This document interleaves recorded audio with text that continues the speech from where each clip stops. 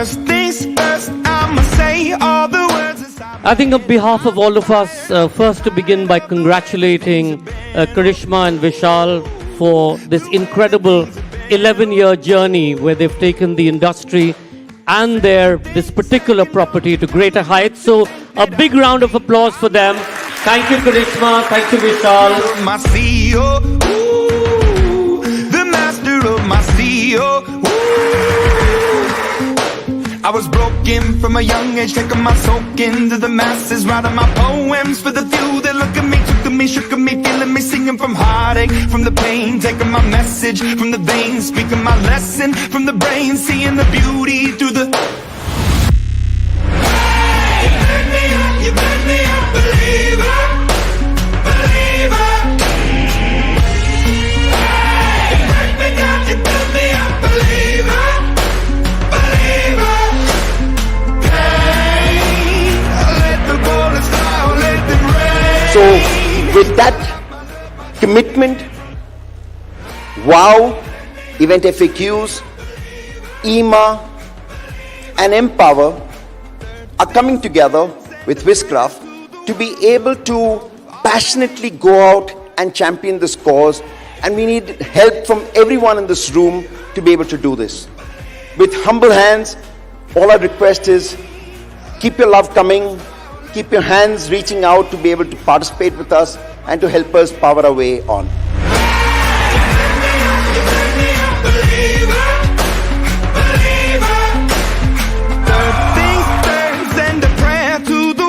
Up above, all the hate that you've heard has turned your spirit to a dove. Oh, ooh, your spirit up above. Oh, ooh. I was choking in the crowd, building my rain up in the cloud, falling like ashes to the ground, hoping my feelings they would drown, but they never did. Ever lived, ebbing and flowing, inhibited, limited, till it broke open and rained down. It rained down like. You burn me up, believer, believer. Hey, you break me down, you burn me up, believer, believer. Hey, let the bullets fly, let them rain. My life, my love, my God, it came from. Hey, you burn me up, believer, believer.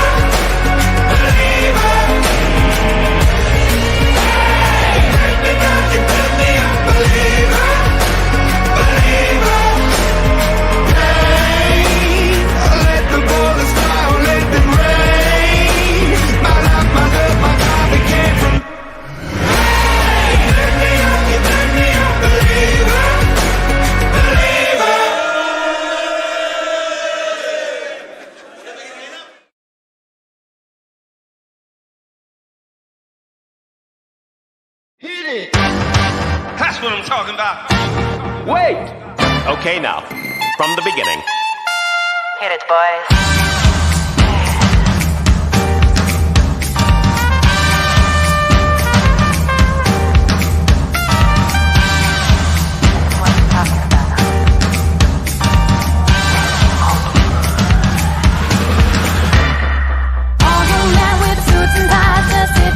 Smoking big cigars. I hope you're ready for what's coming now. I'm the one on the lady that will bring you down.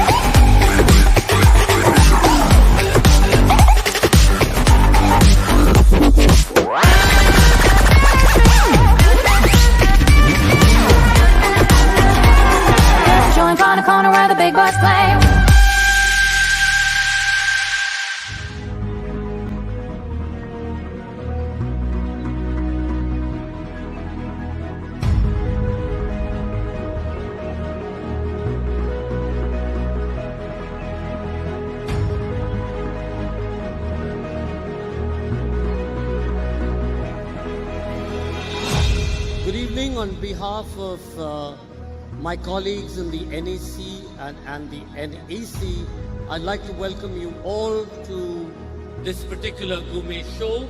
I'd like to thank Karishma and Vishal and Vijay of Touchwood for making this happen and creating this spectacle for all of us to enjoy. I think all of us at Iman need to give them a big round of applause. So we approached the Gourmet Entertainment Show as though we're producing an immersive theatre, and you can see that the vision is taking form. We are glad to share that in 2020, the Gourmet Entertainment Show will be co-located with Wow Awards Asia, and we hope to keep pushing the experiential envelope.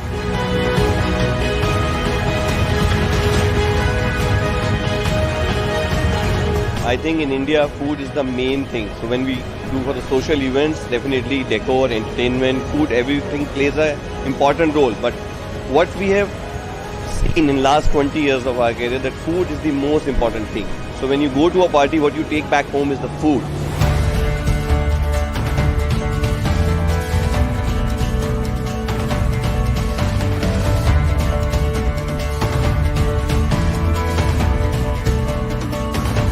यहाँ पे जो 34 caters एक platform पे अपना 100% दे रहे हैं, मेरे हिसाब से एक बार जोरदार तालियां हो जाए इनकी टीम के लिए.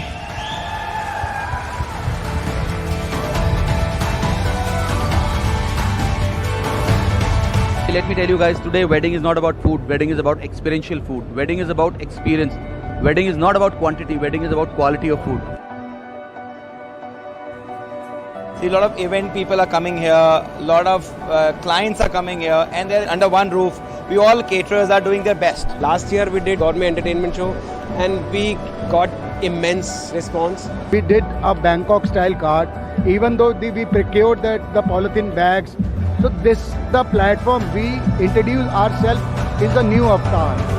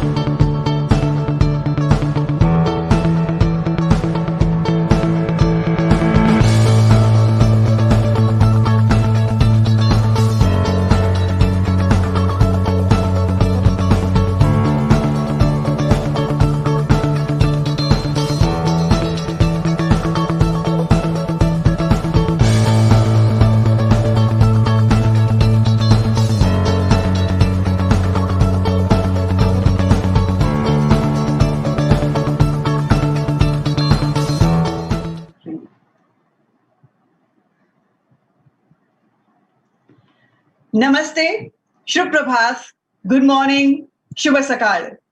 I come to you live from Mumbai, India. I'm Geetika Ganjudhar, and I'm revved up as I welcome you all to the Congregation of the Year, a summit that I declare is a thumping message of positivity, preparation, provision, aggression, and unity, as we, the people of India, say goodbye to one of the most daunting years of human history, 2020 and say welcome to 2021, a new year in which the people of India and the people of the world will unfurl a glorious new future. चलो एक बार फिर एक नई सुबह बनाएं. तुम सूरज लाना, हम थोड़ी आशा ले आएं. सूखे खड़े इस वृक्ष में जीवन भर जाएं. तुम पानी लाना, हम गीली मिट्टी ले आएं. चलो एक बार फिर एक नई सुबह बनाएं. Welcome to a summit that is the gateway to a new sunrise. Welcome to the maiden edition of Congregations India, the definitive government, political and religious event summit presented to you digitally by Event FAQs Media and in association with IMA. Congregations India will address over 5,000 industry professionals in the domains of entertainment, media, events and experiential marketing, besides those in travel, tourism, hospitality, culture, sports, and many more allied and related sectors. We express our gratitude to the esteemed government and industry leaders who joined us to help this unique virtual summit envision a post-pandemic future in 2021 for the Indian experiential industry. We look forward to hearing from senior government functionaries and sector experts about the future of large government, religious and political events in 2021 and the role of the experiential industry in envisioning and executing them. We will also talk to religious leaders, technocrats, and sports events organizers to get an understanding of the size and scope of their events and role of technology in amplifying the same. And from event industry leaders, we will hear what our lot can offer to the government, the political parties of India, national and religious bodies, and sports events sponsors. Welcome to Congregations India 2020, a confluence of leading minds to co-create a post-pandemic future, a future that benefits all event stakeholders and thus the world's cultural capital, India. An incredible vision for an incredible India by a man who is a beacon of hope for all in India's experiential industry. Come hail, come storm, he has resolutely marched forward through the trials and tribulations of 2020, has kept his emblem alive and has kept the industry flag flying strong.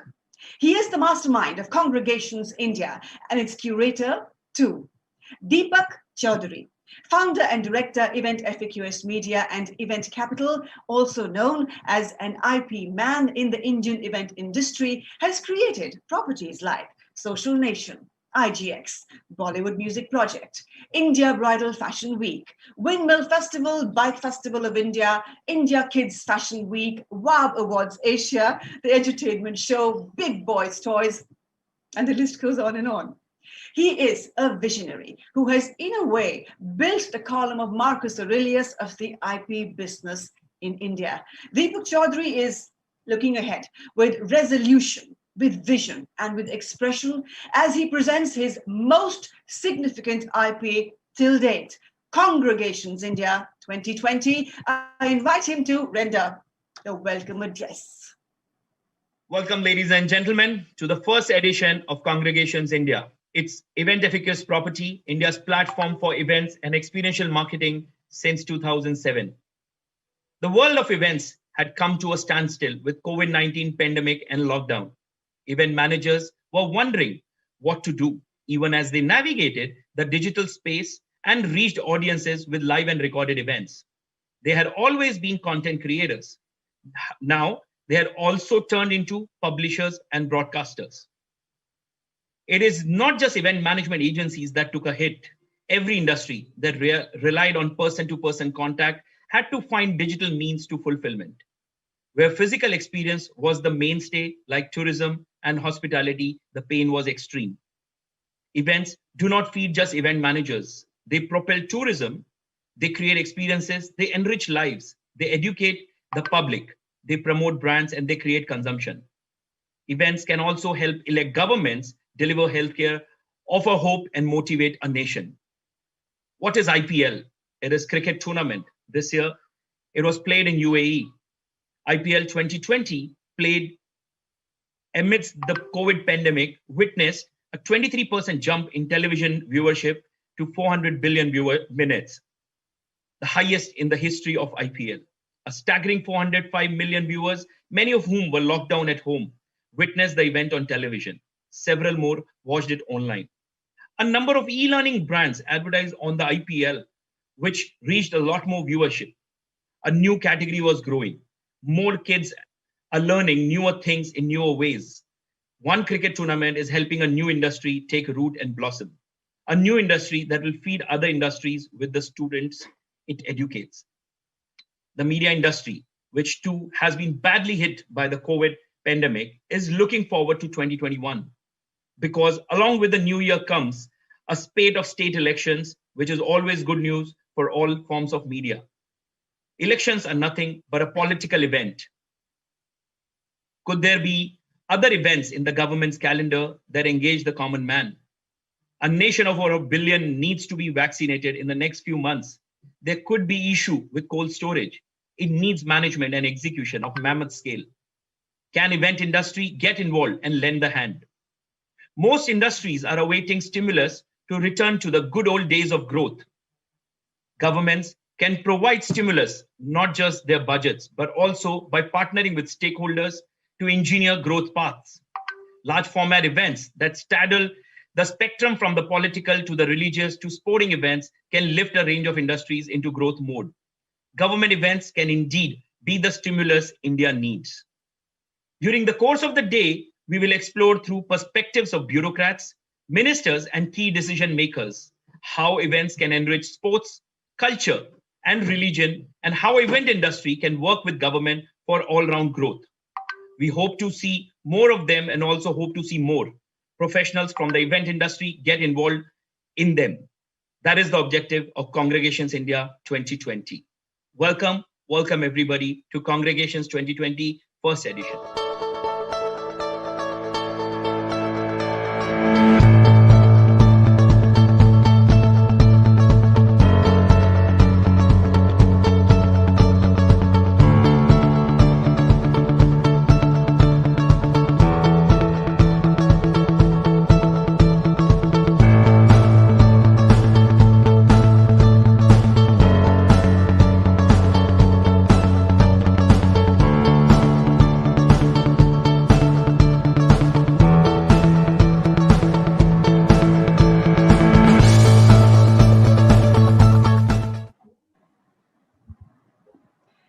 And so, let the congregation begin. Congregations India is honored to host the presence of a culture evangelist, Sri Raghavendra Singh, Honorable Secretary, Ministry of Culture, Government of India, a man who's made a colossal contribution to the continued life of Indian art, culture, and heritage. He was the one who conceptualized and curated the National Museum of Indian Cinema in Gulshan Mahal, Mumbai in 2014. He was the one who curated Deshbandhu Chittaranjan Das Museum in Darjeeling in 2011, curated the Tea Museum in Darjeeling in 2011, and curated the Crafts Museum, West Midnapur in West Bengal. Sir, thank you very much for your gracious presence. Ladies and gentlemen, everybody watching, the first session of the day is steered by a man who is a towering giant and prominent industry captain in the Asian media and entertainment sector.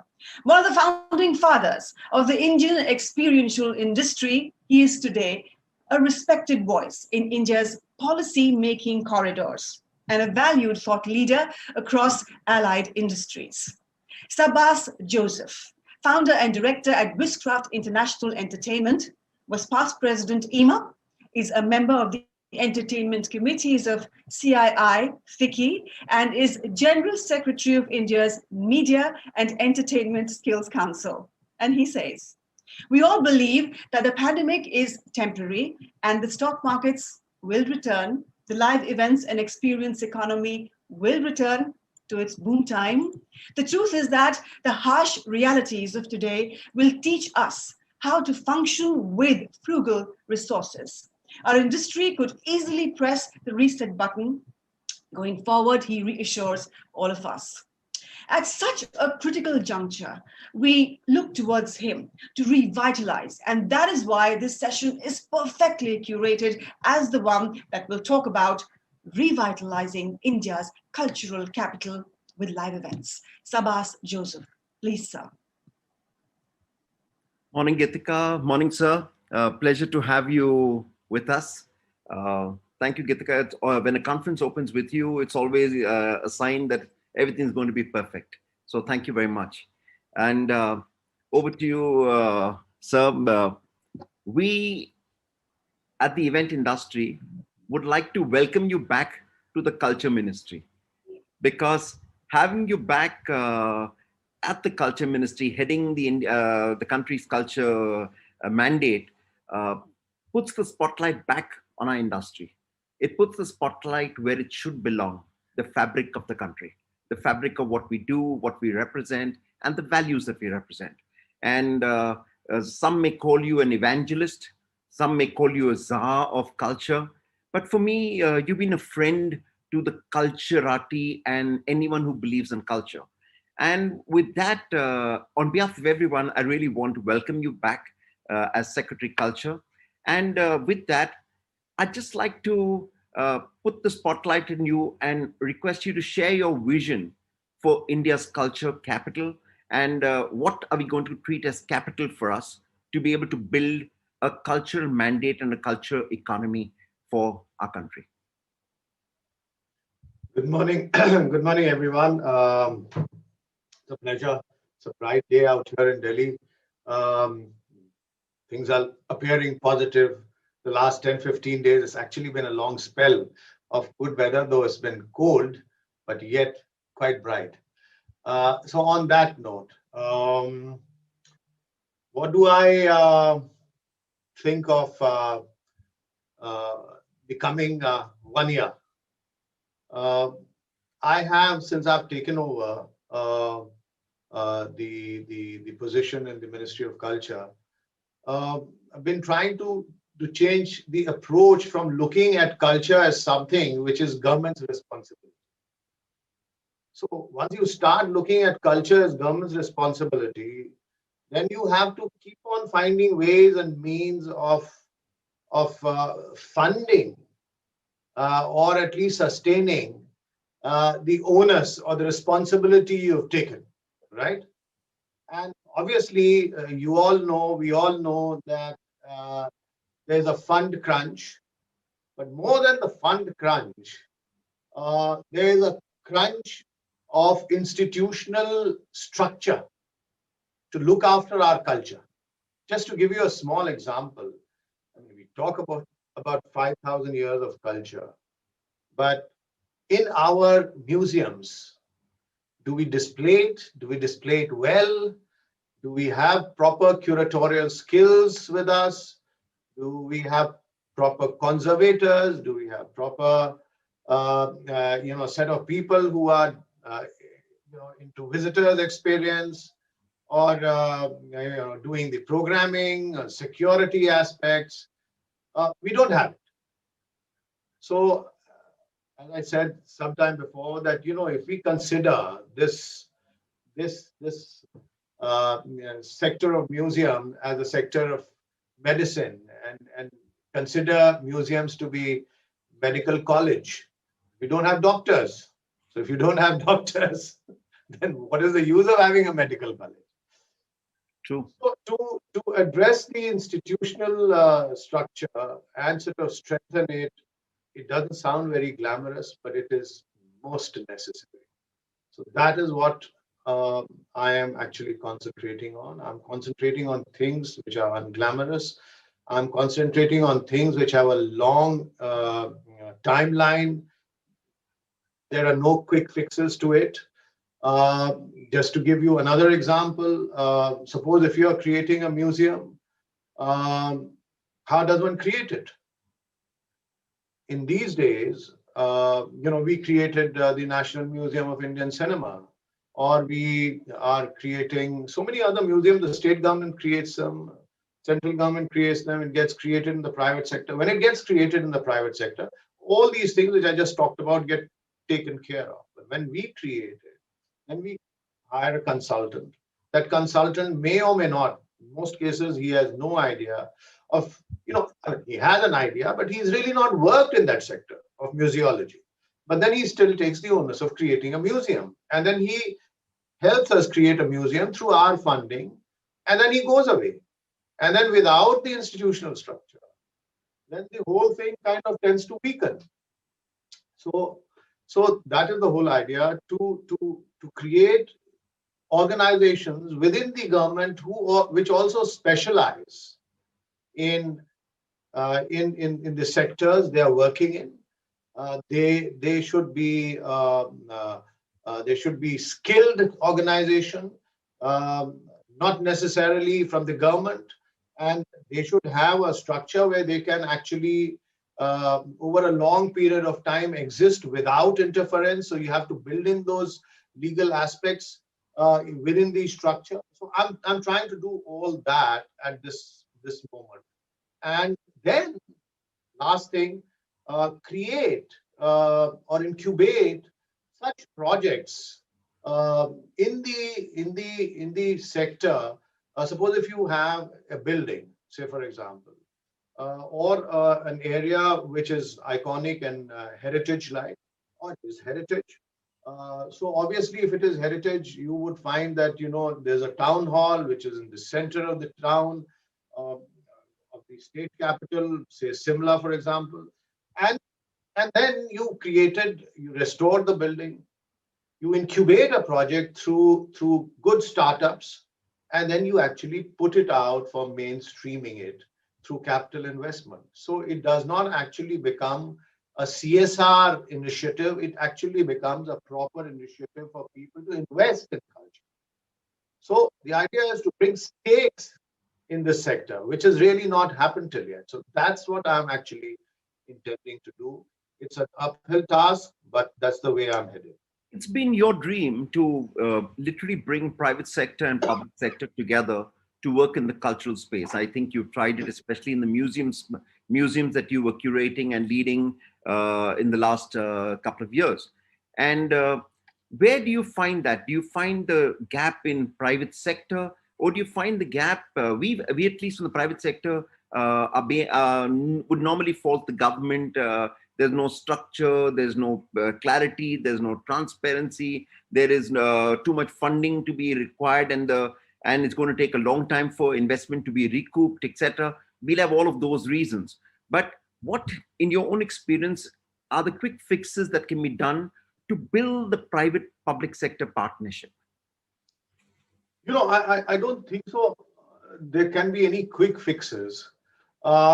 Obviously, the private sector is quite apprehensive, and more so during these challenging times of pandemic.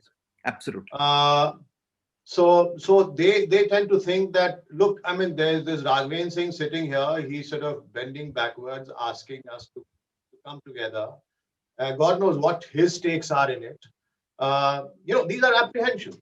God knows what his stakes are in it. Maybe after a year and a half, 2 years, he may not be there.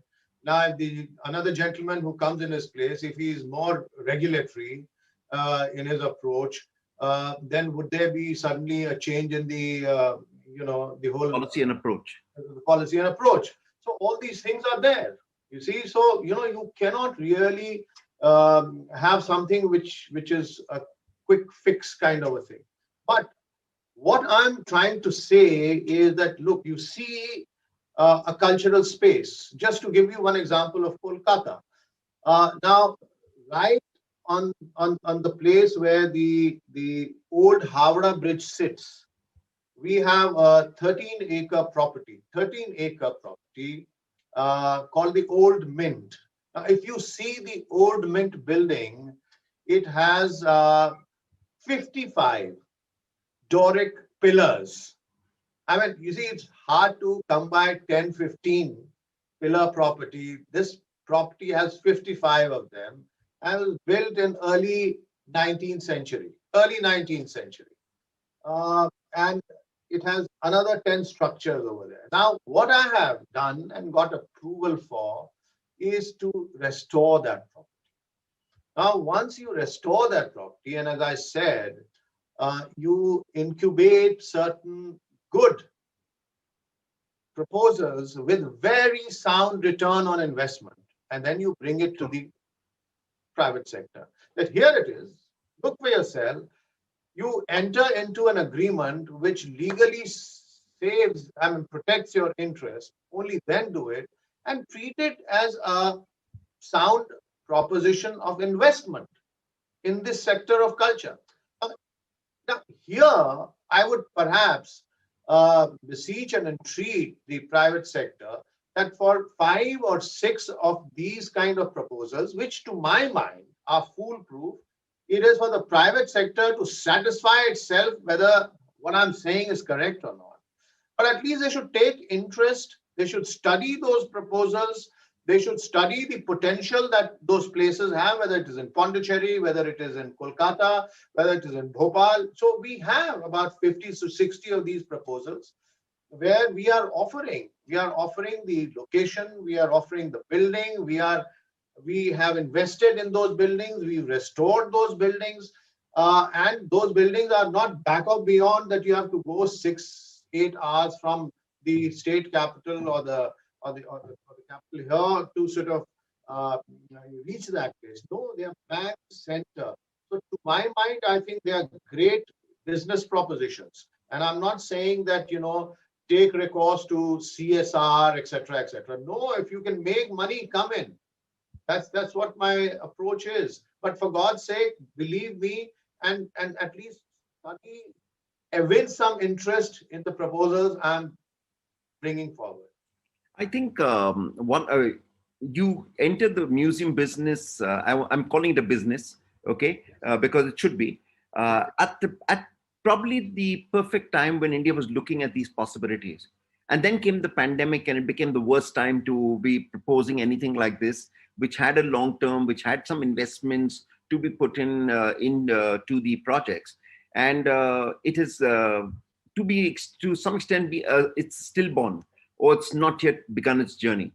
I think the time will come for that, and with all that you're doing with the Nehru Museum for the Prime Minister's legacy that you're trying to, the Prime Minister's Museum, I think what is being attempted is to be able to move from just museum of artifacts and displays into an experience center. And if you could share some light on these experience centers that you're trying to create within these museums, I think it will open the minds of several of my event industry colleagues about the opportunity that lies ahead. So two immediate examples come to my mind, and both are in Delhi. Of course, a lot of our friends who joined today would be from all over the country. So I would subsequently expand on areas outside of Delhi. So within Delhi, I would talk of this place, which is just next to the National Museum on Janpath. Now, in between the National Museum and the Vigyan Bhavan, there is this huge swathe of territory which actually housed an old building where from the Archaeological Survey of India used to operate. And then they got their new building next to the Supreme Court, and this shifted. Now, this building in the last year has been restored, and we are actually now offering it to the private sector to come in and sort of take it up for exhibitions, take it up for any kind of activity, whether it's literary activity, whether it's for cultural activities, and I'm also offering. We just want to come out in another 5-7 days or so. For a cafeteria, and I would want the youngsters. I would not want people with high turnover. I want the youngsters, who are keen and passionate about food, to sort of come and take over the cafeteria and run it.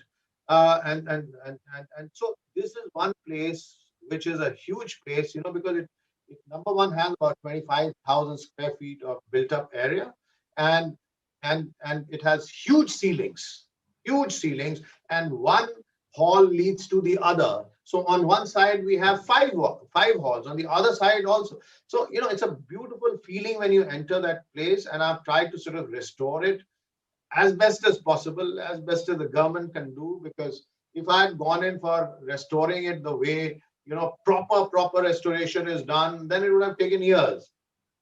But I was slightly in a hurry. I must say some things have been overlooked, etc. So that is. The second one is even more radical. This is a 100-room building in the Red Fort.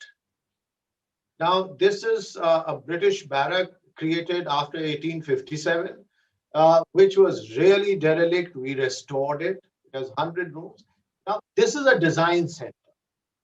Now, what is a design center? So we are actually populating that building with the wherewithal that all our indigenous geographical indicator tag products, whether it's the design which is being actually developed in Pochampalli, or whether it's the temple jewelry, whether it's all kinds of weaves of Banaras, toys, ornaments, food stuff.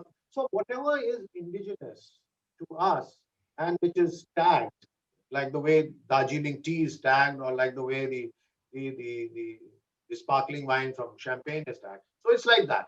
So I'm calling it the design center, because where we face problem is that we don't contemporize, right? Yes. And there we face the problem with regard to our own marketability in the domestic market as also overseas. So this is a huge project where I want the private sector to actually come in, and this is a very radical project where the artisan would be actually interacting with a guy who's a musician. Correct. And the two would develop something.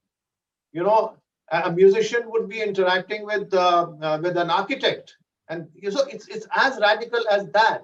And the idea is that all the NID people and whoever is creative within the creative industry, we are all coming together, and 95% of them are from private sector area. And they're so this is Pondicherry, for example, all the seafront properties which there are. Yes. And we've sort of interacted with the government over there. So that's on offer. The Fort St. George properties in Chennai, that's on offer. So you see the idea. Maybe there's, I perhaps I'm also not being able to reach out to the private sector as much as I should, but I'm trying to at least.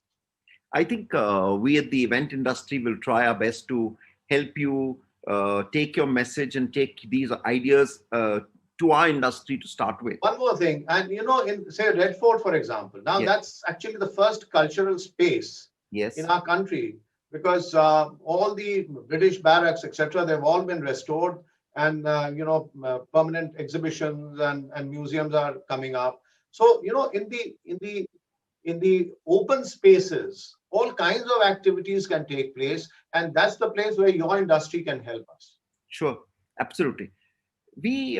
I'm coming to a very basic problem.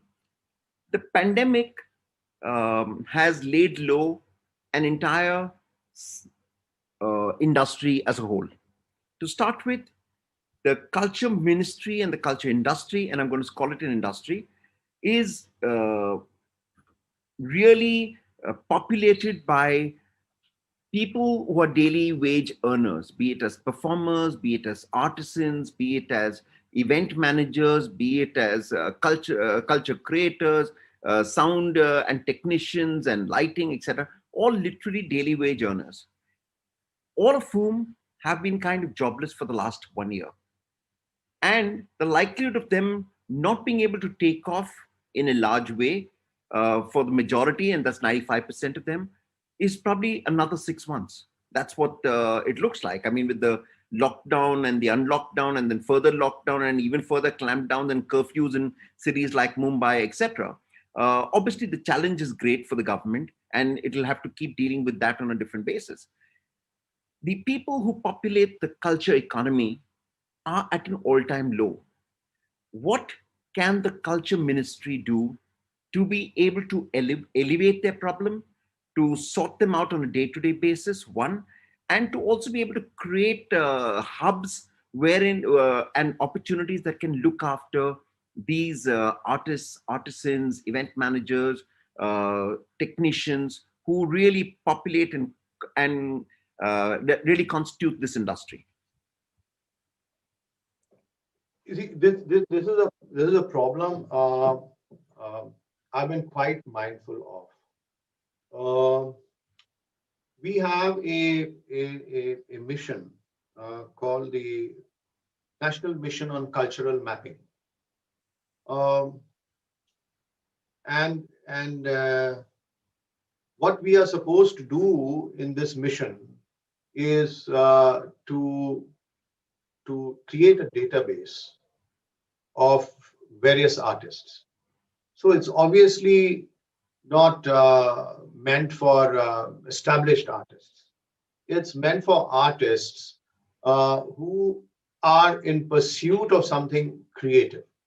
Right? Yes. And it's as wide or overarching as any national mission can be. Now, think of what you just said, right? And connect it to what I'm attempting to do now. So I'll give you one or two cases on which I've embarked upon. What I've said is that, say, in Tamil Nadu, there are a set of artists, and in Kashmir Valley, there are another set of artists. I mean, this is what I'm trying to do. Sure. Now we have a program which is called Ek Bharat Shresht Bharat. I don't know if any of you. Yes, have I'm familiar with it. I'm familiar. This is something which is very, very dear to our Prime Minister. It's an initiative to bring culturally various parts of India together. Now, I'm trying to build this synergy of Ek Bharat Shresht Bharat with the National Mission on Cultural Mapping. I'll tell you what I'm attempting. Now, we have these artists from Kashmir. So what I've told them is that your state is paired, your UT is paired with Tamil Nadu. Now, it's very easy that you went and performed there, right? But that's not what I want you to do. I want you to learn some of the easy art forms of Tamil Nadu and perform in Kashmir Valley. You get the point? Yes. And similarly, I want the Tamilians to learn Kashmiri art forms and perform in Tamil Nadu. Right? Yes. Now, these guys are, accompanying artists. Right? And their numbers are huge. So what I'm doing is that I'm mapping them, creating a database for them. I'm shooting what they're doing, and then I'm going to put it out on the digital platform. But while they are performing, etc., I'm also paying them, because those guys are in such financially dire strait. I'm glad that they don't even have monies to pay for the houses which they've rented. I'm glad they're being compensated. Right? Yeah. So this is being actually tried out. I'm glad to take over, you see, the initiative which comes from your industry, because after all, the people involved in your industry are creative and therefore they are artists. Absolutely. In their own right, isn't it? Absolutely. I'm absolutely open to this idea. If you want to do something, you want to, get them all together so that they then create something, and you would obviously help them create. Government will partner you and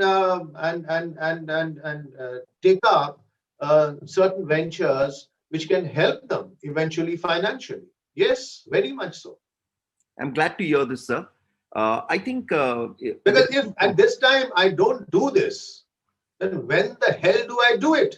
Correct. This is the only time people need you desperately, one. And two, it's the only time when people have time to do it. time to learn, time to be able I'm to. game. I'm game. I'm absolutely open, and I'll put my best foot forward to take on some proposals which you bring forth. I'm taking as feedback from you innovation, ideation, investment, partnership, and collaboration are values and ideas and an approach that you are welcoming, and you want the event industry to partner with you. Having said that, I have to say something. I mean, working with the Skills Council for Media and Entertainment, normally when we look at many sectors, we don't have the talent and they've not been trained. I think willy-nilly the Culture Ministry has the event industry as a perfect partner to ideate, create ideas, create business possibilities and opportunities to be able to build a kind of momentum and kind of projects that can be captained and led to success. And the event industry provides you probably the best minds, entrepreneurial minds, which are very difficult to get in the culture and entertainment space. And I think rather than trying to wait for people to be certified and developed, etc., the Culture Ministry must look at the event industry with open arms and saying, come with your ideas, here it is, we would like to explore the possibility of working with you and moving this forward. Because I think that's the only way one can create 20 more Raghavendra Singhs Juniors to be able to take your vision forward. No, but so what I would actually, in a very specific way, want your industry to do is that choose one or two for say northern region, choose one or two for west, for southern, northeast, and east, and let's actualize it and let's see what our takeaways and lessons have been. Yes. And I'm ready to to do this with your help. Yes, sir. And collaborate and fund and what have you. I mean, I'm totally open, totally positive on all this. And with lessons learned, we'll be able to then repeat or replicate it in a much better way. I'm certain I'd be happy to be a catalyst and along with our industry body, EMA and Event Capital, come to these possibilities and we can do it. Yes, definitely. We are very close to our time that we have with you. I know you have a very busy day. I just wanted you to sound the bell for everyone in our industry about what the government and the Ministry of Culture is looking forward to post-pandemic, especially with regard to celebration of India's 75 years. What do you see as how the event industry could possibly collaborate and contribute to your efforts? See, India 75 is very soon going to be unveiled. I am an incorrigible optimist, and I feel despite the kind of talks which we see on the television the last 48 or 72 hours with regard to fresh onslaught, etc., news train, etc., I still feel that 2021 we are going to enter with a great sense of optimism, because even in our own country we will have the vaccines being rolled out, etc., etc. That itself creates a very positive psychological, sentiment and positive sentiment. So that's how I look at it, 2021. And with that, whatever we need to do for India 75 now, there is this thing called the Jan Andolan. In Hindi, I would call it that जो भी चीजें हमें जन आंदोलन से जोड़ती हैं, which we can carry out in terms of a campaign, right? That is what we should do, because India 75 is all about the takeaway. Yes. Whatever we do, there has to be a positive takeaway. It has to impact the Indians, and it has to enthuse the Indians in a way where they end up improving themselves. So if it is to do with environment, if it is to do with cleanliness, if it is to do with, safety, security. I mean, there are so many other aspects. Those are the kind of things which we are actually going to embark upon and take up, because these kind of initiatives, which are far more impactful, is what our Prime Minister actually wants us to do. Awesome. All I can say is the Jan Andolan has begun. We have a great captain in you to be able to guide us for the future. I have to say a big thank you to the Honorable Prime Minister for having pulled you back to the cadre and to lead this initiative at a time that I believe is going to be very crucial. An industry has been reset. A cultural economy is waiting to take over and probably be reset and bloom in full motion. I think we started right with you at the helm.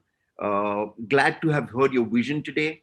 Over the next few weeks and months, we look forward to participating with you to create a plan. I can only say that we are delighted to have you back.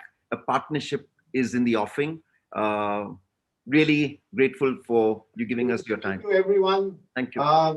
The only thing I can say is that I'm trying to reach out, but if my reach is not sufficient, by entreaty, I'm beseeching you to also reach out to me, and you would forever find me very positive.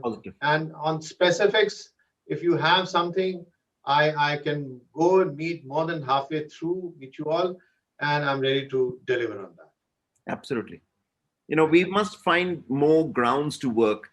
Some of the great work that is being done with culture, even in these times, is done by our wedding industry, which whatever has happened, whether it's 100 people, 50 people, 30 people, have continued to plod and continue to deliver great work across the space.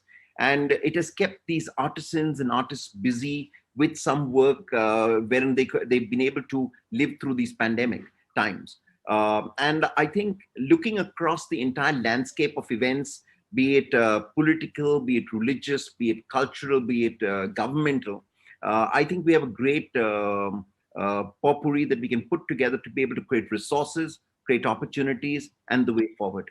Thank you, sir. Thank you very much. God bless and have a super year. This is the year of culture for India. Warm season's greetings to all of you.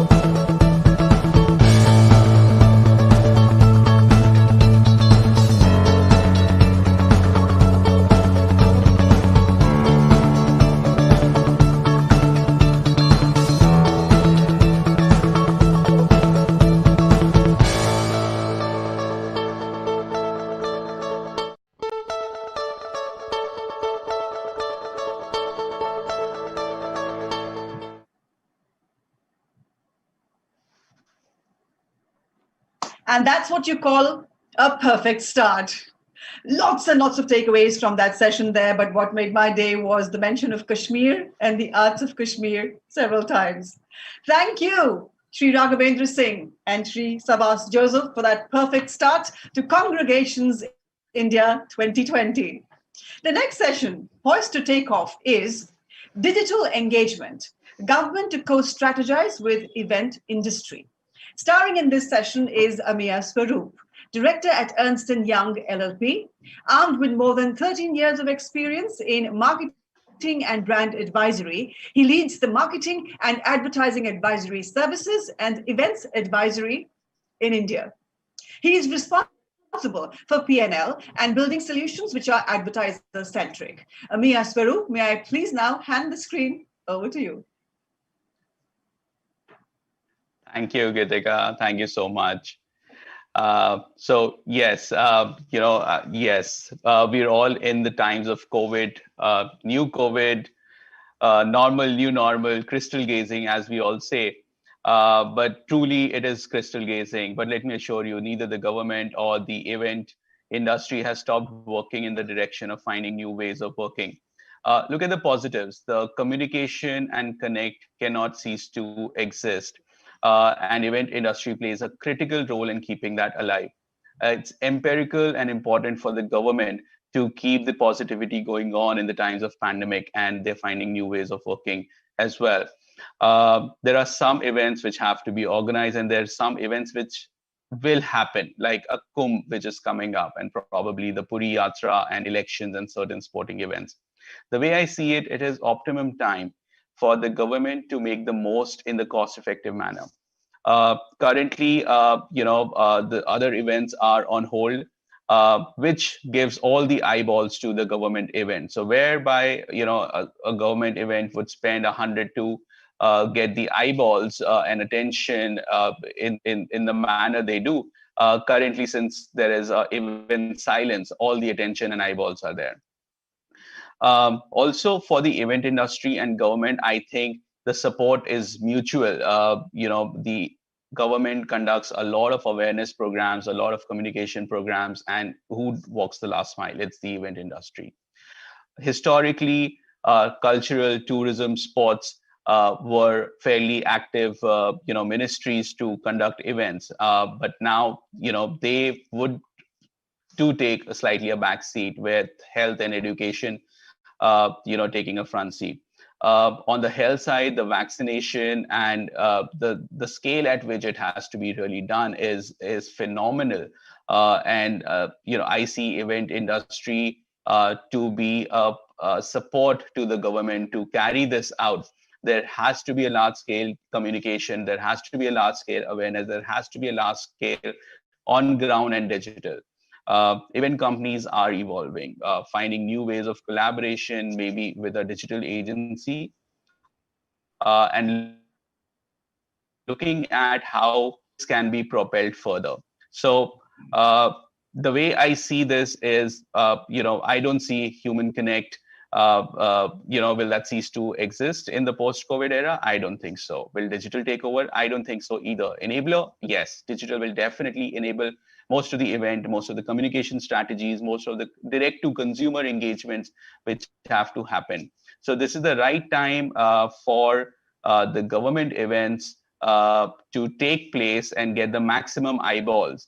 What I would say, this is the golden time for the events, but yes, I would conclude by saying that keep the conversation alive, listen to your community, build tools to bridge digital divide, and invest now in D2C to keep this going on. And post-COVID, this will translate into a much larger returns on the investment being done by the government right now.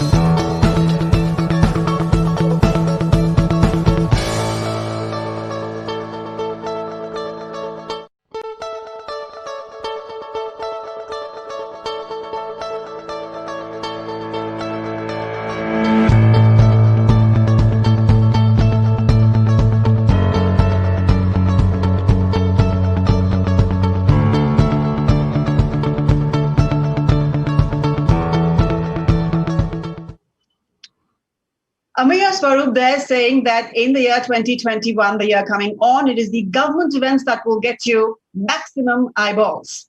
Thank you, Amiya Swaroop. Coming up next at Congregations India is a conversation that promises to be nothing short of inspiring for the entire community of event management, from agencies to artists to all other stakeholders. The co-curator and moderator of this session, Roshan Abbas, is the Managing Director, Geometry and Compass, and the President of the Event and Entertainment Management Association of India. Roshan Abbas is one of India's finest orators, a theatre actor, radio jockey, and live host, besides being a successful entrepreneur and industry thought leader. These days, Roshan's passion is Commune, a platform for curated stories and diverse storytellers. It has become India's foremost storytelling platform and has launched India's first festival celebrating the power of words spoken. A true blue storyteller, Roshan believes what differentiates humans from everyone else is the fact that we transmit what we know to each other and then retain it and then retransmit, all in the form of stories. He tells an important story today with the esteemed speakers of the session coming up. Shri Dinesh K. Patnaik, Director General in Indian Council for Cultural Relations. He is a career diplomat of the Indian Foreign Service with experience spanning over 25 years. He has served in Indian missions in Geneva, Dhaka, Beijing, and Vienna, and was India's ambassador to Cambodia from 2012 to 2015. Mr. Sanjoy Roy, President IMA, and a highly respected leader in the global media and entertainment industry. He is the Managing Director of Teamwork Arts, which produces over 25 highly acclaimed performing arts, visual arts, and literary festivals across 40 cities in countries such as Australia, Canada, Egypt, France, Germany, Hong Kong, Italy, Israel, Korea, Singapore, South Africa, Spain, UK, and USA, and includes the world's largest literary gathering, the annual Zee Jaipur Literature Festival. He is a founder trustee of Salam Balak Trust that works to provide support services for street and working children. The White House had presented him with the US President's Committee of Arts and Humanities Award for an international organization. He is an advisor for the arts and diversity for numerous government and non-governmental organizations across the world. Roshan Abbas, sir, may I hand the screen over to you for this next session coming up at Congregations India 2020. Thank you so much, Gitika, and welcome everybody who's watching this session. It's really, really wonderful to be here. On behalf of IMA, the Event and Entertainment Management Association, I am absolutely delighted that we have been able to partner with Event FAQs Media to put this together.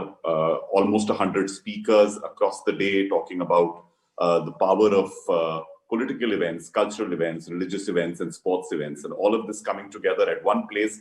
I have two ambassadors of culture here with me.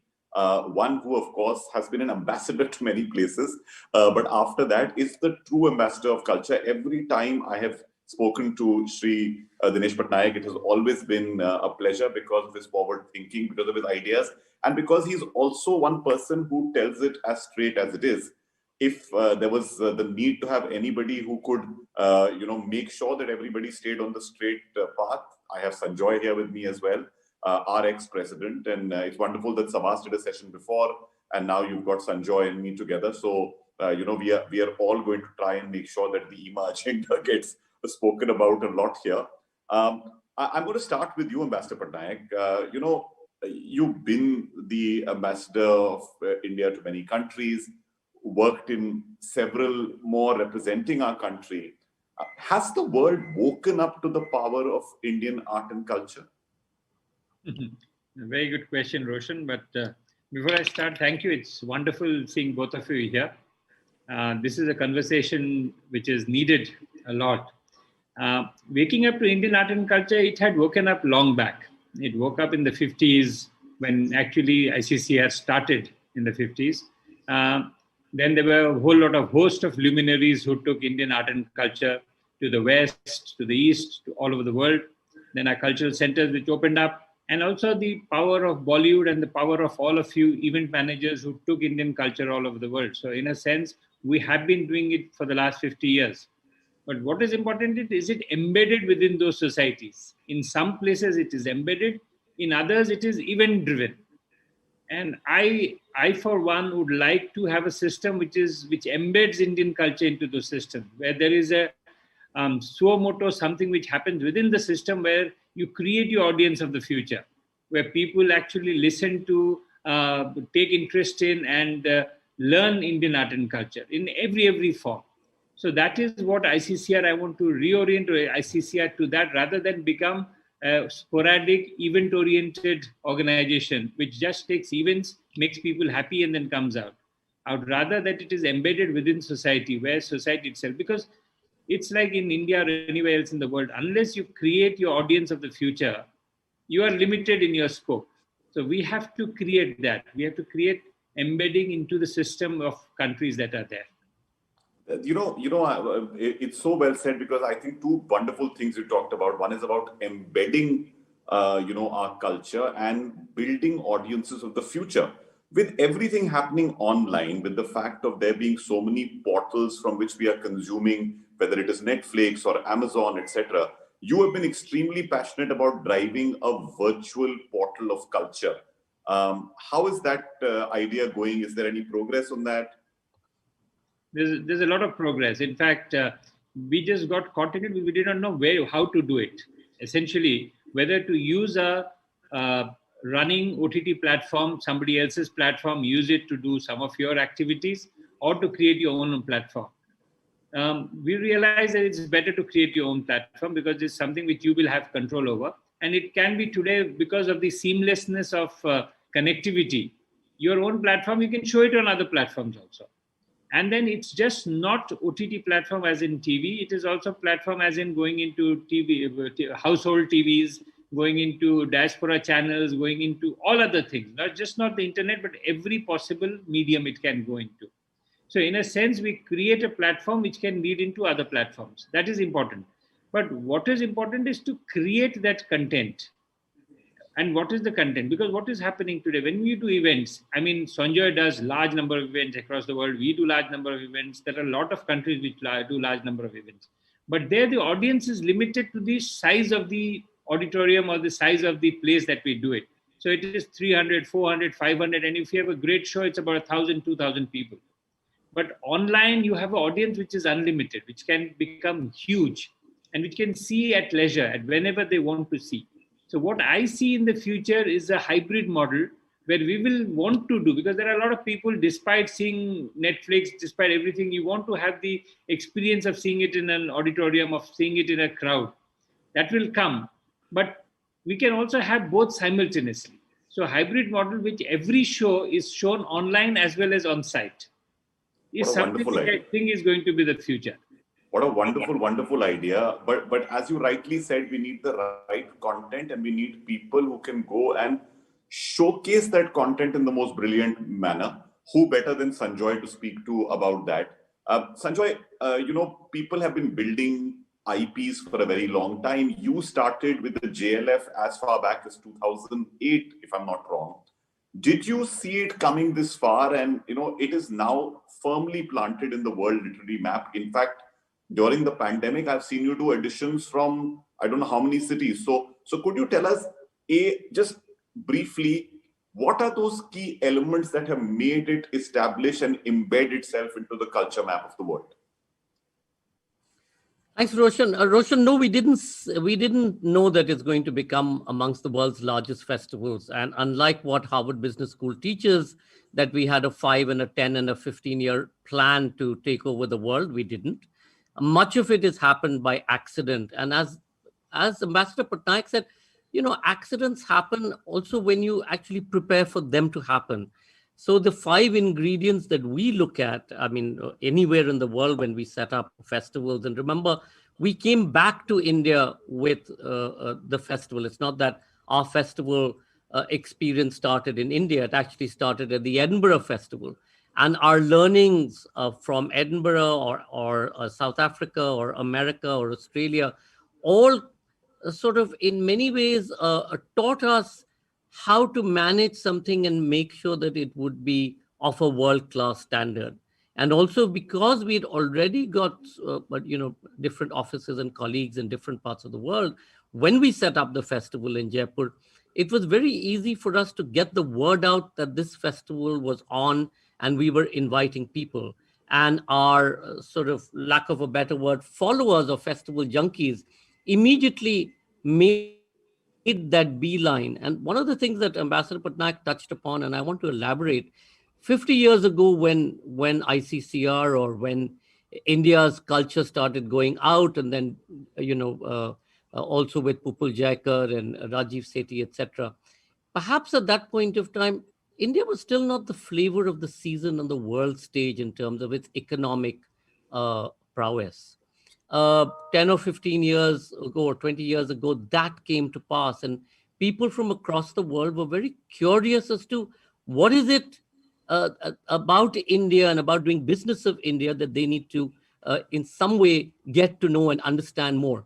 What better way than to use culture to be able to explain the business philosophy that a country has? So when we look at art and culture, I keep saying there's no point segregating it as, this is a particular kind of thing. It's all very esoteric, etc. It's not. It's about realizing the philosophy of a place. And when you look at India, India has thousands of philosophies. Our syncretic traditions are second to none. So if you have a particular way of eating or working or speaking in the north, in Delhi, it's very different. If you go to Jammu, if you go to Andhra, if you go to Bengal. So a lot of people who come to India, they don't know how to start or where to start. I think culture sort of helps break some of those myths, understands the very resonance that we have as societies, or multiple plural societies. And that's where really ICCR, for example, that's where its primary focus is try and give people a sense. So coming back to JLF very quickly, the fact that we were in Jaipur, finally it's location. You need infrastructure. There were hotels, there's cars, there's roads. You need history, incredible forts and palaces. I keep saying, to all our other festival colleagues at Hay Festival, etc. I said, you don't have a fort on site where you can throw this fantastic dinners or parties. So we have all of that advantage. And because of that advantage, brand JLF has been so successful. No, it's brilliant. I think you've given everyone a lot of indications, but I think it's also the whole thing, as you said, that how does a particular nation's philosophy end up becoming something that resonates with the world at large? Because really, when I look at bigger shows, and I've now started seeing this happen in casting in television shows, that there will always be a person representing India, China, Russia, Africa, and then there will now be perhaps the token protagonist who would be, I'm talking more of American cinema and television, etc. But they've started doing this, and it's there is a soft power to culture which obviously everybody is exploiting. I have two questions. One is the fact, Sanjoy, to you and then to Ambassador Patnaik, saying most of us struggle not with the content but with the sponsorships. Most of us are constantly trying to make our bills work. You have somehow managed to even see that through. So I want your perspective on how do we make these IPs and these cultural festivals, etc., more attractive to sponsors? And then I want to ask Ambassador Patnaik the same, saying, what is his advice? How can the government or ICCR, etc., support such IPs? So Roshan, quite simple. One is when you set up any IP or a festival, or you set up something virtually, you know that you have to make an investment. It's not going to pay off instantly. So when we go into a country, we're very clear that it's going to take 3 to 5 years to be able to realize our investment. So that's one. If you're looking at it as a short term, we're doing an event, we're going to make so much of money like we normally do. It may happen, but by and large, it won't. The second is collaboration. If you're looking at the way forward, whether you're collaborating with government organizations like the ICCR, MEA, Ministry of Culture, Ministry of Trade, all of the ministries who work in a very focused way to ensure India's soft or what I call smart power being rolled out using business and economics. And then, of course, is working with collaborators in those countries. But Roshan, as you know, collaboration is not an easy thing. I mean, you have to have a sense of how you're going to work together. If both parties come to the table of I'm going to rip you off, or I'm going to take more money than you are, etc., or I'm not going to be transparent, or if you've arrived at the table with your vision not aligned, that collaboration's doomed to failure. And I've always said, or certainly we've always followed across the world, our instinct. If we feel that our collaboration or our partners are going to be great, we go ahead. And I'll give you an example. In South Africa, a former ambassador introduced us to a very well-known, a very large industry group in that country who was very keen to partner with us. And my instinct was, this is going to go nowhere, and their vision is not aligned with our vision.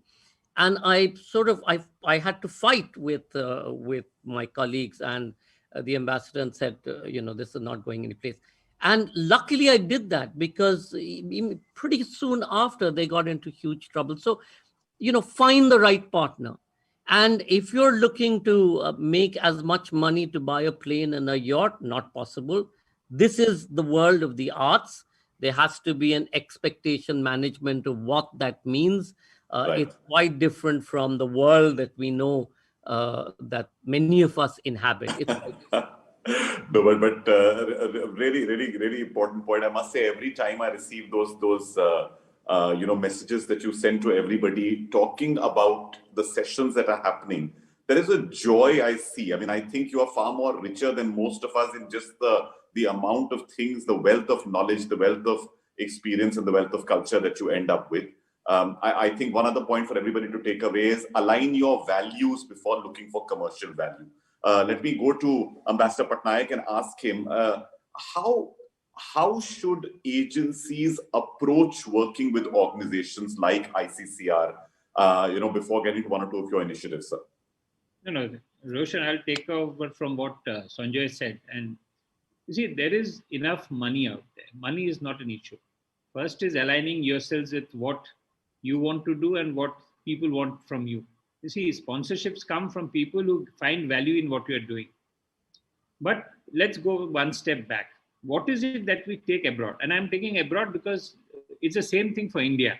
And I have this old theory that unless we create a fluorescence of culture and cultural activities within India, no matter how much we take abroad, it will never be enough, because it is within India that we have to create this ecosystem of having cultural activities, which is very important. And for that, organizations like you are important, because you have to explain to government that art and culture is not different from economy. It is so inextricably linked, because we always look at art and culture as something not economics or not business or not, that it doesn't contribute to GDP.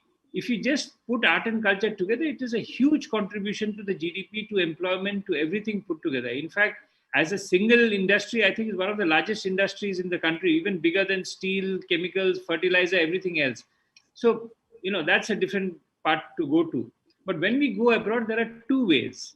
One is government agencies going abroad.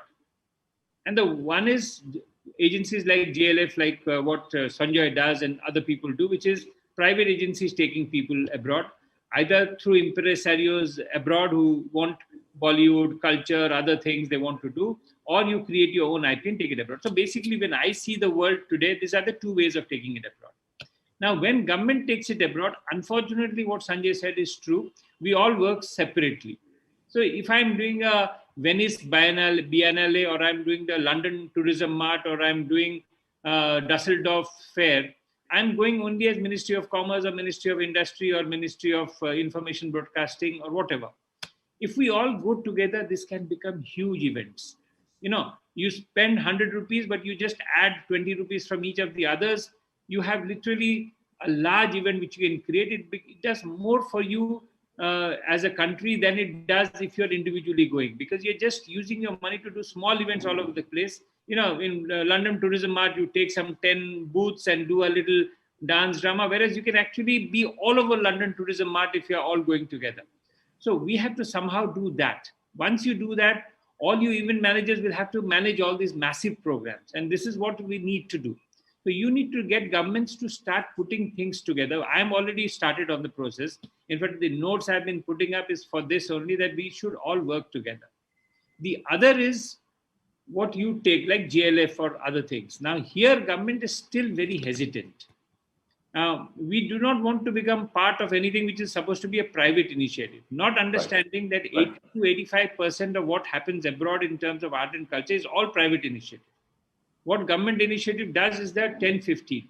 Now, Sanjay said one more thing which I want to take up on. He said, when you first start, you know you're not going to make money out of it because you have to create your IP, you're going to invest. Now, this is where our organizations come in to help you create that IP, you know, fill in that little blank where I can help you out in the beginning till you become big enough to go on your own, where I don't need to help you. I'll keep on chipping in once in a while. So we both earn from this. Both earn. I earn what I'm doing because I'm not here to make money. I'm here to spread the word. Absolutely. But you are there to make money. So if we can both work together, then it works out fine. So this has to Is there a way? I'm only coming in because, you know, we have 5 minutes left and I want to bring in 2 quick questions to you. One is the fact, is there a way that the Event Management Association can interface with ICCR on a regular basis, on an ongoing basis? We can. And that is actually the best way. It's not just ICCR. Why don't you do it with all the agencies which do cultural programs across, and we work it out together? So everybody who does it, so we work with Ministry of Culture, Ministry of Tourism, and we say, how can we work together? And so all the event management companies, you coordinate with us, like what we are doing, let's say for Expo, the Dubai Expo, or for any other organization. If you can work with, that's the reason, if you remember in the beginning, I asked you a question, is EMA registered? Because if you're registered, you become the face of doing all events abroad. We are not doing many events. I mean, frankly, it's Sanjoy and to some extent, Witchcraft and 1 or 2 others who are doing these big events. But we need to do bigger and we need government to be a part of it. We all have the same purpose. And at the end of the day, whether I give event managers here or I give it event managers abroad to do the function, I have to give money. You can raise money. There are a lot of businesses in each country.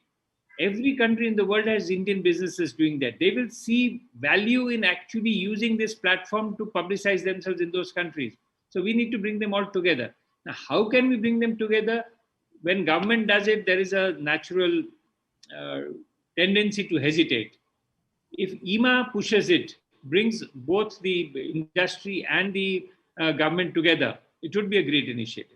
Wonderful thought, and I think we're going to definitely take you up on that. Sanjoy, I want to just quickly ask you, saying that going forward 2021, what are you seeing? What is your advice to all the agencies in terms of hybrid events, physical events? Because I keep hearing this constant battle between the virtual and the real, and people saying which will survive. One is not as good as the other. What are your comments? So I just want to, before answering that, just wanted to comment on one thing that Ambassador Patnaik said. For example, when we did India at 70, we took the initiative. Ambassador Patnaik and his colleague, the High Commissioner in London, both got behind it.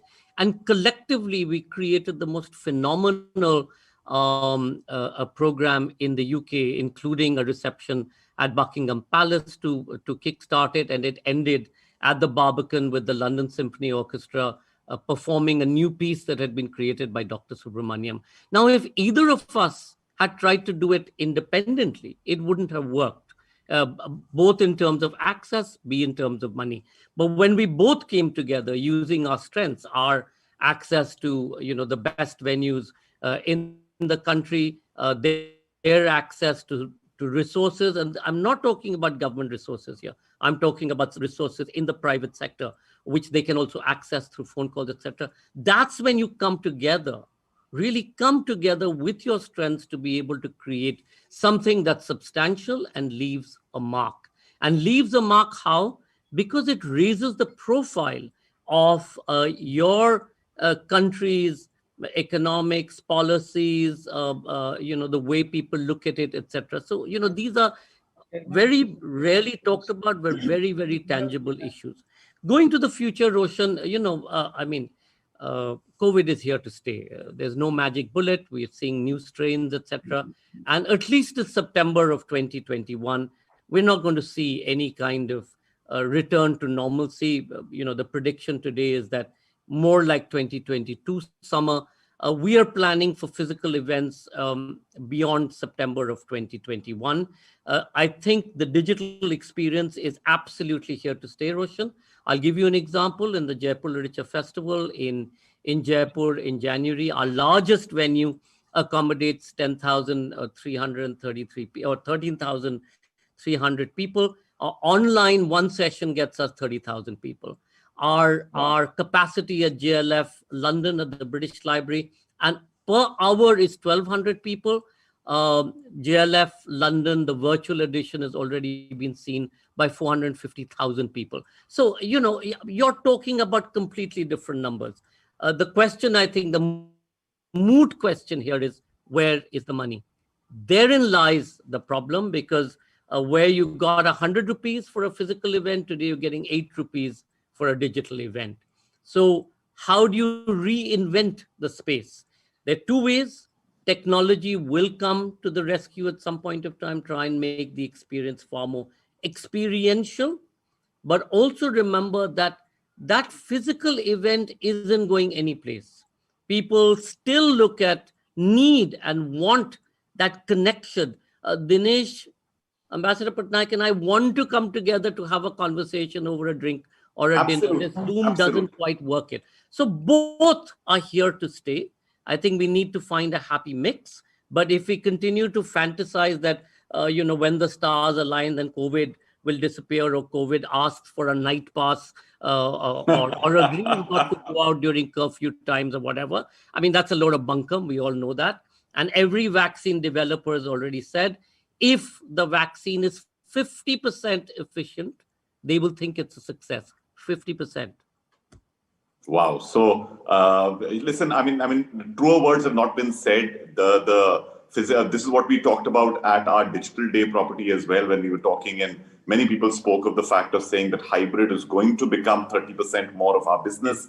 Ambassador Patnaik, just last few words in terms of this session. I wanted to talk about the fact that, you all did something as a physical event, I think in Spain, if I'm not mistaken, to commemorate the anniversary for Pandit Ravi Shankar. And after that, you all have been doing a whole bunch of events. What has your experience been doing events, physical or hybrid, during the pandemic? I mean, physical event in Spain was amazing. I mean, I just didn't believe that this number of people will turn up. They had an auditorium of 2,500 people, but we were allowed only up to 1,200, and it was packed, and all ticket-paying audience. So, it's not just that it was audience which had been invited by the embassy, but a ticket-paying audience. So what I'm saying is there is a large amount of people out there who are looking for good content, good music, good art, good culture. And this is what we need to reach out to them and put it. But it can only work if we all work together. Spain had a certain ecosystem where we work, where we have a public-private partnership which worked wonderfully, where the government's there, where agencies there, everybody worked with us. Why can't we do the same in India? I mean, like I told you, IMA and the government, if we can work together, because at the end of the day, you are the ones who are going to do the events. Absolutely. This way or the other. So why don't we work together to devise plan? Even today, apart from JLF, we don't have an international festival worth its name. I mean, JLF, it's an amazing brand, and there's no question about it. And I would like to be associated with it on a regular basis, because it is doing what I'm supposed to be doing. It does it in a much better fashion.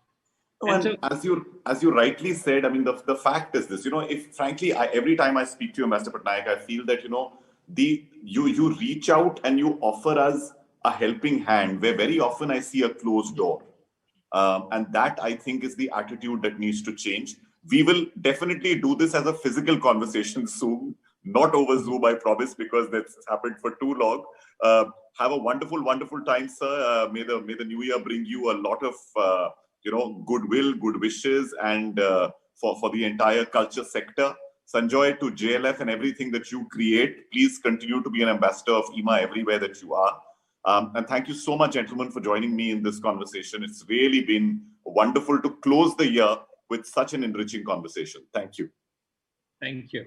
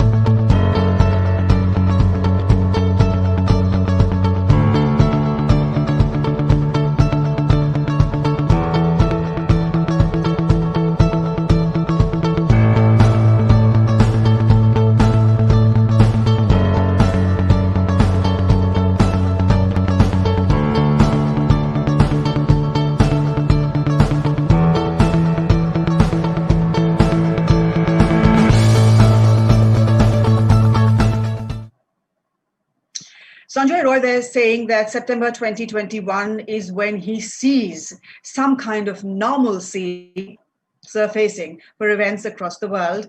And Ambassador Patnaik there indicating very clearly that for Indian event agencies, there is a world of opportunities overseas if they're willing to step forward and work in tandem with the government organizations to showcase Indian arts and culture abroad. Thank you, Roshan Abbas, Sanjoy Roy, and Dinesh K. Patnaik. At Congregations India, we are now set to witness an in-depth discussion on political events, the relevance of large-scale gatherings in a vibrant democracy, and the critical role of live events in boosting tourism. Professor Ujjwal K. Chaudhary is the curator and moderator of this session.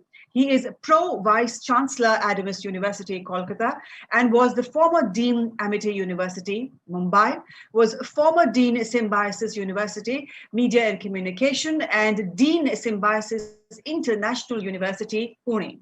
He was also former Dean, Whistling Woods School of Communication, Mumbai. He has made a significant contribution as media advisor, Textiles Ministry, Government of India. He has always stood for convergence, blending seamlessly the physical and the digital long before the pandemic hit us all.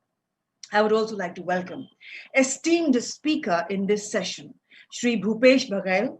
Honorable Chief Minister of Chhattisgarh. Bhupesh Baghel आज पूरे भारत में किसी परिचय के मोहताज नहीं हैं। Sir, कांग्रेगेशंस India में आपका स्वागत है। इंडियन एक्सपीरियंशियल इंडस्ट्री की ओर से मैं आपका धन्यवाद करना चाहूंगी कि आपने आज हमें अपना मूल्यवान समय प्रदान किया। भूपेश बघेल छत्तीसगढ़ के अब तक के सबसे जोशीले, कर्मठ व नई ऊर्जा के प्रतीक यशस्वी मुख्यमंत्री हैं। अपनी कुशल नीतियों, राजनीति का अनुभव, संघर्षशील, मिलनसार, तीव्र बुद्धि के धनी, सत्य का अनुसरण करने वाले, गलत कार्य का विरोध करने वाले महानुभाव का मैं हार्दिक अभिनंदन करती हूँ।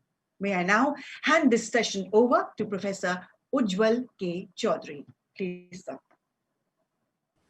धन्यवाद मुख्यमंत्री, आपके समय के लिए धन्यवाद। आप 2 साल कर रहे हैं इस बार, आई थिंक इस महीने ही 2 साल पूरे कर रहे हैं।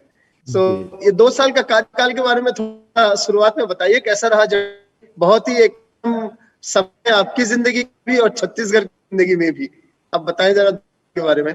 देखिए, इन 2 वर्षों में 17 दिसंबर 2018 को हम लोगों ने सरकार बनाई और उसके बाद आप देखेंगे लोकसभा चुनाव हुआ, फिर हमारे यहाँ छत्तीसगढ़ में नगर निगम के इलेक्शन हुए, फिर पंचायतों के इलेक्शन हुए और 3 आपके इस बीच में उपचुनाव हुए। उसके बाद ही पिछले साल बजट सत्र हम लोग तैयारी कर ही रहे थे, विधानसभा चल रहा था कि कोविड-19 का वैश्विक बीमारी पूरी दुनिया को घेर लिया। इस बीच में भी जहां कोविड-19 के लड़ाई भी लड़ना था और जो हम लोगों ने जनता से जो वादा किया था उसे पूरा भी करना था, तो इस दिशा में हम लोगों ने काम करना शुरू किया। सबसे पहले काम तो ये है, किसानों से हमने कहा था कि हम आपकी ऋण माफ़ी करेंगे, वो हमने पूरी तरह से कर दिया।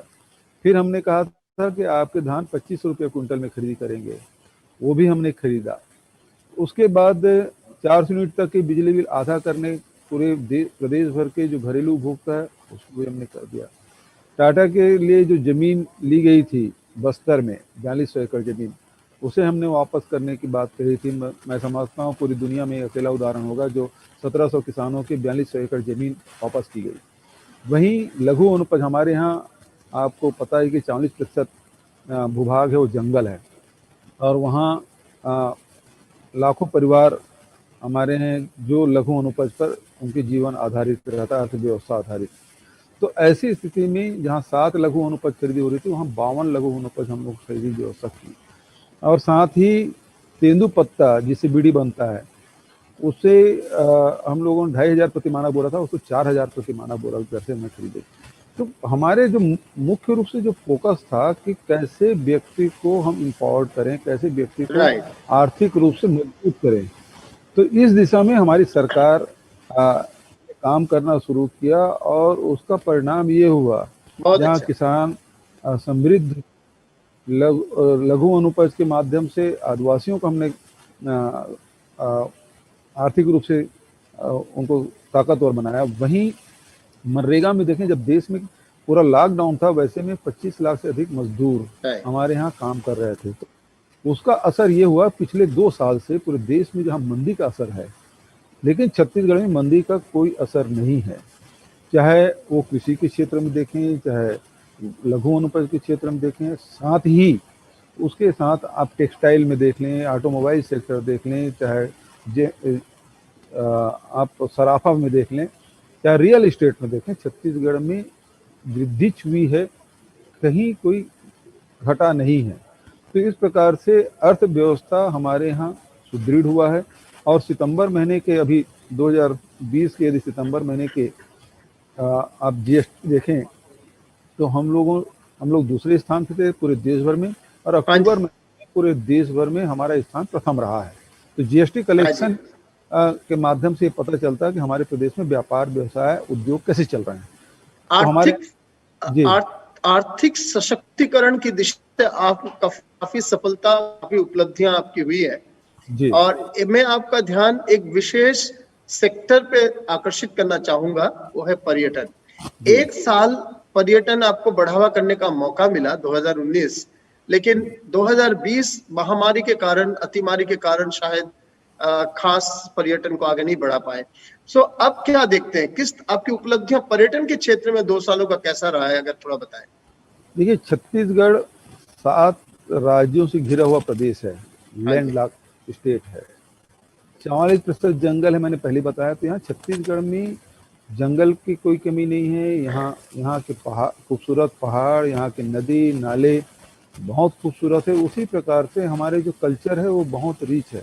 5000 साल पुराना हमारा नाट्यशाला है। और उसके साथ साथ आप देखेंगे हमने पर्यटन को बढ़ावा देने के लिए सबसे पहले जो 32% हमारे आदिवासी रहते हैं, तो हमने राष्ट्रीय स्तर पर आदिवासी नृत्य महोत्सव 3 दिन का किया। और न केवल पूरे देश भर के विभिन्न राज्यों के 29 राज्यों के टीम आई थी, बल्कि 6 देशों के भी विदेशी हमारी टीम भी यहाँ सम्मिलित हुए थे। और इतना ज़बरदस्त उसका प्रचार प्रसार हुआ था और हजारों की तादाद में कलाकार और दर्शक आए थे। तो हमने जो आदिवासी ट्राइबल कल्चर है उसे बढ़ावा देने के लिए हम लोगों ने एक काम किया था। उसी माध्यम से पर्यटन भी हमारा बढ़ता। लेकिन अब कोरोना के कारण से इस साल हम लोग वो आयोजन कर नहीं पाए। पिछले साल ही हम लोगों ने 3 दिन का यूथ फेस्टिवल किया था। अच्छा। हजारों की तादाद में हमारे नौजवान युवक युवती यहाँ उपस्थित हुए थे। तो ये 2 बड़े कदम हमने उठाए थे ताकि धीरे से ये पर्यटन हमारा खुले। और इसी बीच में छत्तीसगढ़ के जितने भी टूरिस्ट स्पॉट है उसको हम लोग चिन्हांकित किया, उसे डेवलप करने का काम हमारा निरंतर चल रहा है। और इस बीच हमारे छत्तीसगढ़ में आप देखेंगे कि नालंदा के बाद सबसे बड़ा बौद्ध मॉन्यूमेंट यहाँ है। 10 वर्ग किलोमीटर फैला हुआ है। हम लोग उसे इंटरनेशनल स्तर पे उसको स्थापित करने के इंटरनेशनल टूरिस्ट के हिसाब से भी उसको डेवलप कर रहे हैं। वहीं राम वनगमन पथ के बहुत सारे उस समय के लोक मान्यता भी है और सारी चीज़ें स्थापित है, उनको भी हम लोग डेवलप करने के लिए काम किया है। राम वनगमन पथ का भी, बौद्ध टूरिस्ट का भी, और हमारे ट्राइबल जो कल्चर है उसे बढ़ावा देने के साथ साथ और भी बहुत सारी चीज़ हमारी छत्तीसगढ़ की जो संस्कृति है उसे हम लोगों ने, यह हरेली है, तीज है, कर्मा जयंती है, विश्व आदिवासी दिवस है, इन सब चीज़ों को भी हम लोगों ने शासकीय तौर पे खूब इसको कार्यक्रम किया है ताकि लोग आकर्षित हों। तो इस प्रकार से टूरिस्ट को बढ़ावा देने के लिए हमारा प्लेटफॉर्म तैयार है, लेकिन कोरोना महामारी कारण से आगे बढ़ मैं मानता हूँ कोरोना महामारी का एक तो इम्पैक्ट होगा ही। बस्तर दशहरा, बस्तर लोकोत्सव बहुत ही अच्छे यहाँ के पुराने मतलब उत्सव रहे हैं और काफी संस्कृति को बढ़ाया है। 2021 में क्या एक्सपेक्ट करते हैं? ये उत्सव और बाकी जो आप चीज करते हैं इसका किस तरह का रहेगा प्रारूप 2021 में, कैसा लगता है आपको?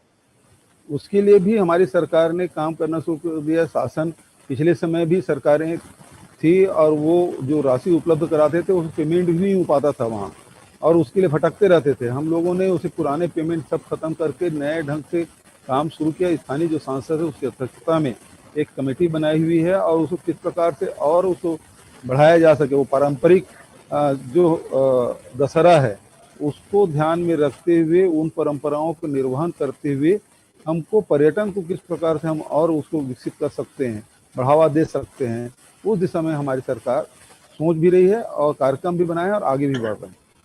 आपने अभी भी बोला, आपने कहा 32% आदिवासी आबादी है। हम जानते हैं वहाँ 45% वनों की भी, मतलब उनका वनों का भी स्प्रेड आउट है, ऑलमोस्ट आधे छत्तीसगढ़ पे ही।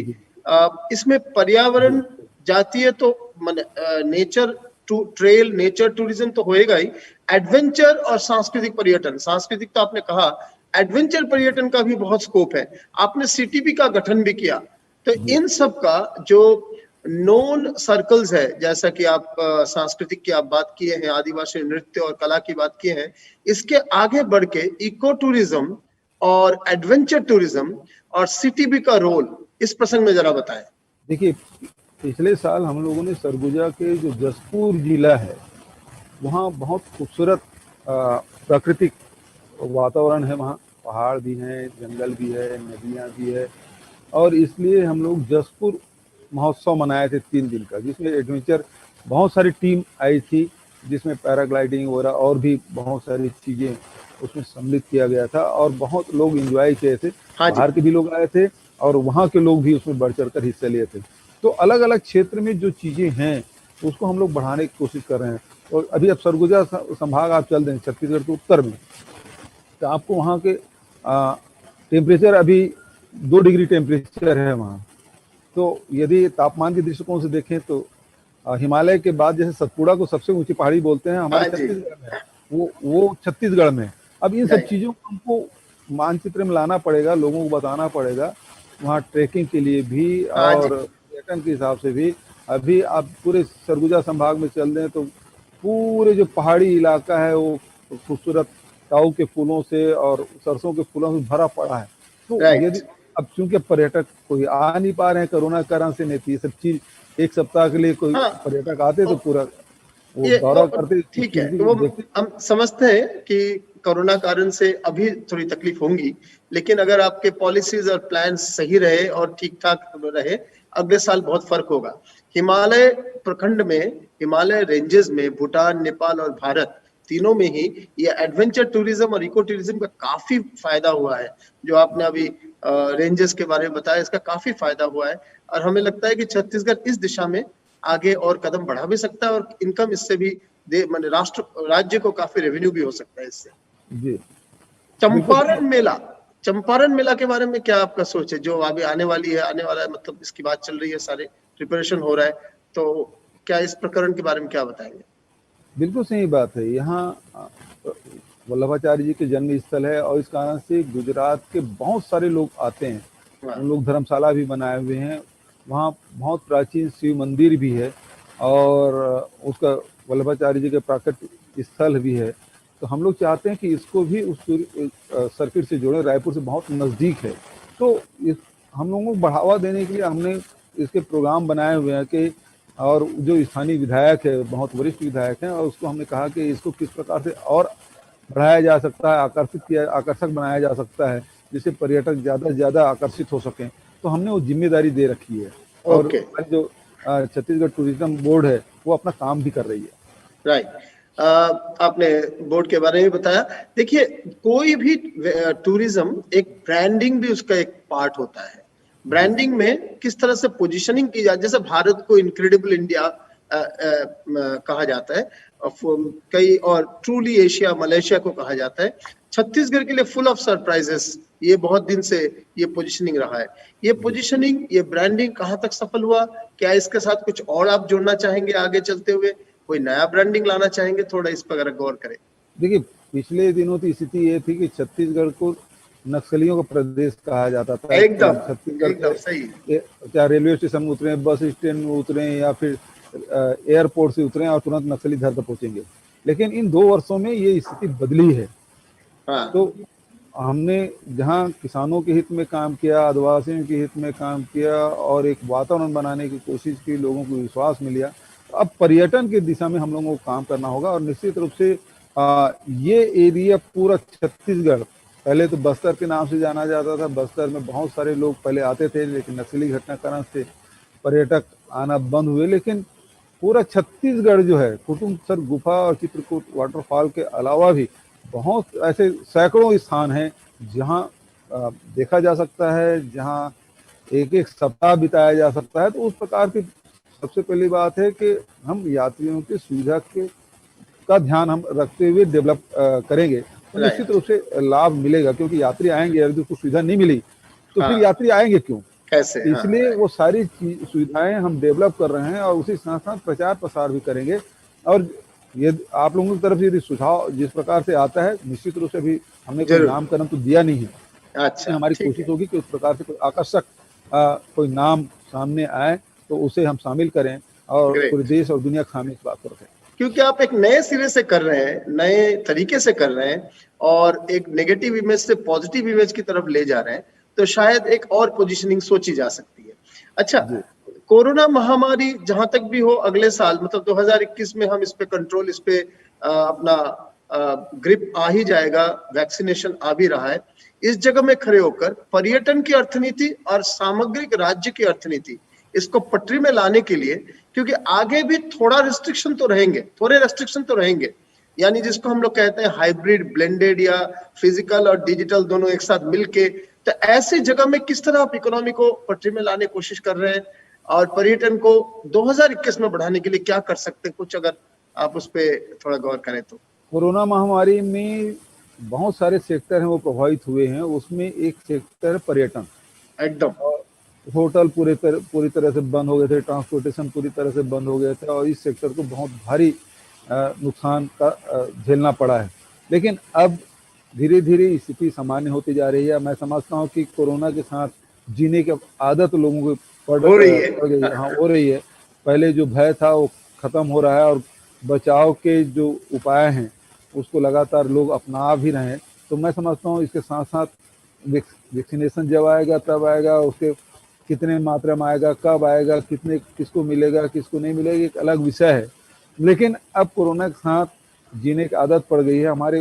देखिए विधानसभा इस कोरोना महामारी में हम लोगों ने बजट सत्र भी किया, उसके बाद पावर सत्र भी किया, विशेष सत्र का आयोजन किया, अभी विंटर सेशन भी हमारा चल रहा है। एकदम। विधानसभा भी इस परिस्थिति में हम संचालित कर रहे हैं। तो वैसी ही सारी चीजों की गतिविधियां भी धीरे धीरे अब वो सब रास्ते खुलते जा रहे हैं। तो मैं समझता हूँ पर्यटन की दिशा में भी लोग आगे बढ़ेंगे, लेकिन सावधानी के साथ। राइट। आपने बहुत अच्छी तरह से सांस्कृतिक पर्यटन की बात की और आखिरी में कुछ हद तक आपने प्राकृतिक पर्यटन और एडवेंचर पर्यटन की भी बात की। एक और पर्यटन होता है बिजनेस टूरिज्म, कॉर्पोरेट पर्यटन। बिजनेस के लिए आते हैं जब लोग, जैसा IIM रायपुर में जब कॉन्वोकेशन होता है काफी लोग आते हैं फॉर एग्जांपल। तो कॉर्पोरेट टूरिज्म को बढ़ाने के लिए आपकी सोच क्या है, थोड़ा अगर इस पे गौर करें। देखिए हम लोगों ने तो जो उद्योग नीति 2019 हमने लाया है, हाँ जी, तो हमको बहुत सारे लोग इन्वेस्टर मीट करते शहरों में देशों में जाके रोड शो करते हैं, हमको उसकी जरूरत नहीं पड़े। और अभी हमारे यहाँ छत्तीसगढ़ में कुछ ही दिनों में 103 से अधिक MU हो चुके हैं और 42,000 करोड़ के MU हमने किया है। बहुत सारे जो उद्योग हैं वो यहाँ आ रहे हैं और उसी हिसाब से लोग जब आएंगे तो पर्यटन को भी बढ़ावा मिलेगा। हम लोग, हमारी कोशिश भी होगी इस प्रकार से। हाँ, इनफैक्ट ये ज्यादा सही है। बड़े अन्य देशों में जाके, बड़े शहरों में ना करके, अगर आप इन्वेस्टर्स को और बिजनेस लीडर्स को अपने ही राज्य में इनवाइट करें और उन्हीं जगहों में अधिकतर ले जाए जहां पे उनका उद्योग लग सकता है, तो वो ज्यादा मीनिंगफुल भी है। एक तरह से कॉर्पोरेट बिजनेस भी, बिजनेस टूरिज्म भी आगे बढ़ेगा और इन्वेस्टमेंट भी आगे बढ़ेंगे। I think that's a better idea. जी। अच्छा, आखिरी में हमारे सुनने वाले आज बहुत सारे ऐसे लोग हैं जो बड़े इवेंट्स या बड़ी जो एक्टिविटीज होते हैं, रोड शोज होते हैं, प्रोग्राम्स होते हैं, ये ऑर्गेनाइज करते हैं। बहुत हद तक इस साल इस पे धक्का आया, यद्यपि डिजिटली ई मोड पे हो रहा है, लेकिन पहले से काफी धक्का आया। आप उनके लिए क्या सजेशन देंगे कि छत्तीसगढ़ सरकार की तरफ से भी और छत्तीसगढ़ के विशेष चरित्र को ध्यान में रखते हुए events, festivals, sports activities, religious activities, इसको आगे बढ़ाने के लिए, इसको ऑर्गेनाइज करने के लिए किस तरह का प्रयास, किस तरह की तैयारी वो करे 2021 के लिए, इस पे अगर आप आखिरी में बताएं।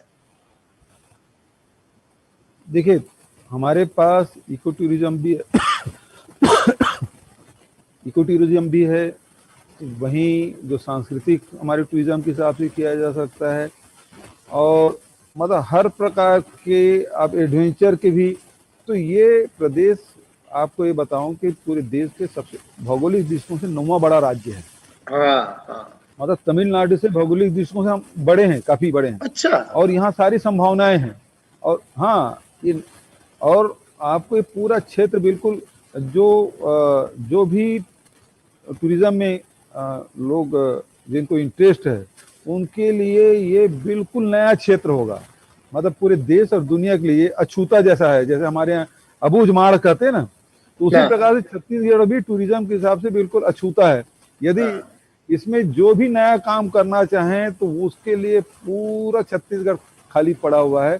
तो जितने भी इस प्रकार से जो प्रोफेशनली काम करते हैं वो आए और हमारे तरफ छत्तीसगढ़ सरकार की ओर से जितनी भी सुविधा हो सकती है हम लोग ज़्यादा से ज़्यादा देने की कोशिश करें, ताकि हमारे प्रदेश में हर प्रकार के पर्यटन को बढ़ावा मिल सके। लोग आए यहाँ, छत्तीसगढ़ के जनजीवन को समझें, छत्तीसगढ़ के आदिवासियों के जीवन को समझें छत्तीसगढ़ के यहाँ के जो कल्चर है, बहुत रिच कल्चर है, 5000 साल पुराना हमारा नाट्यशाला है। तो वो सबको जाने समझे, प्राकृतिक रूप से इतनी खूबसूरत है कि आप मतलब आप शिमला से, दून से और दूसरे जगहों से तुलना करेंगे तो वो भी आप सब कुछ चीज यहाँ मिलेगा, लेकिन नई चीज मिलेगी। Very nice. मैं सभी कम से कम जो लोग इस दिशा में, इस क्षेत्र में काम करते हैं, उनसे पहले इनवाइट करना चाहूंगा वो आए, छत्तीसगढ़ पहले देखें, तब तो अपने जो लोग हैं उसको बता पाएंगे, अपने ग्राहकों को बता पाएंगे, अपने लोगों को बता पाएंगे। तो पहले वो आए और हम पूरा छत्तीसगढ़ घुमा के दिखाएंगे। बहुत अच्छी बात है, आपका न्योता जरूर, ये लोग इस पर गौर करेंगे और आएंगे। आप बोलते बोलते एक बहुत अच्छी बात की, अछूता सौंदर्य, untouched beauty, this itself can be a good positioning. Bharat का अछूता सौंदर्य प्रदेश, मतलब it's a state of untouched beauty, unseen beauty, that itself can be a great thing. बहुत अच्छी बात कही, इस पे हम लोग और गौर करेंगे, आगे बात भी करेंगे। जाते जाते ये भी हम आपसे जानना चाहेंगे कि अगर बहुत बड़े कोई इवेंट ऑर्गेनाइजर अगले साल, यद्यपि ये कोरोना महामारी के बाद, अगर ये लोग जैसा आपने बोला नाट्यशाला है तो नाट्य महोत्सव करे, या कोई कॉन्सर्ट करे, बड़ा सा प्रोग्राम करे जिसमें हजारों लोगों की तादाद में पार्टिसिपेशन की गुंजाइश हो, सरकार की तरफ से आप क्या सपोर्ट दे पाएंगे या किस तरह के मतलब सजेशन देंगे? हाँ, सबसे पहली बात तो ये है कि वो कार्यक्रम आयोजित करे, उसके पहले मैं उनको निमंत्रण देना चाहूँगा। जितने भी इवेंट इस प्रकार से आयोजन करते हैं उनको पहले निमंत्रण देना चाहूँगा कि वो आएँ, और उसके बाद वो पूरा दौरा कर लें, 15 दिन, महीने दिन देख लें यहाँ कौन सा और किया जा सकता है, हमारे अधिकारियों से बात कर लें, हमारे और जो साथी जो इस क्षेत्र में काम करते हैं उनसे चर्चा करके फिर एक मिलजुल के कार्यक्रम बनाएं और फिर उसका बड़ा से बड़ा आयोजन करें। पिछले साल जैसे हमने कहा ना, आदिवासी नृत्य महोत्सव हमने किया, हजारों लोग, 29 प्रदेश के लोग यहाँ आए थे। अब लद्दाख से लेके आपके दमन दीव तक के हिंदुस्तान के लोग आए थे, वहीं आपके दूसरे देश के लोग भी यहाँ आए थे, जिसमें युगांडा के हैं, बेलारूस के हैं और थाईलैंड के हैं, बहुत सारे देश के लोग, 6 देश के लोग यहाँ आए थे। तो मैं समझता हूँ कि यहाँ आने के बाद और स्थिति दूर से देखने या दूर से समझने में कठिनाई होती है, लेकिन जब आप जमीन में आके देखते हैं तो आपको बहुत सारे आइडियाज मिलेंगे। तो मैं सबसे पहले आप लोगों को जो इवेंट मैनेजमेंट करते हैं उनको मैं आमंत्रित करता हूँ, आए छत्तीसगढ़, यहाँ हम आपको रुकवाएंगे, दौरा भी कराएंगे, भोजन भी कराएंगे, छत्तीसगढ़िया भी खाना खिलाएंगे आपको, यहाँ के सारे कार्यक्रम दिखाएंगे और फिर प्रोग्राम बनाएंगे। बहुत ये जो प्रोग्राम आज कांग्रीगेशंस 2020, ये इंडस्ट्री का सबसे बड़ा मीडिया इवेंट एफएक्यूज द्वारा किया जा रहा है। हम रिक्वेस्ट करेंगे इवेंट एफएक्यूज के एडिटर और बाकी जो मैनेजमेंट है कि जो आपका ये न्योता है, इस न्योता के बेस पे एक्चुअली एक्शन किया जाए, केवल एक इंटरव्यू के लिए नहीं, केवल एक भाषण के लिए नहीं, एक्चुअली एक्ट टू एक्शन, माने इससे गो टू एक्शन एक तरफ बने और आपका न्योता को स्वीकार कर एक छोटी टीम आए और 5-7 दिन वक्त जितना वो लोग दे पाए बिताए, घूमे और चर्चा करें आपके ऑफिशियल्स के साथ और आपके साथ भी। बहुत धन्यवाद, आपने विस्तार से पर्यटन, इकोलॉजी, एडवेंचर, सीटीबी और किस तरह से अगले साल इसको हम पटरी में ला सकते हैं उस विषय में, और इवेंट इंडस्ट्री को न्योता देकर आगे बढ़ने के लिए जो आपने रखी बातें, उसके लिए बहुत धन्यवाद। हम यहीं पे इस बात को खत्म करते हैं। नमस्ते जी, नमस्कार, thank you.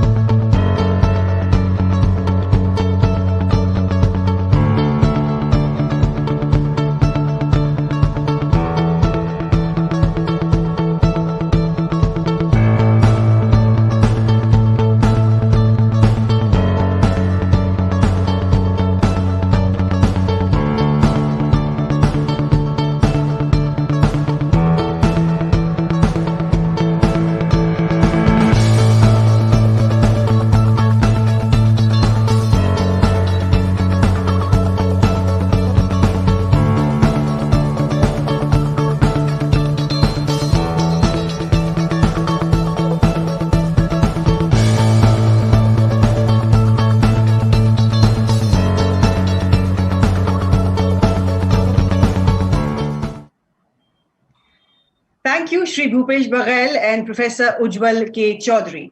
If there ever was a culture shock, this is it. This is it. Along with the tourism sector, cultural and creative sectors are among the most affected by the current crisis. In the absence of responsive public support and recovery strategies, the downsizing of cultural and creative sectors will have a negative impact on cities and regions in terms of jobs and revenues, levels of innovation, citizen well-being, and the vibrancy and diversity of communities. The crisis has sharply exposed the structural fragility of the sector. Yes, the sector has innovated rapidly, notably with accelerated digital growth, but is that even worthy of a mention? Diving head-on into the next session, cultural events and tourism are inseparable. Both have been hit hardest by the pandemic. How will they bounce back? And what have we learned from the COVID-19 setback? Steering this conversation is co-curator and moderator of the session, Sanjoy Roy, past president IMA and managing director of Teamwork Arts. Joining him in this session as speaker is Shri Nishant Jain, the director of the tourism department, Rajasthan. Nishant Jain is also an avid writer and has authored many a significant book, including the latest bestseller, Ruk Jana Nahi. और हाँ, हम रुकेंगे नहीं. At Congregations India, isn't that what we are saying? कि रुके ना हम, थके ना हम, झुके ना हम, बढ़े चलें, बढ़े चलें. Sanjoy Roy, I now hand the screen over to you. Thank you so much, Geetika, and it's my great pleasure to welcome Mr. Nishant Jain, who's just recently taken over as Director Tourism, Government of Rajasthan. I had the happy occasion to meet with Mr. Jain last month, and I also wish him the very best because he's just recovered from COVID-19. Nishant ji, thank you for coming onto this platform. मैं इसी से शुरुआत करता हूं क्योंकि आपको you just recovered from कोविड-19. आप हमें बताइए कि जो कोविड-19 है उसका इम्पैक्ट क्या रहा है राजस्थान टूरिज्म, राजस्थान पे, और आपके ख्याल में how do you see 2021 emerging? Is it going to be business as usual? मुश्किल लग रहा है. डोमेस्टिक फोकस, इसका कैसे आप लोग प्रिपेयर कर रहे? इससे आप शुरुआत कीजिए. जी, थैंक यू सो मच सबसे पहले, और जो गीतिका मैडम का भी बहुत बहुत शुक्रिया. उन्होंने बड़े दिलचस्प अंदाज में बात की शुरुआत की. And thank you so much mister Roy, आपने मुझे अपॉर्चुनिटी दी. सबसे पहले तो मैं ये कहना चाहूँगा, जिस तरह से I have recently recovered from Covid, इसी तरह से हम लोग ये सब यहाँ पर जो बैठे हैं, वी ऑल आर होपिंग कि टूरिज्म सेक्टर भी जल्दी से रिकवर कर जाए कोविड से. और रही बात राजस्थान, क्या पूरे देश में, स्पेशली अगर हम राजस्थान की स्पेशल रेफरेंस में बात करें तो क्या क्या चीज़ें हमने खोई हैं इस साल में, वो बहुत, अगर हम उसकी थोड़ा सा भी जिक्र करें तो पुष्कर फेयर आप सब लोग जानते हैं, डेजर्ट फेस्टिवल जैसलमेर में, कैमल फेस्टिवल बीकानेर, गनगौर जयपुर में, Marwar festival and Kumbhalgarh festival. मतलब इतने सारे जो राजस्थान टूरिज्म का एनुअल कैलेंडर है जिसमें पूरे साल फेयर्स एंड फेस्टिवल्स होते हैं, वो 2020 में नहीं हुए. और जैसा कि अभी टॉपिक जो बताया था आज का कि कल्चरल इवेंट्स जो हैं वो केवल टूरिज्म से ही उनका नाता नहीं है, उसके अलावा जो एक वाइब्रेंसी वो एक कम्युनिटीज में क्रिएट करती हैं, वहाँ के लोकल लोगों में अपनी कल्चर के प्रति अवेयरनेस पैदा करती हैं, साथ में जो नियर बाई प्लेसेस के लोग हैं और साथ में जो बाहर से टूरिस्ट आते हैं, तो वो एक बहुत बड़ी चीज़ है जो हमने मिस आउट की है इस साल 2020. इसके अलावा आप देखें तो रिलीजियस जो इवेंट्स हैं, रिलीजियस इवेंट्स जैसे कि उर्स है अजमेर का, या रामदेवरा का मेला है जैसलमेर में, और इस तरह के भी, ये भी हमारी कल्चर के एक तरह से करियर्स हैं, कल्चर को साथ साथ लेकर के चलते हैं. तो ये सब इवेंट्स हम लोग इस बार नहीं कर पाए हैं, पर 2021 में जो कि मैं तो श्योर नहीं कह सकता, डिपेंड करेगा कि क्या हालात अभी होते हैं, पर वी जस्ट होप कि जल्दी ही, अभी मैं कल देख रहा था कि कुछ जगह पे इवेंट्स शुरू हुए हैं, जैसे तानसेन समारोह होता है एक एमपी में, वो मैं उसका एक क्रिएटिव देख रहा था कि दे आर डूइंग इट। सो जैसे जैसे ये गाइडलाइंस अपनी जो गवर्नमेंट की हैं उनके हिसाब से हम लोग भी सोच सकते हैं कि अगर पूरे बड़े रूप में ही ना करें तो भी उनका एक मिनी वर्जन करें, या कुछ ऑनलाइन ऑफलाइन दोनों मिला करके करें, but we should do something. Nishan ji, you know, one of the most exciting things about Rajasthan is that आपके पास इतने सारे हिस्टोरिक हेरिटेज साइट्स है, माइस के लिए, वेडिंग्स के लिए, इवेंट्स के लिए, फेस्टिवल्स के लिए, और इस हिसाब से इन रीसेंट टाइम्स आप लोगों ने कई टेंडर फ्लोट किया, whether it's for Ajmer, whether it's for Jaipur, sound and light shows etcetera. इसके बारे में आप थोड़ा हमें बता दीजिए, बिकॉज एज यू नो जो हमारे इस इवेंट इंडस्ट्री का जो ये प्लेटफॉर्म है, all of the people are very keen to look at opportunities where they can work hand in hand with government to be able to grow the sector. जी, जैसे light and sound shows की अगर बात करें तो अभी राजस्थान में 3-4 जगह केवल लाइट एंड साउंड शो अभी राइट नाउ चल रहा है। अभी रिसेंटली जैसलमेर में गढ़सीसर लेक पे स्टार्ट हुआ है। अब बाकी जो 7 और जगह ऐसी हैं जो गवर्नमेंट ऑफ इंडिया ने उसके लिए स्पॉन्सर किया है, और लाइट एंड साउंड शो को फाइनलाइज करने की जो प्रोसेस है वो जस्ट पूरी होने वाली है। तो आप पाएंगे कि जल्दी ही कई ऐसी नई जगहों पर भी light and sound show start होंगे राजस्थान में। जैसे for example one of them is Merta, where Meera belongs to.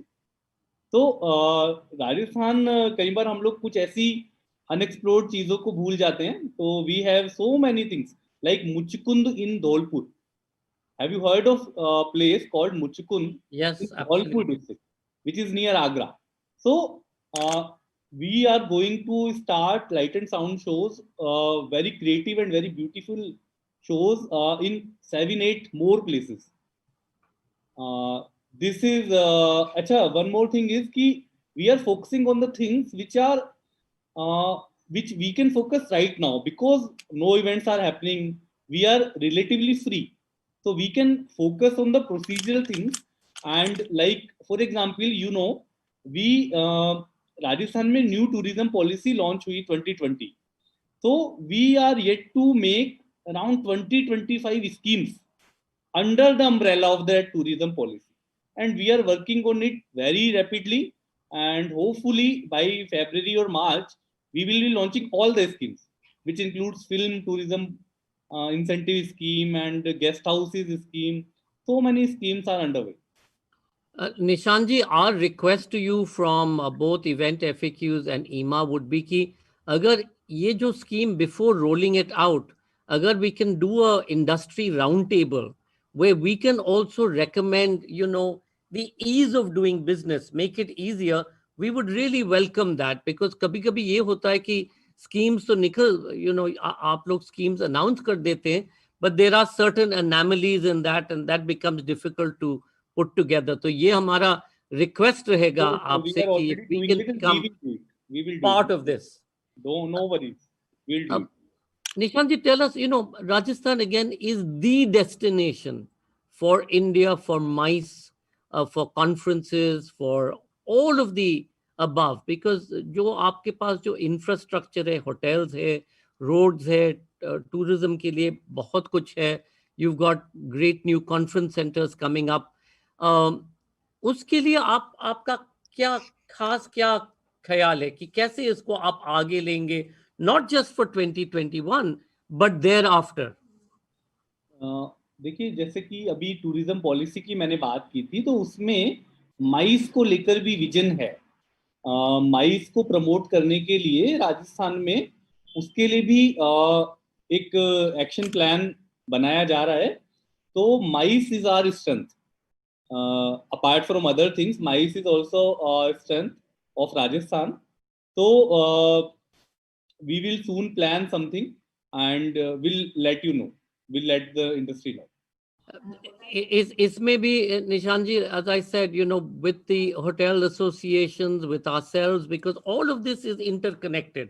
ऐसे कोई कुछ नहीं है कि एक ही जन कर सकता है या दूसरा जन. But if we can work together on the policy aspect of it, especially जो at least in the next जो 8-9 महीने के लिए जो कोविड की प्रोटोकॉल है, क्योंकि वो तो बदलता रहता है, आज कुछ है कल कुछ है, and nobody is clear कि 50 लोग आ सकते हैं, 200 लोग आ सकते हैं, कोई नहीं आ सकता है. तो वो जो प्रोटोकॉल्स है, we be very happy to sit together around the table and work with you to make this possible. Nishan ji, last question to you is that, you have come here as Director Tourism in one of the most important tourism states of Rajasthan. The numbers don't show because people land in Delhi and Bombay and those are the numbers that are counted. But in actuality, even if they land in Delhi and Bombay, आ तो रहे हैं या तो राजस्थान या तो केरला या तो Goa. Or counted in the account of Delhi and Bombay, but people come to Rajasthan. तो उसके लिए जैसे आपने कहा गेस्ट हाउसेस का एक नया आप लोग वो पॉलिसी कर रहे, is it possible to work together with the event industry कि events के लिए भी एक खास हम पॉलिसी करें with Rajasthan tourism in terms of use of heritage places? EMA का जब annual industry event हुआ था 2 years ago, Rajasthan tourism hosted it and you all did this fabulous this thing in Amer jahan pe there was food, there was drinks, and I think the industry felt very excited about the opportunity. So kya in the future can we expect that there will be a good strong policy which opens up heritage spaces, venues, museums for us also to use as a backdrop or use for events and MICE occasions? Very nice idea. And चूंकि पहले भी Rajasthan tourism ने ऐसा किया है, तो चूंकि government में एक डिसीजन मेकिंग का जो प्रोसेस है वो थोड़ा एक स्टेप बाय स्टेप चलता है, तो I will raise this point to the highest level and we will hopefully be doing something in this direction very soon. Nishan ji, thank you so much for joining us on this conference. On behalf of my colleagues at Event FAQs and Deepak Chaudhary and all my colleagues at EMA, big thank you. We look forward to working with you closely. जो मकसद है, aim है, एक ही है, to grow business, to be able to create opportunities for industry, to create jobs, to create investment and contribution to local economies. Thank you for joining us. Best wishes.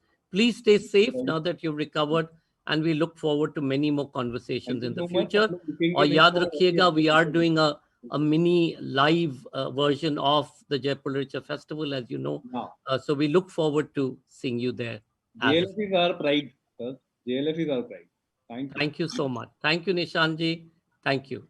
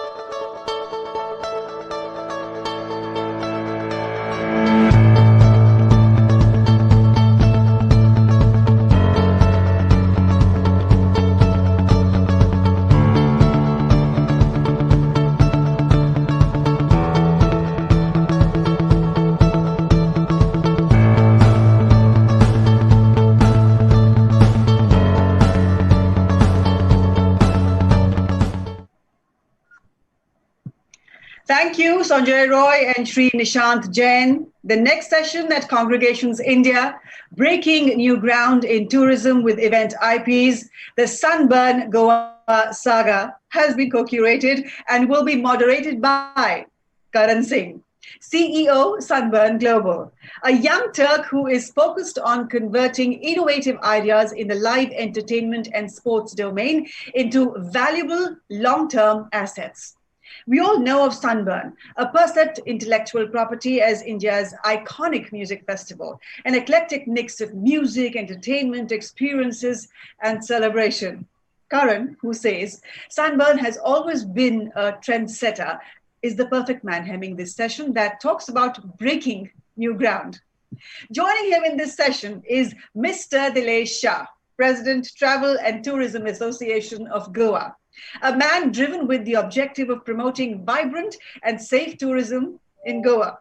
He is looking forward to providing a forum to meet and discuss matters and issues of mutual interest with all stakeholders in the tourism industry. Karan Singh, bring in the sunny times with this next session, please. Thank you so much for the great introductions. Hello, everyone, and welcome to the session. So I have a few questions, obviously, primarily around tourism, which we'll be talking about with Mr. Shah over here. So this has obviously been a tough phase for the tourism industry everywhere. In early July, the Goa tourism minister announced that Goa was finally opening up for domestic tourism. And it was on 1st of September that the restaurants and bars in Goa were opened up to dine-in customers. At that time, footfalls were very low, but what we're calling escape tourism arrived soon after. Apparently, bookings in Goa jumped 74% this October over the previous month, and 31% in October 2020 over 2019.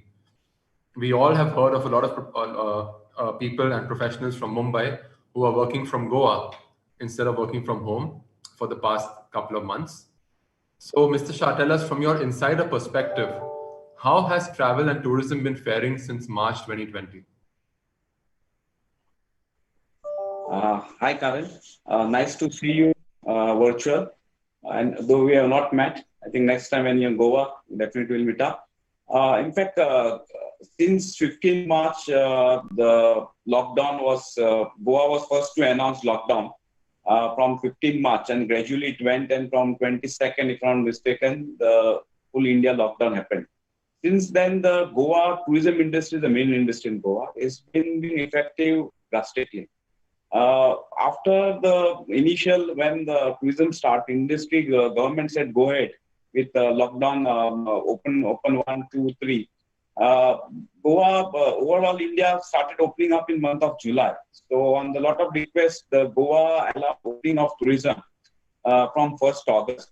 And since then, we have not looked back, in the sense that initially when we started, it was with all the protocols. But what we saw that with the protocols around, the tourism industry was not picking up. No doubt it was a good for safety. But as cases came down, we pursued government to remove the procedure, of course, to follow the 3 mantras regularly by all the industry stakeholders. But September, they opened up, so the booking jumped from 4 to 5% to 15%. October, it went to 25, 35% in certain category hotels. November was very good in sense that being Diwali season, and usually in the holiday seasons, Goa sees a lot of spurt in tourism. And we had in certain hotels, in fact, in Diwali, it was sold out. As you're aware, everything was sold out in Goa. And that during that time, only casino also opened around 15th of November. So it helped gradually to increase into more tourism coming into Goa. And December will close down to maybe the certain days. Of course, from now it will be sold out in days to come. But one thing I would like to say that the situation is evolving. It says that registered hotels in Goa with the tourism department is around 4,100 plus, out of which 1,300 are only open. If you say room nights wise, then out of 47,000 room nights, or around 27 are open. So till now 20,000 rooms are not yet open in Goa. And these are specifically in the smaller category. In Goa, we have a classification A, B, C, D of government of tourism. So in that category C and D, most of the hotels are not open. Being foreign tourists, charter tourists and foreign tourists not allowed, so that has impacted Goa in big way. But overall, let's understand, every one of us, it's a matter of survival for all of us. So and one thing I would like to bring to everybody's notice, that Goa is only state they have not gone front and back. Once they've started, they've gradually opened up all as per the MHA guidelines, except for swimming pools, which are not allowed by MHA, and of course charter flights. Rest, whatever segments were open, they have been open, and then there's no night curfew. There has not been any protocol such. But government and basically industry is following the protocols in their properties very strictly, which is attracting with word of mouth more tourists coming into Goa. And if you see the track record of last 3-4 months, Goa, there's increase in tourism, and I believe that is a best state performing tourism state performing in India because of the protocols which they are following and the overall the positivity around Goa. Great. No, that's certainly very, very positive news and great to hear for all of us. You touched upon international tourists obviously not coming in because they're not allowed to right now. There's no charters coming in as well. So the next question was that is domestic growth making up for the lack of international tourists? When do you see international tourists getting back to Goa, and what are the challenges going forward in that sense? See, one thing, domestic, if you see the track record of Goa, industry perspective, because of foreign tourists, there is a more attraction of domestic tourists coming into Goa. So they seem to different ball game altogether. So we require foreign tourists to attract more domestic tourists. Secondly, what happens, one foreign tourist is equivalent to 5 domestic tourists, because the foreign tourists which comes into Goa, they are long haul. They stay for minimum 15 days, 21 days, 45 days. So looking into that, it helps the multiplier effect is better with the foreign tourists, especially the smaller hotels, gets up a long-term bookings. So which helps the Goan economy whole in filling up the rooms also in big way. We have been requesting the government to open up to allow foreign tourists under a bubble specifically from Russia, and they can follow whatever protocols they want. So even if they say they will announce, because we require at least 1 month's time to promote. So even if they announce, say by first week of Jan, that from February we'll allow, I think we can have 2 to 3 months of foreign tourists also coming into Goa, which will help these all smaller hotels which are not yet open to open up. And it will also attract more domestic tourists into Goa with the things opening up, more things opening up and more positive messaging going in. I think it will help long way in our survival. As I said, again, I will repeat same thing, that it is a matter of survival for all of us, and whatever best we can do to survive each segment of industry, it will go long way in making the overall tourism industry perform better. And economy in Goa, as you're aware, major industry was mining and tourism, and with mining at standstill, I think tourism is the only industry which can generate the revenue for the people in general and government in general for welfare of state. Understood. Got it. Yeah, let's hope that it opens up soon and that we see international tourists also coming to Goa in the next few months. My next question is about MICE. So Goa has been a favorite conference destination in the past. So we wanted to know that how much does MICE contribute to Goa tourism pre-COVID? And, what is your view on that now? Do you think that the summer of 2021 will mark a return to the good old days? In fact, MICE tourism has become a major tourism industry in Goa, in sense it gives a round-the-year business. Because in off-season time, the kind of value which the brands of the hotel which are offering to Goa attracts a lot of MICE tourism into Goa. Because the airline fares are at one of the best prices available during the monsoons and when there's off-season. So even the hotel also gives a good rate. So it attracts a lot of MICE tourism and it adds in the filling of the rooms into Goa. Unfortunately, as you're aware, right now everything is standstill. There are small events, small walkings are happening. But I feel it will take long time because psychologically people traveling. What in the industry also in Goa, I was interested. The people around also, they are, of course, they are following protocol, but that fear factor is there in mind. So for MICE tourists to start in big way, because with the MICE, the entertainment industry also starts, and there are small events in the hotels, small performances are there. Then you have breakout sessions for the on the different corporate events. Similarly, in the wedding fronts also, we have a small weddings also. So the expenditure also which are spent, which are in the smaller in nature. So there is a lot of psychological mind has to change once if we have to see the MICE industry getting back to pre-COVID era. And I feel it will take some time, and to change the mindset, it is going to take a lot of doing from all of us to send that everything is safe, and let's start working way we are doing earlier, and overall that positive message on the event industry. But I personally feel it will take some time, reason being because there is a lot of psychological fear factor in the people. In the right now, when tourism is started in small way, they are coming in small groups, so they feel safe within their families or within the friends. So when we are talking about groups coming in from different places, it is a challenge. But one good news is with vaccination around, I think there will be a positive message which will coming in that as we can start working normally. We've been doing it, but I feel to get it normalized, it will take another 6 months time. Because once vaccination come in. So maybe when we talk next December, I feel that at least situation will be at least 70% normal, if not 100%. Yeah. I think we've all been doing a lot of these conferences on Zoom, like this one. So we're all waiting for actual live conferences in Goa, which is obviously a lot more fun. But, I mean, as you said, we still have to wait for a few more months. Okay, so my next question, of course, I have to pull in Sunburn somewhere, right? So Goa is where Sunburn was born. We're all hoping to see it back very soon. What role do you see played by events like Sunburn in the contribution of tourism to Goa? See, event like Sunburn gives you free branding throughout the world, not throughout India also. Sunburn itself is among top 10 brands in the world when they are performing. Performance happens in Goa. So it helps out to filling up the rooms, and it attracts a lot of tourists. And it will not only it gives you the full India domestic front, because we don't have to pay any news channels or any newspaper to advertise Goa during that period. So it is this type of events are required, because what happens, this gives you that good feel-good feeling. And Goa being a party capital, it endorses such events in big way. Now, only the timing may be, there may be different view on the timing when it should be held.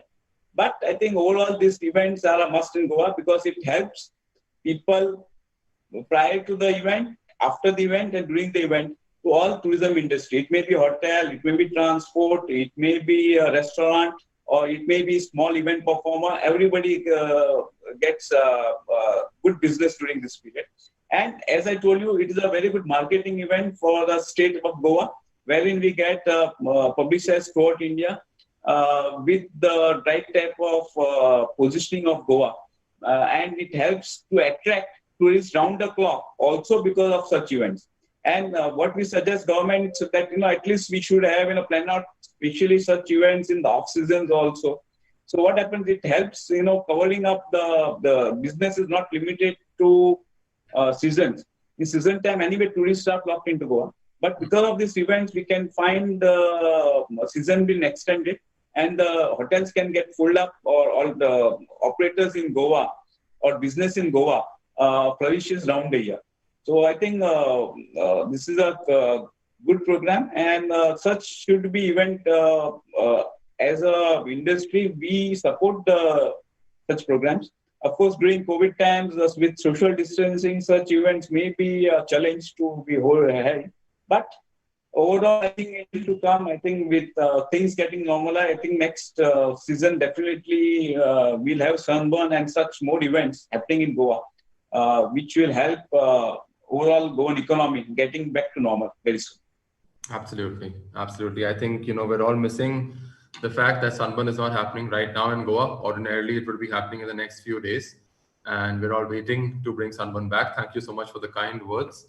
So you mentioned season time. I'm just curious that what do you define as the season time in Goa? Which are the months that is considered as that? See now, as Goa has been marketing a few years back, it's 365 days holiday. Right. So season is round the year, but our peak season which starts from October till March, because in that period we have even the foreign tourists flocking in and even domestic tourists flocking in. So because of that, it starts picking up in the December, January, February, which is very peak. It starts from Diwali time. So this is a season time basically which we talk about, but actually it's a round the year destination, and the government and the industry has done well in marketing, positioning Goa we see that tourists are round the clock in Goa. Maybe lesser in number, but they are round the year in Goa. And especially in monsoons, it is really a beautiful Goa because you see different aspects of Goa in monsoons. Of course, you can't go to the beach or in the sea, but overall the scenic beauty which Goa can give to the eyes of for the tourists as per se, it is really to be experienced. Absolutely. Okay, and last question before we're done, because there's a lot of event professionals watching this, and we as Sunburn and Percept have had a great partnership with the Goa government.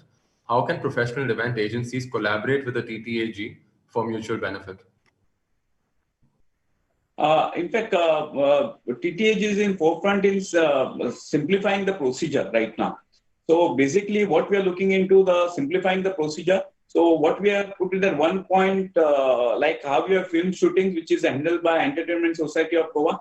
Similarly, maybe ESG or that body within the government, which under one point, under one window system, all permissions are given for all the events. It may be wedding, or it may be beach wedding, or the events which has to perform in the larger scale.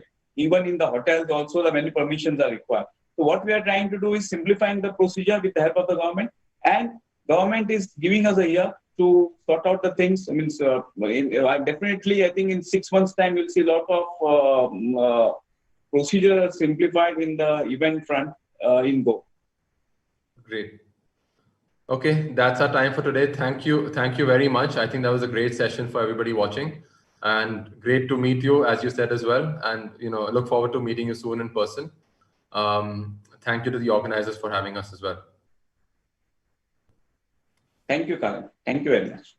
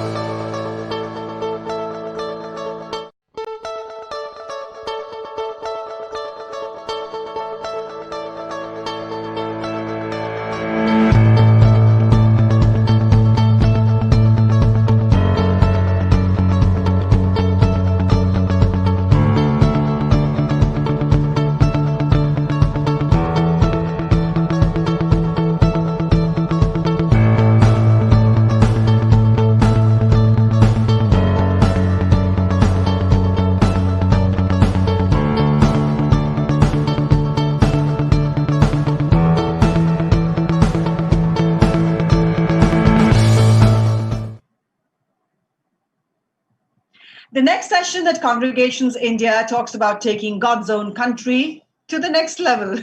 Is that even possible? Administrative excellence in infra development and live events is what we're putting the spotlight on now.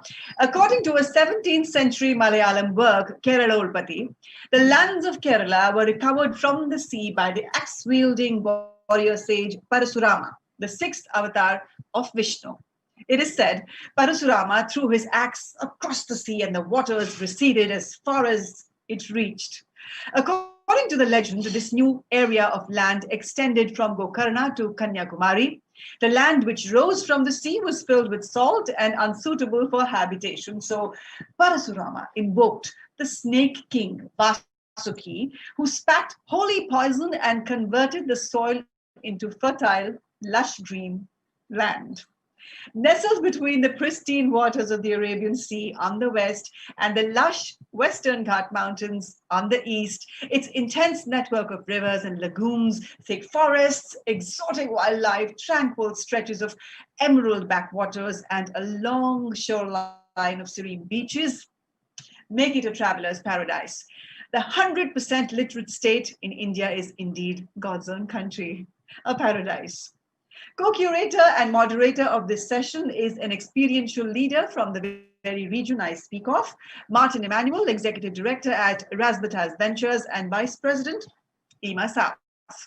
Joining him in this session as speaker is MP Joseph, IAS, former advisor to the government of Kerala, former additional chief secretary and former UN international civil servant.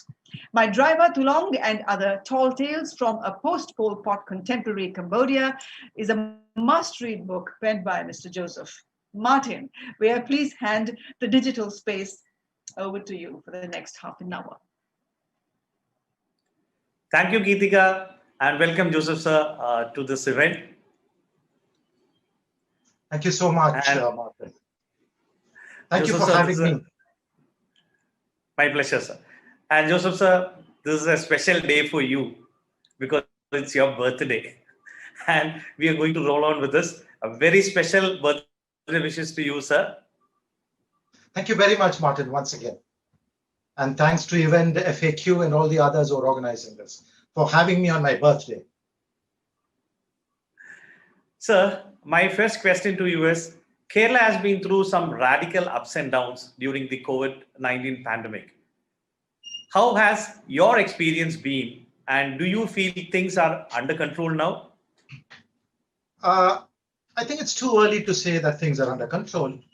At the start of the pandemic, the government perhaps made the mistake of thinking that with the initial low spread of COVID in the state, it continued to be sustainable. But unfortunately, it turned out to be a little bit otherwise. But then the good news, there's good news. The good news is that the vaccines against the virus are now available or are likely to be available very soon. And vaccination on a massive scale is likely to begin very soon. Now, my first point in this is that since the economy of a state like Kerala, I won't say is dependent, but a large part of it is dependent on tourism and travel. One of the first things I will say to the government of Kerala, and I would like the tourism industry to push it before the government and the government of Kerala and the government of India, is that the tourism sector should be given priority in the administration of the vaccine. Because if you can make the tourism industry immune to the COVID, then tourists will feel confident about coming in. So one of the things that you should push first, Martin, and FAQ and EMC, etc., is to push this before the government, before the government of India, before the government of Kerala, to ensure that the travel and tourism industry in Kerala gets a priority in the administration of the vaccine. A policy needs to be put in place to give such priority. And I think that is one of the first steps that should be done to ensure that the benefit of the vaccine is passed on to the travel industry and thereby passed on to the general public across the state, because everybody benefits in the state if tourists begin to pour in once again. So our focus of attention of the tourism industry should be on ensuring that everyone gets vaccinated, everyone associated with the industry, directly in industry, gets vaccinated on a priority basis. Very true, sir. Already there are, the sunrise is started in terms of the tourism industry. There are a lot of hopes which is flowing down. We also made a representation to the government of Kerala in that matter. So we think very soon the tourism sector will be open and the events will be back. So when we talk about Kerala, God's own country instantly comes to the mind. Among the worst hit sectors by the lockdown globally, what are the challenges you see in Kerala bouncing back onto the tourism front? Martin, I think, as you said, the travel and tourism industry is one of the worst affected industries globally in India, and therefore certainly in Kerala. The challenges that we face, and I think these challenges may not be particular to Kerala, it would be global, but because we are speaking in terms of Kerala, I think I'm underlining it, is the fear complex, the fear of travel. People are still scared to travel. You won't believe it, I visited 80 countries, but I've not caught a plane after March. This latent fear, and even if I overcome the fear, others might fear. So the biggest challenge is to get over the fear. The fear is particularly pronounced, I'm sure, amongst domestic tourists, people from the country. For I dare to suggest that the young, backpacking and tourists from abroad, from overseas, are more likely to take up the challenges of travel during COVID and post-COVID than our own domestic tourists. There is a need, therefore, to get over this fear. There's a need for government to be able to get over this fear, and the government of Kerala needs to open up the tourist sector very, very fast. Now, that cannot be done without putting in place a host of measures that the tourists coming to the state does not bring with them COVID when they come, very important, but equally important that after a holiday here, they do not take back with them COVID when they go. So the government has to put in place a host of measures, protocols, systems, and procedures that incoming tourists, travel and tourism industry, everybody associated with it, have to strictly adhere to.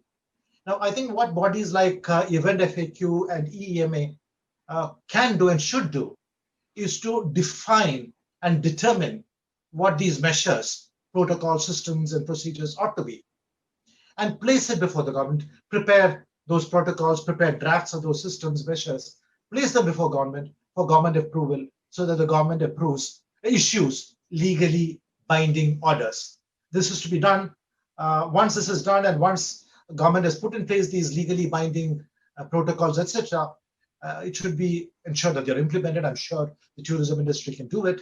And they must be given the widest possible publicity nationally across India and other states and also overseas and in other parts of the country that these systems are in place in the state, that are mandatory. And that will build, I think, to a certain extent, the necessary confidence that Kerala, God's own country, is also a COVID-safe destination. And that's very important. So that is what we should be doing. And it's very important for organizations like Event FAQ, EEMA, to develop these, because if you purely depend on the government to do it, perhaps they may take more time. You have to develop it, place it before the government, and get them approved so that Kerala is a safe destination, a COVID-safe destination. That's very important. And that's how it should be, publicized across nationally and abroad. Thank you, sir. We already have our protocols ready, and then we are also engaged with the local authorities here. We are also going to the government for the submission of our protocols also. So my next question is, it is often said that the bureaucrats are the ones who run the country. You are one of the most lauded one.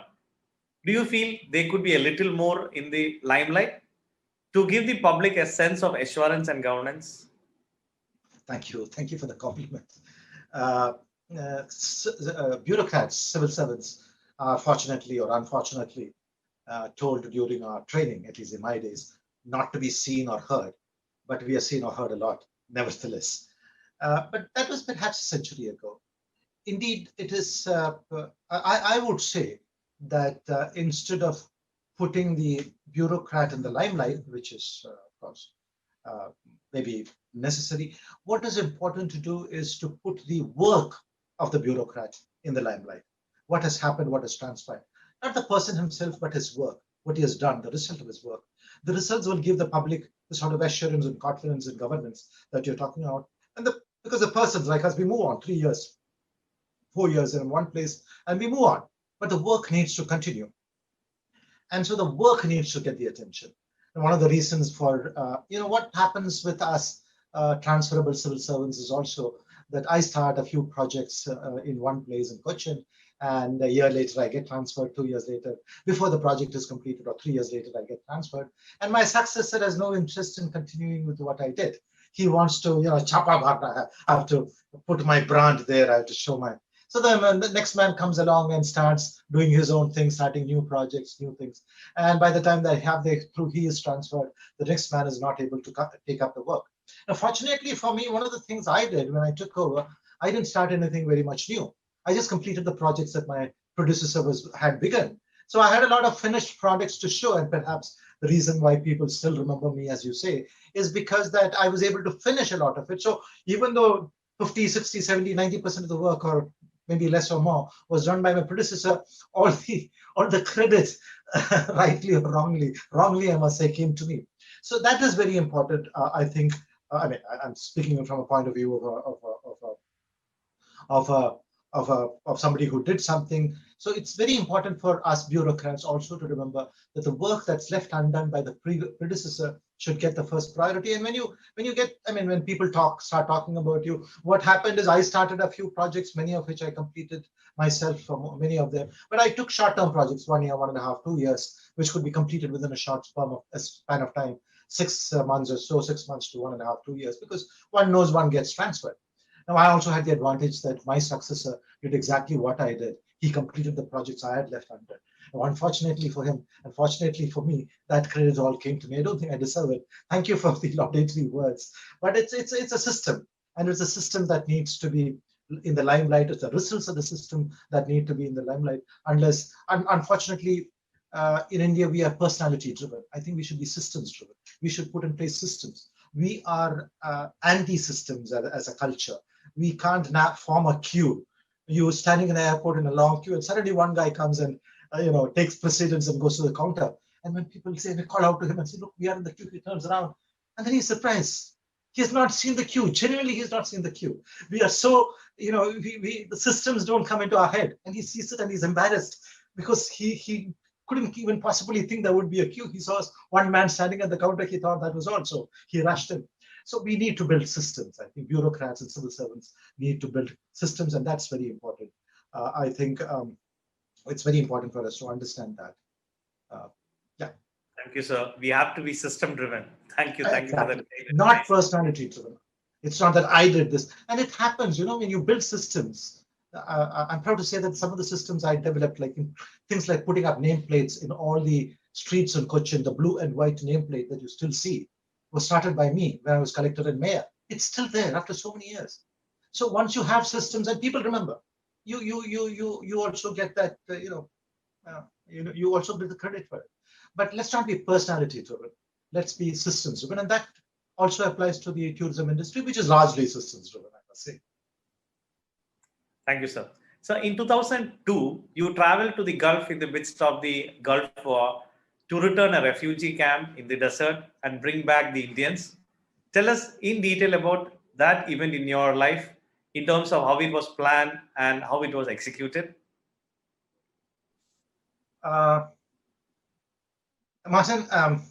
part of the story is already told in Akshay Kumar's film Airlift. But the part of the story where I was involved and my team was involved was not told. He has only spoken about the story only speaks about the part where they left Kuwait. But they all came to a border no man's land between Jordan and Iraq. The refugees left Kuwait, entered Iraq, traveled across Iraq, came up to Jordan, and their plan is to go across into Jordan, go to Amman, which is about 40-50 kilometers away from the border, catch the Air India airlift to Mumbai. But what happened is that the Jordanian authorities blocked them entering Jordan because they didn't want 100,000 refugees there. So the initial 10,000, 15,000, 20,000 people who came thinking they could go into Jordan, be in Amman, stay in hotels, then go to the airport. Once the plane started flying, stopped at the border, and it's a desert, very cold at nights, very hot in the daytime, absolutely nothing there.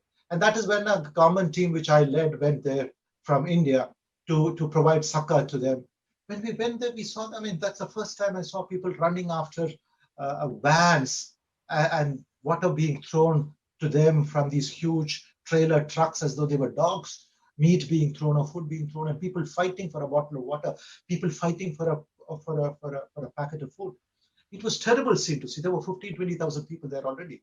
So what we did, when I say we, our team, along with the government of Jordan, the Medicine Sans Frontiers, Red Crescent, Red Cross, everybody. We started to put up tents, arrange for food, get a system of registering, because the Jordanian authorities would only allow a plane load, let's say 250 people. If a plane was to land in the Amman airport, say by 10:30 this morning, they would allow 250 people in 5 or 6 buses to go into Jordan, travel directly to Amman airport without getting down anywhere, and board the flight and go away. They won't let anybody get down on the soil of Jordan. So these refugees got stuck there. What we did is put in place systems. We put tents up. We put medical facilities up. We about 110,000 or 120,000 people who fled from Kuwait, which is very well described in Akshay Kumar's Airlift. But this part is not mentioned at all. It is a very sad part. Families, children, old men, old women, pregnant women, sitting in the desert without a roof over their head, no food, no water, no medicines. But I'm glad to say that with all of us working together, within about 5 to 6 days, we started putting things in place. At the end of the day, within 45 days, we were able to transport all these people who left Kuwait and got stuck in that Amman, Jordan, Iraq border. We were able to send them very systematically to Amman airport when we got news, or when the Amman airport authorities or the Jordan government informed us that 5 flights were landing, 10,000 people, or 4 flights were landing, 700-800 people. We were able to arrange it very methodically on a first come, first do with priority purposes. The good part is there were no deaths, there were no casualties amongst these 120, 115,000 people. I think it is a story that must be told, that has never been told before, but it must be a story that must be told, Airlift Part 2 or something. It is a tale that must be told, because you see, these were people who were leaving Kuwait. They are people extremely rich, living a very rich life there, and suddenly they had to throw off everything, carry just a suitcase and come, and then suddenly they thought they were going to Amman airport. Suddenly they are asked to get down in a desert, the bus goes back, and then there's nothing there. People begin to behave like, sadly, like animals. I don't blame them, because if I'm without food, I'll do the same. Without water, if my child is dying or is sick before me, I'll do the same.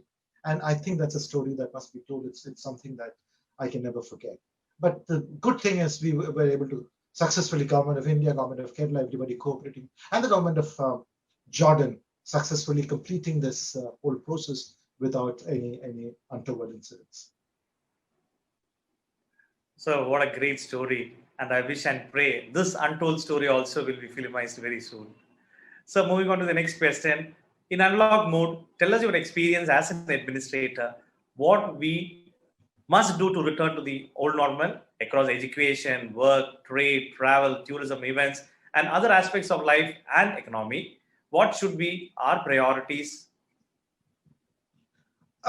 Martin, I do not think we can ever return to the old normal. Life changes, life moves on.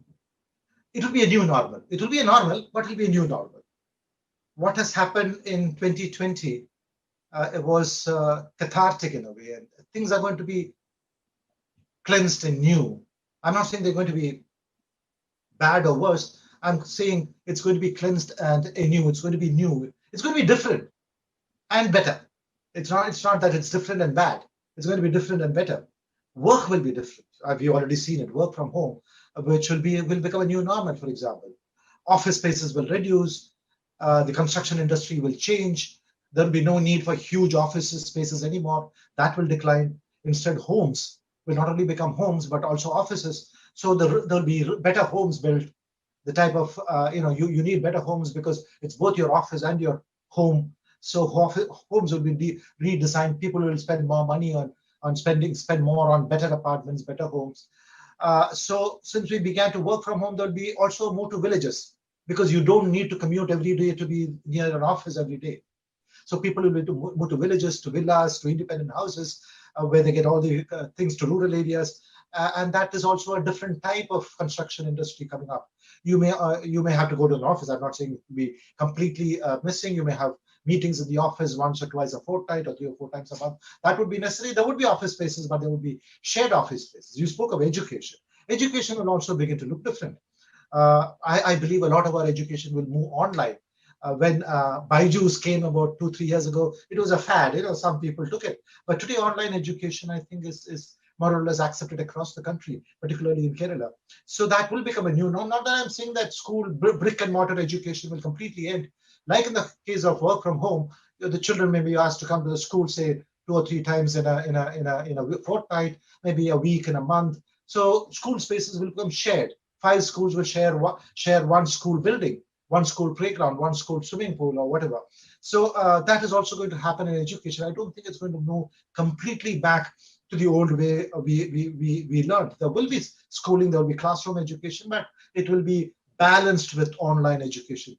Trade, you spoke about it, that will also move online. Look at the huge huge jump in sales of Amazon, for example. So we'll move away from brick and mortar, huge malls that are being built. That may see a change to online sort of sales that will increase. I'm not ruling out that it will completely go, but there will be a greater balance between brick and mortar shops and malls and to online trading. Transportation will change. You see the sort of Uberization of transport. Now, a car, when you have a driverless cars, why would you need a car in your garage? A car in your garage, 24 hours a day, it sits there, but it's used for 3 or 4 hours a day, if at all. During COVID times, we didn't use it at all. So are you going to spend many lakhs of rupees on a car, which we are going to use 2 or 3 hours a day and sitting idle the remaining 20 hours? That's bad economics. So if you have driverless cars, which will come and pick you up, take you to wherever you want to go, drop you back, or if you have Uberization where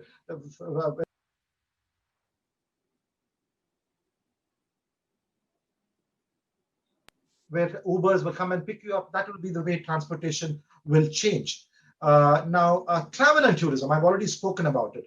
But let me also tell you one thing. I spoke about virtual education, online education, work from home, virtual work from home. There can be no virtual tourism. There can be no virtual travel. During these 8 or 9 months, I told you I traveled to about 80 countries. I watched a lot of BBC travel show. There's a Malayalam channel called Safari, which has this program called Sancharam, where he goes to many countries and he's a big traveler. I watch his programs. But the more I watch, the more I want to travel myself.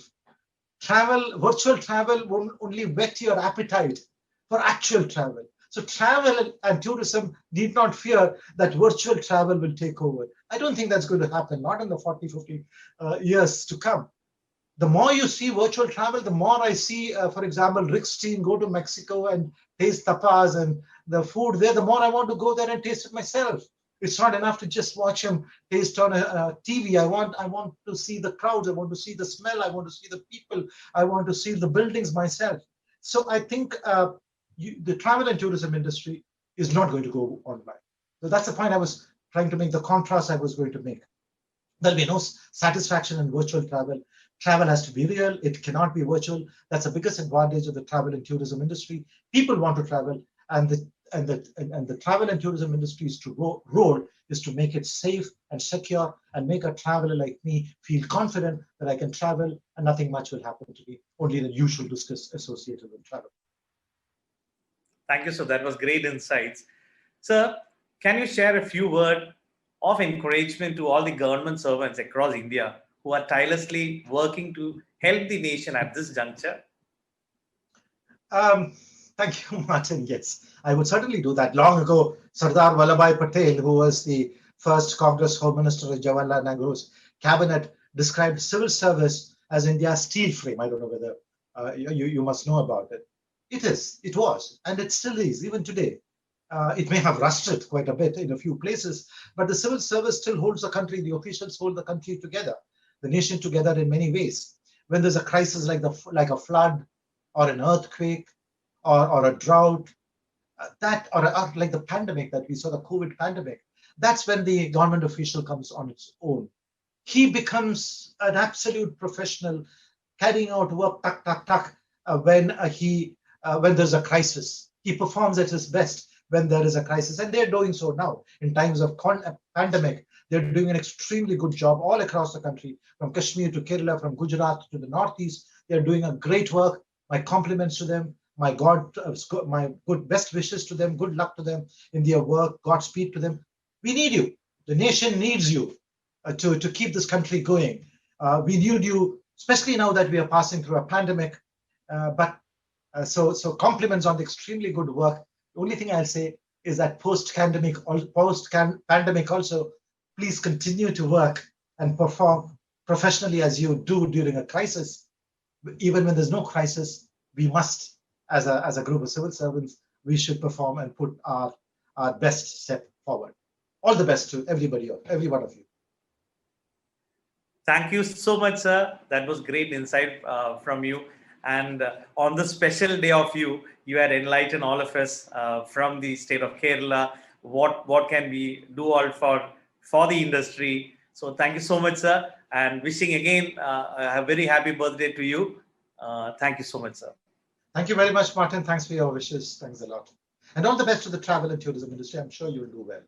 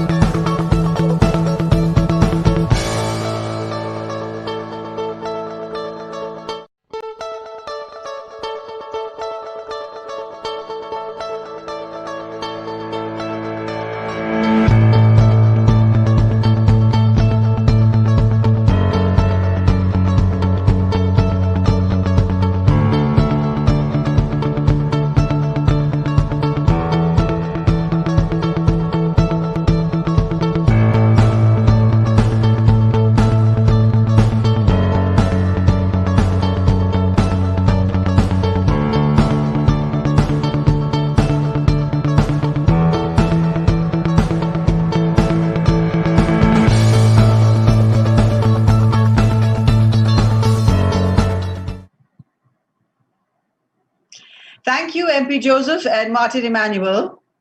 Our next session coming right up. A deck of cards isn't just a box filled with 42 pieces of cardboard. These playing cards can become your friends in a card game, your accomplices in a magic trick, and your companions in a deck collection. They can even represent something much bigger than the contents of the small box. And the thing to know is, just when you think you're playing your cards right, God shuffles the deck. जब राणा राजा रानी और गुलाम ही नहीं राजी तो क्या करेगा काजी?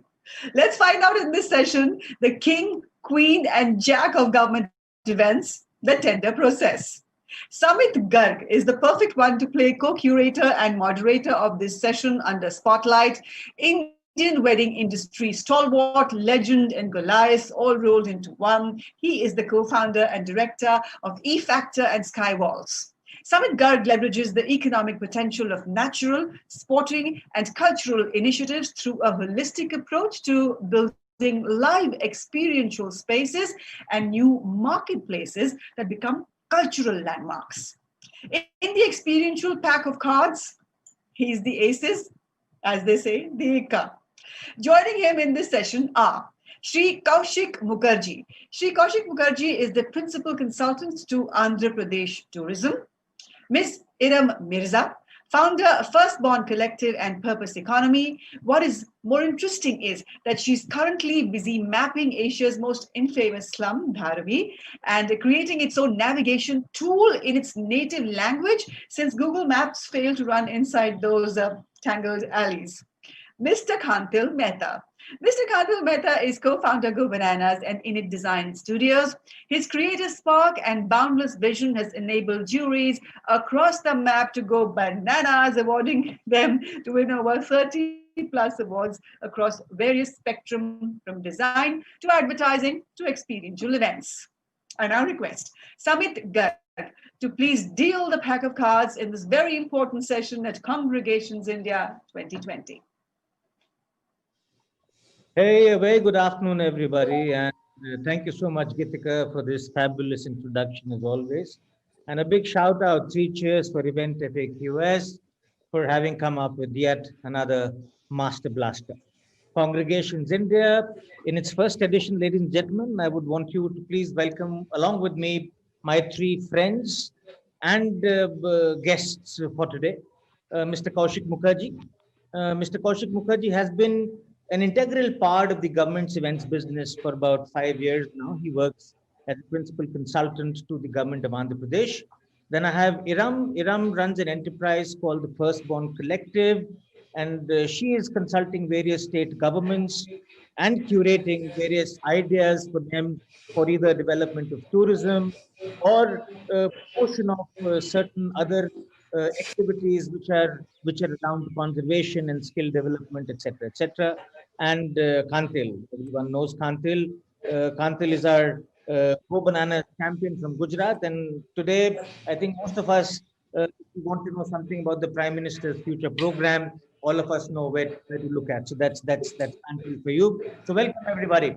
And we know that the time that we've been given is fairly short, 50 minutes, and 4 people. Mr. Mukherjee, we'll begin with you. And, something which I think practically every relevant person in the events business is aware of, the success story of Andhra Pradesh and what the government did between 2016 and 2019 with events. 5 zones were created and about 5 companies were roped in. So can you just tell us how did that whole thing begin and what was the rationale behind it? First of all, Samit, a big thank you to you. In COVID time, this is a very welcome break, getting to talk to you and the other friends here. Quick answer to your straight question.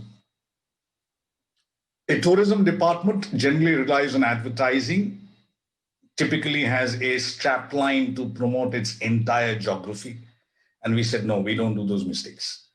So what we did instead was that we picked up the multiple different offerings of the state of Andhra Pradesh, be it the India's finest beaches of Vizag, be it religious tourism in Tirupati, you don't have a bigger temple than that in this country, be it the backwaters of Guindy, because when you say backwaters, people talk about only Kerala.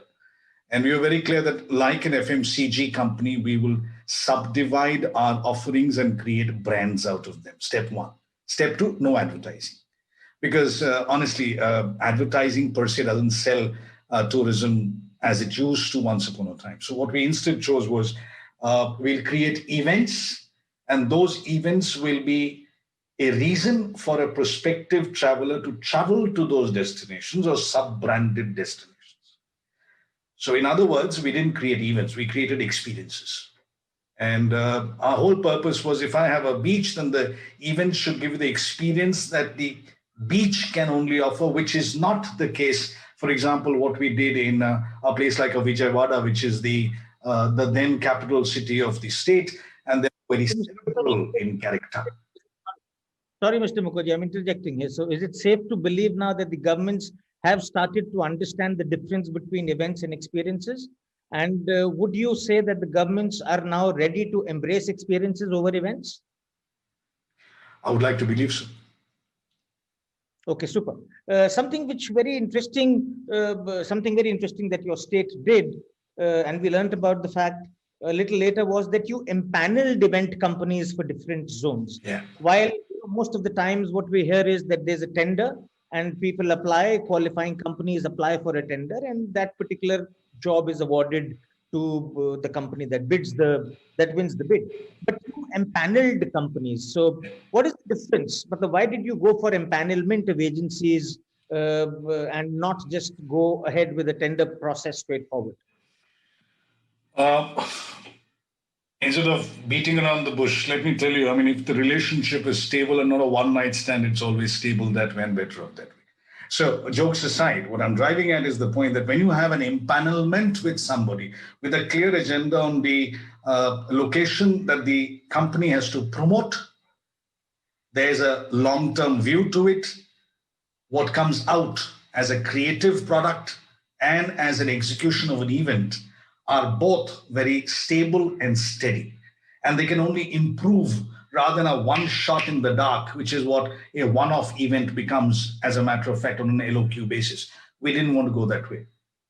We wanted guardians of these 5 destinations within the state that we wanted to promote.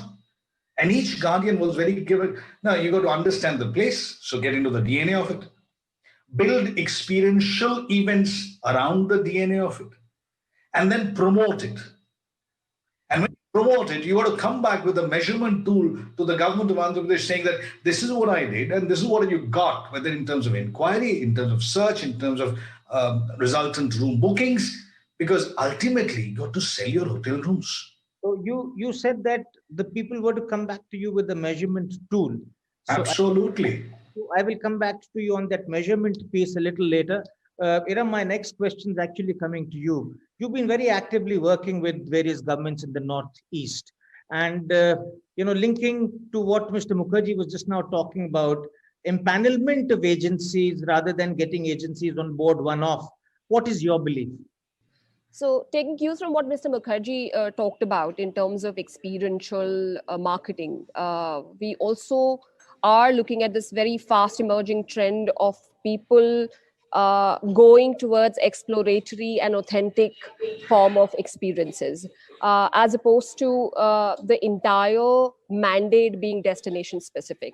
And now governments slowly are also sort of getting attuned to what the travelers are seeking. My experience with Northeast, when I started to look around and its unutilized potential, was very much in tune with the latest behavioral trends. It's a highly exploratory place. It has a huge amount of natural. So is the government believing more in empanelment, or is the government believing more in one-off appointment of agencies for specific works? That was my first question. Right. Mr. Mukherjee, to you. If you can please answer that for me, that will be important for us. And then what you were talking about on that, what are the kind of opportunities that you think exist in the tourism sector for event management companies? So I would actually take up your first question, where the nature of opportunities that kind of exist have drastically changed. In fact, it's quite a great time for event management companies, because now you're looking at plethora of experiences as opposed to one-off event. Now your target demographics have been divided into subgroups, where you're crafting experiences and personalizing them. Everything from a bird watching to a caving. Like, for instance, when we curated a product called the Meghalayan Age for the state of Meghalaya, we realized that there are these specific revenue streams for the government and very, very authentic experiences for the travelers. Everything from a hot air ballooning to introducing glamping for more immersive natural experiences, to packaging a lot of what we have, the indigenous sort of cultural capital, and making it more palatable for the new age travelers. So from the opportunities perspective, when you look at this time, it's extremely prolific for event managers, because now you have, as opposed to one destination, one singular experiential product, you can create multiple experiences.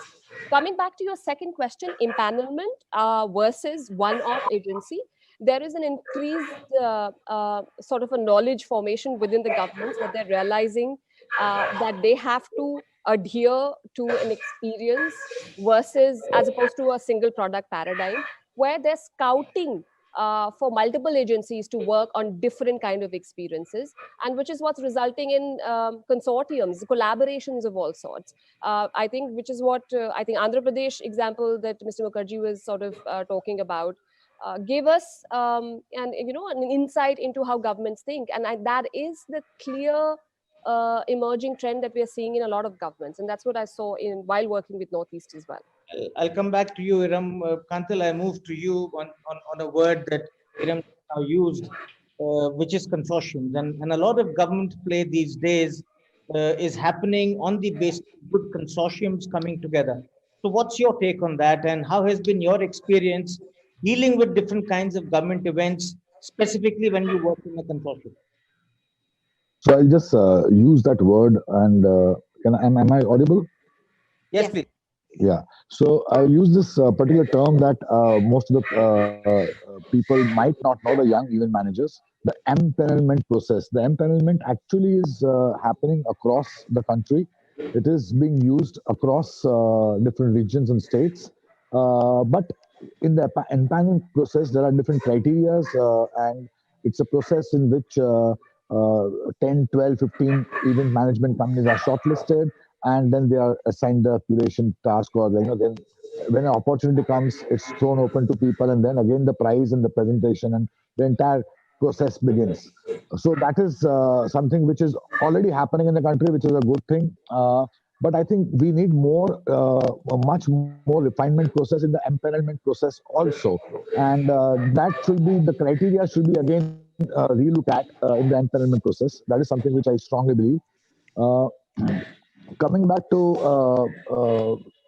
the consortium part, the collaboration part, I think what happens is everything, the entire government process is strictly protocol based, and when you work under a particular protocol, there are price points, there are certain company turnovers, there are certain legal structures which you have to follow, and a young budding company or even established companies doesn't necessarily are qualified to those parameters, which is where the consortiums takes place. Also in terms of collaborating, where you have multiple expertise coming on to create an experience. That also is something which is already happening in the country, and that's some.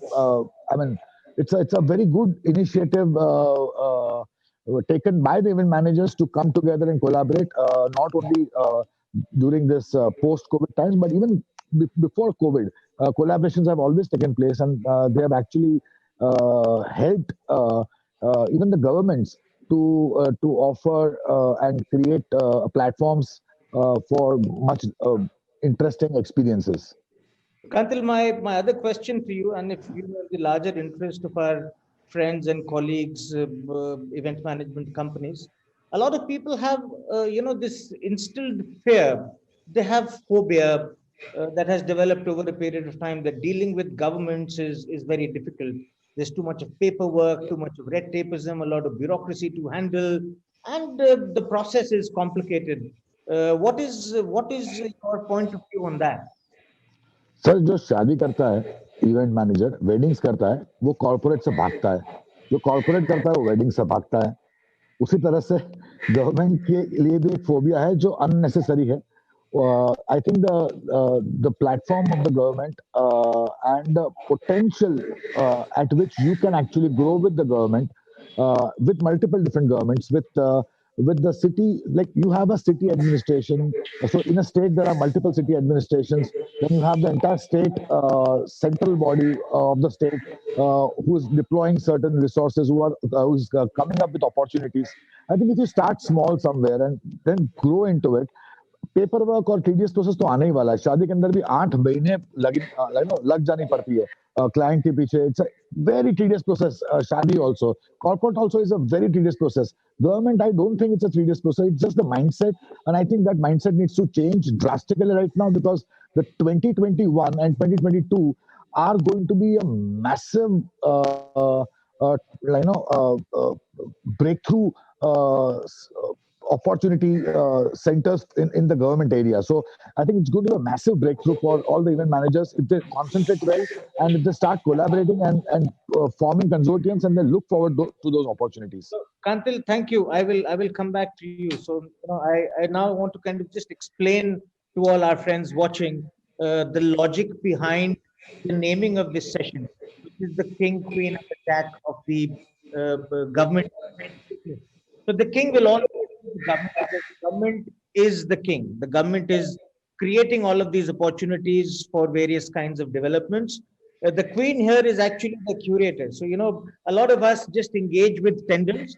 A lot of us do get involved in the process of curating tenders as well. At large, there is a think tank sitting somewhere thinking about what this, then they are making presentations, they are making policy decisions with various people, relevant government officers here. And so that's another set. So that's the queen, and the jack is people like you, Kantil, and me. So the people who actually get into the trade hands-on and implement. So there's this proper chain.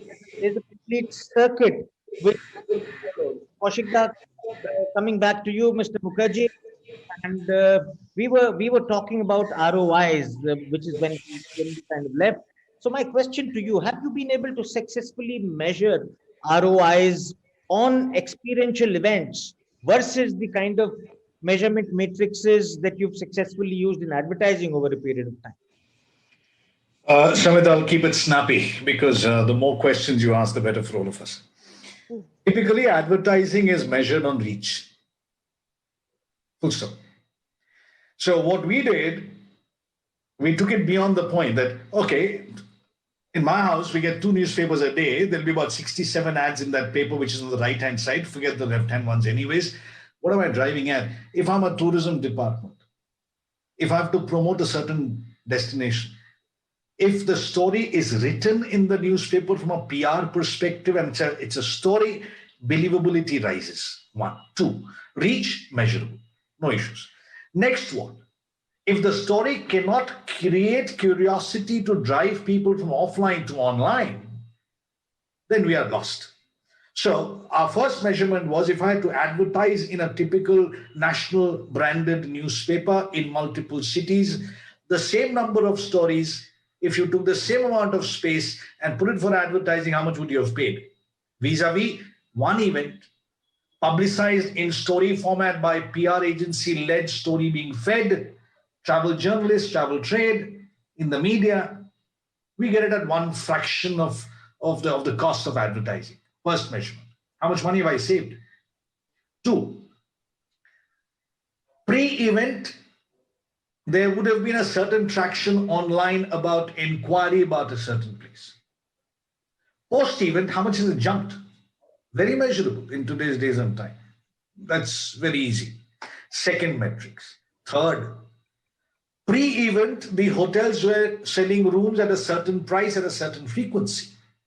Post-event, what is their gross inquiry? What is their gross occupancy? What is their gross revenue? Which is the fundamental impact on the GSDP or the state's GDP. Amongst the various events that you curated in the last 4 or 5 years in Andhra Pradesh, were you successfully able to measure all of these things? Yes or a no? Firm yes. And do you think this will continue because the current government stopped everything that the previous government had initiated? I'm afraid yes. I'm sad. So how do people like you and Iram, who are also playing the role of people who are creating policies, how are you fighting situations like this? So Iram, I come to you with this question now. So how does a think tank or a body of think tanks like you handle these situations? Now, I think the way to look at this particular problem, which is a kind of an intactical problem, because you're looking at events as a one-off activities that is done for 3 years, 4 years, 5 years. I believe in strategic long-term strategy. When you're creating a blueprint for a particular state where you're creating a projection or a phase-wise plan to develop certain capitals, it takes about 5 years to kind of turn into marquee properties. I think the language around the events needs to change, and the mindset as to not treat them as a one-offs, but look at them turning into flagship, signature, marquee presentations of the states. And which means the plans need to be developed for 5 years, 6 years, and proper engagement to be done. That's the way I look at it, and that's actually the knowledge gap that needs to be filled. So you used the word mindset here just now, right? And mindset is obviously what we refer to as alignment in our day-to-day communication. Right. So your alignment as a consultant with the government that you're consulting with, right? And government's alignment with an event manager in terms of what is it that they're actually wanting to do on ground. Right. So what kind of gap that exists here, and how would you recommend the event management companies to work and bridge that gap? Right. For instance, very, very interesting question. And I think when I was talking about the fact that you need to look at the entire life cycle of a particular property or an event. Now, this life cycle, when we look at the event, we look at the activity taking place, but we often sort of forget the production, which is also very much aligned with the skilling that you're doing. For instance, for any ground event that you're doing, for the pre-production of it, you're actually skilling an entire cohort of people down there. So there is a high level skilling that's happening there, in whether it's like high-end crew operations, whether it's adventure activities, whether there are premium services that are being offered. Secondly, we never ever talking about the evaluation or the measurement of it. We look at the measurement, the metrics that exist are very oriented towards the event. How long? Look at the long tail of it.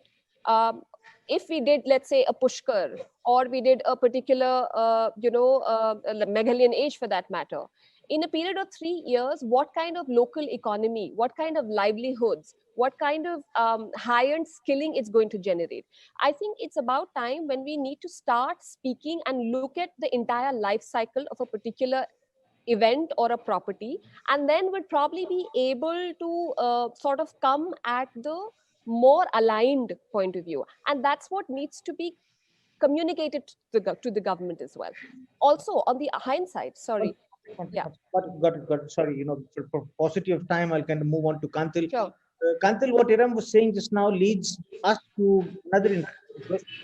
Is the life cycle of a relationship with any on a particular product or an event? So you've been doing many government properties. So what's your experience been? Do they sign you up for a 3-year or a 5-year? There are opportunities which are there for 2 years, 3 years. In fact, the Kutch Festival is an example where it's almost like a PPP model, and there are many such properties like that. But I think that mindset for long-term relationships is still taking shape. It's not still arrived. Also, with the change of the government, like what we were just mentioning about the Andhra Pradesh government thing, where the government change has kind of given a deadlock to this entire earlier formation of the properties which were created, the event properties. So I think a mindset change where event is not just one-off, but it is something where it is for the state, and the types and the formations are done for a long period of time. It's a difficult journey unless you have the same government coming at least for 10-15 years, and till the time it becomes a public ownership thing where people demand it. I think till that time, it's going to be this challenge. The government, the 5-year shift is going to be a challenge, and but still you should not lose hope. I think 2 years, 3 years, 4 years, or 5 years also is a good time to mature an event and to take it to the next level. So the types are possible. There are very small types also which are there for city-specific types also there. Not just large format events, but very interesting curation possibilities are there with the government, which I think we should explore more. And that is something which, instead of doing one large thing, if you do some engagement or ideation with the government, or you work with partnership with the government where you can engage the entire city, like for example the art walk.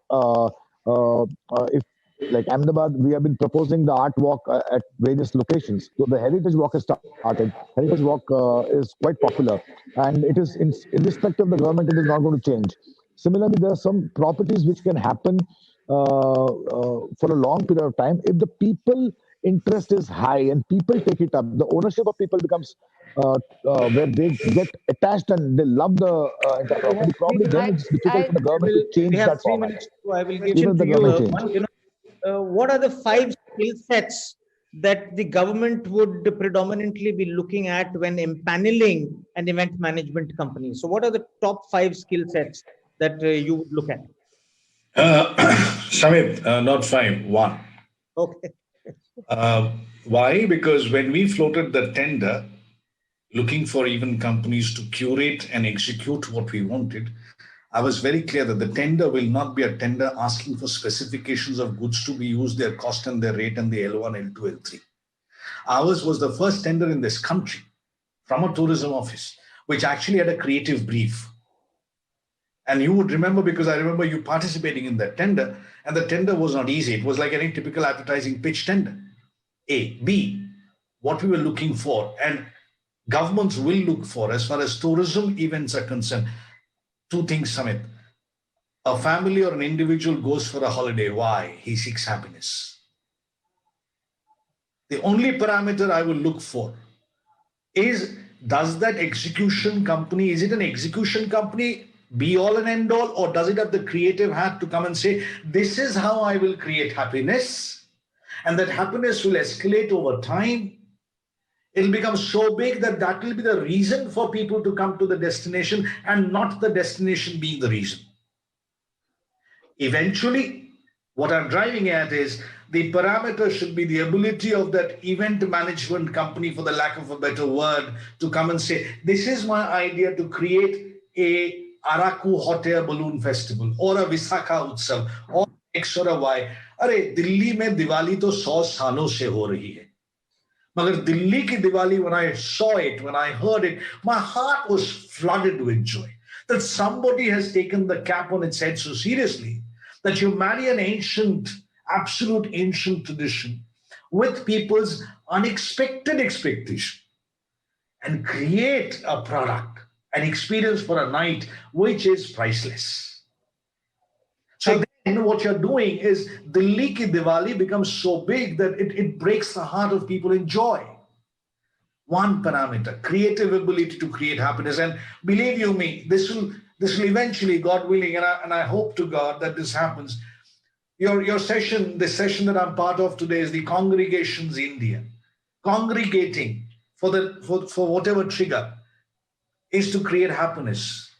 Whether it's Delhi, it's Diwali, Vizag, Visakha Utsav, Meghalayan Age, whatever. There should be a ministry of happiness. And if sarkars and departments, come into play, Mr. Chandrababu Naidu took it upon himself, and he did tell me that, Kaushik, brilliant idea. Let's take this Ministry of Happiness very honestly and take it further forward. Because then that government will, towards the citizen, create periodic executions of happiness episodes. Fantastic. I would have loved you come into play by creating that DNA. I would have loved to carry on this conversation, Mr. Mukherjee, but thank you so much. The Ministry of Happiness, I think, is a big one, is a great one. Iram, this 1 minute actually ended up becoming 2.5, but my Sorry, to you. What are the governments looking for these days, Iram, when you're talking of event experiences? So the top 3 or the top 4 things that you think the governments are looking for, that we event managers should be spending our time to curate, develop, etc., etc. One of the interesting development that I'm seeing is the fact that they are looking for marquee properties, signature cultural identity, which could be events, which could and on across that cut across a lot of diverse fields. There could be a conservation angle onto it. There could be an ecotourism, responsible tourism. There could be a heritage angle interwoven to sort of generate sustainable properties. That's one thing. Second, I really feel that a lot of the governments are now are looking towards bottom-up innovation. They're now opening up to not just look at a top-down innovation, but look at events which are very participatory. So where the future of the tourism that we're looking at is very community participation. And that is also one of the very interesting solutioning which can sort of of the government change, for instance, right? Community participation, creating events that have high degree of engagement with the local communities in partnership with the communities. That's the second thing. Third thing, that a lot of what we do needs to have measurement metrics, which do not exist. There needs to be right kind of evaluation tool, which could come in terms of the private sector participation. You could look at sponsorships. the entire private sector is looking out for engaging storytelling from their perspective. So a lot of these events are basically captive markets that need to be exposed, actually first translated into the language for the private sector, and need to engage with the private sector to come in and participate. I feel the big gap that exists between the unorthodox alliances or the collaboration between different sectors is just the language change, right?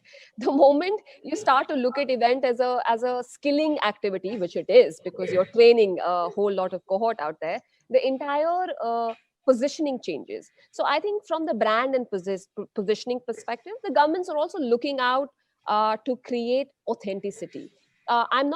This change is nascent, it's building up. It's led by a few very forward-thinking government, but it's happening. And like every event that reaches a certain tipping point, I'm guessing because of the COVID, because of a behavioral shift, of treating the people who are coming to your state as consumers, the consumer centricity as we talked about. I think this concept is going to take place, and it is taking place. So these are the three things that I think all the event managers need to look at while crafting creative properties and events for the government. Thank you. That's a very good input and insight, Iram. Thank you for that. Kantil, you are the last man, and the last man always, as they say. So, at what pace do you see the government experiential events business build up from now on over the next 3 years? That's question number one. Answer, please. Then I'll ask the question number two. The pace. Answer, please. Then I'll ask the question number two. The pace completely depends on, I think, the industry, the event industry. I think people are shying away if the moment they go and talk, they share ideas, they meet the right kind of people for a cup of coffee. Nobody will tell you no, not to come over and share an idea. I think possibilities will emerge, and the more you talk, the more you engage. And if you participate in a dialogue, the congregating part with your fraternity or with different kind of fraternity, with different set of people, like working and collaborating with architects, with different kind of people, like even with developers. We have seen an example of how a developer or event manager has taken over an airport and created an experience center there. So I think you have to look for it. Your ideas are going to your ideas are going to be very important of how fast the government is going to respond, because government has a lot of other jobs to do, and you have to be aggressive. Government will work in its own pace. Okay, so what are the three messages that you think you want to give them to come forward and engage with more and better business opportunities with governments? With more and better business opportunities with governments. Small is beautiful. Start small. Don't shy away, or don't just jump into profits. Even the small. In fact, it's an important message for the small time event managers who are just starting off, who are not exposed. Even for the big ones who are not kind of who have a phobia towards the government, working towards government. I think they should start with any juncture and start exploring the options. So the most important thing in that process will be to really go into details of each and every element and understand the process. Once they do that one process one time, I think their fear will go. I think this entire one process of one time is something which I think we can take we can do a session on that also, because if all the event managers are exposed towards the entire process and have been trained to follow certain simple things in talking to a government, in working with the government, I think their fear will go, and the connection will improve, and I think more properties and more such things will come out.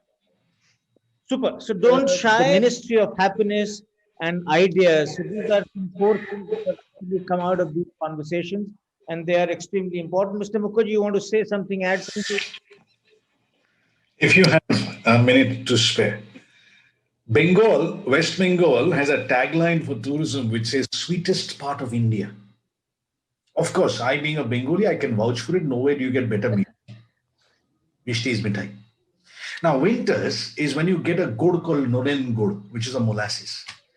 Sweets made out of molasses of Nolen Gur. Believe me, if you have it, you will faint in happiness. What stops you?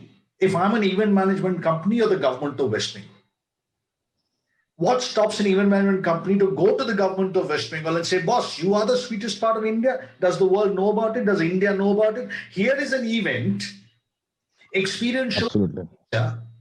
which carries forward that message of the sweetest part of India with a set of Bengali sweets on a train.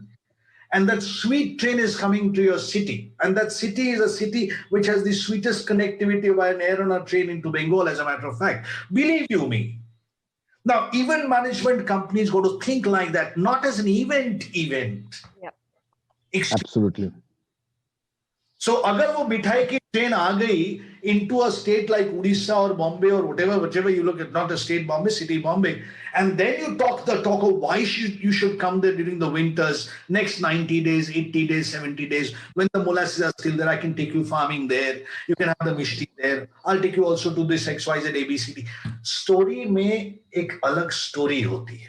तो ये कहानी अब यहीं खत्म करते हैं, Mr. Mukherjee, because we've kind of run out of time and I'm getting hammers on my phone.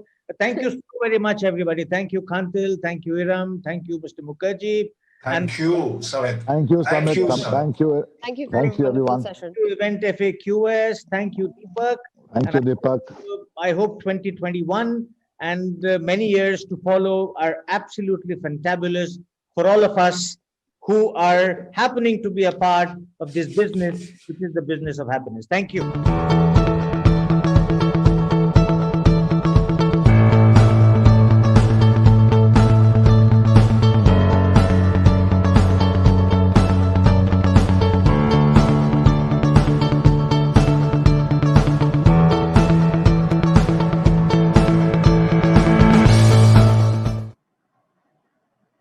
The next session continues the conversation about how cultural events and tourism have been hit hard by the pandemic of the century. When and how will they bounce back? Indian media and entertainment thought leader Sanjoy Roy is back, and this time as the co-curator and moderator of this session. And he has with him the presence of Nirupama Kotru, Joint Secretary, Ministry of Culture, Government of India. It must be stated here how she has played a pivotal role in the setting up of the Indian Institute of Corporate Affairs at Manesar, Gurgaon. Currently, she looks after the administration of 8 media units of Ministry of Information and Broadcasting in the field of films, including the National Film Development Corporation. Ma'am, we are privileged to host your presence, and we know that your vision will add much value to the discourse at Congregations India. Sanjoy Roy, take it on, sir. Thank you very much, Gitika, and thank you, Deepak Chaudhary and Event FAQs for putting this together for 2021. Delighted to welcome, as all of you know, Joint Secretary Nirupama Kotru, Joint Secretary at the Ministry of Culture. Nirupama Kotru has had a long experience both at the Information and Broadcasting Ministry and, of course, as well as the Ministry of Culture. And perhaps for those of you who don't know, she was also responsible for the first COVID protocol that the Ministry of Culture put out for institutions and heritage places. So that's what I'm going to start with, Nirupama Kotru. If you can just tell us that when you opened up the heritage spaces, and I read yesterday that we've also increased the number of people who can go to Taj Mahal and many of the heritage venues. Can you give us how you see the future of this? Because much of the industry is looking forward to now bringing in tourists, getting them to do things that they used to doing, and all of this sits in your purview. Nirupama Kotru. Okay. Hi, Sanjoy. Happy to be here. Thank you for that welcome. Gitika also. So Sanjoy, as you know, when this pandemic hit us, I think it was around March when we really decided, that we should start shutting our museums. And I remember it was a Friday or maybe 13th or 14th March, and the director said that surprisingly, as against a footfall of 17,000, he had 25,000 visitors that day. So, on a normal day, you'd be so happy to hear the high footfalls. But by then, the pandemic had already arrived at our shows. So it was so upsetting. And I said that we really must shut immediately. And I remember 17th March, I got the approval and we shut all our museums. Monuments had already put some protocols in place. I remember Taj and all were open, and they had got these temperature sensors and all that. But museums, it was a bigger challenge, because especially a place which is enclosed like Victoria, and it's humid there, right? It's the most visited museum. So it was a tough decision, but at that time you have to put safety first, right? There's no choice. And you have a lot of foreign tourists as well. So if you remember, that was the beginning of the pandemic. We were all still, grappling with the various aspects of it, and how big is it? We didn't know. So it was a tough decision. We had to take it at that time. And slowly, I think monuments which came in containment zones also started shutting. And we were basically guided by MHA guidelines. Ministry of Home Affairs, has been at the forefront with the Ministry of Health in trying to control the lockdown guidelines, etc. So we really had to wait it out. There was no choice. We really had to wait it out for about 6 months, And I remember being so optimistic in the beginning of the year and thinking July will hit a peak. And then I said, okay, August will be done. And but even till the end of September, you know how it was. It was so disheartening because the cases kept rising. And at such an extraordinary time, what do you do? I mean, your priority. But has how to do you be your see this going citizens. forward? Go through. How do you see this whole thing panning out? You've put into place protocol. You've opened up the museums. You've opened up heritage monuments. Do you see much more of the opening up happening over the next few months, or do you feel that with this onset of the vaccine, we're going to have a changed reality in See, 2021? Sanjay, if you remember, I think Louvre had opened way back, probably in July. So, that was a time we kept constantly evaluating what's going around the world. And in India, we really had to calculate the risk vis-a-vis, the encouraging people to come out. And I really wanted to encourage people to come out. So that's why the protocols, and I had taken assistance of all our stakeholders like yourself and others and Roshanji and everybody. So our endeavor was, yes, let's get people out of this fear psychosis, that slowly they must start coming out. And if you're going out, rather than going to a mall, why don't you come to a museum? Footfalls are still quite scant, that. So slowly I think it will pick up, because we have opened our museums. The monuments are mostly open, except where the local authorities have not allowed it. I really am hopeful, because when the festive season started, if you remember, because for us, it starts around October with the Diwali, and now we're into Christmas and New Year.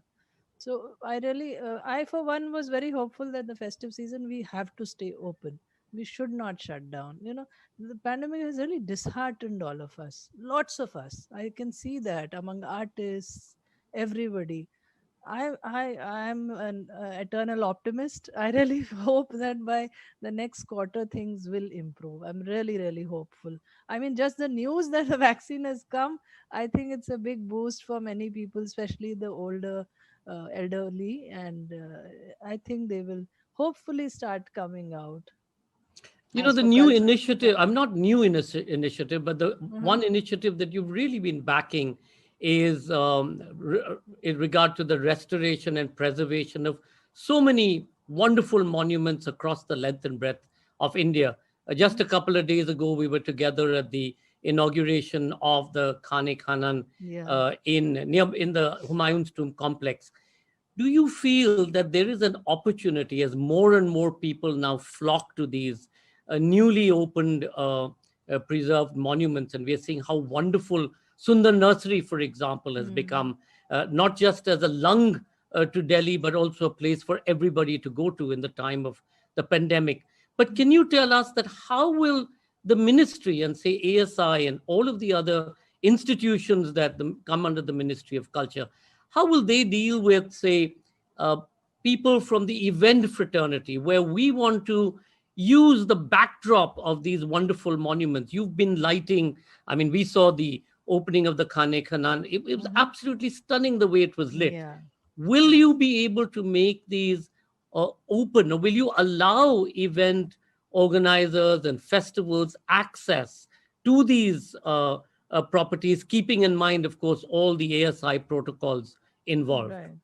So, Sanjay, we had very extensive discussions on this in the ministry with all the concerned wings, including ASI. And in fact, we had drafted very, very elaborate guidelines, that if anyone wants to have an event there, it will not be, it will be open to most agencies. ASI, in fact, had put together a list of monuments where they can start. And I think they are kind of finalizing that. But we were in fact hoping that I can share this with you. In October, we were hoping to have a good show on Mahatma Gandhi, in fact, in Old Fort. But again, it didn't come through, that time things just didn't work out. It's a struggle, but I mean, I know it's worse for the private sector. Obviously, we in the government are better off.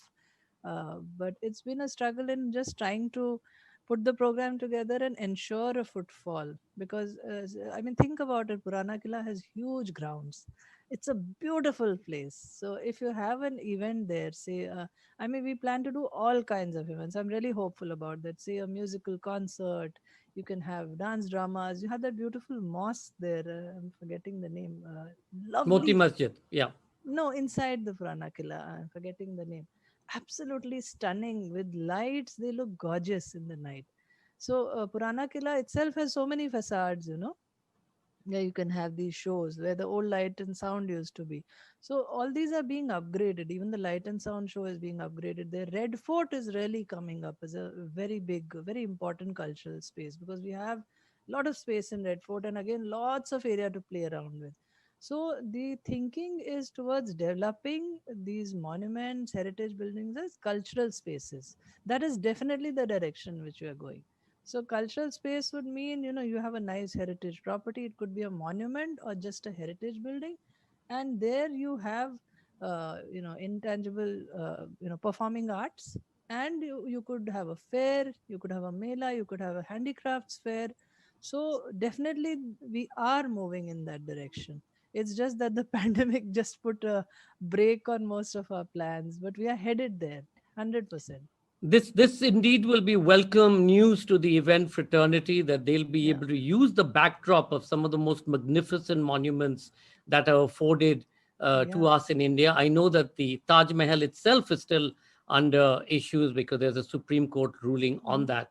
But the other area that you've really been able to take a step forward is the public-private partnership aspect, and whether it's the Red Fort program where you were able to bring this together in a substantial way. We've seen that in Calcutta with the new restored properties there. Again, public-private partnership. Is this the way that government is going to move forward, looking at a new opportunity for public and private partnerships to be able to drive the cultural agenda of the country? Definitely, Sanjay. Again, this year, I understand a lot of private players may not have the funds to invest, but hopefully by next year, we will be better off. I'm really hopeful that by April, we can really start talking to industry and getting them on board. And, each building can be a separate project, or even a museum gallery for that instance. I mean, why we don't, I really feel none of us have these hang-ups anymore that, you have a corporate sponsor. You can just give, credit that so-and-so has invested in upgrade of this gallery. It's somebody who takes pride in his culture, no? So why would I bar a private person who's interested? Now, you know that in Khane Khana, this Indigo Aviation had put in money, and they did such a nice job. So it's really nice to have somebody who's interested in investing in culture, having them on board, and definitely I think we will be opening up to more public-private partnerships. Definitely, I see that happening. Yeah. One of the things, again, one of the initiatives that the Ministry of Culture, and I think you personally have been interested in, is how do you capture the attention of young people, especially kids, etc.? How do you bring them to the fore? Do you see this again to becoming one of the focus areas of much of the work that you all are looking at in terms of how do you capture young people's attention and get them to understand the breadth and the depth of India's built heritage and its intangible heritage as well? So, Sanjay, the good thing is that the new national education policy just does talk about it. It says that you should sensitize children about their heritage, and we've already had discussions with Ministry of Education. We've assured them we'll give you what you want. You can make educational films, even your textbooks. Because I remember when I was in school, and the only memory I have of the Harappan dancing girl was this really bad, tiny picture, and I couldn't make out. And when you actually visit a museum, it's so fascinating. So all of us have had the, annoying books with really bad pictures.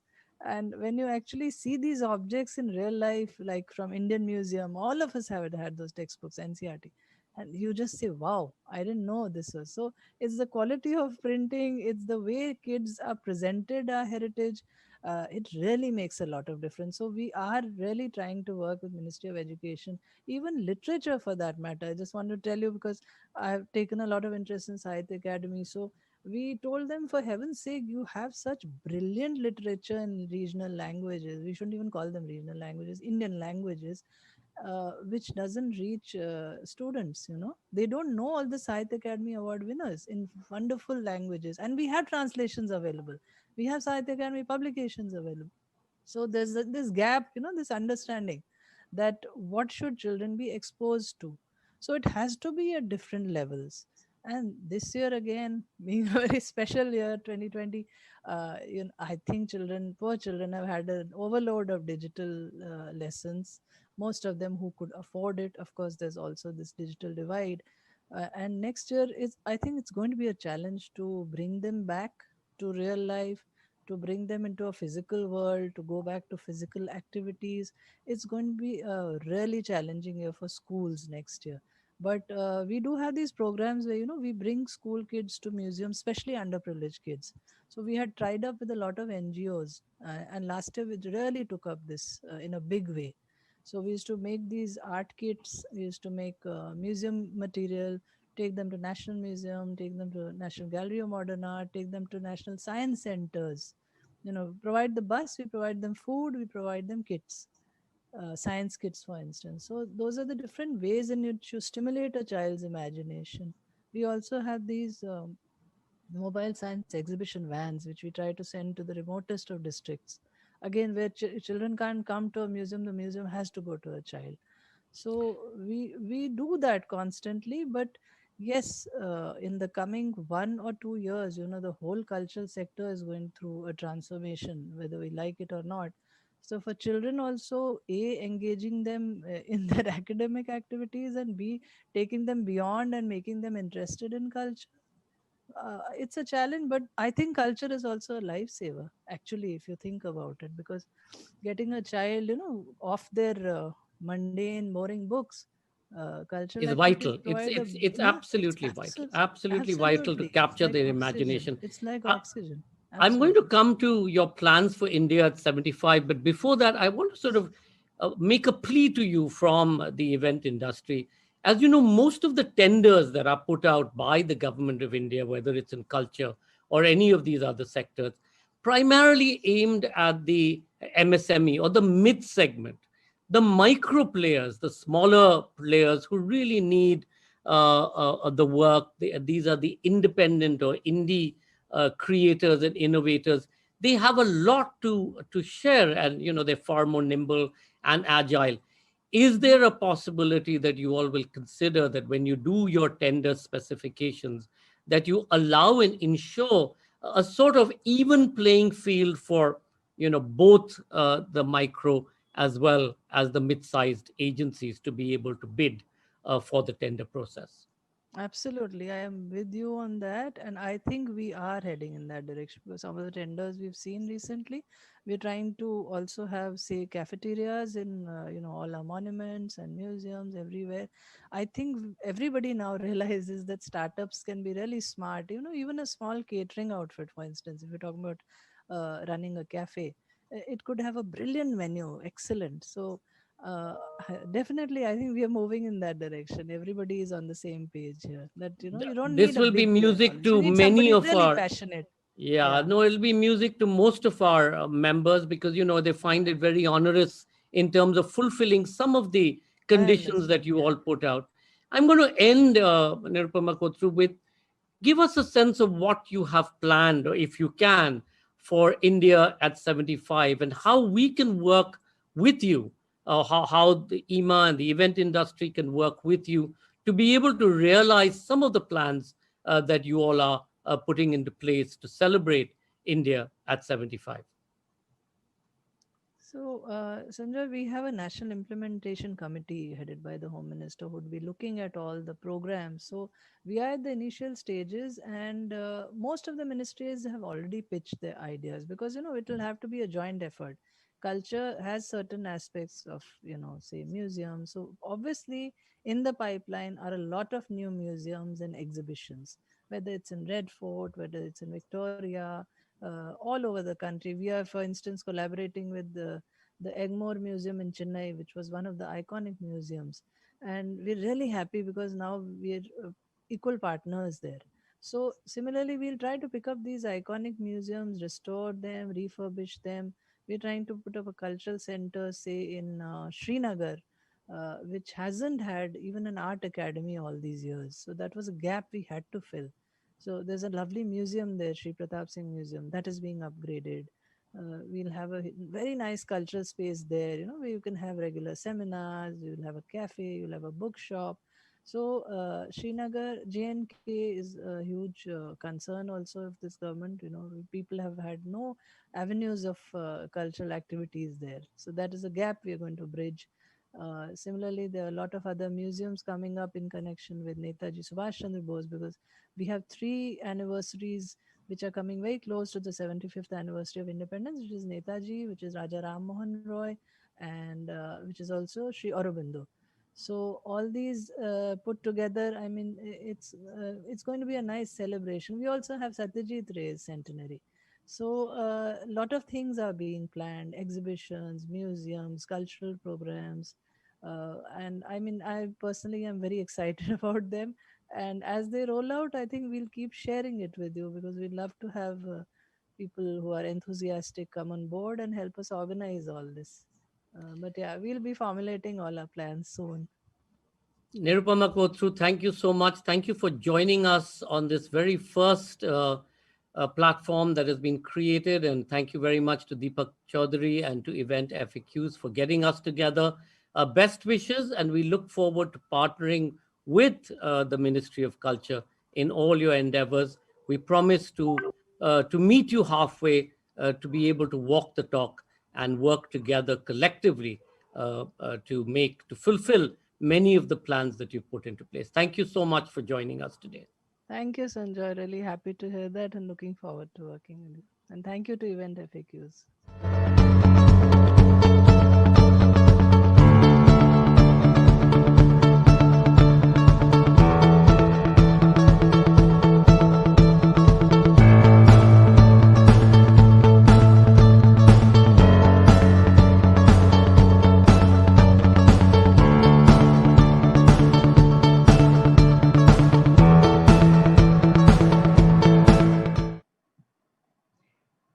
And the conversations continue at Congregations India 2020.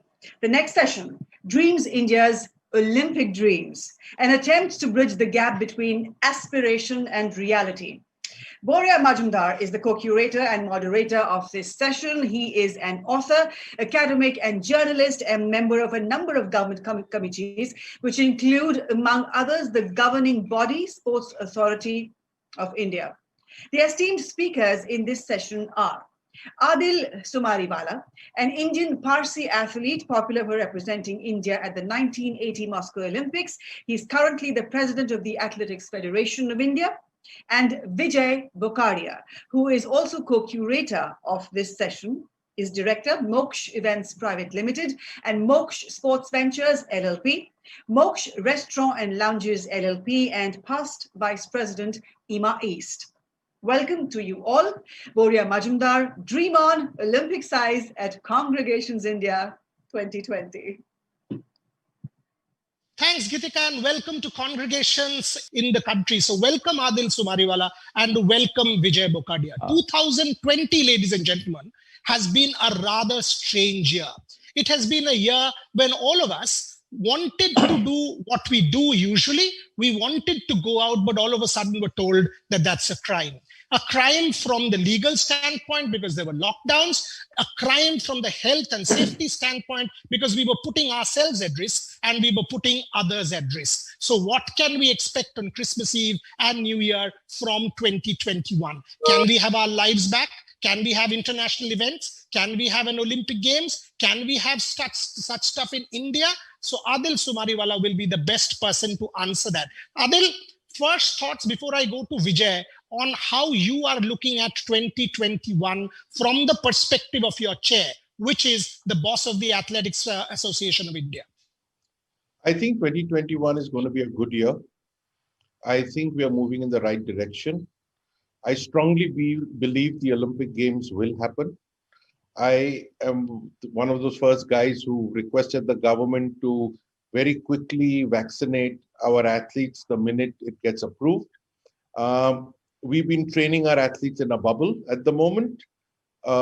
Sporting events have started in India also, and I'll go into little details later. But I think 2021 is going to be pretty close to normal as far as I can see, especially after the first quarter. Wow. Vijay Bokadia, that must be music to your ears. Near normal after the first quarter. I will absolutely ask Adil Sumariwala if he's looking at getting people back into the stands and how quickly that is. But from your perspective, first thoughts on what Adil said? I echo Adil in the sense because we've been seeing some positive steps rather on the vaccine front as well. And forget about the vaccine front because that's a different part, but on a real day-to-day, that's where, it will impact you or me or anybody technically. On a day-to-day, yes, even now, if you see, yesterday, if you had seen a Kamak Street in Calcutta or a Park Street in Calcutta, people have started coming out. And since I run a restaurant club as well, people are now slowly coming out. Yes, precaution is a must. We still do all the protocols, safety protocols and XYZ, but then people have started coming out. So that's again a positive sign. Surely early 21, we can see a lot of things happening. And rather, I'll tell you one more new thing is yesterday in Calcutta, the first public concert happened for YICII, and it was a drive-in concert in the city. So that's again a good news. At least things are started moving and people have started coming Okay, out. let me set it up a little bit more. Why is Congregations India so important even for me? Now, I wear multiple hats. One is a media hat, one is a journalist's hat, one is a sports analyst's hat.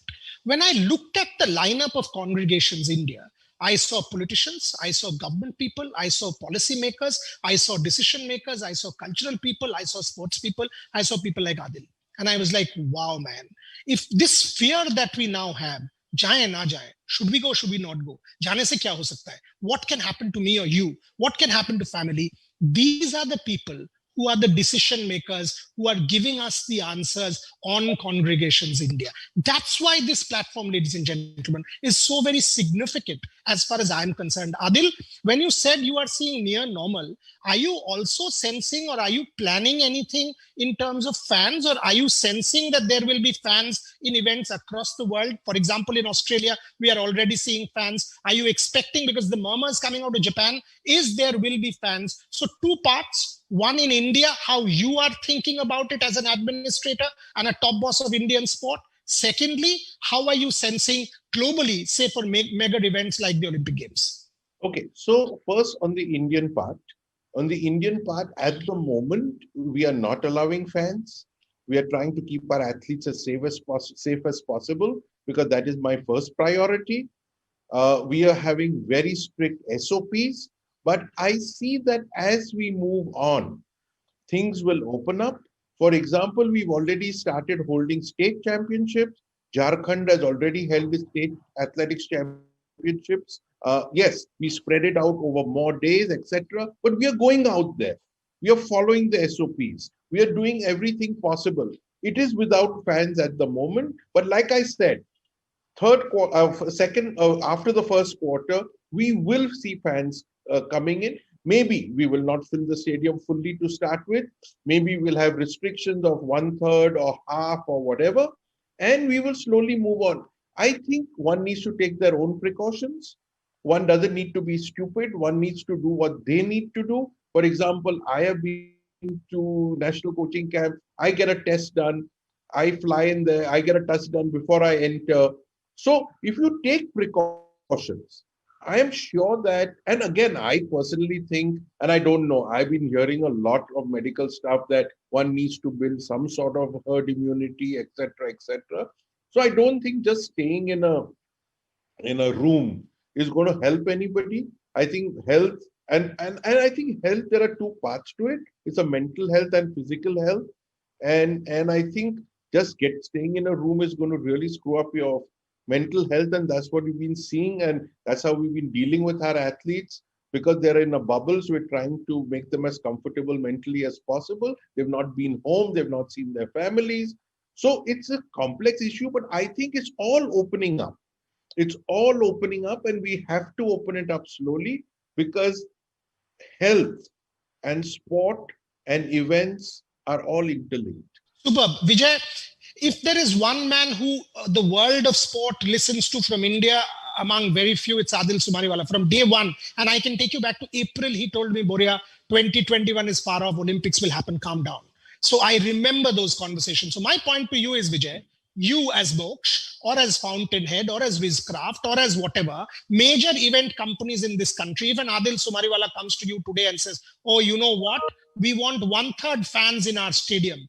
Can you put in biosecure protocols in place that we can keep them safe? Can you get them vaccinated by doing deals with the Serum Institute? Can you do deals with a X company or a Y company that my fans are safe? Are event companies in a position to do that, Vijay Bukadia? 100%. I mean, I'll tell you, we in our association with EMA as well, we'd had the whole lot of safety protocols with respect to all fields, whether sports or religious or corporate events, or whether it's weddings and all. And yes, and we are already taking in those safety protocols in, factor of, because the entire wedding season just passed by and we ended on the 13th of this month. So everything is there. And yes, there were incidences where we had done weddings where we even had to have those, tests of our vendors every day, technically, before entering the venue or the hotel and all. So these things are there. And yes, we are capable. And if things, if let's say an IPL happens or a fan park or on those lines, then yes, with limited numbers, as Adil said, that maybe 50% of them and all. So it is highly possible that, you can have your PCR test or somewhat, tie up with those organizations to conduct right from those tests to instant reports. Nowadays, I believe in half an hour, 40 minutes, you even get a report as well. So, things are that fast rather than wait for 24 hours. And then, having the bio bubble secured. So we actually have all those safety protocols already, and we'd already submitted to a lot of government organizations, a lot in the PMO as well. So Adil, basically, if I'm getting right, the vibes that I'm getting from this conversation, that if fans want to, for example, travel to Tokyo in numbers, and that's July, event bodies like EMA can do tie-ups with the Indian Olympic Association, for example, and get all fans who want to travel vaccinated. Because by then, we know that vaccine phase 2, if I can say vaccine 2.0, is already in India. So just like yellow fever, we had to take the yellow fever Tika before we went to Brazil for Rio. We can do the same for COVID come July in Japan. So I think what we are talking about in 21 is a synergy between event bodies, sports bodies, and the government. Am I right in saying that, Adil Sumariwala? See, absolutely. And I think we all need to work together. It's the Indian Olympic Association, the federations, the government, the event managers. And if we all work together, you saw the Delhi half marathon. Yep. You had the second fastest time in the world. So we worked with the government. We all worked together. There was in Poland, in Gdynia, we did the World Half Marathon Championship. We didn't have the mass run. We had the class run, but people did things. They ran by themselves and they participated, some virtually, some actually ran and logged on an app, etc. So people did participate. The Diamond Leagues were held this year in Europe, though not all of them, a large amount of them, and some even had 1/3 fans in the stadium. So I think each government and federation is sort of evaluating their present local situation, and accordingly they are advising and coming to certain decisions. And we're working very, very closely with government, and government has really been very helpful in giving us data and giving us information. World Athletics has been very, very helpful to help us with our protocols. So I think it's a total team effort, and if we have to fight this whatever it is, what you call it, a pandemic or whatever, I think we need to fight. We have to fight alone. We need to fight alone. I mean, we can't fight alone. We will have to fight as a team, and I think we're succeeding. Okay, I have little more time left, so two more questions before I close. One, a very important point, and again I stress, why is Congregations India important? Because just like fake news about vaccines and other stuff, there's a lot of fake news about events can't be done and stuff. That's where Congregations India can change.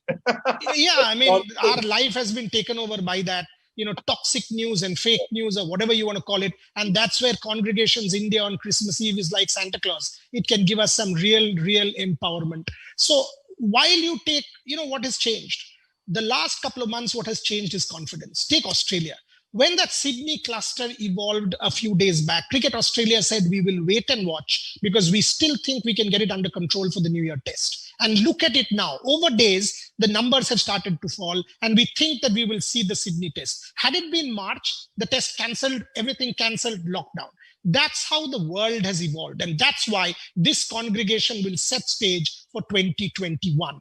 Two final questions, one to Adil Subariwala, one to Vijay Bokadia. Adil will have the final word. Vijay Bokadia, as the largest event body in this country, are you guys feeling confident that 2021 will be much better and progressively than the first quarter, the second one into the third one? By the third quarter, this country will be back to near normal as far as events are concerned, because that is what I'm also sensing with Europe and the people who I'm in touch with for the rest of the world.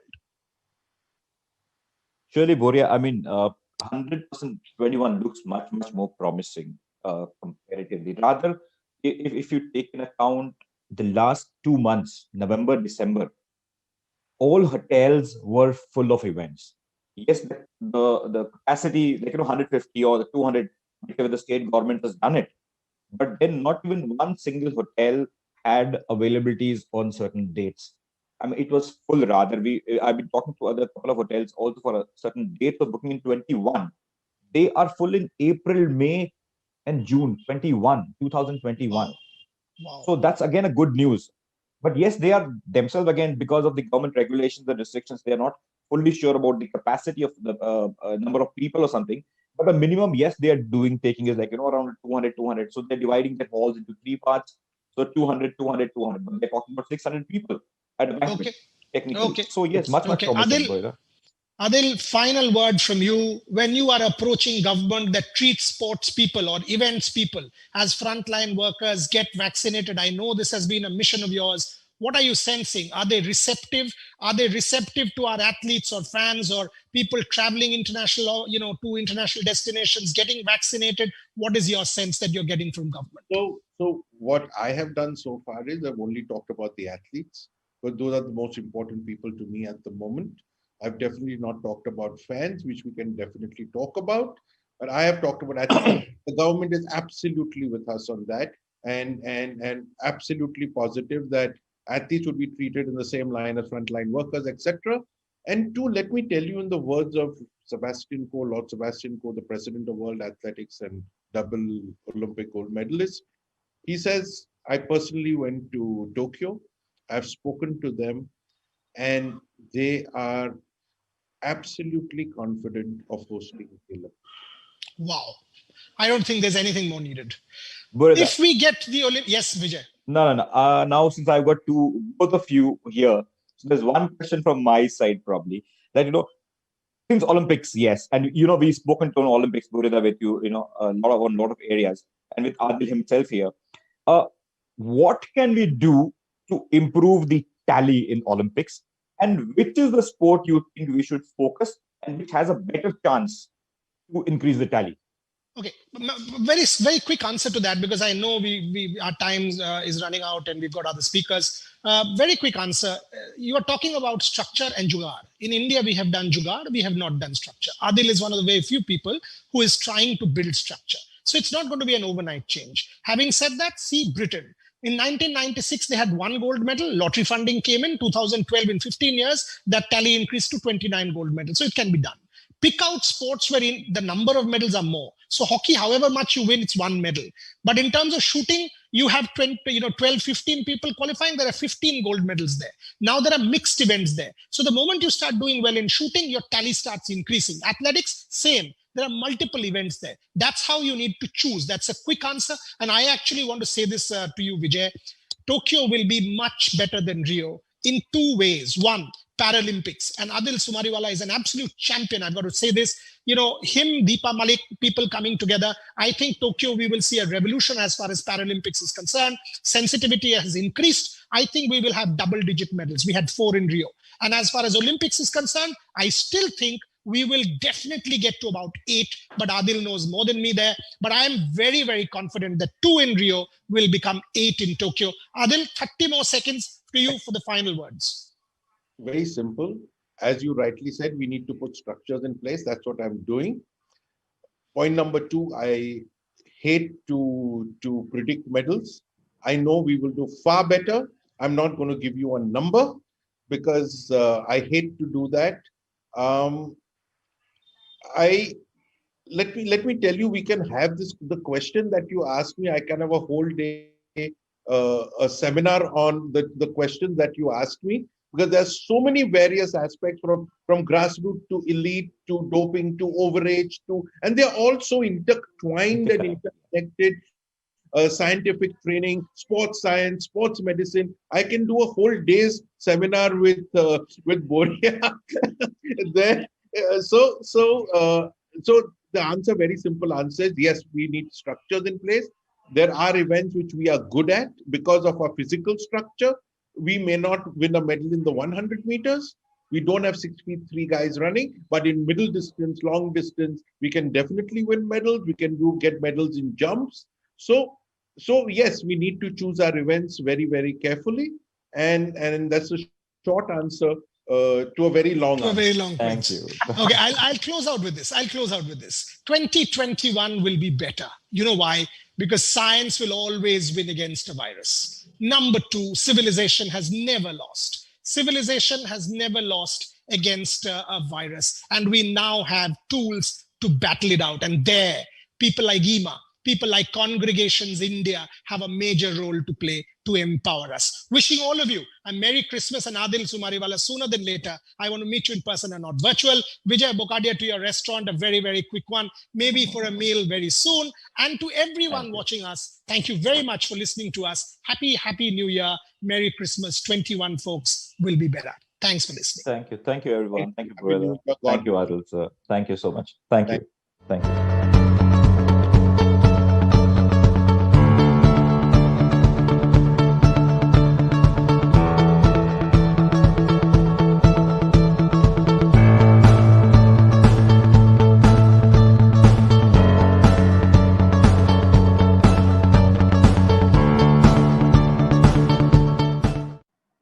And I thought it's time I thank you all for joining us and staying with us at Congregations India 2020. We've had a great start.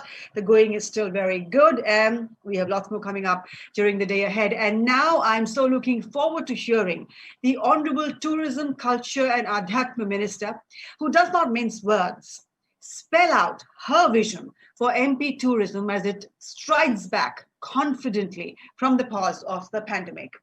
The heart of incredible India is safe in the hands of Sushri Usha Thakur, Cabinet Minister, Tourism, Culture, Adhyatma, Madhya Pradesh.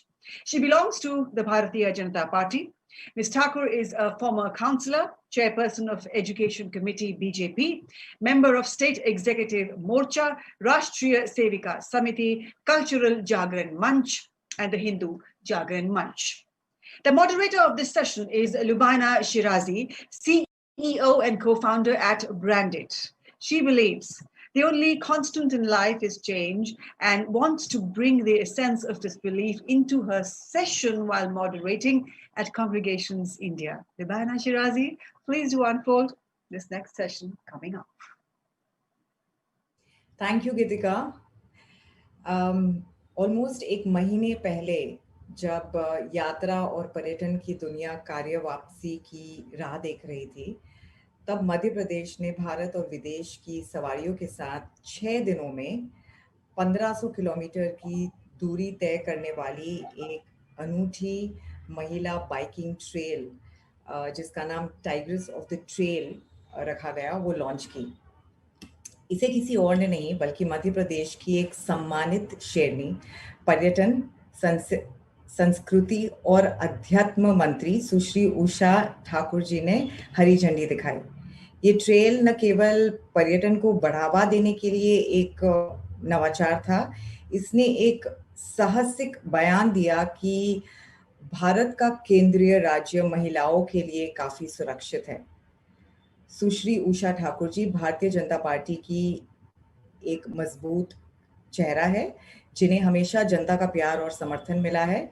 आइए मध्य प्रदेश पर्यटन की आश्वस्त वापसी का दृष्टिकोण उनसे उन्हीं के बेबाक अंदाज में जाने।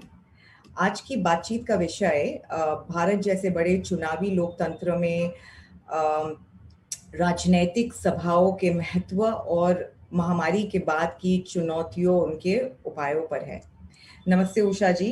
Congregation government political and religious event summit के इस डिजिटल एडिशन में आपका बहुत स्वागत है। बहुत धन्यवाद आपका, आपने मुझे याद किया इस मौके पर। Thank you. So Usha ji, आपसे पहला क्वेश्चन है, जो भूतपूर्व आनंद विभाग, जो हैप्पीनेस डिपार्टमेंट था, जिसको आध्यात्मिक विभाग स्पिरिचुअल डिपार्टमेंट से मिलाकर नया विभाग बनाया गया, महामारी के दौरान इस विभाग ने लोगों की खुशियां सुनिश्चित करने के लिए क्या भूमिका निभाई?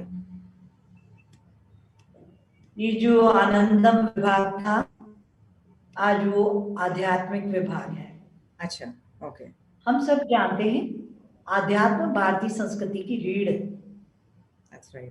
जो वैदिक जीवन पद्धतियों के साथ जीते हैं, उन्हें कोविड-19 जैसी महामारी भी परेशान नहीं कर पाती, क्योंकि आध्यात्म विभाग ने हर क्षण ये कोशिश की कि आमजन सकारात्मक रहें, प्रसन्नता के साथ रहें, वैदिक जीवन पद्धति को अपनाएं। सूर्योदय सूर्यास्त के वक्त हम लोगों ने अग्निहोत्र प्रारंभ कराया, और मैं दावे से कह सकती हूँ कि जिन लोगों ने इस प्रयोग को अपनाया वो कोविड-19 की परेशानियों से बहुत दूर है। और आनंदम विभाग ने, जो हमारा अध्यात्म विभाग है, उसने दीपावली जैसा उत्सव भी इसी बीच में गया, हम सब जानते हैं। तो अध्यात्म से जुड़े हुए हमारे जो लोग हैं, क्योंकि हम इसमें मेडिटेशन, जीवन जीने की पद्धति को सकारात्मक तरीके से जीना और हमारी सामर्थ्य पर दूसरों की मदद करना, ये विभाग का मूल उद्देश्य यही है। तो दीपावली, जो हमारे इसके मेंबर्स थे हजार, उन्होंने पास की सेवा बस्तियों में मिठाई बांटकर, वस्त्र बांटकर और आवश्यक चीजें वहां बांटकर अपनी संवेदना का विस्तार किया और सब प्रसन्न रह सके, ऐसी कोशिश की। यस, मैंने पढ़ा था उसके बारे में, हर घर दिवाली, वो प्रोग्राम का नाम था, राइट? हाँ, वो बहुत ही अच्छा था। एंड सो अगर हम महामारी की बात करते हैं, पैंडेमिक की बात करते हैं, तो एमपी टूरिज्म के लिए महामारी काफी बड़ी चुनौती रही, आई एम श्योर, या तो साबित हुई होगी। और आप पर्यटकों के लिए अगर एमपी दर्शन दोबारा शुरू करना चाहे तो आप क्या कदम उठाना चाहेंगे? देखिए, कोविड-19 ने बहुत यदि सबसे ज्यादा तकलीफ दी है तो हमारे पर्यटन विभाग को दी है, इसमें कोई शक नहीं।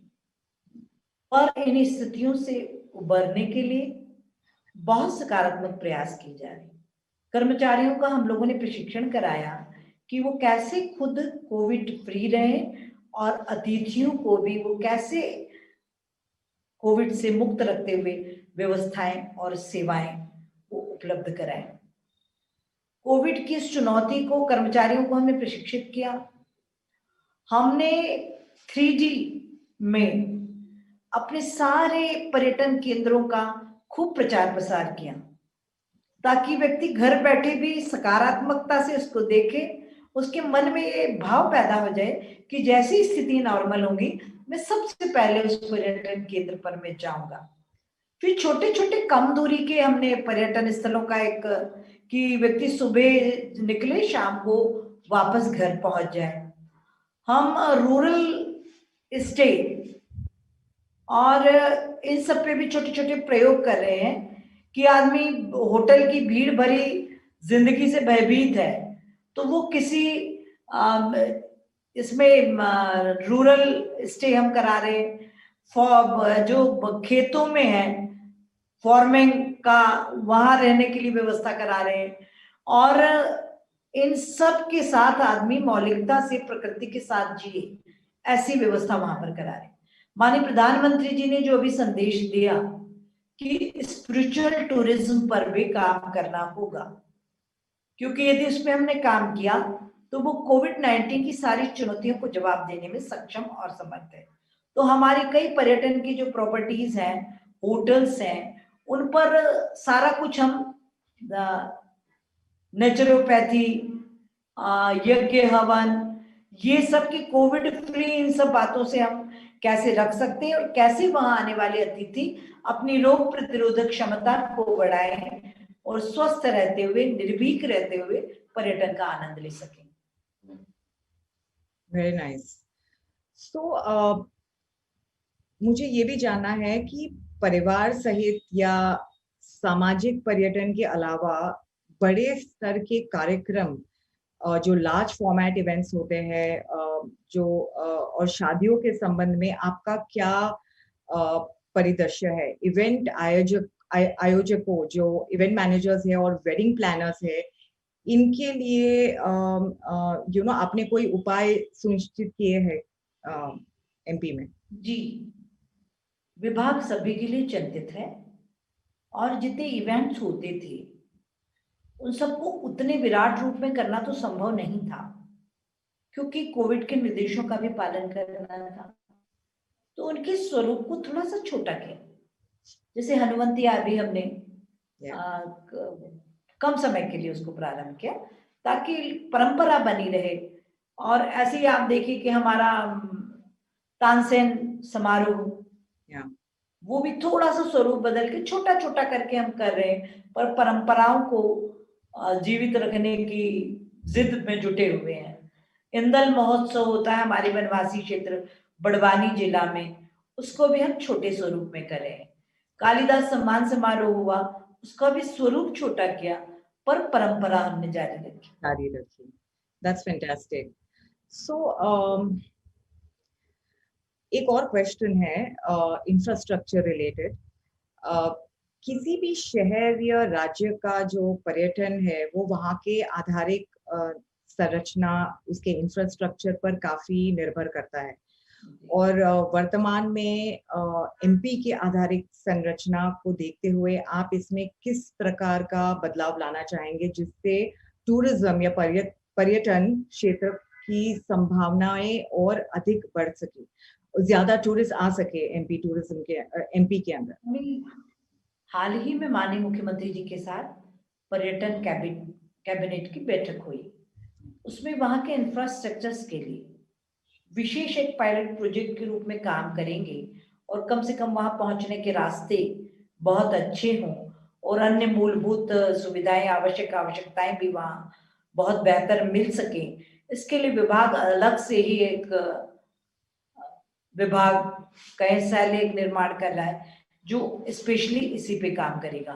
अभी यूनेस्को ने हमारी कुछ ओरछा, ग्वालियर जैसी जिन धरोहरों को स्वीकार किया है, तो उनमें भी मास्टर प्लान यूनेस्को के लोग भी साथ होंगे, स्थानीय निकाय भी साथ होगा, विभाग भी साथ होगा, सब मिलके सुनिश्चित करेंगे कि किस प्रकार से बेहतर सुविधाएं हम हमारे पर्यटकों को सुरक्षित और स्वच्छ और कोविड फ्री कैसे हम उनको वातावरण उपलब्ध कराएं।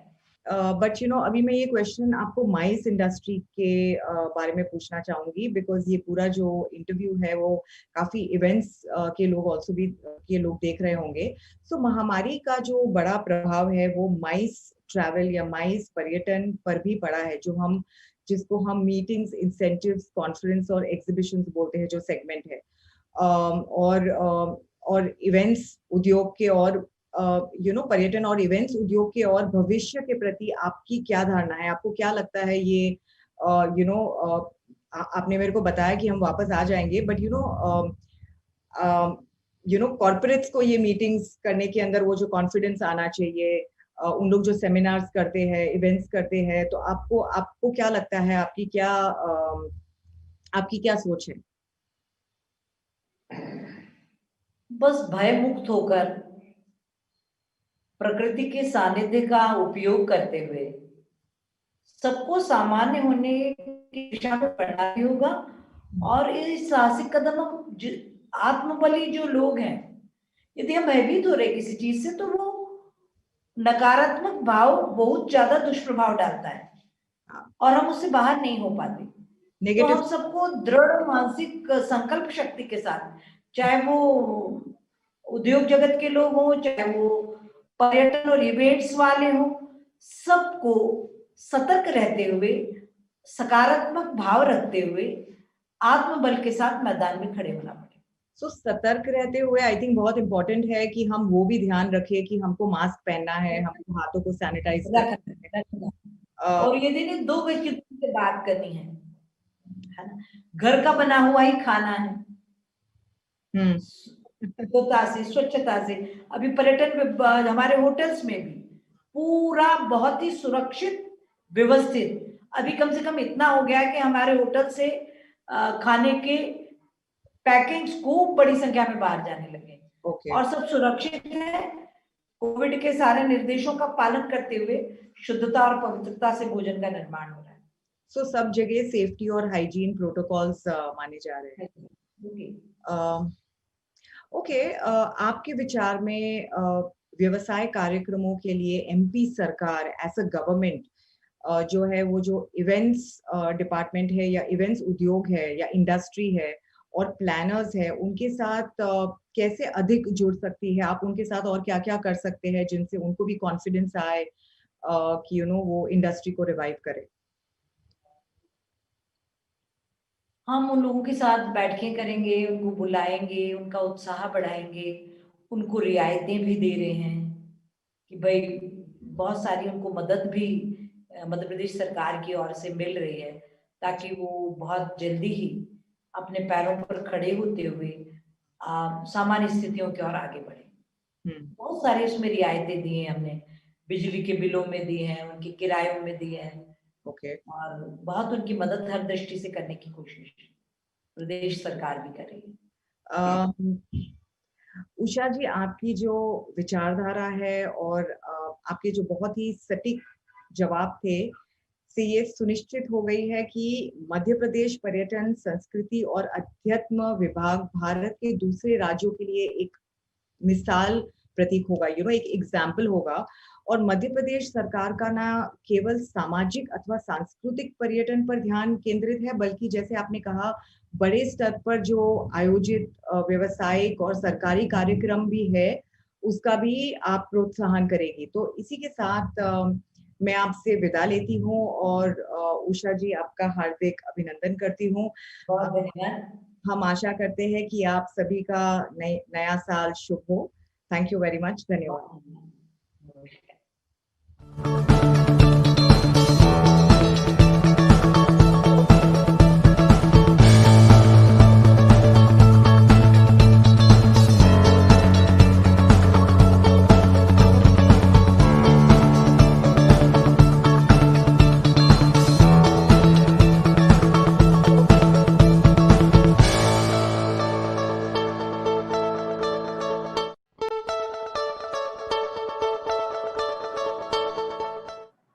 Thank you, Ribana, for moderating that session. We're moving from India's one M, Madhya Pradesh, to India's another M, Maharashtra. The next session, the Maha Revival of Tourism in the vibrant Maharashtra state, is to be moderated by Sushma Gaikwad, co-founder, ICE Global and Viscraft Mine. She's a known scholar really in the domain of experiential marketing and was one of the very first women in India to take job within the industry that we're all in. She will be joined by Sushri Valsa Nair Singh, the Principal Secretary, Tourism, Excise and Civil Aviation, Government of Maharashtra, who I recall on World Tourism Day had said that this is the time we need to look at the policies which would help build the tourism sector post-COVID-19. So we have to adapt to it and we have to build our policies new as ever in the new normal. Well, a clear intention is what this policy maker is armed with. Let's deep dive into her mind about the Maha Plan of Action 2021. Sushma, this is all yours.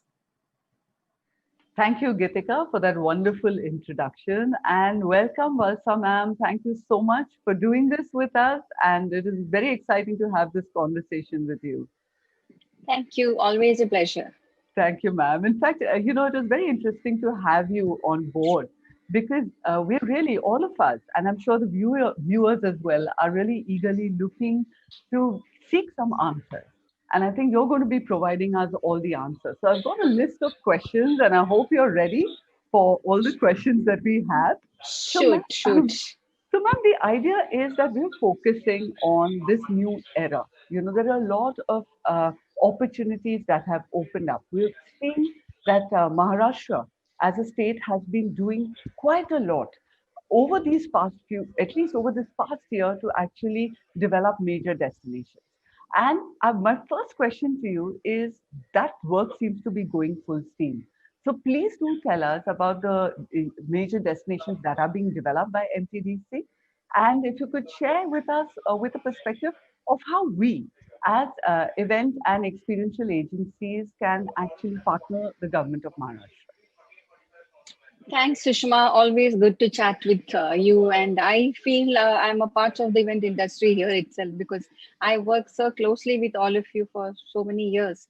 And we should all be partners. I mean, it's not the event industry and the government are not separate entities, I would like to see. Back to tourism, COVID, of course, has been a big blow to us. But we have sort of taken that COVID as a big opportunity. In fact, so many of our infrastructure projects, so many of the ideas which we were debating over about 20-25 years have been taken to a logical conclusion in these last 7-8 months. Yes. So I would say when we look back, our gains in COVID are much, much more substantial than we could have we may not have given so much time had COVID not been there. So we're just looking at it in a very positive way.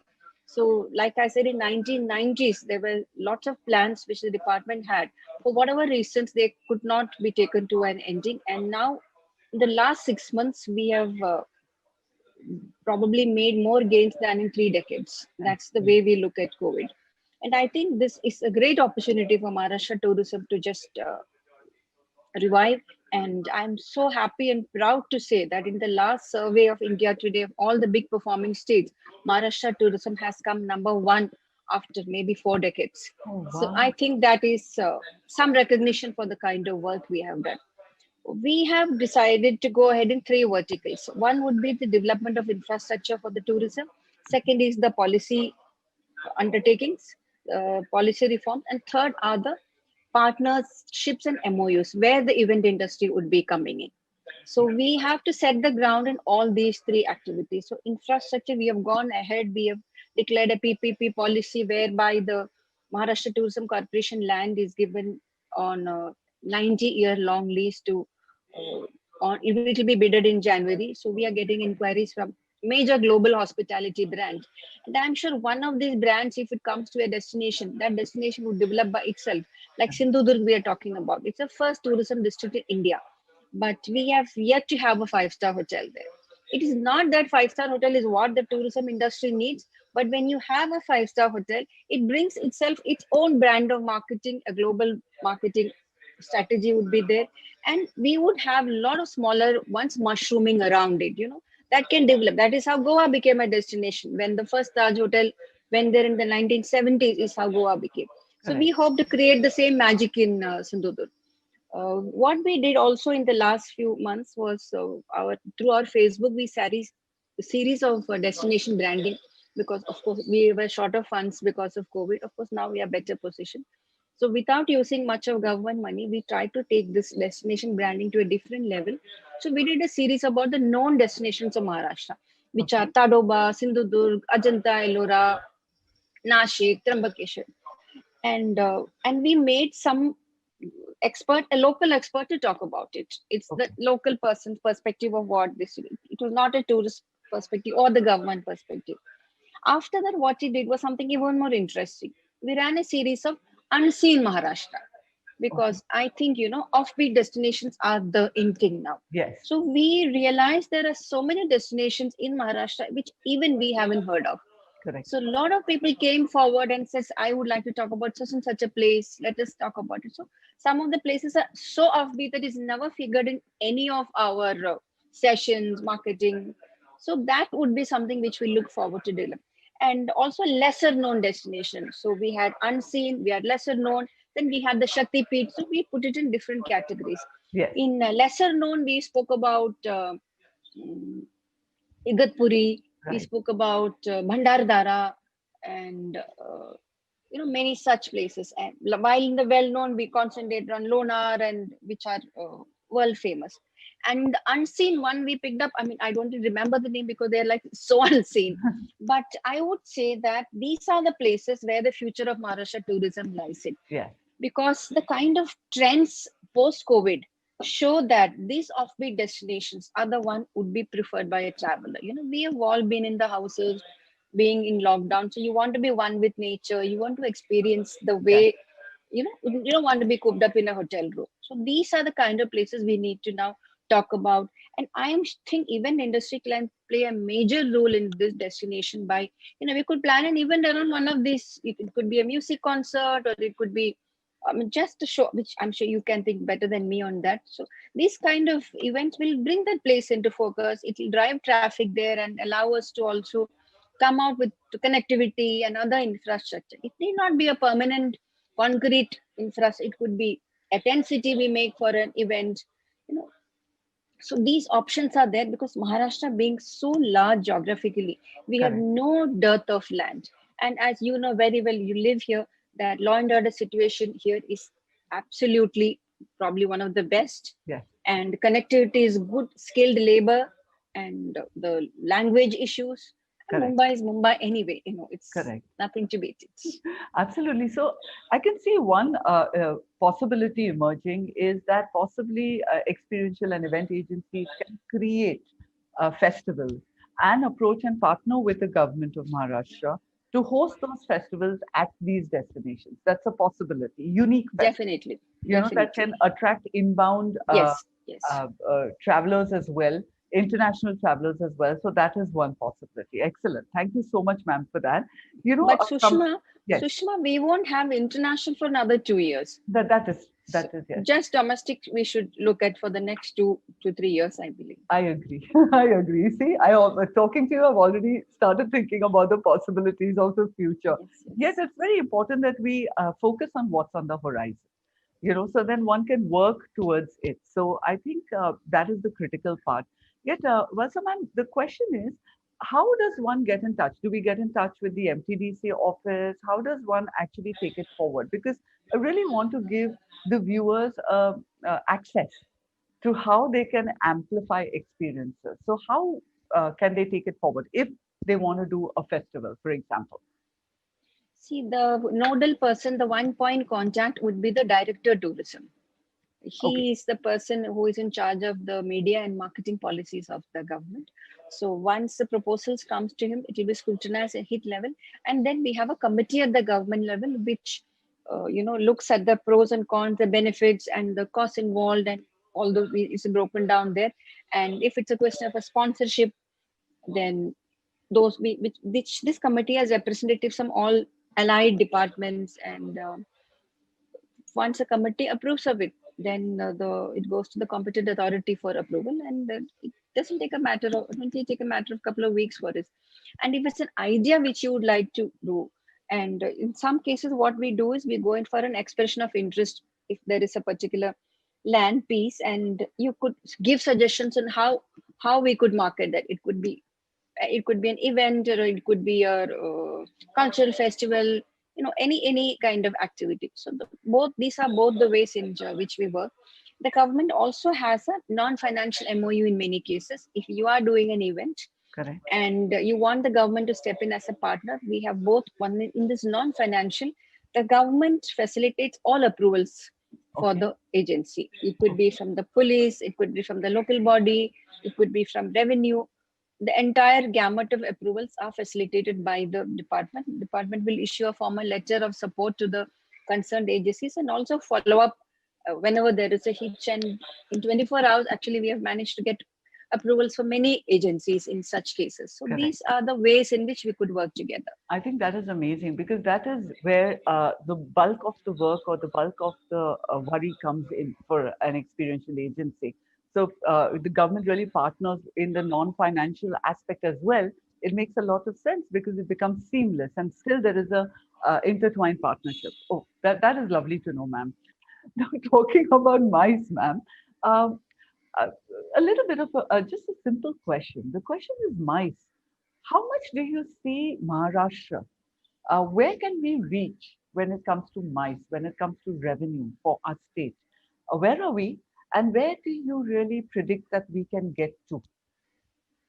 I would say next year may be a little too early to see a change.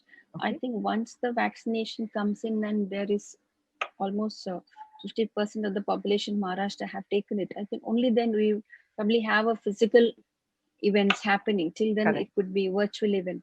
But what we could do meanwhile is to consolidate the positions and to make the destinations ready and available, so that it could be easier for you to move in.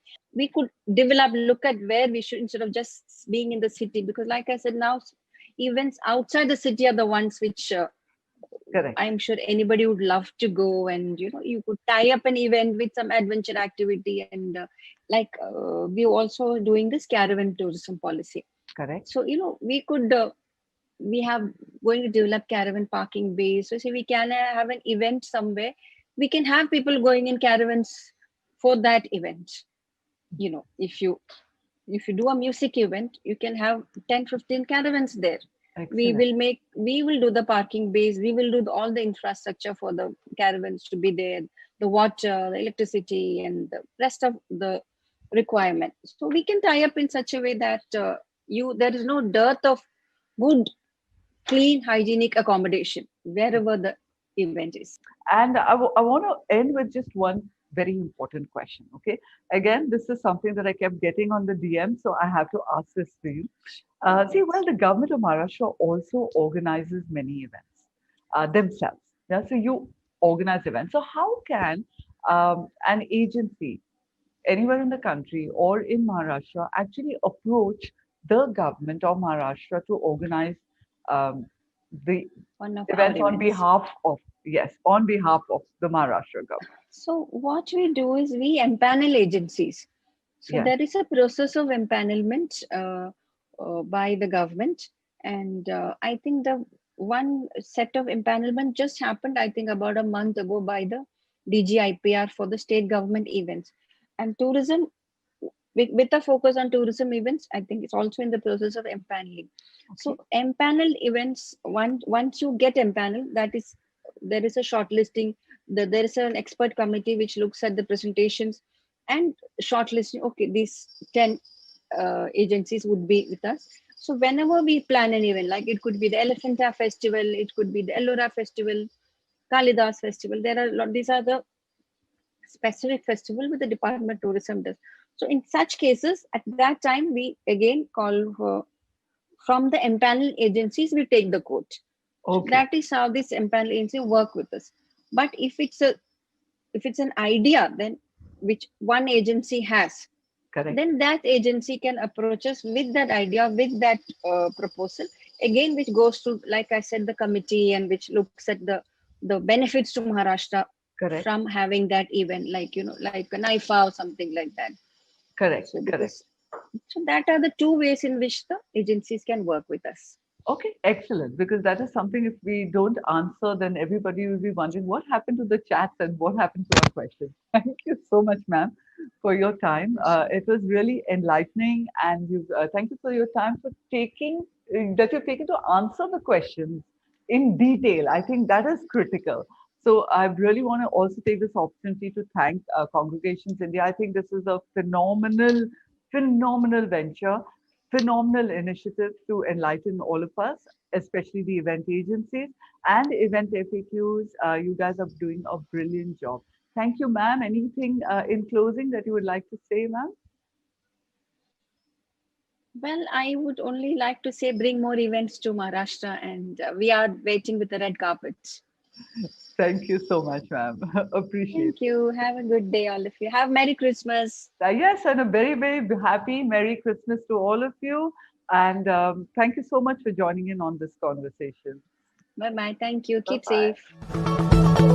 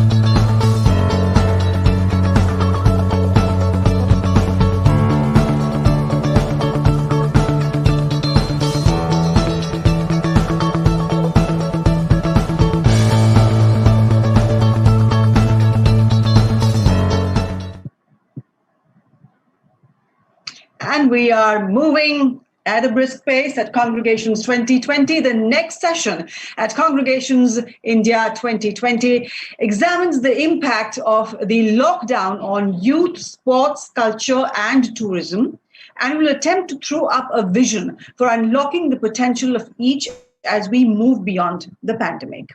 Shubhra Bharadwaj, the co-curator and moderator of this session, is founder and CEO Ferris Wheel Entertainment. As an entrepreneur and artistic director, she has more than 2 decades of experience in the fields of sports ceremonies, venues, performing arts, and entertainment. She is joined by Shri Rana Gurmeet Singh Sori, Honorable Minister of Sports and Youth Services, Government of Punjab. He was elected to the Punjab Vidhan Sabha in 2002, 2007, 2012, and again in 2017, a proof of the solid work he has rendered in the service of the people of Punjab. We're also joined by Shri Jyoti Prakash Panigrahi, Honorable Minister of Tourism, Odisha. His vision is to develop Odisha as one of the most preferred tourist destinations and to place it prominently on the domestic and international tourism map, and to promote sustainable tourism as a means of economic and inclusive growth, social equity, and integration. More power to his vision. Let's get talking. Let's get cracking. Shubhra, may I hand the proceedings over to you. What a pleasure it is to have both of you on this session. Welcome on board. The whole country is waiting to hear what you have to say about the future, about 2021. And I'd like to introduce to you everyone, Mr. Sodhi and Mr. Jyoti from Odisha, Tourism Minister Odisha, Sports Minister Punjab. My first question is to Mr. Sodhi. Mr. Sodhi, hello. What lies ahead? What lies ahead for us in 2021 for sports? We would love to hear what is your perspective on it, please. Thank you, Shubhraji. First of all, I thank you from the core of my heart that you remembered us and you invited to such a lovely session and information. And good morning, Mr. Jyoti, and all other people who are participating in this. First of all, this is a day that I must wish everyone, the country, and particularly people we are interacting today. I wish you all a very Merry Christmas. Eve, it's time to come. Tomorrow is the Christmas. So I would like to wish you today only itself. So, that 2021, as far as sports is concerned, we have made very huge plans. No doubt that in 2020, we suffered a big jolt, which was not only by Punjab sports, or I would say the sports all over the world. The leagues were cancelled, the matches were cancelled, the Olympics were cancelled. There's this something which is, it's the history that the first time ever the Olympic Games have been postponed from one point to the next year. That is now we are having in July 2021. This is, I would say, again, nature has played its own way, and we couldn't help it. All the countries, all the premiers, all the experts, all the medical and expert in medicines, they were all trying it.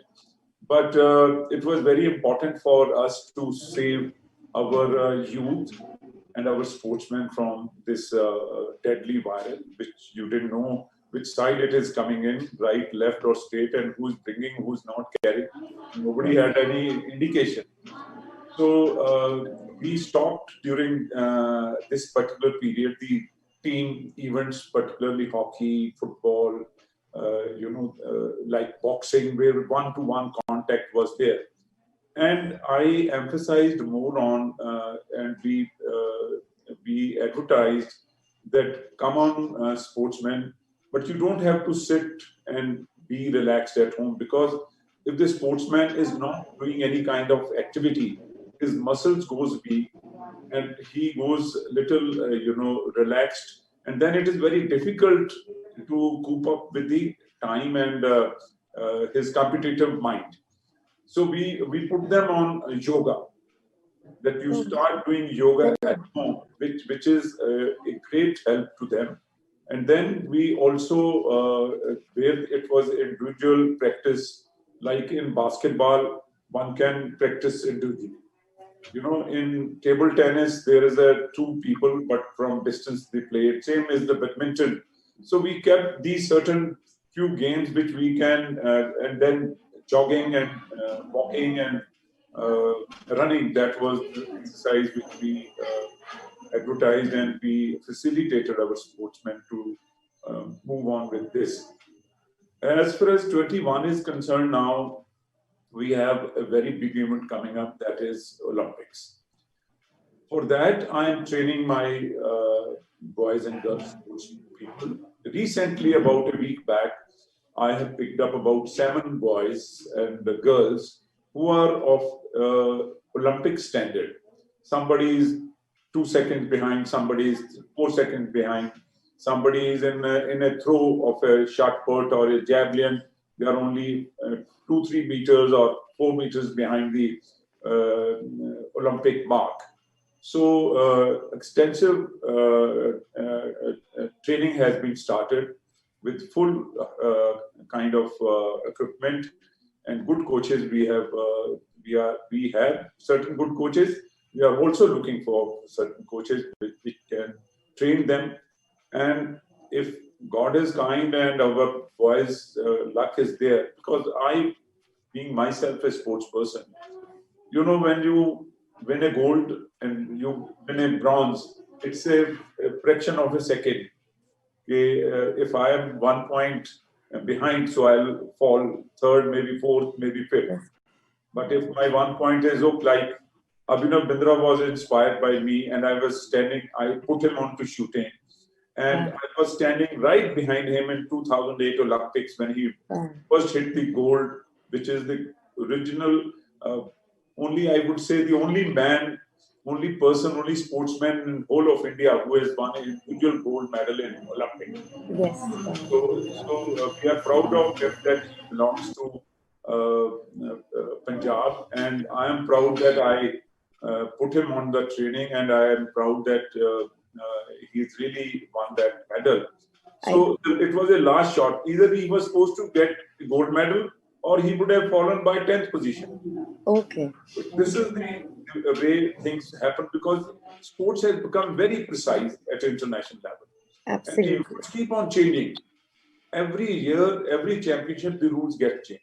So we are preparing our sports person as per the new laws, new bylaws, new rules.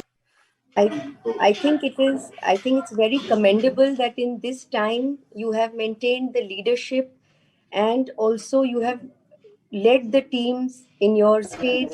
And overall, I think it's a very good perspective that if the sportsmen are retaining their health and their muscle build up through individual sports, then it gets them prepared for the larger sport, and their immunity and their health is better.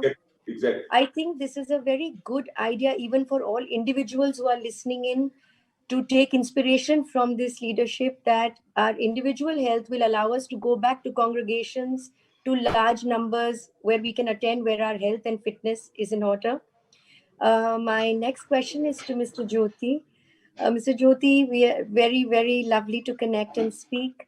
Of course, both the industries, sports and tourism, has been facing a lot of challenges, whether it is travel overall for individuals, whether it is the airline processes, the fear factor that people have lived through.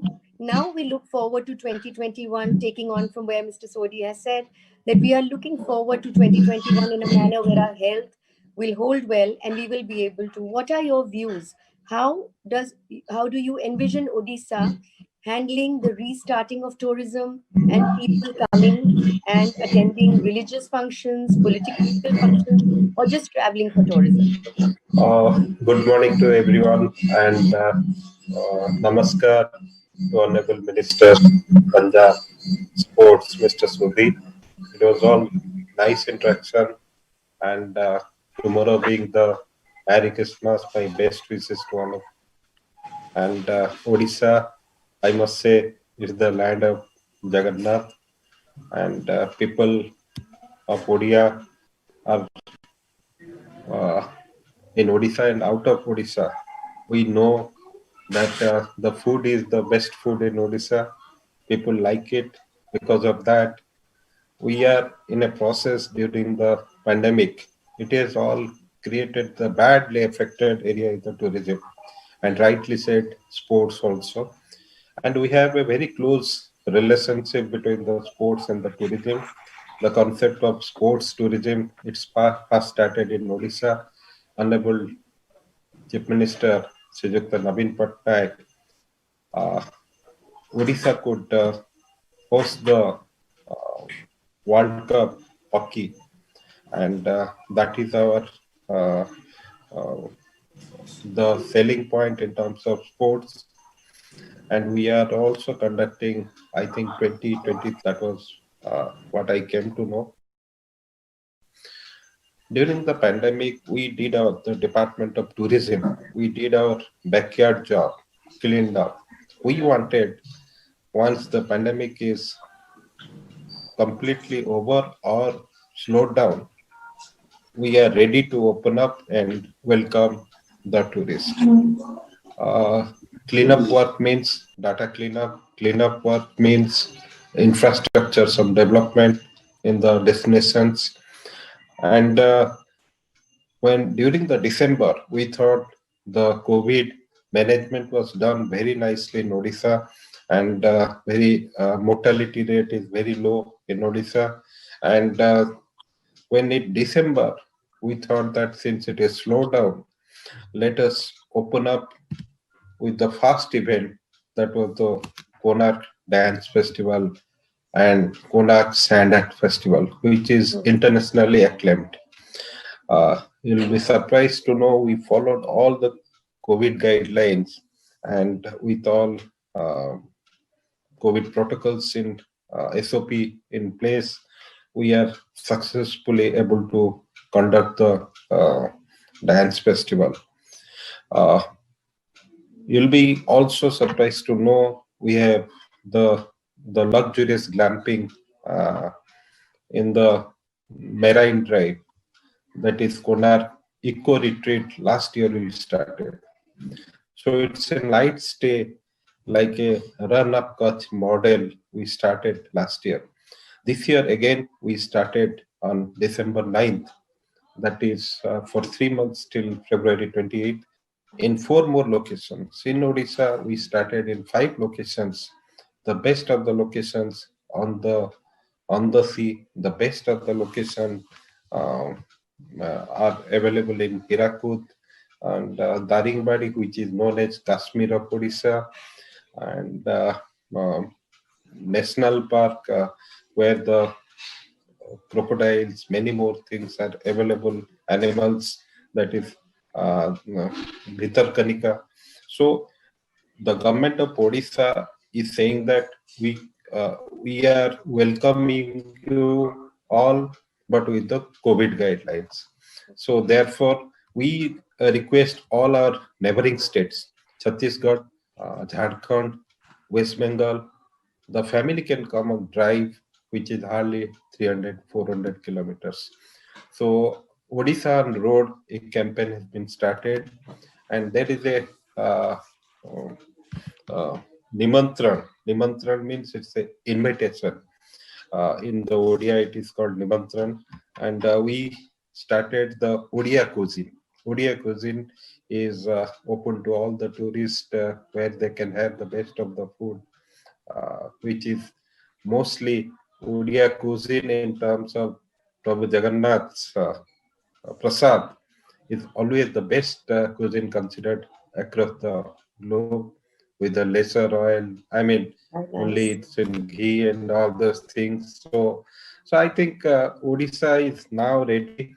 Our best kept secret, which is our punchline, we are ready to open up the best kept secret of India. How lovely. Thank you so much. That's wonderful to hear. My question is back to Mr. Sodhi. Mr. Sodhi, in 2021, the event industry that is listening in, all of us are very keen to hear your vision. How do you see the event industry being able to operate within the sports space? Do you see public attendance? Do you see large gatherings for 2021 for Punjab and for India, sir? Yeah, Raji, you are rightly asking, and I'm expecting that what we have seen and suffered in 2020, that is not going to happen in 2021, because number one, that we have experienced this. Number two, that we have created certain protocol regarding COVID. And I'm sincerely hoping that the vaccination is now on the way. It can start working at any moment in maybe the first week of January. And as far as Punjab and India is concerned, there's so many events used to happen, like marathon, Delhi Marathon, then Airtel Marathon. Then last year, I organized a marathon in Punjab. And you will be surprised that on particular day, 125,000 boys and people, running simultaneously, because we made it that it was every district will run on the same time. Nice. So the total people who ran on that particular marathon day was 125,000. Wow. So we are again, I am hoping for that kind of marathon. And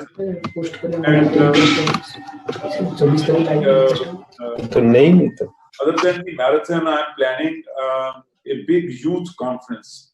Okay, lovely. Yeah. So youth conference last year in January we held it, in 2020 January we had it, and again you will be surprised that it was the biggest conference of the youth which we held. We carried people from rural Punjab and we kept them 2 days in a university, Chandigarh University, which had a huge infrastructure. for 2 days, and there were about, we were expecting 15,000 students, boys and girls. Separate arrangements were done, but the ultimate end of the day, we had to cater for about 20,000 students. So we had a career counseling for them. We had innovative stalls for them, army stall, everything, medical, engineering, so that the boys and girls just not come over and just see the listen the music and Bhangra. They also had interaction. It was a very integrated program, and it was a great response we got it. So I feel in 2021 all over India, all these marathons, conferences, they have a huge capacity to hold this. These events, hockey matches, football matches, leagues are coming in. I mean, this year, IPL even was just on the virtual kind. Yes, absolutely. At the stadium. I happened to be in Dubai, and the matches were going on. Sheikh Nayan asked me, "Would you like to go and see?" So I said, as you say, it's better if you watch it on television, not be disappointed. Not crowd over there. Exactly. So that is why you must be doing there in Dubai.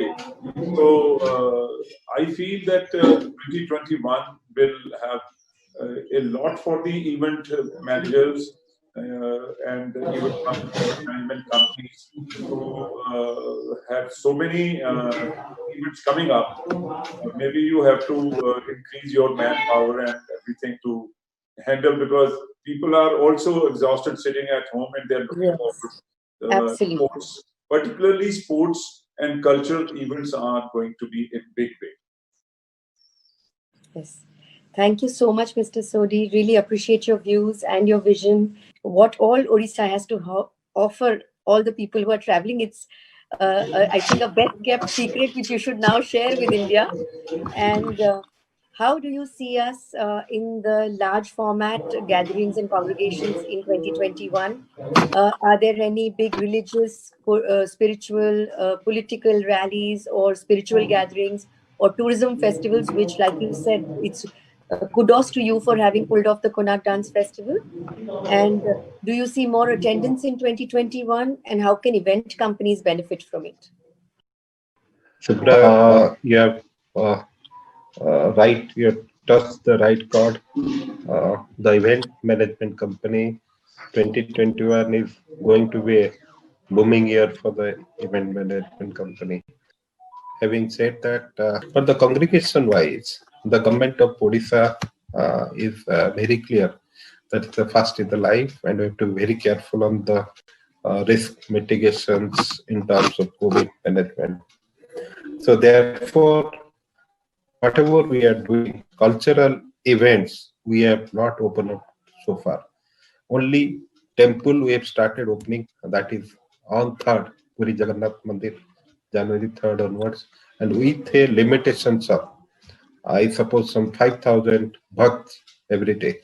So there will be a process of online, booking, and directly some process is there, but it will be restricted. So I am of opinion this will be a good year to go ahead, and we have lots of offerings for the tourists who are coming as a domestic tourist within the India.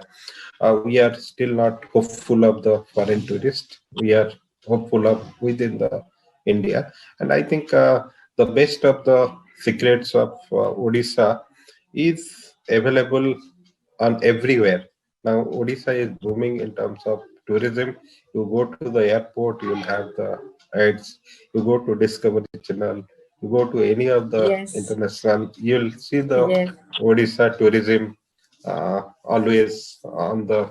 We are also doing lots of promotional activities, and hopefully you will be surprised to know during the COVID, for the 5 locations where we did the eco retreat, weekends are completely booked, 100% booked. Wow. Friday to Sunday, and weekdays are running with 40 or 50% occupancy. We are also trying to increase that with our marketing strategy, and we are now, people are ready to come out because their minds, they want to have a relaxing mind outside. There are all are tied up inside the home. So family outing is now everyone is looking at. And I must say that this is the time, and this is the peak season of the tourism. I think after April, May, it will not again come up. So this is the time, with all precautions we are taking care. Thank you. Thank you so much, Mr. Jyoti. That is lovely to hear.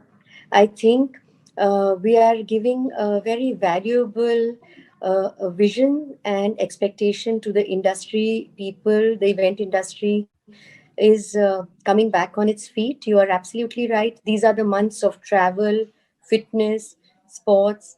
And if we are being able to keep the vision, we will all be able to travel a lot domestically for sure.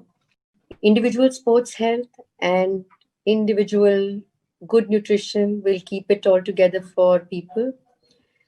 The travel and tourism industry in the domestic market is definitely booming because people are tired of being at home and they are keen to travel. This brings us to another point. Next question is to you, Mr. Sodhi. Keeping that the domestic travel and the domestic sports, India is open and people are moving. What do you see within the interstate sports activities and interstate competitions overall within the region of India sports industry? Okay, you are right. I'll tell you about this. You know, I have started receiving, various invitations, and various people are keen. Maybe, there was a football academy in Germany. So they said that they would like to come and visit and also play a friendly match over here. And also they want to see the setup of the football academies in Punjab. So I think 2021 would be a much better year. Maybe it can be a slow start, but I think we will be quite successful in our mission to start these events. So as I mentioned you, we have already started planning our marathon, our youth conferences, our kabaddi matches. Like last year in December, we had a world global kabaddi matches. It was 8 matches held in all over Punjab to celebrate Guru Nanak's 550 birth anniversary. So Gurpurab nu manaya si. So now we are expecting the same kind of thing. I've started receiving the suggestions and the people's mindset that yes, we would like to come, kindly organize the event. So I'm planning to hold kabaddi. I'm planning to hold marathon, youth conference, hockey matches, and we are also planning to start a boxing league, Punjab Boxing League also, because I am looking after the NRIs. So many NRIs are coming forward to sponsor these kind of leagues and matches and events, who are sitting abroad and they want us to do start these events. So I feel 2021 would be could be initially slow and sluggish start, but we will able to catch up. I think that's wonderfully placed and positioned and well worded. It is that is what we look at, leaders like yourself and Mr. Jyoti, that you are leading the people and you're giving us hope. With the decisions that you take, you will be able to bring the industry sectors that you're leading back on track to large congregations, to large gatherings with the right precautions. Do you see us as a country expecting the tourism numbers? The domestic tourism is very healthy, as you rightly put. We are doing very well because people are traveling. When do you see the overall numbers and traction for international tourism in India? I'd like to say that the footfall for the international tourist, is required. But however, the numbers can be more through the domestic tourist. Okay. Our number counts are important, because in terms of if they stay in the hotel, the GST comes, all the process of revenue generation. In Odisha, we are looking for the domestic tourists post-COVID to come and start in a bigger way. International scenario. This is not the time that we are also not welcoming, but I think this can start from the 21 mid 21. It can start with international flow. Thank you very much, Mr. Jyoti. I think that is a very realistic, vision, because you have done the infrastructure correction. You have got the precautions in which you are slowly, gradually opening up, and in a practical manner, this is, I think, the way that large congregations will come back, large people gatherings will come back. Thank you so much, Mr. Jyoti. Thank you so much, Mr. Sodhi. I think everyone who's listening in, wish you all a Merry Christmas. And it has been an absolute honor and privilege to hear your views and your vision. Thank you so much for making time for Congregation 2020, and looking forward to seeing you shortly. Thank you. Thank you. Thank you very much.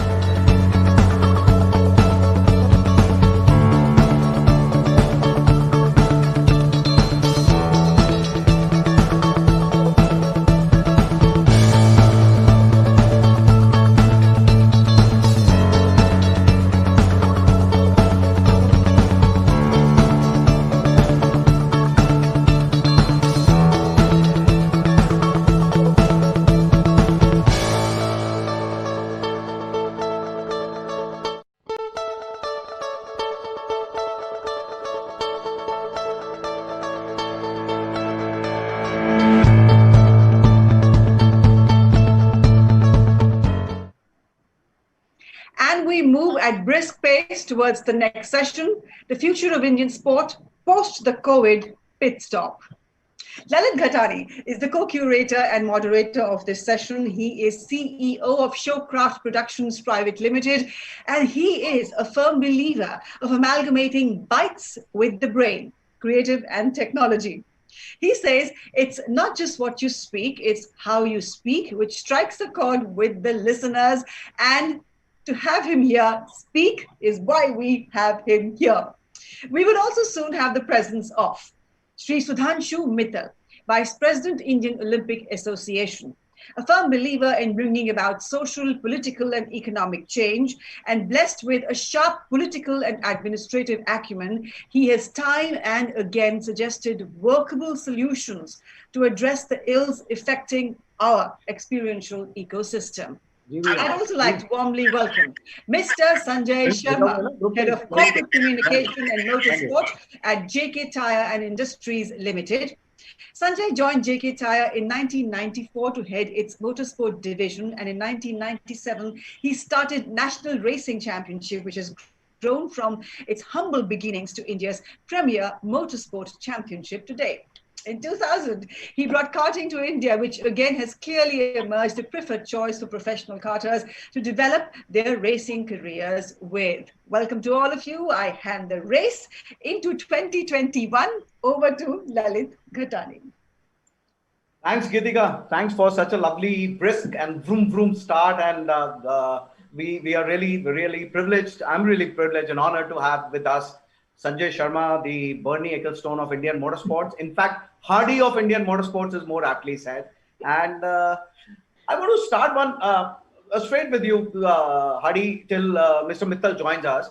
Hardy, motorsports recently has been seeing great light of the day. I mean, it has been recognized, I believe, by the ministry, sports ministry, the government of India finally. You had Jehan Daruwala becoming the first Indian to win the F2 recently, which is a few days back.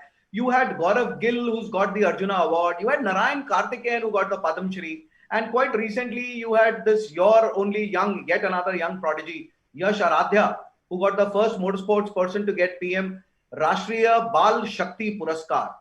How does it feel, Hardy? Anyway, thank you for this invitation, Lalit. Yes, of course, motorsport has come of age. because unfortunately, a couple of decades back, I may say so, before JK Tyres took it upon themselves to change the fortunes, that this was perceived as a sport for rich, sport for affluent, but sorry. But with time and all the programs that have been put in place by a particular sponsor, that is JK Tyre in this case, it has now become a common man's sport. And it no more requires you to come from a particular background or with particular size of your pocket to practice this. You will be surprised to know that it costs you the same amount of money to do a session in karting as much as it costs you to see a film in a cinema hall. So, times have changed. Now, coming and mention of the stars that you, named, starting from Narain Karthikeyan and Karun Chandok for that matter, who made it to Formula One way ahead of time and in year 2000, to Jehan Daruwala very recently, with whose victory the national flag was being, hoisted in an international arena, to Yash, to Gaurav, the three-time Asia Pacific Rally champion. And I tell you, he may be a prodigy, but I'm his biggest fan. So that's the kind of talent this country has produced now time and again. And having recognized these people who have now become the benchmarks and have now become, the flag bearers who the younger generation look upon, and they also create the hope.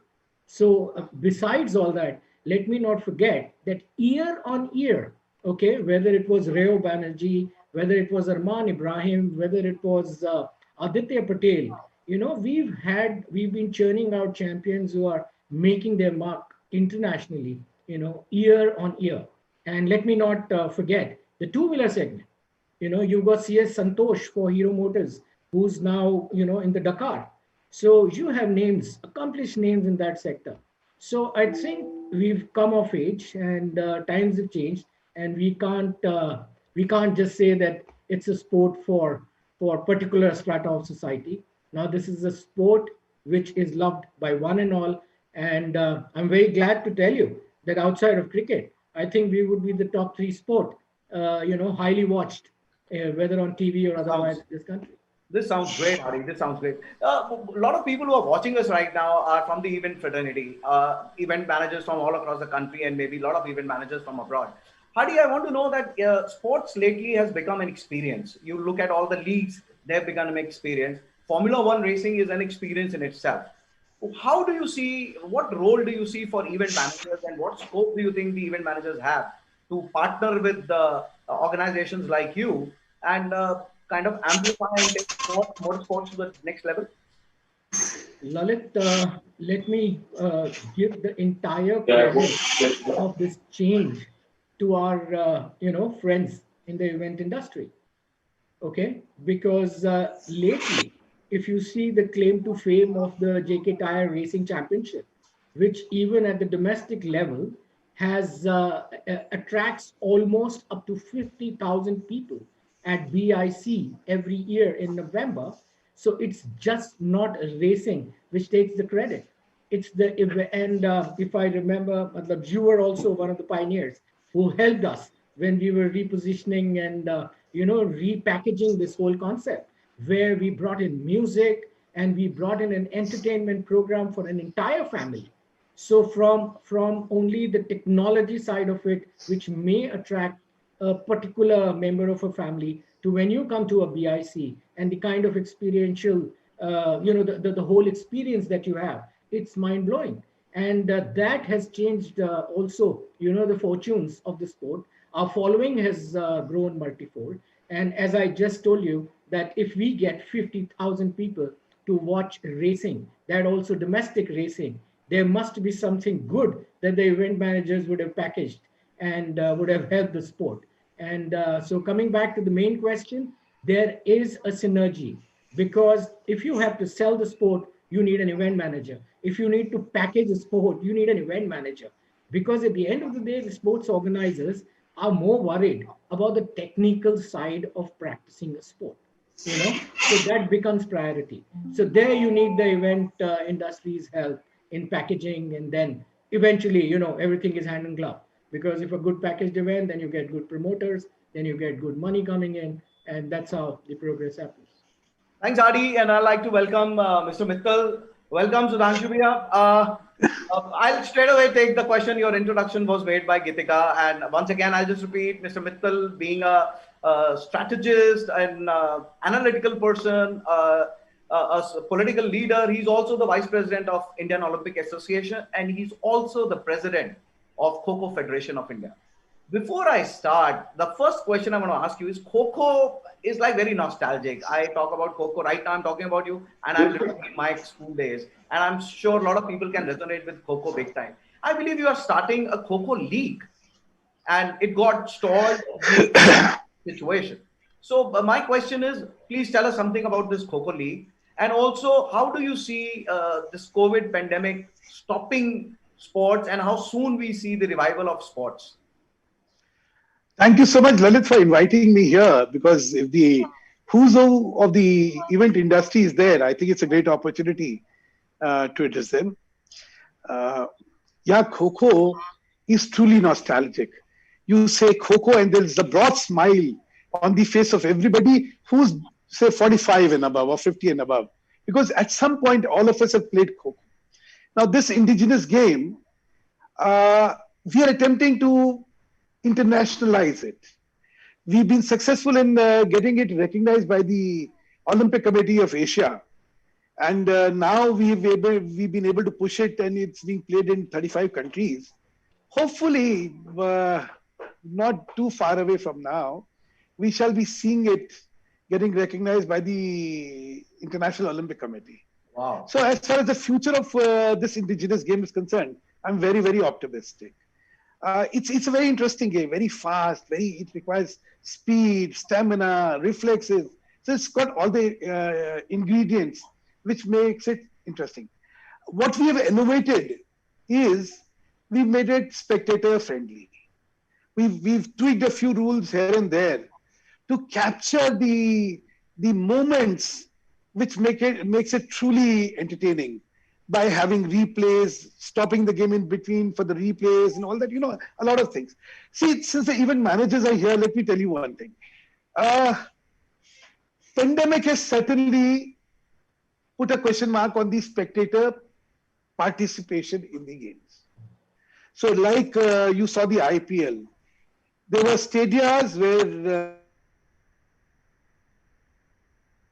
but the television industry is a very remarkable industry. It innovated, simulated sound to reduce the impact of the lack of players to the bare minimum.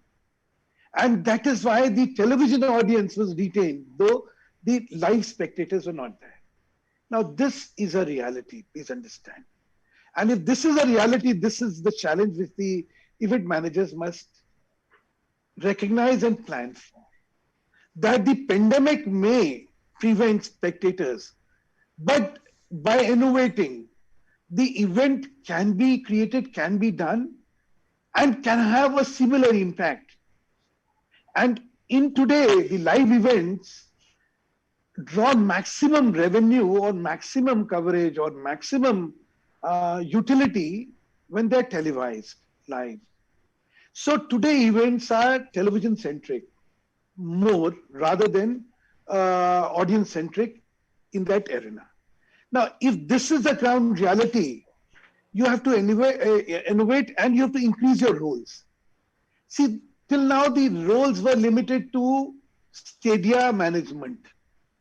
And, sequentially, how do you make it entertaining?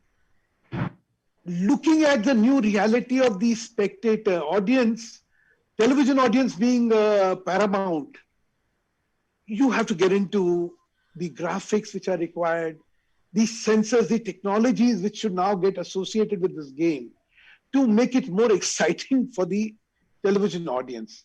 And here, don't leave it to the federations. The event managers are very well equipped because they understand events very well and how these events can be more interesting by using latest updated technology is something, if they get into, believe me, they're going to make a killing. These events are never going to stop. momentarily we've seen a setback, but now the events will take place. So this The should only be- thing is the formats will change. Please This be is prepared for the new especially formats. for all the event managers listening, because this is good music, lovely music to our ears.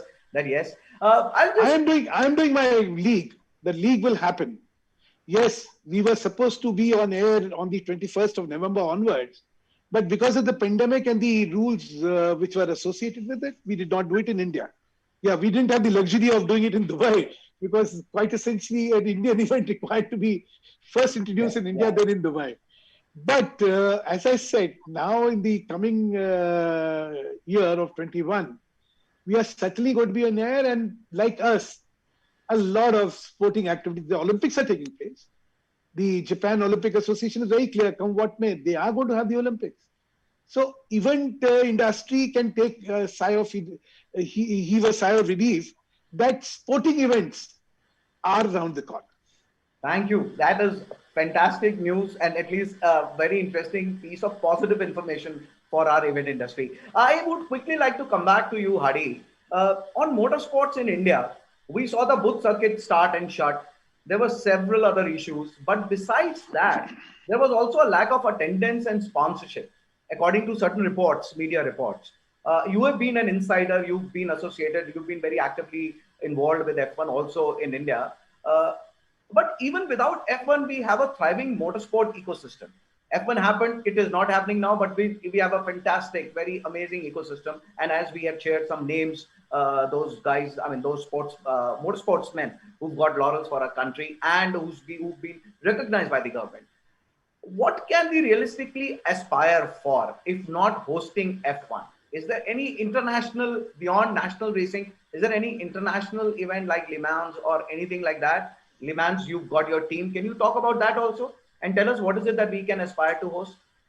Okay, it's a simple logic, Lalit, that when F1 came, it's the sport at the highest level, which has its own following, which has its own takes with the auto industry. Okay, when it came to India, so this was on year one, you saw hardcore fans coming in, but for that sport to sustain, unfortunately, the backups and everything in India were not of the same levels. All right. Even if in JK's program, you see the Philip, how they changed gears after 2010. Because when international alignments and international events start coming to your country, then the benchmarks go up. Then you also want to match that. And like very proudly, even till today, we say that whatever we learned till then are even practiced in domestic racing now. Okay, but your particular question is about sponsorship.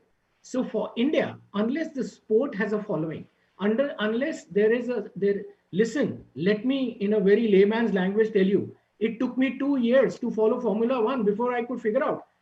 I could not even used to make out at 300 kilometers an hour who the guy was.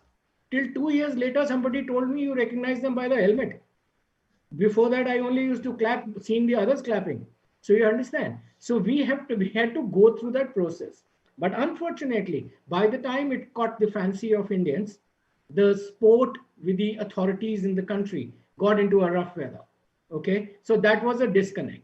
Unfortunately, I think it will fall in place because with this new minister and the new government, new means the BJP government and Mr. Kiran at the helm, I think things are working at a very different pace, and especially for motorsport. All right. And coming back to your other events, yes, BIC is back. BIC is functional. Anybody can go to BIC and race on a Sunday, all right, because its arrive and drives are also available. So all that is continuing, okay? And whether it is an Asian Le Mans, which is now starting with Abu Dhabi, or whether it is Superbikes, okay, which is the Asian this thing, all are in line. It's just that we all got into a turbulent times for 3, 4, 5 years, but I think it's all behind us. And the way our sport has come back, we just had a rally of Arunachal where we had, provided for 30 entries, and you will be surprised we ran with 43 because we could not, say no to the rest of the 13 who landed up there. Things are bouncing back much quickly.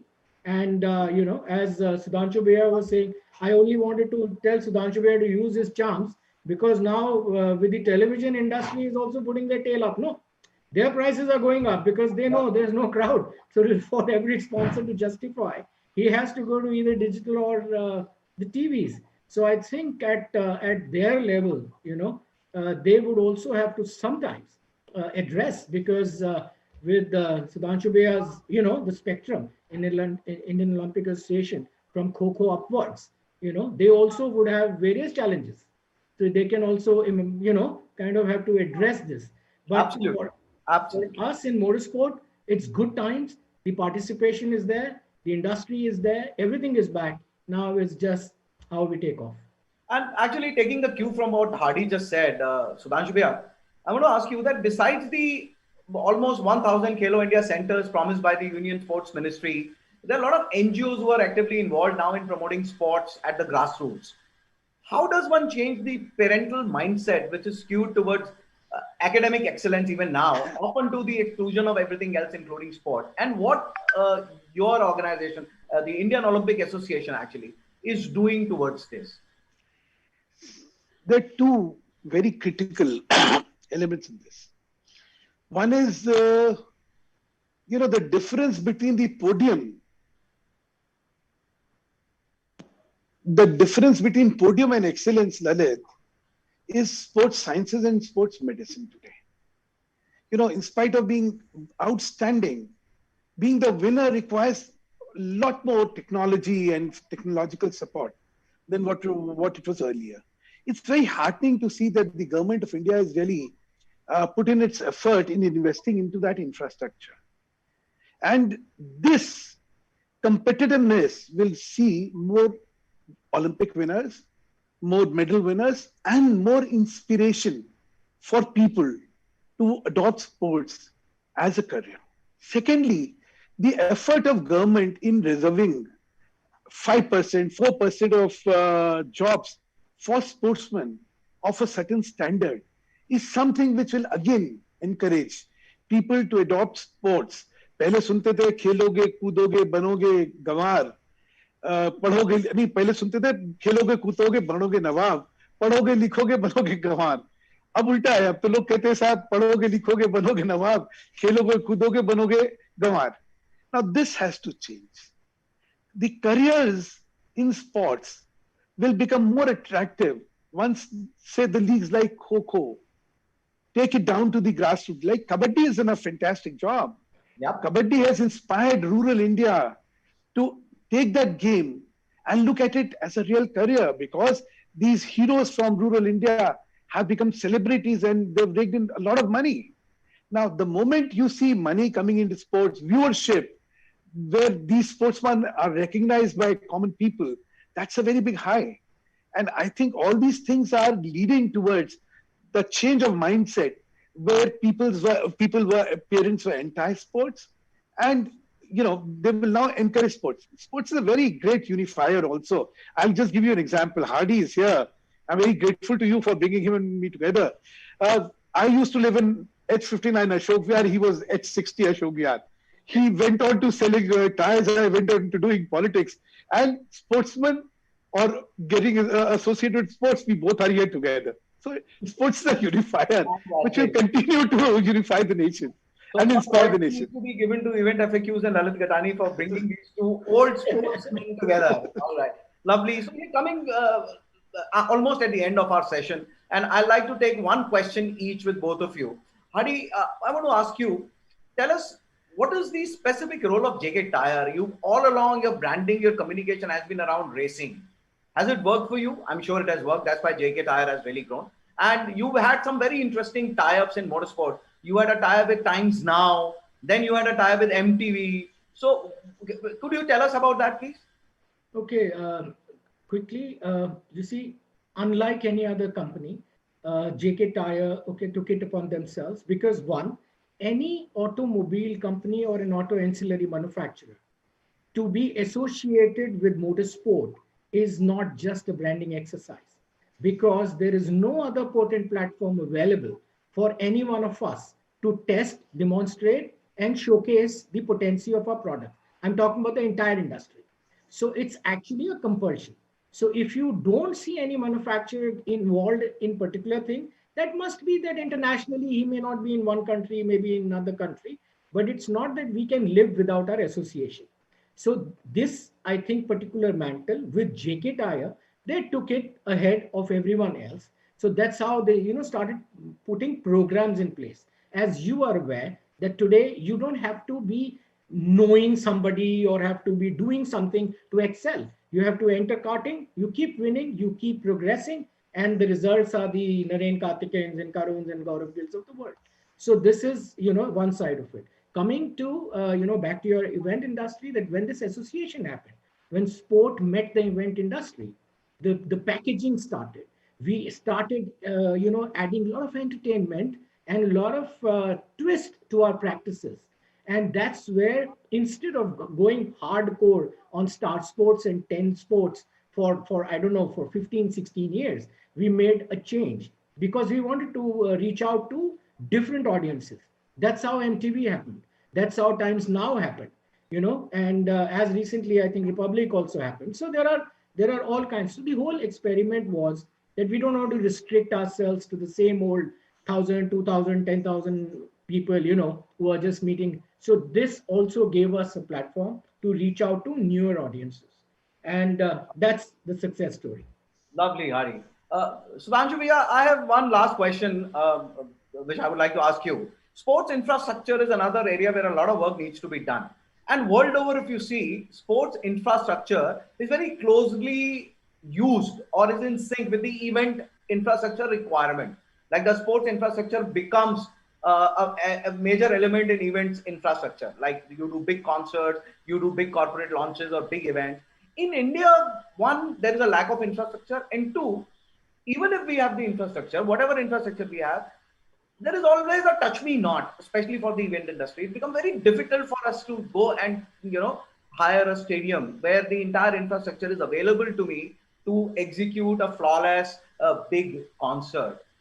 Is Indian Olympic Association are you willing to help the event industry? IMA, our association, can come forward, event FAQs can facilitate, and we can lobby with the government sports ministry to kind of correct this? In fact, it's again going to be music for your ears. You see, the new minister, Mr. Kiran Rijiju, is an outstanding visionary in all these issues.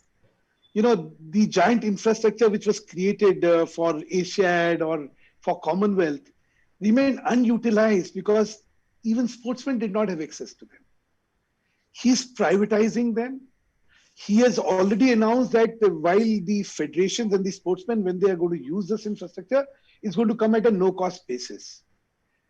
What he said is a particular number of days would be there for them, but a number of days would be available to the event management companies to do events there, because they have to be self-sustaining infrastructure. And it's critical that a lot of multiple events take place so that there is revenue and there is utilization of that area. So IMA, I would do well in immediately talking to Kiran Rijiju, who already has his thought process on the same lines. You'll be happy to hear this. Yes, this is fantastic. And I think I want to end this on a very positive note that we will request you to help us connect with, It shall be a pleasure. It shall be my pleasure entirely. Rapport with him. Please connect us with him. I'll ask my IMA officials to connect with Mr. Mittal, and then let's have this meeting, which can be a great takeaway from this congregation. Absolutely. Yeah. Thank you very much, Hari and Sudhanshu Bhaiya. Thanks for your time and sparing your time and coming and talking to us. Thank you very much, and over to Gitika.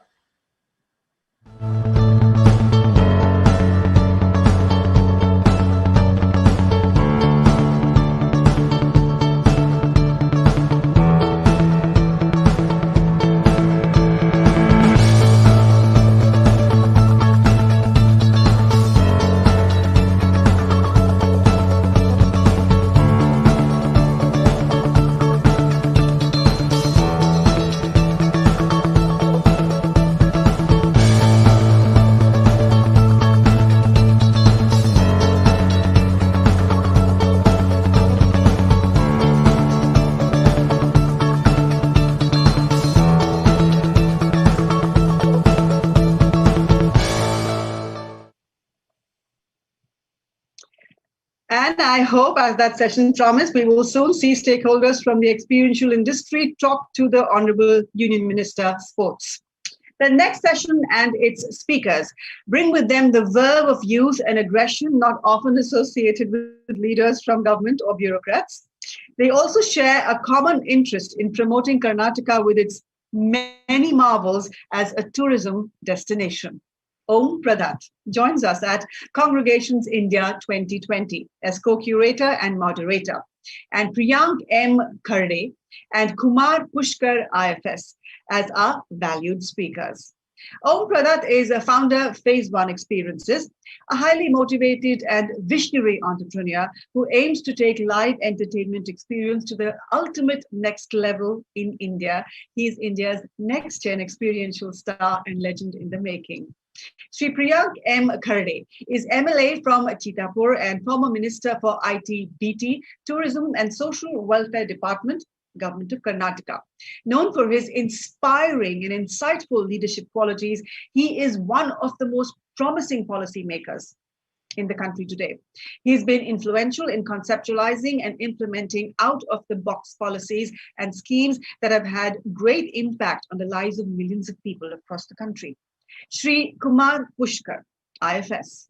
Sri Kumar Pushkar, IFS is MD Jungle Lodges and ex-MD of Karnataka State Tourism Development Corporation.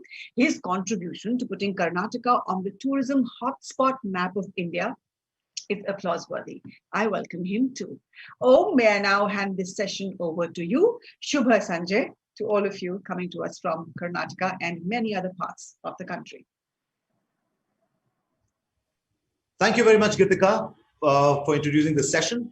Happy to be at the Congregations India. And what's going to be most exciting is, I know that you've had a long day of lots of sessions, but this, I promise you, is going to be one of the most explosive ones because I've got two of the most incredible people whom I've personally known for a long time, who will be adding a hell of a lot of value to the folks who are watching this currently. All our event fraternity people, the media, the brands, and everybody else. So coming to Priyank sir, I have a couple of very important things to ask you.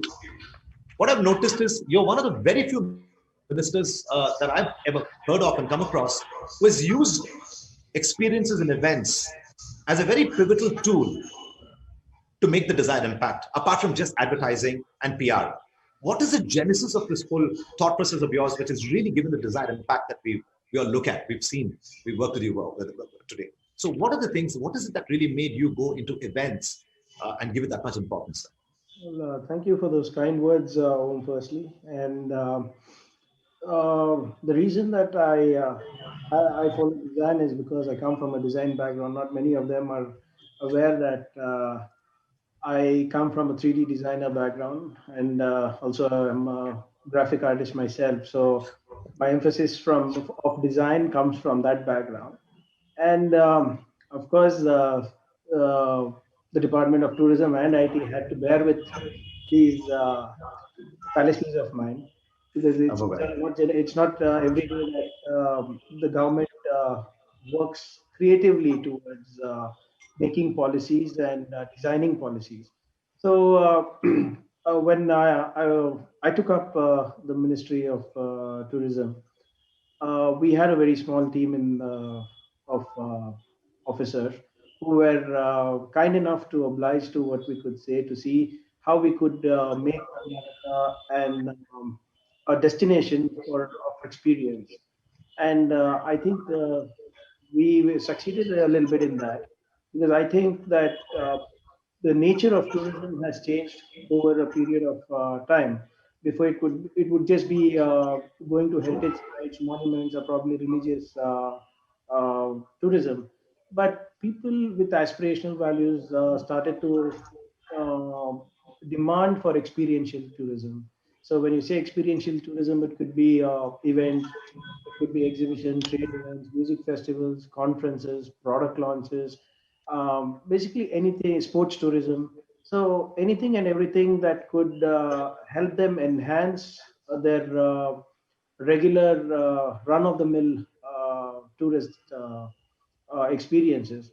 And I think we, during my tenure, we succeeded in trying to do that. So we had we had people engage in the Bengaluru Hubba, which you were a part of, which became a very local tourism. We had local flavor to it, where we built communities, we brought in local culture so that people could experience what is there in their neighborhood. Then we, for the first time, we had the Year of the Wild, wherein we concentrated heavily on environmental tourism. We concentrated on adventure tourism, wherein we came in with green passports where people could go trekking. We had the ecotourism on board with us, where we came up with 21 new green trekking routes. Then we had the adventure tourism of bouldering. We had river rafting as a part of our experiential tourism, where we promoted different parts of Karnataka so that we could cater to different sections of people who are talking about experiential tourism. In fact, sports tourism took a huge thrust during our tenure, where we have Asia's biggest ATF tournament, the Bengaluru Tennis Open, being done in Bangalore. Then we created the Bengaluru Golf Open, which was one of the biggest events in India. So we tried to revolve everything that we did as an event. So there was a start, there was a finish, there was a huge PR activity around it, because all of us believed in making an impact. So I think having experiential tourism with event-based tourism is going to have a greater social and economic impact for shorter durations. But if we are consistent enough, it's going to be completely it can evolve into a government policy. That's what we have shown. Absolutely. So in fact, I remember after you've done the Bengaluru Hubba across the lakes and across, after having launched, you were the first person, at least across the whole country from what I know, who's launched the logo for brand Bengaluru. So right after that, I remember that the policy changed and the people, the government, in fact, allocated additional budgets for the redevelopment of the lakes, etc. So I think it's been an incredible, sort of an initiative from your end. And, Mr. Kumar Pushkar has always worked along with you, and you both of you worked hand in hand. And I know how important it is for a minister and the bureaucrat to work in tandem. Without that, nothing can really come through. And that is something that's very important for all of us to understand that as an event fraternity. But how do you think it was to work with Shri Prem Kargeji, especially with the kind of creativity that he brings to the table, the kind of iteration that you'll have to go through, the kind of edginess that he brings to the whole thing? Because he's never done stuff which is a typical event with, putting flowers on a stage and, doing these other stuff. He always looked at technology, he's looked at disruption all the time. So how was your experience working with him, and how do you believe we should take it? I mean, as event companies, what should we take back from your experience that you've had? Yeah, at the outset, I would like to thank Congregations India as well as you for organizing this conference or discussion. Thank you, sir. In fact, I have been into the tourism sector for last almost 4.5, 5 years. Yeah. And the beginning was when Kharge sir was the tourism minister. So that was the time probably when sir joined, and then immediately after a month or so, I joined in KSTDC as the MD. And it was a great learning experience for me. In fact, whatever I know today, probably I would give a lot of credit to Kharge sir. One thing which I would like to tell is that as soon as I joined, he gave me a task that you understand your organization and come out with a wish list. First, analyze your organization and come out with a wish list which the government will support. And that was a big task because I did not have a team which could actually work on these kind of a thing. The organization was running for a long time, but without any objective, without any goal. So those were the issues. So while doing the wish list, we got into the entire KSTDC's overall working, and then we had a strategy in place, and then we also had a wish list. That was one thing which I learned under his guidance. The second most important thing was the promotion and publicity. Right. The tourism sector, as you know, it is biggest contributor to the employment as well as economy. And tourism cannot be developed by the government all alone. It is a segment where the private stakeholders have to come forward. We need to support them. And the biggest support is basically placing them properly in the in all the fields across the world, that this is the best destination. These are the different kinds of tourism products which are available. So we need to spend a lot of effort on the tourism marketing and publicity works. And that can happen through events and a lot of other media. So this is what, in fact, sir also gave a lot of importance, and we used to sit for long hours. We had a small team, as sir told, the secretary tourism, the two MDs and the director tourism. We used to sit together for quite long and on a very regular basis. And then discuss the strategies, and we concentrated on the overall promotion aspects. In fact, I remember during sir's time, we reached up to a level of almost 100 crores being spent on the media and publicity. And that brought Karnataka to the limelight across the country and also in the international arena. And we could see a growth in the overall footfalls in the state of Karnataka as far as the domestic tourism is concerned. We could see almost 21.5 crore people visiting in the subsequent year to Karnataka. That was almost 30% growth in the domestic tourist footfall. So this is one example of how you spend a certain amount of money on the tourism promotion and publicity, and then how you get the returns. And it is evident very, very, within no time. So these are the things. And then sir's simplicity, the way he used to take the team along, there has been a lot of learning. I have been having a great support from sir, and thereafter the other ministers also from the different governments, they also supported us. But then the initial knowledge gain which we had was from Kharge sir, so I am always indebted to him. And then the relationship which I had, normally for a bureaucrat to be very close to the minister is not possible, but then he built that kind of a relationship where we had a very comfortable time with him, and then we could express ourselves before him. So Absolutely. yeah, this is what I would like to tell. Brilliant, sir. I mean, it's incredible. So now with such a beautiful story that we have at the back of COVID, and according to me, I always say, earlier if you used to say BC and AD, for me, BC is before COVID, forever. Now, while that was what it was before, what is it that we're now going to be doing for not just, of course, the event fraternity, but for the government itself? How are we going to, what are the new things that you could expect to do, which will start building back the economy? And what are the new policies that you think will help the event fraternity to bounce back and grow along with all of you, with the government? What are the things that Pushkar sir, that you'd recommend? What are the things that you've done? What are the new chapters? And what do you see as the future, in the immediate future after COVID vaccine is out and whatever else it is? Yeah, as all of us know, COVID has actually brought us to a very difficult situation, especially in the government sector where we are supposed to look after the industry. Yeah. We are in a fixed, we do not know how do we support the entire industry. Globally, we look at almost 319 billion people. They are into this, 87.5 million jobs are there, which is generated by the tourism in India, which results into 194 billion Indian rupees of the GDP, which contributes to almost 10% of the GDP, which is a big amount. Globally also almost 10 to 11% of the GDP contribution comes from the tourism sector.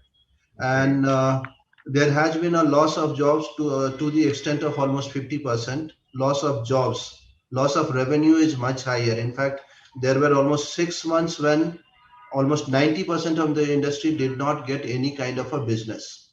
Even today, when the slight improvement is there in the scenario of the tourism, what we find is that it is only limited to few hotels and few destinations. We are not having the kind of a travel and tourism which used to be there earlier, and it may take a long time. The business travel has almost come to a standstill. Business travel used to contribute to almost 60 to 70% of the total tourism. So that's totally at a standstill. So we have a very difficult time to actually face now. And as far as what we have to do, we were actually coming up with a new tourism policy. The previous one to 2015 to 2020 came to an in March. And then we had been working on the new tourism policy, but because of the onset of COVID, we had to modify a lot of chapters and lot of strategies. And then finally on 27th of September, the World Tourism Day this year, the Honorable Chief Minister launched the new tourism policy, which is valid till 2025. Now, if I look at the tourism policy, the first vision itself, the policy, the vision statement says that position Karnataka as the most preferred tourism destination. So it's basically positioning. Positioning happens through marketing, media, events, and so on. Right. The second point comes as a mission. In that also, the point number 1 says that promote Karnataka as an attractive tourist destination and place it prominently on the domestic and global tourism map. Again, the role of the event managers is very important here. Right. The third chapter is objective. And in the objective also, the most prominent one is to promote Karnataka in domestic and international markets through multitude of marketing channels. Right. And then we come to the strategy, where the first strategy is tourism marketing and promotion. And there's a whole chapter on that. Now, this is the change which has happened from the previous policy to this policy, where in the previous policies, the tourism promotion, marketing, publicity, all these things were probably one of the subsidiary component.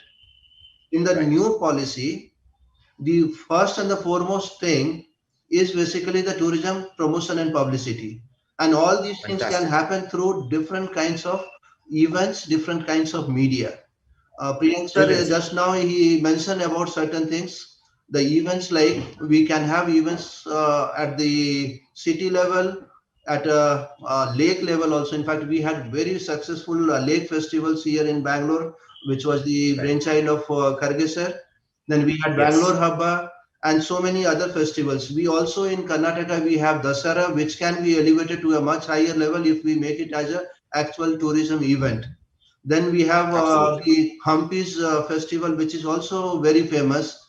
There also we need big event managers to come together and then bring it to a higher scale so that we can market it across the country. And also once the international travel becomes simpler, probably a lot of people will get attracted to come to Karnataka. So this is, I mean, the festivals are very important. Apart from that, the events also needs to be conducted. Like earlier we used to do the tourism events, probably you also have participated in number of domestic and international events. Where as a tourism community, we go, we have our own pavilion and we sit over there. We have B2B meetings as well as B2C interactions also. That is another way of promotion. Probably we can look at having such events now at the domestic level, because the travel across the country is seamless again.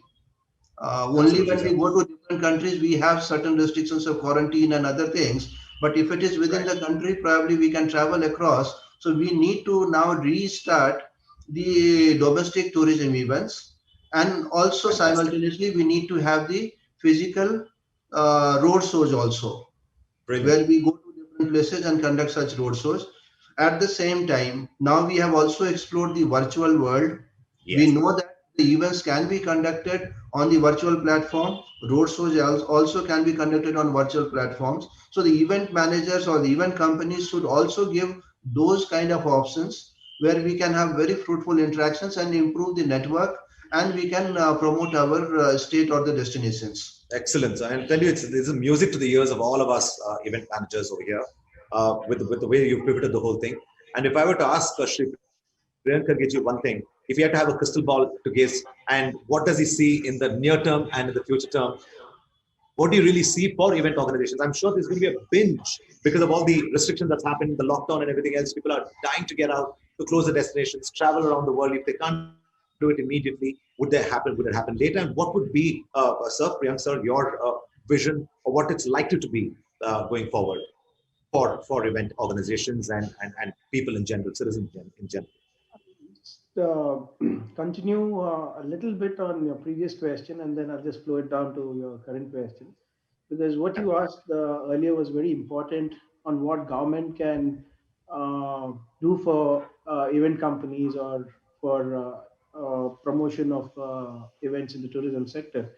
Firstly, I think events are high-value tourism attractions, and they act as catalysts to change, and they, they change the image of the cities. It's good for business for everyone. So it could be a convention, it could be a trade show, it could be sports-related activities, it could be cultural-related activities, like Mr. Kumar Pushkar said, like the Mysuru Dasra. Dasara. I mean, the point I'm trying to make here is that until and unless government sees events also as a part of a tourism package, it becomes extremely difficult for event managers to come, or event fraternity to come together and promote anything. So one small example is like what they do with Oktoberfest in Germany, or what happens in Dublin about St. Patrick's Festival, where millions of people come together. It's promoted by the state, it's promoted by the Department of Tourism.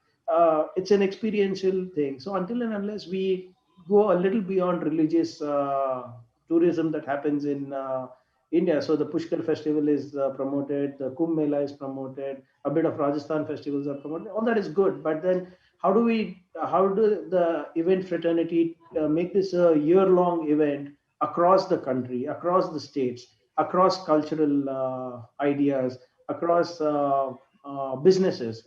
Trade shows are huge in everywhere.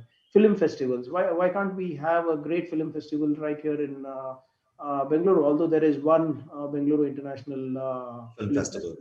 Is it really international in its nature? Is something that we need to revisit. We need to look at. Right. And we are the IT hub. How many products are launched actually in the world's second largest technology cluster? The Bengaluru Tech Summit is one of the biggest tech summit that happens in the world, and we need to promote those events for tourism as well. It's just not, you can't look at it in isolation.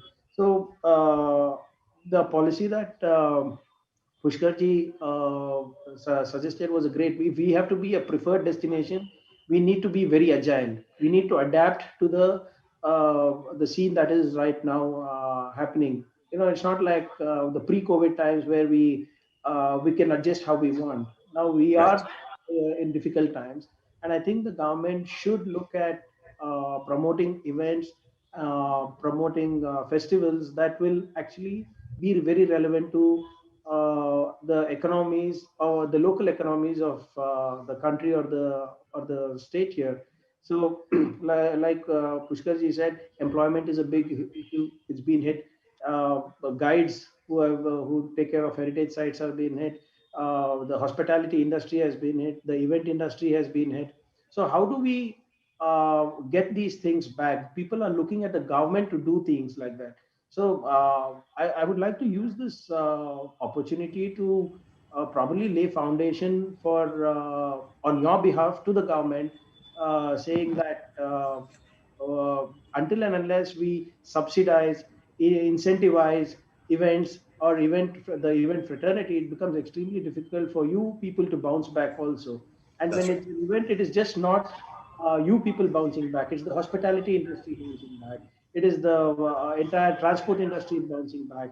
It creates employment. It generates local economies. It stimulates the local economies. It brings in the social change that people are looking for in these difficult times. So I think that the policy is good. The preferred destination among the country is good, but is it as relevant as it should be in these times? I don't know. So I think probably the only way the reason why people now are traveling is because of necessity. It's not more to do. It's not luxury or leisure anymore like it used to be before. Now with reduced incomes, travel is going to be even more reduced, especially the middle class, the upper middle class, or even from the lower income group. So until and unless it is an event-based or a necessity-based travel, people might not be willing to do that. So until and unless government comes forth, says like, look, why don't you event in this place? We are going to incentivize you. We are going to subsidize you. It could be even a destination wedding. It could be even film tourism. That's also an event, right? So until and unless government does that, the recovery will be slower than expected. Brilliant, sir. I mean, these are absolutely gems that you're kind of giving us, and I'm really hoping, and since Pushkarji is also listening to the whole thing, I believe that this is what we need to really focus upon before we kind of really wrap up this session. What would be your message to the event community as to how they can partner with governments and play a really active role in this developing sector? But any message will be great, because both of you have been extremely positive and optimistic and really made a big difference. So something from your end would be great as a closing note. Pushkarji, you can start. Sir. Sir, I would like to basically conclude by ending on a positive note. Basically, I would like to tell that the event community need to work along with us, sir, whether it is tourism sector or the sports or any of the other sectors where the government is also active. We need to work together, and we need to be also very relevant. In fact, you just now you told about the relevance also. Today we cannot simply project a destination as a destination. You need to basically project it from the point of view of experience and also relevance. People do not have money only to just visit places. You have to make it relevant so that people find a reason to actually come and then visit that place. And in the process, we will generate employment, we will generate some kind of input to the economy, which is very important today. We can all understand the problems of the government because of the COVID. I mean, the overall revenues have come down for the state government as well as the central government. So the government also probably may not have sufficient money to directly pump in money to the event community or the tourism community. Sure. So we need to basically create such kind of opportunities, and that can happen only when we work together. The event community people have a lot of brilliant ideas. You have to come forward and partner with us, and we will be always happy to welcome you and work together. That is what I would like to say and conclude. Thank you so much, sir. In response to what you're saying, I can assure you that all of us, event community, will come together and seek your help on how we can get empaneled. While we are, I think a lot of other organizations can add so much more value to different niches of the services that you require. And we're hoping that you'll be able to sort of encourage and sort of empanel us on. Thank you. Yes, sir. Thank you. And Priyank, sir.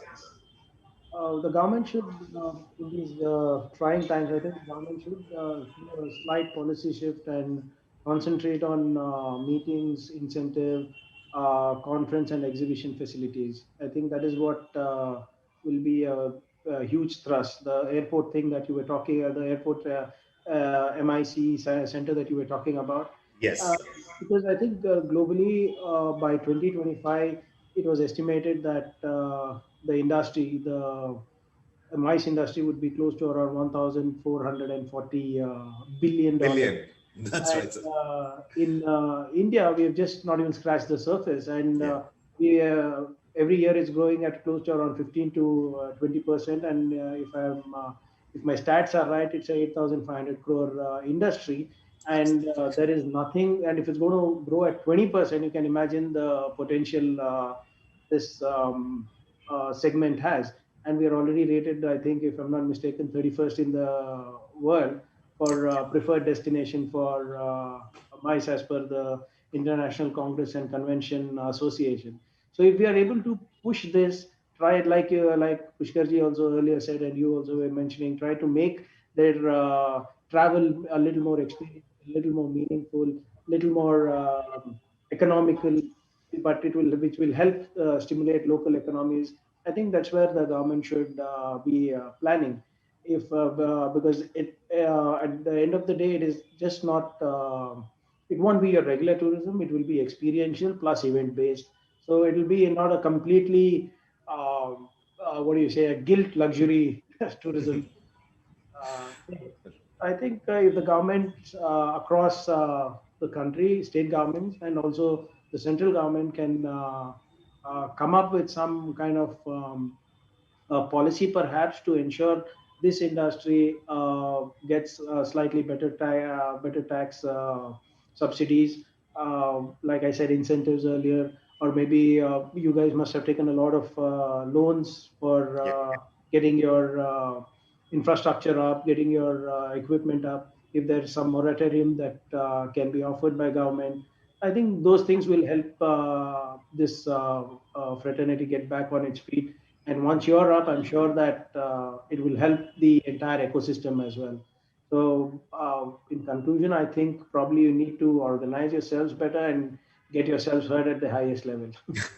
So I'll tell you, it's not for nothing that I said in the beginning that if not for your political lineage, you would have actually been an event person, because you spoke like one of us. And this is exactly what we need. And I think it's such a privilege.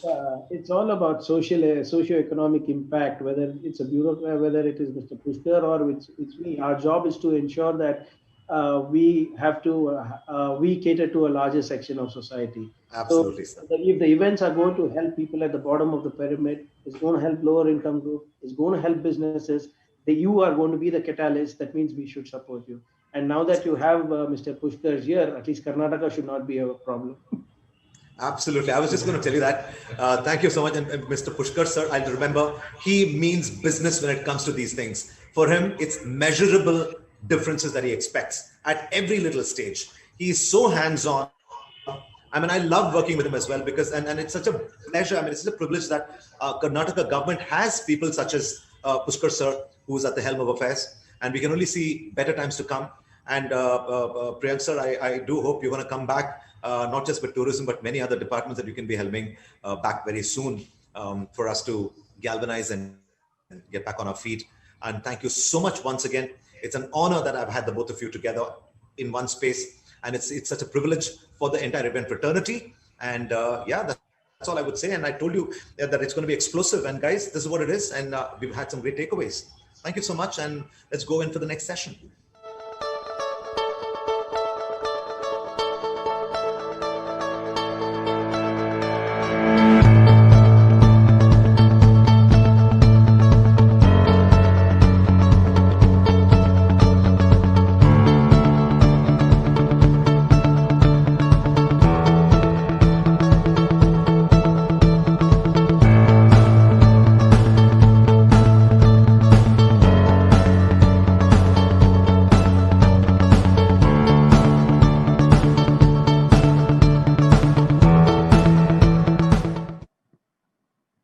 And let's keep moving at this brisk pace at Congregations India 2020. Can the event industry cater to India's rejuvenated religious fervor post the pandemic? How can event professionals help structure and grow religious beliefs to benefit all stakeholders, including sponsors?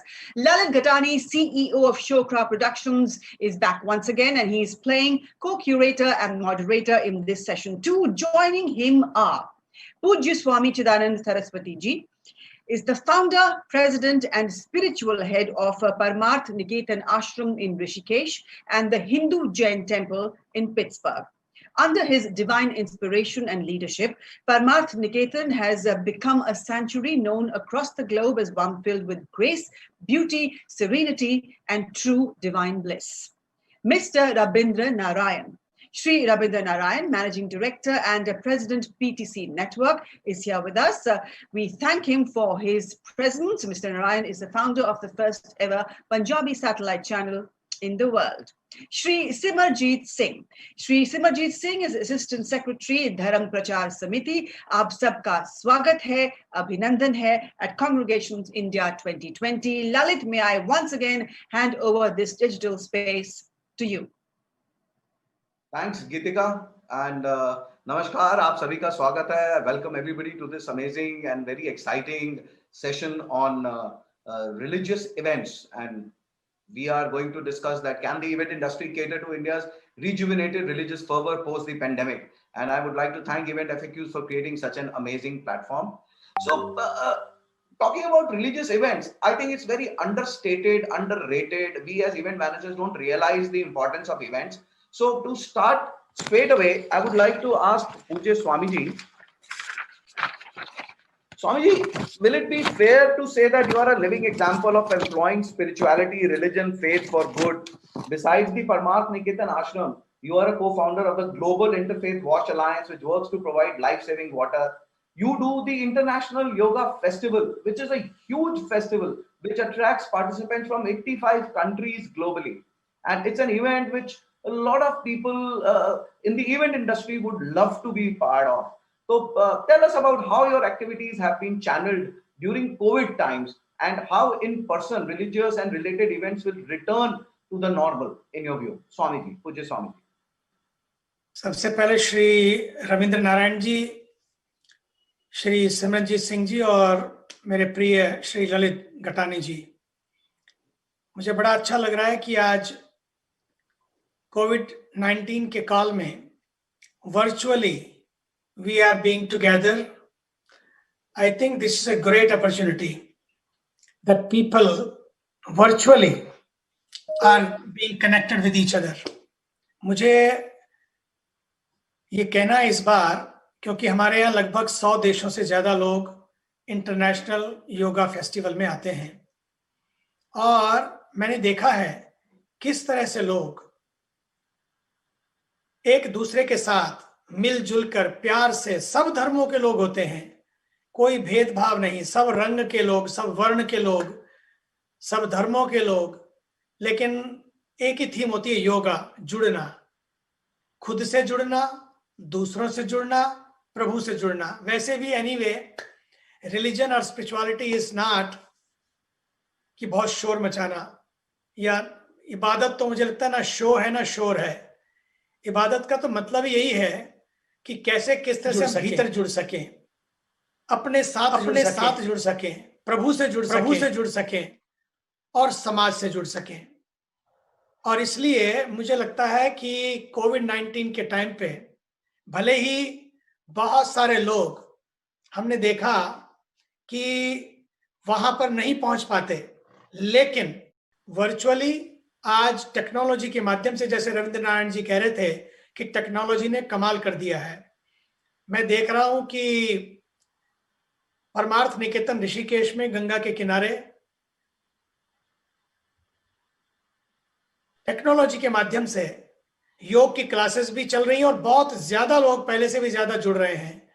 Ganga आरती जब lockdown था तो उस समय बहुत सारे लोग नहीं आ पाते थे क्योंकि लॉकडाउन के नियमों का पालन करना था, सोशल डिस्टेंसिंग का पालन करना था, 2 गज की दूरी, मास्क है जरूरी, इन सब चीजों को पालन करते हुए हम लोगों ने उसको उसी तरह से किया। लेकिन जैसे ही अभी हम लोगों ने आरती को खोला, नियम खुले, फिर भी हमने सोशल डिस्टेंसिंग का पालन करते हुए उसको लाइव बना दिया, क्योंकि टेक्नोलॉजी के माध्यम से आज पूरे विश्व से आप जुड़ सकते हैं।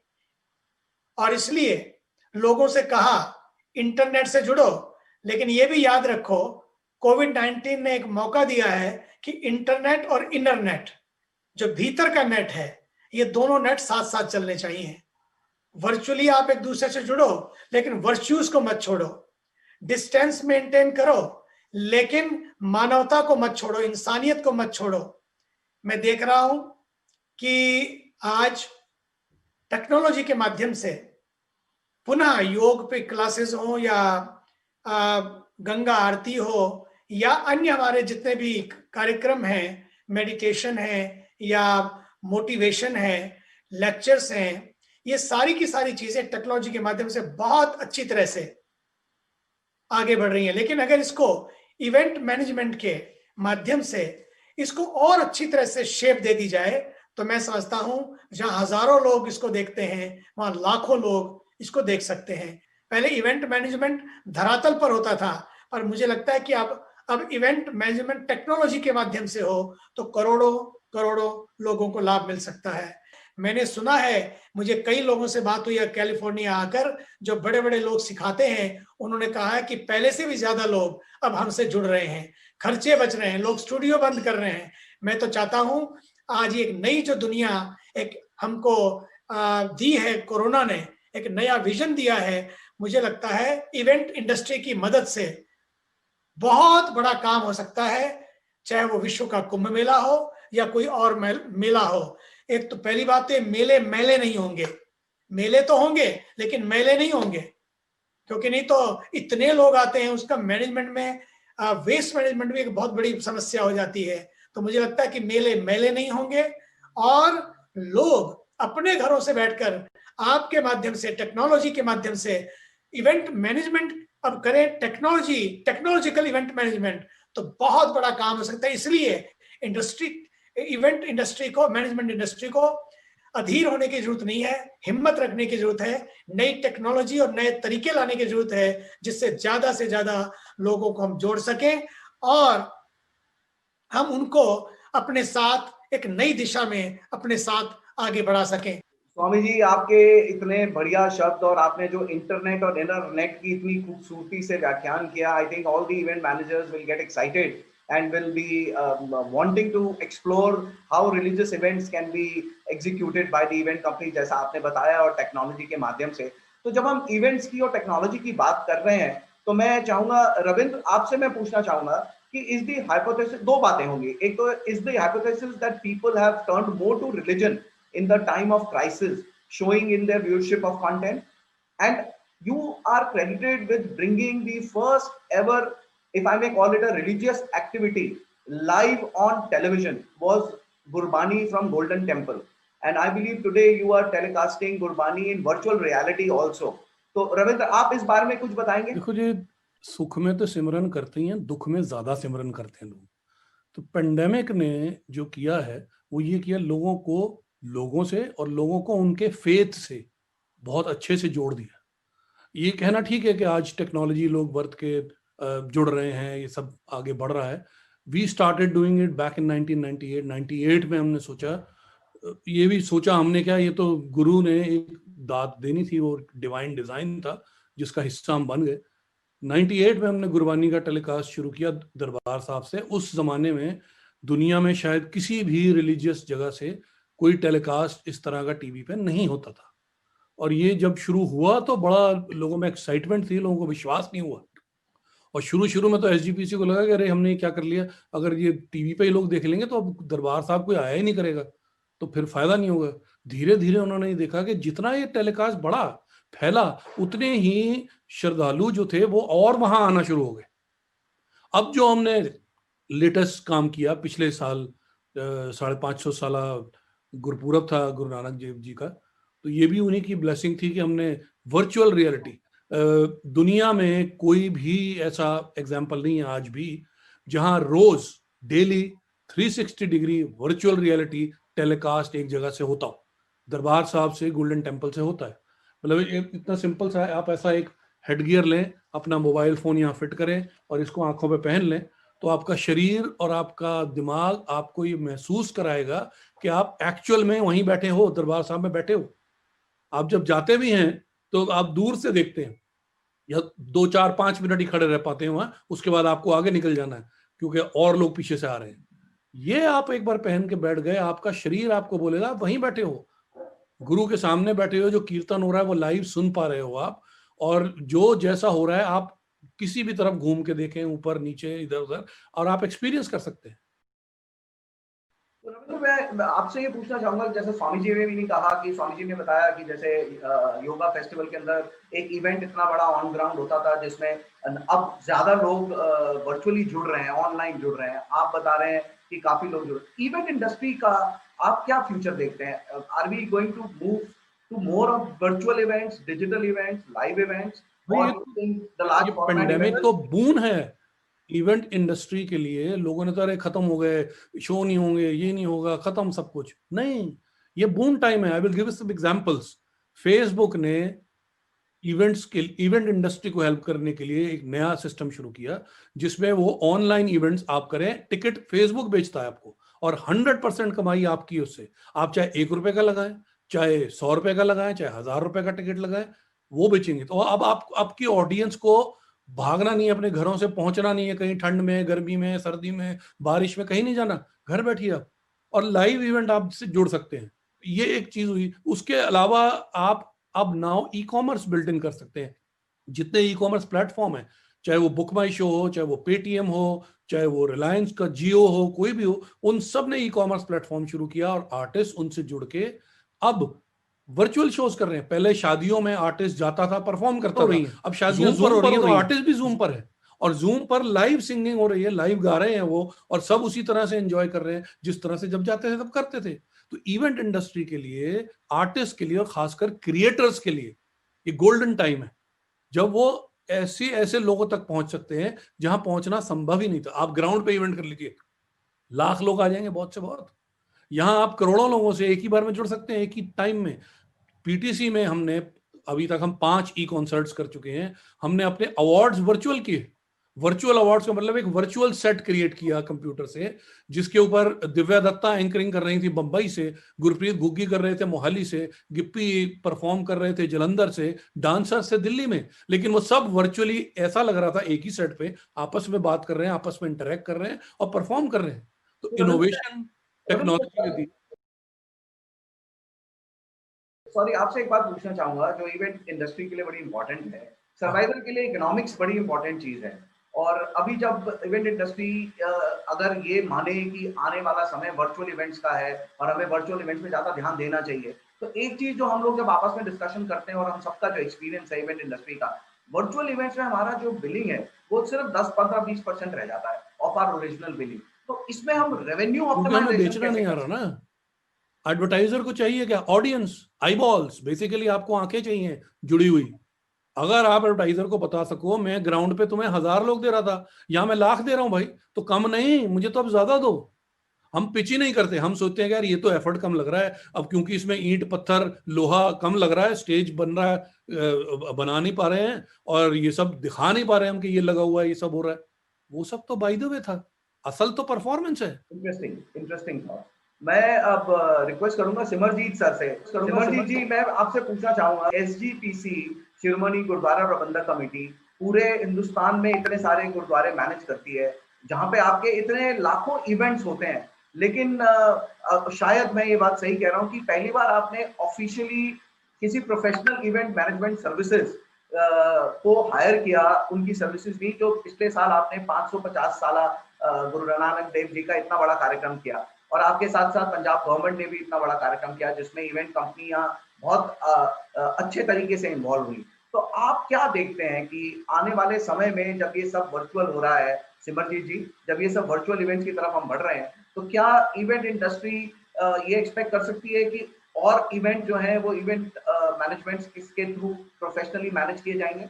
जी जिटानी जी, ये जो बात है मैं इससे थोड़ा सा पीछे से बात करना चाहूंगा। 85 का समय था तो हमारे सामने एक नई समस्या शुरू हुई। वो ये थी कि पंजाब का जो सिख था वो यहाँ से माइग्रेट होने लगा, विदेशों में जाने लगा, बहुत सारे लोग विदेशों में जा बसे। लेकिन सिख हमेशा ये कामना करता है, हर रोज अरदास करता है कि मुझे श्री अमृतसर के श्री दरबार साहब के दर्शन दीदार करना चाहता है। हर रोज अरदास में ये वो कामना करता है।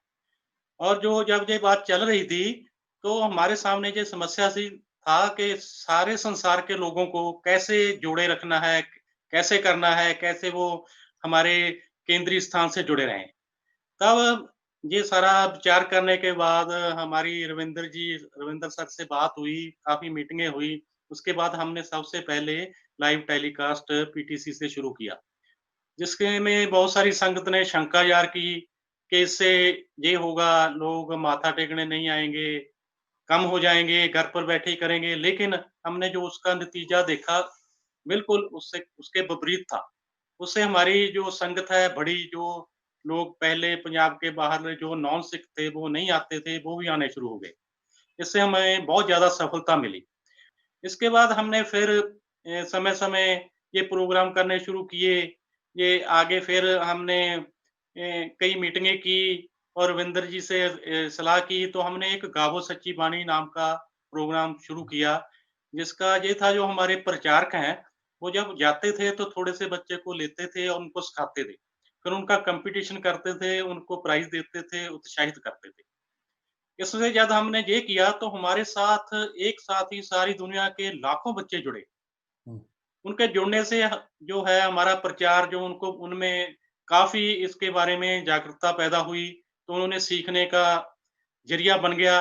तो हमारे पास इसकी और डिमांडें आई तो हमने ये रेगुलर शुरू किया। उसके बाद ही फिर ये भी डिमांड आई कि हमें इतिहास के साथ भी जोड़ा जाए। फिर हमने हेरिटेज क्विज नाम का शान सिक्खी प्रोग्राम किया, जिसको बहुत ज्यादा शलाघा हुई और उससे बहुत बच्चे जुड़े, वो भी हमने किया। इसी तरह हम समय समय ये इंटरनेट के माध्यम से या और जो कोरोना का महामारी का समय आया तब हमने ये शुरू किया। तो हमने अपने प्रचारकों को ये इंटरनेट के माध्यम से प्रचार करने को कहा।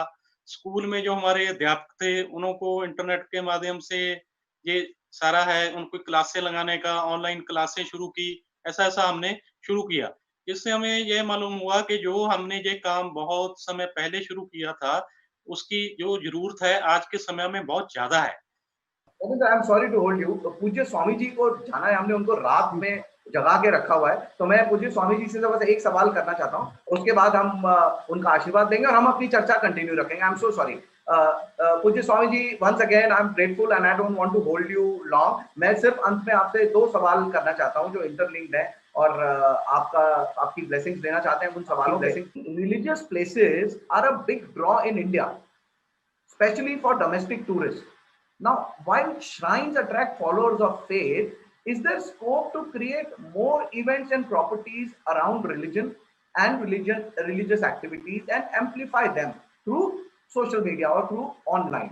And are there examples to emulate? और दूसरा मैं आपसे पूछना चाहूंगा कि infrastructure or lack of it has often been cited as a impediment to the religious tourism in India. तो रिलीजियस टूरिज्म का एक बहुत बड़ा स्कोप है, जैसे आज सरकार टूरिज्म के कारण अपना रेवेन्यू भी बढ़ाना चाहती है और शोकेस करना चाहती है। आप इस विषय में कुछ कहेंगे? क्या पब्लिक प्राइवेट पार्टिसिपेशन का मॉडल इसमें काम कर सकता है? क्या इवेंट कंपनीज आप जैसी संस्थाओं, आपके जैसे परमार्थ निकेतन जैसी संस्थाओं और आपके आशीर्वाद से कुछ ऐसे ज्वाइंट वेंचर्स कर सकती है इवेंट डोमेन में? निश्चित रूपेण कर सकते। देखिए, पहली बात तो ये है, ये समय आ गया कोलैबोरेशन का एंड टुगेदरनेस का, कि साथ मिलकर बहुत बड़े काम किए जा सकते हैं, पहली बात। दूसरी बात यह है कि इंफ्रास्ट्रक्चर, सच्ची बात तो यह है कि कोविड-19 to me is ambassador of God. एक ये it's not a bane, it's a boon. जैसा कि हमारे रविंद्र जी बता रहे थे, it's not a curse, it's a bane, it's not a bane, it's a boon. ये बून है और इस बून को हमें समझना है कि कैसे हम इसको बूस्ट करें, अब संसार के पास ले जाएं। उसके लिए हमें भी कुछ बदलना होगा, हमारी टेक्नोलॉजी के तरीकों को, उसकी क्वालिटी को, बहुत सारी चीजों को लाना होगा, नए नॉर्म्स लाने होंगे। उसके माध्यम से निश्चित रूपेण मैं देख रहा हूं ये आगे बढ़ेगा और बढ़ रहा है। दुनिया तो बदली है, लेकिन साथ साथ हमें यह भी दिखना है कि दिल ना बदल जाए। हमें ऐसे ढंग से लोग चीजों को जोड़ना होगा, नहीं तो हो क्या रहा है, लोग एक दूसरे से, मुझे सबसे ज्यादा चिंता है जवानों की। जवान लोग एक दूसरे से मिल नहीं पाते थे, मिल नहीं पा रहे हैं, घरों में कैद हैं या वो इवेंट नहीं हो पा रहे। उनको करने, जवानों को जोड़ने के लिए हमें कुछ ऐसा करना पड़ेगा, ऐसे इंटरेस्टिंग इवेंट्स देने होंगे, ऐसी उनको प्रोग्राम देने होंगे जिससे वो लोग भी ग्लूड रहें उसके साथ और देखें उसको। उनके केवल दुनिया से, पहले वो दुनिया से जुड़ते थे, अब वो दिल से भी जुड़े उसके साथ साथ। कोविड ने एक मौका दिया, कोरोना ने, कि कुछ और भी तरीके हैं, जिंदगी को नए ढंग से बदला जा सकता है, लोगों से जुड़ा जा सकता है, लोगों को जोड़ा जा सकता है, धर्म के रास्ते पर भी, व्यापार के रास्ते पर भी, प्यार के रास्ते पर भी, संस्कार के रास्ते पर भी, हर तरह से लोगों को जोड़ा जा सकता है। बस ख्याल इतना रहे, इंफ्रास्ट्रक्चर तो बढ़े लेकिन इंफ्रास्ट्रक्चर भी बढ़े, इंटरनेट की स्पीड तो बढ़े लेकिन इंटरनेट की स्पीड भी उसी तरह से बढ़े, ताकि ऐसा ना हो कि कहीं इस कोरोना के चक्कर में इंसानियत खो जाए, मानवता खो जाए। इसका हमें बहुत ध्यान रखना है। लोगों को, लोगों के दर्द को हमें समझना। देखिए ना, नोटबंदी हुई तो, या कुछ भी हुआ, अभी आपका लॉकडाउन हुआ तो हर समय में लंगर बंदी नहीं हुई, नोटबंदी हुई, लंगर बंदी नहीं हुई, लंगर खुले रहे। क्यों? क्योंकि ये जो आस्था है, ये जो विश्वास है, केवल व्यवस्था के बल पर नहीं बल्कि दुनिया आस्था के बल पर टिकी है। और आस्था और व्यवस्था का संगम कोरोना ने हमारे सामने लाया है। और मुझे लगता है कुछ घबराने की जरूरत नहीं। इवेंट मैनेजमेंट वालों को खूब हिम्मत रखें, आगे बढ़ें और दुनिया आपकी है। प्रणाम स्वामी जी, आपके इतने शुभ शब्द, आपका आशीर्वाद हम सबको मिला और आपने इतनी पॉजिटिव बात कही इवेंट इंडस्ट्री के लिए। और आपका जो विश्लेषण है इंटरनेट और इनरनेट, इंफ्रास्ट्रक्चर और इंफ्रास्ट्रक्चर, आई थिंक ये बहुत रेजोनेट करेगा हमारी इंडस्ट्री के साथ, क्योंकि हमारे जितना स्ट्रेसफुल काम होता है उसमें अपने आप को समझना और अपने आप को मेडिटेट करके काम रखना भी बहुत जरूरी है। आप हमारे साथ जुड़े कैलिफोर्निया से इतनी रात को, उसके लिए मैं आपको फिर दोबारा अपनी पूरी टीम, इवेंट एफएक्यूज और हमारी पूरी टीम की तरफ से बहुत बहुत शुक्रिया और स्वामी जी प्रणाम, और हमें आपका मार्गदर्शन आने वाले समय में मिलता रहेगा। मैं इस उम्मीद से आपसे विदा लेता हूँ। हमारी चर्चा चलती रहेगी, बट स्वामी जी को जाना है, इस समय हमने बहुत देर रात तक उनको रोका हुआ है। तो thank you Swami ji, once again thank you for your blessings. धन्यवाद रविंद्र नारायण जी, एंड धन्यवाद सिमरनजीत जी। Keep it up and we are together, and let us be together and give a new word to the world. Thank you. Simarjeet जी, मैं आपसे पूछना चाहता हूँ, मैंने अभी इससे पहले भी आपसे पूछा था, स्पेसिफिकली व्हाट रोल आप क्या समझते हैं कि आपके ये जो इवेंट्स होते हैं ऑन ग्राउंड या वर्चुअल इवेंट्स, ऑनलाइन इवेंट्स आप हो रहे हैं, इसमें एक इवेंट मैनेजर क्या रोल प्ले कर सकता है? आपको क्या फील होती है? जो जब हमसे कोई बाहर की संगत हमसे संपर्क करती है कि हमें ये चाहिए, हम आपके साथ जुड़ा रहना चाहते हैं, हम इतनी दूर हैं, हम 2 साल नहीं आ सकते, हम 4 साल नहीं आ सकते, हम 5 साल नहीं आ सकते, लेकिन हम तो रोज जुड़ा रहना चाहते हैं, तो उसके लिए जो इवेंट तैयार किए जाते हैं उनकी डिमांड पर हम सोचते हैं अभी क्या हो सकता है। जैसे हर सिख जो दुनिया के कोने कोने में बैठा है, वो चाहता है सुबह जब गुरु ग्रंथ साहब का प्रकाश होता है गोल्डन टेम्पल में, श्री दरबार साहब, श्री अमृतसर में, उसमें जो हुक्मनामा लेते हैं भी हमारे साथ पहुंचना चाहिए। उसका जरिया भी यही है। हमने फिर इंटरनेट के जरिए या इलेक्ट्रॉनिक मीडिया के जरिए जो हमारी नई टेक्नोलॉजी है, इनके डिजिटल मीडिया के जरिए हमने ये सारा कुछ लोगों तक पहुंचाया। ऐसे जो आगे आगे हमारे प्रोग्राम आने वाले हैं, जैसे हमने अब 400 साल प्रकाश गुरुपर्व आएगा श्री गुरु तेग बहादुर साहब जी का 1 मई 2021 को, उसके लिए हम तैयारी कर रहे हैं। डिजिटल मीडिया के जरिए कैसे इसको दुनिया के कोने कोने तक पहुंचाया जाए। इसी तरह आजकल जो दिन चल रहे हैं, ये हमारे 10वें पातशाह, 10वें गुरु श्री गुरु गोबिंद सिंह जी के बच्चों की शहादत के बहुत बड़े दिन है। यहाँ हर वर्ष लाखों की गिनती में 20 लाख के करीब संगत एकत्रित होती है। वो श्रद्धा के फूल भेंट करने आती है। छोटे बच्चों को जो 8 साल और 5 साल के थे, उनको नींव में चिनकर शहीद कर दिया गया था। और जो बड़े बच्चे थे, बड़े साहिबजादे थे, वो चमकौर की जंग में लाखों की संख्या की फौज के साथ जूझते हुए, उनसे लड़ते हुए शहीद हो गए थे। उनकी शहादत को सिख धर्म में बहुत महानता दी जाती है। उनको श्रद्धा अर्पण करने के लिए हर सिख पहुंचता है। कोई 20 लाख के करीब जहाँ संगत इकट्ठी होती है, उसको भी हम डिजिटल माध्यम के जरिए पहुंचाते, संगत तक पहुंचाते हैं। और जो सारे कार्यक्रम होते हैं उसको भी पहुंचाते हैं।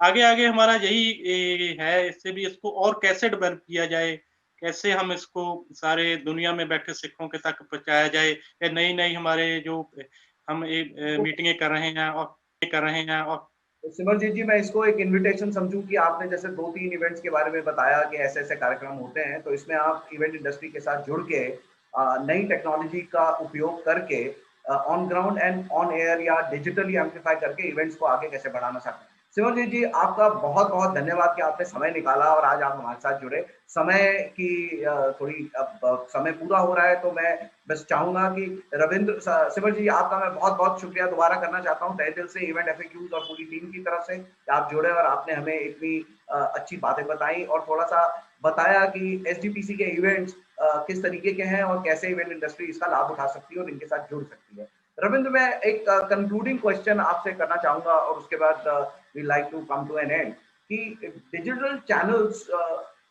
what role do you see digital channels playing in amplifying religious events, and how do you see that you can partner with event industry and together these events can be amplified, and has COVID catalyzed consumption of and engagement with religion through digital channels? मैं इसका example, बहुत सारे लोग कीर्तन दरबार कराते हैं। कीर्तन दरबार मतलब जिसमें गुरबानी का गायन होता है, वो करा तो फॉर एग्जांपल लुधियाना में रहा है, लुधियाना के एक मोहल्ले में करा रहा है, समझ लीजिए आप, तो सिर्फ उतने ही लोग आते हैं ना, वहाँ 1000, 2000, 3000 आते हैं। जब वो हमारे पास आता है तब हम उसको चैनल पे भी डालते हैं, हम उसको अपने डिजिटल प्लेटफॉर्म पे डालते हैं और हम उसको इंटरनेशनल बीम्स पे डालते हैं। US, Canada, Europe, middle east, जब वो हर जगह पहुंचता है तो वो इवेंट लुधियाने का नहीं रह जाता, वो इवेंट फिर उसकी जो स्पिरिट है उसका हो जाता है। अगर वो गुरपूरब के दौरान है तो गुरपूरब का हो जाता है, सारी दुनिया के लोगों तक वो पहुंच सकता है, उसको कंट्रीब्यूशन सारी दुनिया से मिल सकती है, उसकी जो ऑर्गेनाइजेशन है वो पूरी दुनिया तक पहुंच सकती है, मैसेज पूरी दुनिया तक पहुंच सकता है। तो हमने एक ऐसा जरिया बनाया, we are a bridge. Media क्या है? Media is a bridge between the organiser and the audience. हम जो भी फेथ हो, उसका जो ऑर्गेनाइज कर रहे हैं वो इवेंट, उसको लोगों तक पहुंचाने का हम माध्यम है। वो यूज करके अगर इवेंट मैनेजमेंट कंपनी वाले इससे वो सोच के एक आइडिया लगाएं। अब जैसे फॉर एग्जांपल मैं आपको बताऊं, गुरपूरब मनाया जाता है, कोई दुनिया का कोना ऐसा नहीं है जहां पर गुरपूरब नहीं पहुंचता। हम अब ये योगा फेस्टिवल जब हुआ, कोशिश की कि सारी दुनिया तक पहुंचे। मैं ये कह रहा हूं कि अगर हम इसमें सब लोगों को इन्वॉल्व करें, event management company, digital channels को, टीवी चैनल्स को, लोकल इवेंट मैनेजर्स को इन्वॉल्व करके इसको इस तरह से बनाएं कि पूरी दुनिया बैठ के देखेगी ये हो क्या रहा है। वो एफर्ट्स करने की जरूरत हमें सिर्फ योगा की नहीं, सिर्फ गुरबानी की नहीं, और चीजों की भी जरूरत है। और एज अब ये आ गई है कि जहां अगर आपके पास विजडम है तो आप लोगों तक पहुंच सकते हो, लोगों को समझा सकते हो, लोगों को जोड़ सकते हो। Super, super. Thanks a ton, Ravin, for sparing time and joining us today for this discussion. And as you said, the media is a bridge. I think all event industry, all event managers, एक कहावत है कि let's cross the bridge when we reach there. So I think हमें लगता है कि we have reached there now. Now we need not cross the bridge, we need to embrace the bridge, if I may say. And हमको अब थोड़ा सोचना पड़ेगा beyond ground events. We should look at something what I keep saying as phygital events. There will be a physical component, which is a ground component, but there will be a much bigger digital component. I think with this take, we come to the conclusion of this wonderful session. And thanks once again to all our esteemed speakers who took time and joined us. Thank you, and see you very soon. Hope to have an extended session with all of you separately to discuss in detail how event industry can gallop, and how alliances and collaborations can be forged with networks like yours, with institutions like SGPC, with institutions like Paramath Niketan, and so on and so forth, and how we can all work together to grow in the coming times. Thank you once again. It was lovely talking to all of you. Thank you.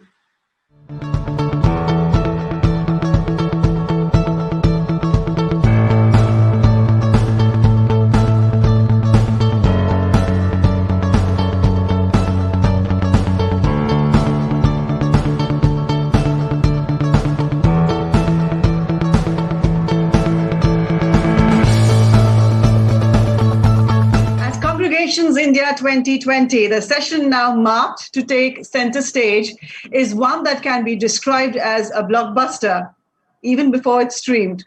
You and I at Congregations India are now to listen to the newsman of India, Rajdeep Sardesai, talk about elections, electioneering, election campaigning, and the great transformation that lies ahead in the digital age.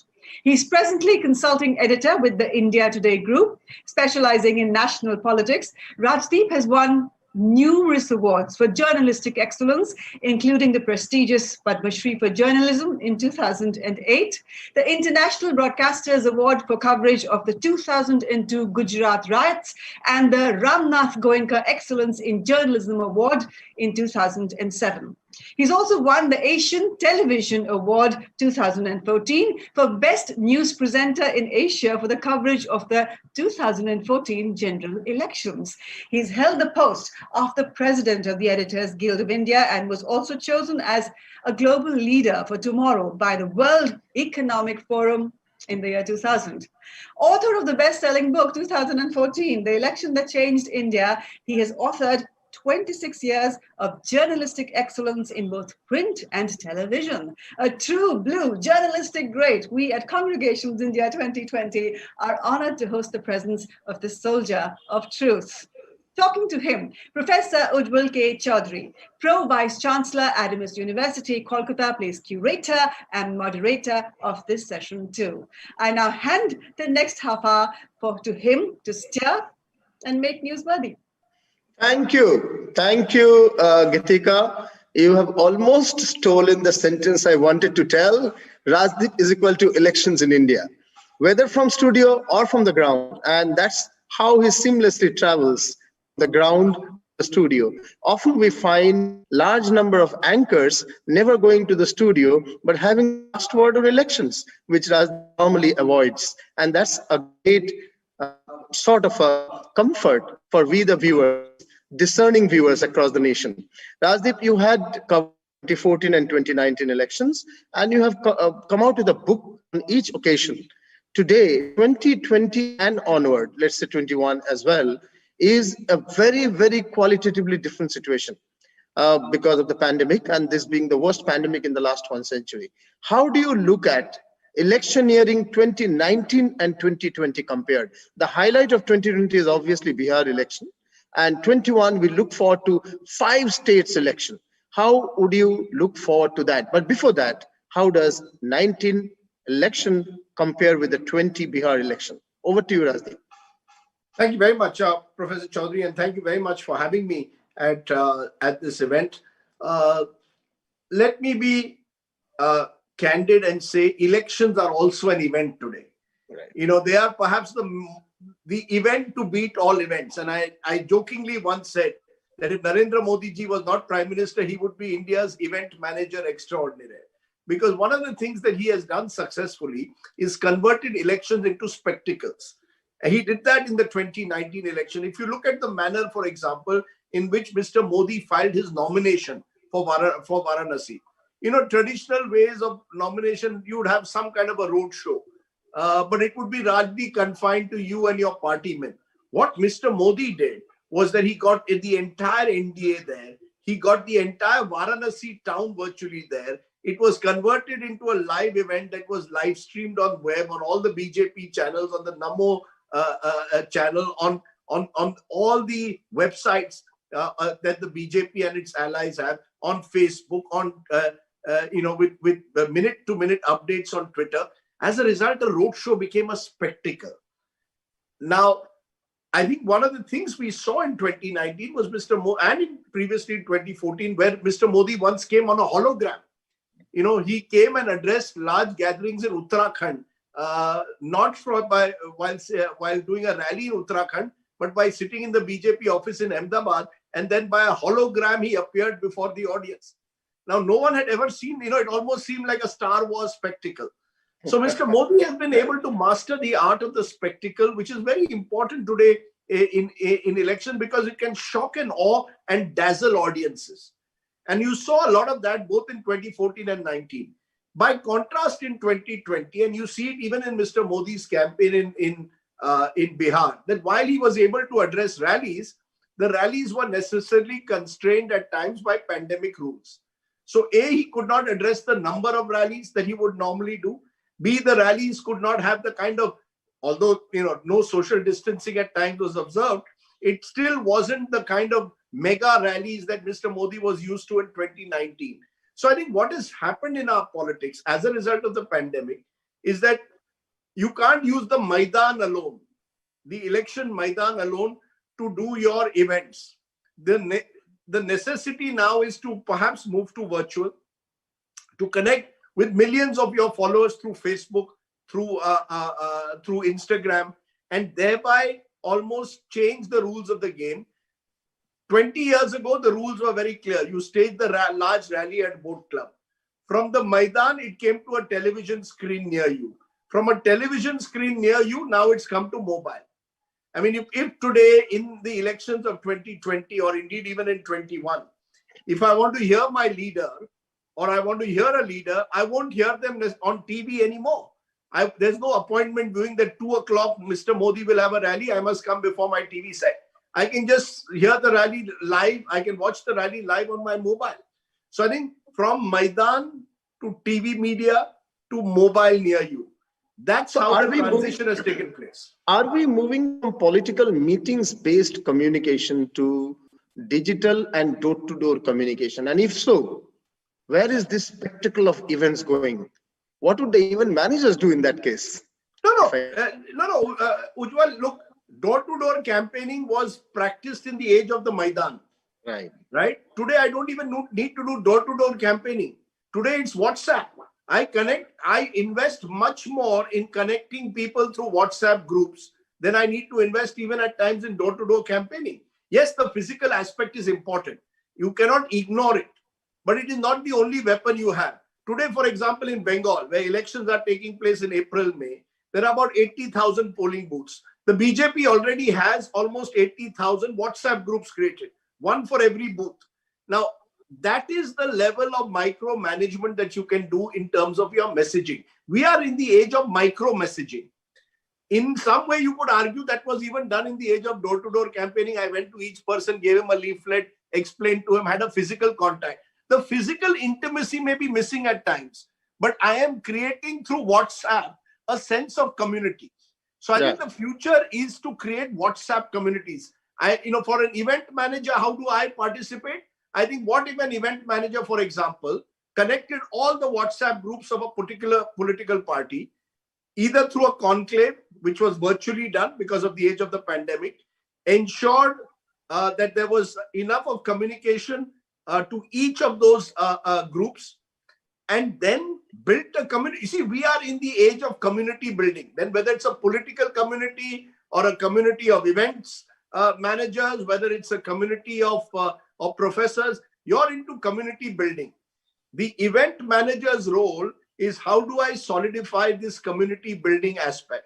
Can I bring together all the volunteers of the BJP and stage an event, let's say for the Bengal elections of April, May, or indeed of the Trinamool Congress, where they are all able to in some way interact with each other? The physical aspect may be missing, but you can connect them all today. So the event will now have to move virtual. There's no doubt in my mind. This is the age of virtual. Appreciate that is the need of the hour, particularly physical distancing. I don't want to use the word social distancing. In times of physical distancing, that's natural. But isn't it sometimes taking away that spirit of elections because of the absence of physical touch? And do we go to a blended mode rather? What you are saying is natural, normal, and is already being attempted, if not successfully, but in various levels of success among parties. But are we also blending the physical with the digital?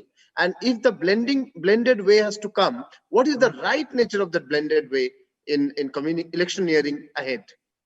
I like your use of the word blended, because there is no way that it can be either or. Right. You need, today Mamata Banerjee is going to every district of Bengal physically, addressing rallies.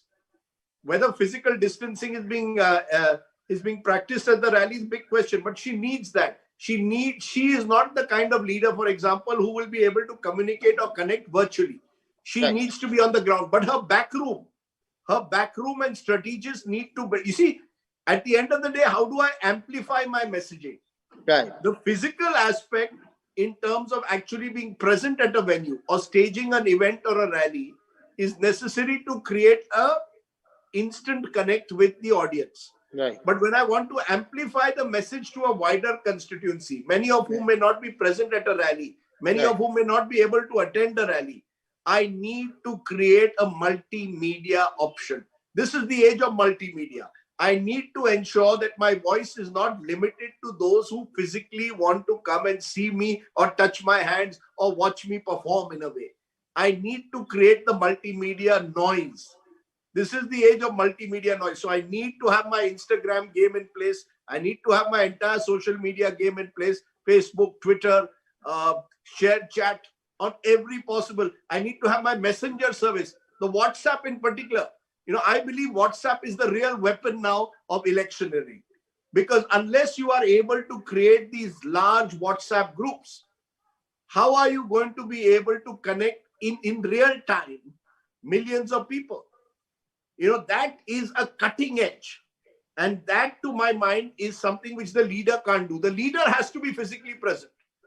And I believe you have to invest 40 to 50% of your efforts in ensuring that that connection is there. But you have to also ensure 50% that the back room is in place. And I believe that's where the event managers can actually help in bringing the blend of the two together. So when you're staging a rally, you're also ensuring the back room is in place. Great. So do you then suggest a retraining of the event ecosystem professionals? Because this training, they have been very good sound, in organizing large gatherings. Now in the era of fidget events, physical plus digital events or blended events, do you suggest a training of the human resource involved in the experiential marketing or events industry? What sort of retraining, if so? Well, I think the basic retraining is, to use the word, I think you use phygital. Right. Is that you will need people today who can combine the expertise of being able to stage a physical event, but also managing the back room. Right. Today, the experiential event manager will have to ensure that the multimedia world is we are in a hyper connected age. And that hyper connectivity will have to be achieved by the back room of any political campaign. To my mind, the BJP is cutting edge at times over their political rivals who are slowly catching up. Is their ability to ensure that has been their skill in building this multimedia team. So I think multimedia skills is critical. It's not about, can you get my leader his 5 minutes or her 5 minutes of fame on TV? It's how is it that I am able to create an interactive element, make my leader more accessible on Facebook, for example, by doing Facebook Lives. How do I do Insta Lives? How do I even go with videos, short videos, which are made available when TikTok, for example, was around? How do I create TikTok videos? So I think, you have to create the aim of an experiential, of an event manager today is how do I create maximum noise using every media weapon that is available in my hand. And politics is no different. Politics cannot only be fought on the Maidan anymore. 2021 had 5 important elections, at least 4 of the major states of India. So what exactly are you looking at 2021 from the point of view of campaign messaging and campaign tools and processes? Look, the 5 big elections of 2021, and if you add Puducherry also to it, is in April, May. It's in peak summer. You will not have the vaccination systems across the country in place by April, May. So rules of social distancing and of the COVID protocol, in my view, will still be in place. Therefore, these elections too, in my mind, much like the Bihar election, will have to involve, to use your word, the blend of the physical and the digital. And given the kind of campaign that we are already witnessing in Bengal, which is going to be one of the most polarized campaigns, I think, in the history of this country, let me be honest that you will need different techniques for different voters. If you are going deep into rural Bengal, you will need the physical connect with the voters. If you are focusing on the Kolkata voter, you can resort much more to the digital game, creating these kind of WhatsApp groups for the big cities of Bengal. And the same thing for a Tamil Nadu. Kerala, interestingly, is a much more compact state. So in Kerala, you can effectively reach larger number of people in a shorter period of time. But in a sprawling state like Tamil Nadu or Bengal, you will need the blend of physical and digital at all times. So while your leader will go physically constituency by constituency, especially someone like a Mamata Banerjee, the back room will have to make sure that the noise that is being made is amplified across the media. And I think, therefore, we are increasingly, as I said, in a media 360 age. So in a media 360 age, politics has to play by the rules of media 360 and make elections, I want to use the word very consciously, presidential. You see, elections are now, and that's also we saw in 2019, about Modi versus who? That's how the BJP pitched it. And I can see that in Bengal happening. Mamata versus who? Mamata versus who? So, much of the communication you will see from the Trinamool side will be around that. Yes. While the BJP plays on anti-incumbency. So therefore, the messaging will increasingly focus on individuals and continues to. I mean, it's already been the pattern in the last few elections in different parts of the country, but that is becoming much more important than ever before. Right. Great. But then there is, level of awareness and level of education very different. Let's say yes. From Kerala, which is fully literate and reasonably highly educated, to Assam or Bengal, which can be at different levels. So how does this consumer awareness, because if I can call the voters as consumers of elections, unfortunately, but anyway, so how does voters awareness affect the chosen methods of communication or campaign? Look, I think it's not just looking at levels of education, it's also looking at levels of internet penetration. Right. Kerala, for example, is a very high internet penetration state, along with high levels of education, very compact. And therefore, the messaging can be done a little bit more easily than in Bengal. In Bengal, you need multiple messaging. What is very clear is the regionalization. I increasingly make the point that whatever you do now has to be really amplified in the regional languages. We are finding, I was at the farmers' protest yesterday. Most of the farmers were consuming social media through Punjabi videos. Right. Videos in their local language with a local connect, many of them with song, with poetry, with satire. You see, you're using, you're in a way, I come back to it, creating a community. The challenge of our times is how do you create the largest possible communities at election time? A Trinamool community or a BJP community, wherein people feel the need to, people are able to create a kind of some kind of a bond with the party or an individual. How do you cement that? That can, according to me, does not require high levels of literacy as much as it requires intelligent targeting at a micro level. Perfect. How do I target in Kuch Bihar's villages? Right. Voters out there, to my mind, if internet penetration is not high, then the challenge becomes to move to door-to-door campaigning. So it's not an either or, but you will have to create massive, the outreach has to be far more sophisticated than it used to be in the past. Far more sophisticated, far more localized, as you said, hyper-localized, not just Kuch Bihar, even Jalangi or Jalapahar, going even to Mahkuma level, block level and all that. Yes. And that's really interesting. In this whole discourse on Bengal, even when we also spoke, we only talked about the Trinamool and the BJP. I just wonder where have CPM Congress together have gone? We are not even look at, the CPM in particular is an example of the old world, the pre-internet age. Right. They were effective communicators when you could mobilize groups on the ground. Right. They were masters of the Maidan age. Right. They struggled with the TV age, and they certainly have found it even much more difficult to build a social media community. This is a younger India. Right. You see, one of the things we miss speaking is the younger demographic also. So it's not about educated, uneducated, metro versus rural India. The big challenge of our time, and that's where WhatsApp is playing a huge role, or Facebook is playing a huge role, is building communities around the youthful demographic of the country. And that is where I think, again, they are the ones also who get they are the ones who are looking in a way to be part of these larger communities on the web. The rural audiences get caught in shock and awe and this spectacle. With Mr. Modi, someone comes in a hologram, helicopter aa gaya, Udan Khatola aa gaya. That is still there.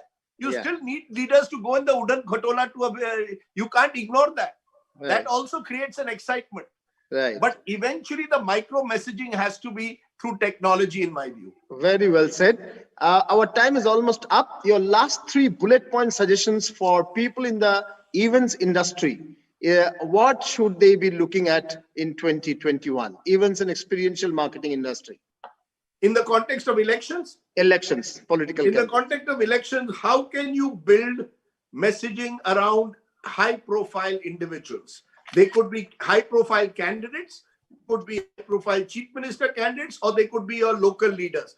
You see, if you localize and you can create campaigns for individuals, not just today, even individuals want the social media team backing them. So can you do that? Can you localize? So hyper-localization, one challenge. Number 2, effective regionalization. Right. You will have to create regional models. The Kerala model will have to differ from the Bengal model. And third, in the age of this, what you call, phygital, can you create conclaves? Right. Then you are able to connect and create communities using a multimedia experience to bring people together. So at the end of the day, I like your use of the word consumer for voters, because voters are consumers in a way. So the same rules that apply to consumers need to apply for voters, you're going to have to create bonds, a certain sense of a connect, deep connect with that voter. I just wonder how we spend the last 30 minutes. It just finished in a jiffy rather. And if I can, in few seconds, summarize what the newsman of India has just now talked about: electioneering in the new age post-pandemic. One, hyper connectivity. That's the message, the mantra. Second, endure experientiality through campaigns, which brings the physical and the digital together, which I call physical. And three, blended campaigns, the same thing extended, blended campaigns down to the booth level with WhatsApp groups. Four, internet penetration, very important. So you made a contrast between, for example, Kerala and Assam. So internet penetration would make messaging different status. Regionalization of languages and bringing in humor, memes, songs and everything through the local languages to drive home the message. And finally, Maidan age to building community, the age of building community, digitally and physically. That's the message from Rajdeep Sardesai. Thank you very much. We bring this 30 minutes to an end. Thank you. Namaste. Thank you very much, Professor. It's been great talking to you. Thank you. And I'm looking forward to your next interaction in March. Look forward to it. I look forward to it. Thank you so much. Thank you.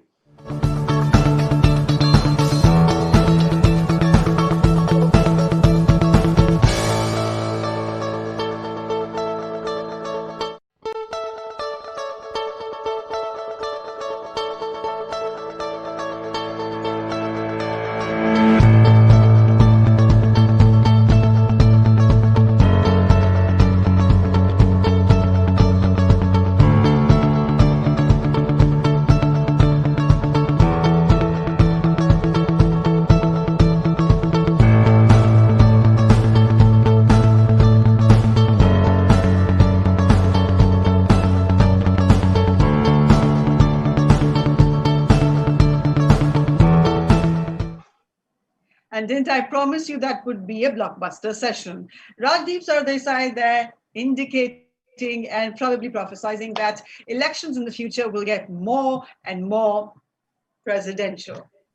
Political campaigning is blending social media with the face-to-face. How? And what are the messages for political events and campaign managers? Listen to those who advise parties and governments on different political hues. Professor Ujjwal K. Chaudhary, Pro-Vice Chancellor, Adams University, Kolkata, stays with us for this session too. He's playing curator and moderator of this session too. And with him holding house are Mr. Ankit Lal, an author, India social campaign strategist. He is also an emerging entrepreneur in the field of social media marketing and management. His work has been talked about in detail in books like Swati Chaturvedi's I'm a Troll and Shaili Chopra's The Big Connect. Mr. Diggaj Mogra is political advisor and director, Jarvis Technology and Strategy Consulting. He is an engineer by profession, sportsperson by heart, and campaign strategist by choice. He has 7+ years of experience in policy and political consulting domain and has been an active part of multiple and most talked about election campaigns, including Prime Minister Modi's 2014 and 2019 national campaigns. Wow. Professor, we have maximum eyeballs right now as we head into digital prime time, and they are looking forward to this session that will unravel the campaigns behind the biggest campaigns. Take it on. Thank you. Thank you, Madam Gitika. That has been a fabulous beginning of the session. I have with me two young people. You know, just now Rajdeep said that elections of tomorrow is a blended one. There will be social media, there will be technology-driven campaign, and alongside there will be the physical campaign as well. So, if that is the case, who are the men and the women behind such blended campaigns? Who are the people strategizing? Who are the people consulting political parties? You know, in recent times, in the last 5 years, the two most successful social media campaigns in politics has been of, obviously, Bharatiya Janata Party, which has brought in the two central governments back-to-back 2014 and 19, and the Aam Aadmi Party, which has brought again the government twice, and twice with huge majority in Delhi state. We all know about this. The critical people, there have been many people involved, but two critical people involved in this whole process of bringing the digital to the forefront and blending with the physical to give a blended experience in political campaign have been these two gentlemen that you see on the screen. In the middle of your screen, you see Mr. Ankit Lal, who is the social media head of Aam Aadmi Party, the writer of India Social, which brings in 8 or 9 case studies, successful case studies of social media campaigns, earliest in India. And on the other end of the screen, you see Mr. Diggaj Mogra. Mr. Diggaj Mogra, the co-founder of Jarvis Technologies, has been critically involved in the campaign of BJP in both 2014 and more particularly in 2019 campaign, bringing in technology-driven campaign messaging across the country. Who can be better than them to talk about how the social media functions in political campaigns? So I move first to Mr. Mogra. I mean, there was a lot of hue and cry before the 2019 elections. It was almost said that the opposition, though disunited, was riding high on discontent of the people, but the election results don't show that, don't reflect that. And the incumbent government has been elected with a higher majority. How do you look at the role of technology, social media, and social campaign behind this particular success? Over to you, Mr. Mogra. Yeah, thank you so much, Ujjwal, for bringing me here. And with Ankit is also a very a veteran person in this digital domain field in political communications. So coming back to your question, in 2019, I remember a year before 2019, 2018, when we were in interaction with the top leadership of BJP, they were very clear with the thought that we need to connect each and every single people whom we have benefited, whom we have made a member out of missed call campaign or our cadre-based karyakartas and all. We need to connect each and everyone with a very different messaging, area-wise, demography-wise, age-wise, gender-wise, and everything. So how can this be done at a scale and with proper monitoring, with proper efficiency and everything? So how can we do that? So the answer was very simple, that if we can leverage technology and data at the very best, because Indian IT industry is very good at those stuff, but this was not being used in political domain from a long time.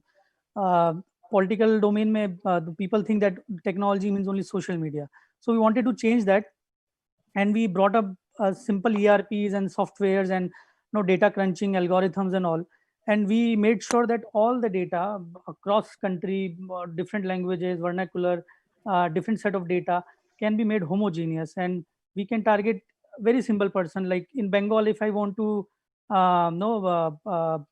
tier 1, tier 2 cities में अगर मुझे किसी को target करना है, तो I can give them message and I know what sort of people are there, उनका नाम क्या, उनका number क्या, उनका age क्या है, and we can target them easily from multiple channels: social media, telephone, SMS, IVRS, and WhatsApp and other channels as well. So we made a very very spread out call centers and spread out war rooms across India and across cities, and we made them interact with people one by one on calls, on sending them interactive IVRS and getting the feedback instantly that okay, we had a discussion with almost 50,000 people today, whom are positive, whom are negative, demography wise, age wise, and all, and on different agendas as well. So that made a huge impact. The leadership knew at a very real time scenario that okay, this section of society is going negative against us, this part of demography is positive for us, let's give them a second version of campaign to them and those stuff. So 2019 was very single person oriented sort of campaign for BJP, not as a group, not as a section of voters, but a voter as a single entity. Great. So voter as a single entity and not falling prey to only group communication. That's one key message, and using technology to do that. Power of one, as we call it, power of one is what you just now put forth. Ankit भाई, आपने तो बड़ा कमाल किया था पहली बार जब आम आदमी पार्टी चुनाव लड़े. Nobody expected 28 seats to win, which moved on to I think 67 and currently 62. 3 elections back to back. And at least in the last election, if not the earlier ones, there was the full power of the ruling party at the center to, brought in to defeat Aam Aadmi Party. What was the role of the social media behind this spectacular success of a party with less or almost no resources that you could do? Over to you, Ankit. That's the most important part of it, that how do you make a system which is short of resources still work for a party which has decent ground support. So we need to understand the times that we live in, elections are very closely fought. And that is why social media becomes much more important. So for example, if the average winning and losing margin, if we see, it would be up near about 10,000 votes for an assembly election. For a Lok Sabha election, it would be higher, but I'm talking about average assembly election pan-India, the average would be around 10,000 votes. Now, social media penetration, even if we go to the most sparsely social media penetrated areas, in an average constituency, given India's demography and population, there would be a decent chunk of the population between 30 to 60%, varying on whether it's urban, rural, depending on various facets. I'm taking the average. I'm not talking about extremes, but I'm taking the mean and median. There would be more than 10,000 people who would be actively engaged on social media from a given constituency. The idea is that if we're able to flip 5,000 people, so there are people at the extremes who are already decided who they want to vote for, but the people who haven't decided, they're our target audience. And this is where it becomes very interesting, because not talking only about religion or divisive factors, but talking about development and talking about what the government has actually done in the past 5 years takes a much more central role in this communication. Now, if we're able to communicate that effectively to an individual audience and make sure that they are not flipped by some misconstrued communication, that makes my point very, very effectively communicated, and it ensures that the winning margin, even in very closely fought seats, social media is able to make an impact on those.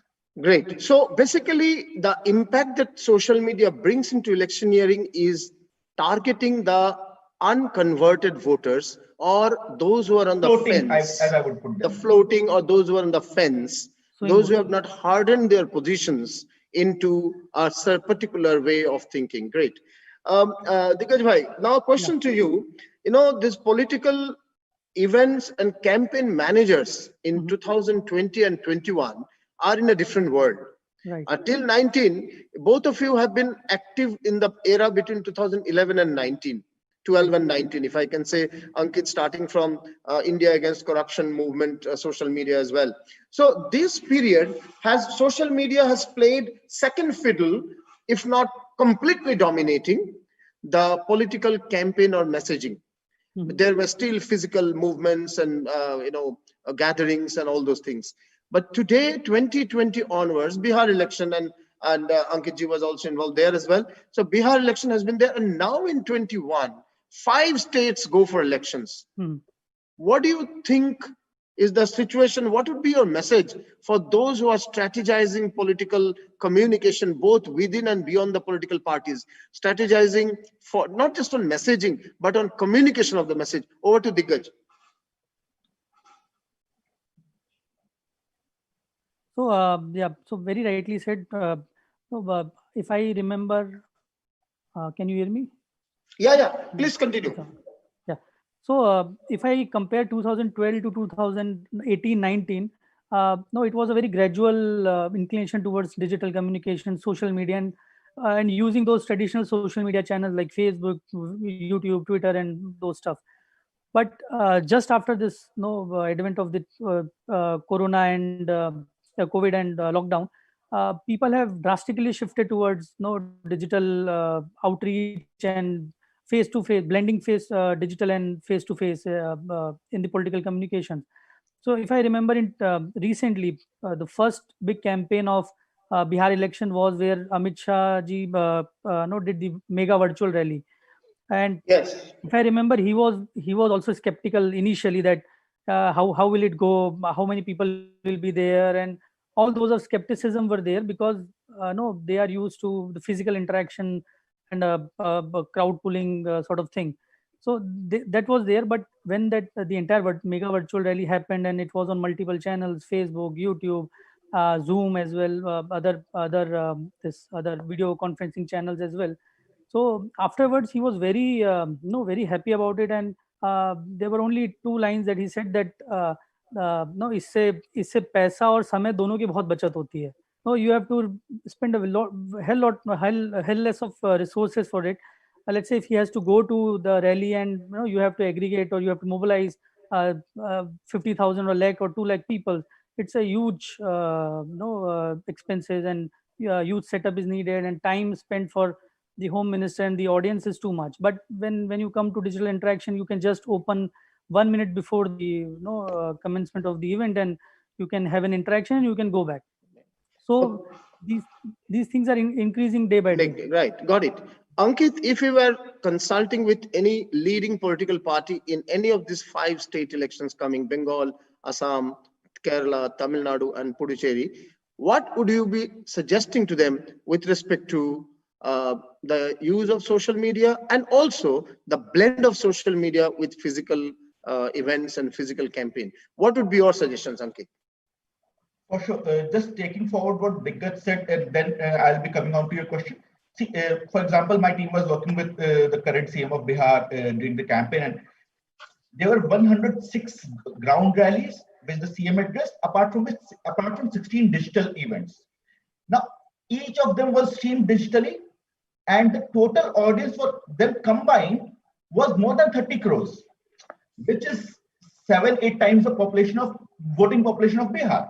Now, that is the kind of footprint that you get when you go digital. It wouldn't have been possible if you go only on ground, if you don't have a digital presence of the events.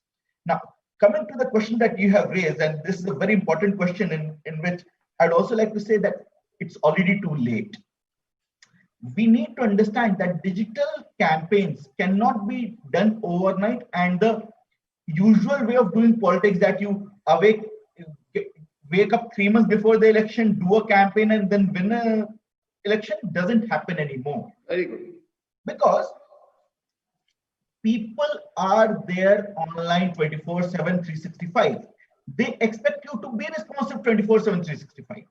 So if you go 3 months before the election saying, if they come to me 3 months before the election and say that, Ankit, can we do this? Can we do that? There has to be a long-term, well-thought strategy behind election campaigns. Within 2 or 3 months, all you can do is patchwork. You can't create campaigns. You can go and fit into an existing campaign, but creating a campaign altogether. My ideal campaign timeline is of 18 months, which we follow within AAP as well. 18 months is where you need, from scratch to everything, is what it takes 18 months. The good part is that due to COVID, now all parties have a basic structure in place. So maybe give or take 6 months, but still an year's time is needed to do a decent election campaign if you want to go all out and take the might of a party like the BJP. I'm not talking about just going and fighting an election, but actually making an impact using digital. Right. Got it. Thank you. Diggaz, there would be elections, as you know, in the 5 states ahead. In our audience, there's a large number of people from the industry of events, road shows, organizing programs, experiential marketeers, and so on and so forth. Right. What would be your suggestions if they want to be involved in political campaigns from a professional point of view, purely professional point of view, organizing large campaigns, blended or otherwise? What would be your suggestions to them who are just now engaged in these 5 states? So I'll just suggest very simple things, and which would start from that. There are, Ankit would also know, there are a lot of people here and there, roaming around doing these sort of things, like, okay, we'll do the Facebook, your Facebook page for 2 months, we'll market it, we'll boost it, and all those sort of stuff. So I would suggest, rather than those who are trying to get a foot into the door in this field, should also be somewhat experimenting on different younger channels, younger social media channels, and different sort of platforms. So, for example, we tried it in Bihar, but at a very small scale. No, we used an Indian version of this video conferencing tool, which was very good in no projecting that is कि जैसे कोई event हो रहा है in the entire format. It will probably look like some sort of event and all. कौन सा format में आपने कहा था? क्या टेक्नोलॉजी था? Airmeet is an Indian startup. अच्छा, हाँ जी. And there are other stuff as well. So what we did was कि हम leaders को हम एक open session type रखते थे कि every day हम वो अपने cadre और उनको भेजते थे SMS कि every day 4 to 6 p.m. this leader will come, XYZ leader will come, then other leader will come, and they will talk on this thing. You come online, you raise your questions, you discuss with them, and you can have two-way interaction very well, very easily at your convenience from your home. So this was a very small thing which most of the leaders liked a lot. It saves a lot of time, and there were new sort of interactions which they couldn't do in their political coterie and all those stuff. So you can do a lot of experimentations because now the political leaders have good amount of years and they are ready to experiment because of this COVID situation and other constraints as well. Right. So do experiment. Plus, I would also suggest that use this local sort of media rather than running behind those big media houses like. Very good suggestion. Try to be. There are a lot of good bloggers and good influencers in district level and below district level as well. So try to engage them for your PR, for your content movement and all. So that will be very good for. Very pertinent suggestions, Diggaj. Very pertinent suggestions indeed. Ankit, you had just brought in a beautiful, in brief, case study of the Bihar elections. Bihar is the only post-pandemic election which has been a full-fledged. Yes, local self-governing body elections just now finished in Rajasthan, in Kashmir, in many places. But Bihar has been the full-fledged under the glare of the national media, fully, national, international, and international as well. Yeah. So keeping that in mind, keeping that experience in mind, interestingly, both of you are on the same side of the fence for a change in the Bihar elections. So, which may not be the case in the next round elections that you have. So, what would be your suggestions to those these event managers, experiential marketeers who are working on ground for political campaigns? What would you suggest? See, as a campaign manager, one of the issues that I face when especially small vendors or mid-level vendors come to us is that they come with one piece of the puzzle. They don't come with holistic solutions. This is the age of integrated campaigns. So we need to have a campaign which is equally there on ground, on digital, on TV, on print. It has to have a 360-degree appeal. So for example, if there is a ground rally happening, when the vendor goes and, for example, a vendor goes and says that we can help you with ground events, they should also have that input about how it can be used on digital platforms. So, for example, for all the rallies, while it was going online, it was also being telecasted live in at least 10 to 20 LED vans in the same locality. Right. That is the kind of interwoven campaign that we need. Great. The problem with vendors nowadays is that most of them come with a specific piece of the solution. They don't have idea of what the overall scenario is. So as campaigners, we all need to upgrade ourselves and start thinking about what is the larger piece of the puzzle which we can solve rather than just trying to sell a small piece of what we have. Yes, thank you. In fact, this was a very interesting discussion. We could have gone for a few more minutes, but the time is up. And the next session is with the Deputy Chief Minister of Delhi, Mr. Manish Sisodia. So I need to bring this. But the key message for those who are listening just now, this is prime time, digital prime time, as Geetika ma'am had said earlier. So I'd like to note here, socialize your campaign, bring it on social media, localize your campaign, focus on the influencers at the local level, as Digga just said. Do experimentation. Don't be shy of doing experimentation with newer platforms and newer messaging. WhatsAppify your communication. Bring it through WhatsApp.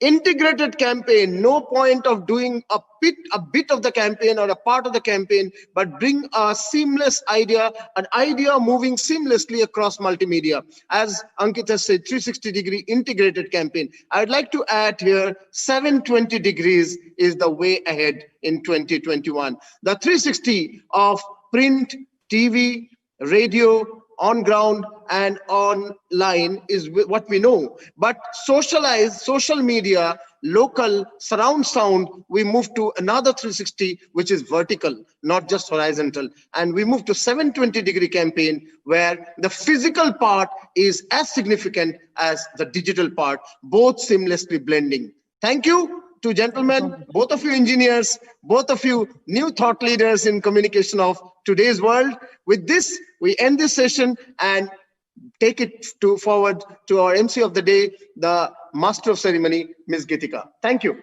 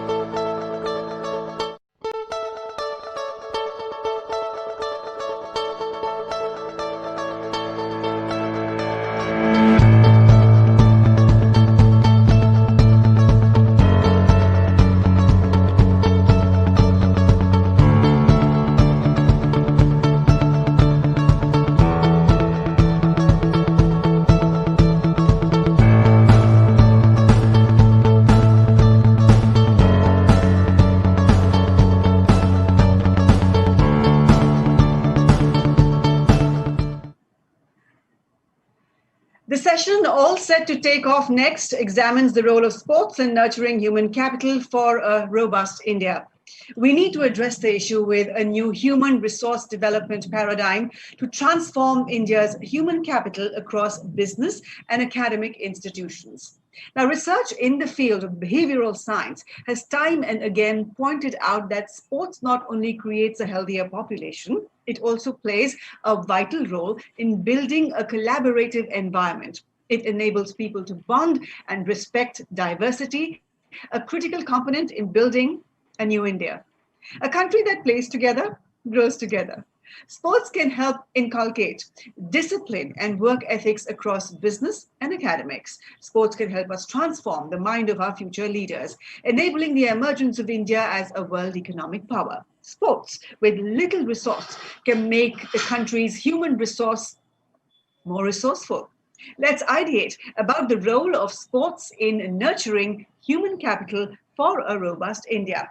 The co-curator and moderator of this session is the renowned Joint Managing Director of Procam International, Vivek Singh. Procam International has pioneered crafting sporting events in India, boasting massive participation of supreme caliber in innumerable events held worldwide. Vivek is truly an event industry great. Vivek today is in conversation with Shri Manish Sisodia, Delhi की Patparganj seat के विधायक तथा दिल्ली राज्य सरकार में मंत्री एवं उप मुख्यमंत्री हैं श्री मनीष सिसोदिया जी। मनीष सिसोदिया जी ने दिल्ली के शिक्षा मंत्री के रूप में दिल्ली के सरकारी विद्यालयों की शिक्षा व्यवस्था में अभूतपूर्व सुधार किया है। मनीष सिसोदिया जी एक सामाजिक कार्यकर्ता भी रहे हैं। वह कबीर और परिवर्तन नामक सामाजिक संस्था का संचालन करते हैं। He has penned the book Shiksha, My Experiments as an Education Minister, which chronicles the journey of education reforms in Delhi. We are happy to join the applause he has elicited for his insights on educational transformation, and we hope the rest of the country will emulate and customize the systemic revamp that the education sector in Delhi has benefited from. Vivek Singh, everybody, is now in conversation with Shri Manish Sisodia. I welcome them both. Manish ji, a hearty welcome to you, sir, and thank you for joining this wonderful program by Event FAQS called Congregations India. Manish sir, hearty welcome to you. Thank you. Thank you, Vivek. It's always a pleasure to meet you, and I sometimes think, how can I steal some of your energy and be more energetic in my life? Sir, you have a lot of energy, and I think about 20 million people directly benefit from it. So you're way ahead of us, sir. But very quickly to get into it, sir, I've seen you operate at close quarters. You hold such important portfolios that the levers of Delhi government are in your hand. But I've seen that you have paid attention to sport. You have never given up the sporting portfolio.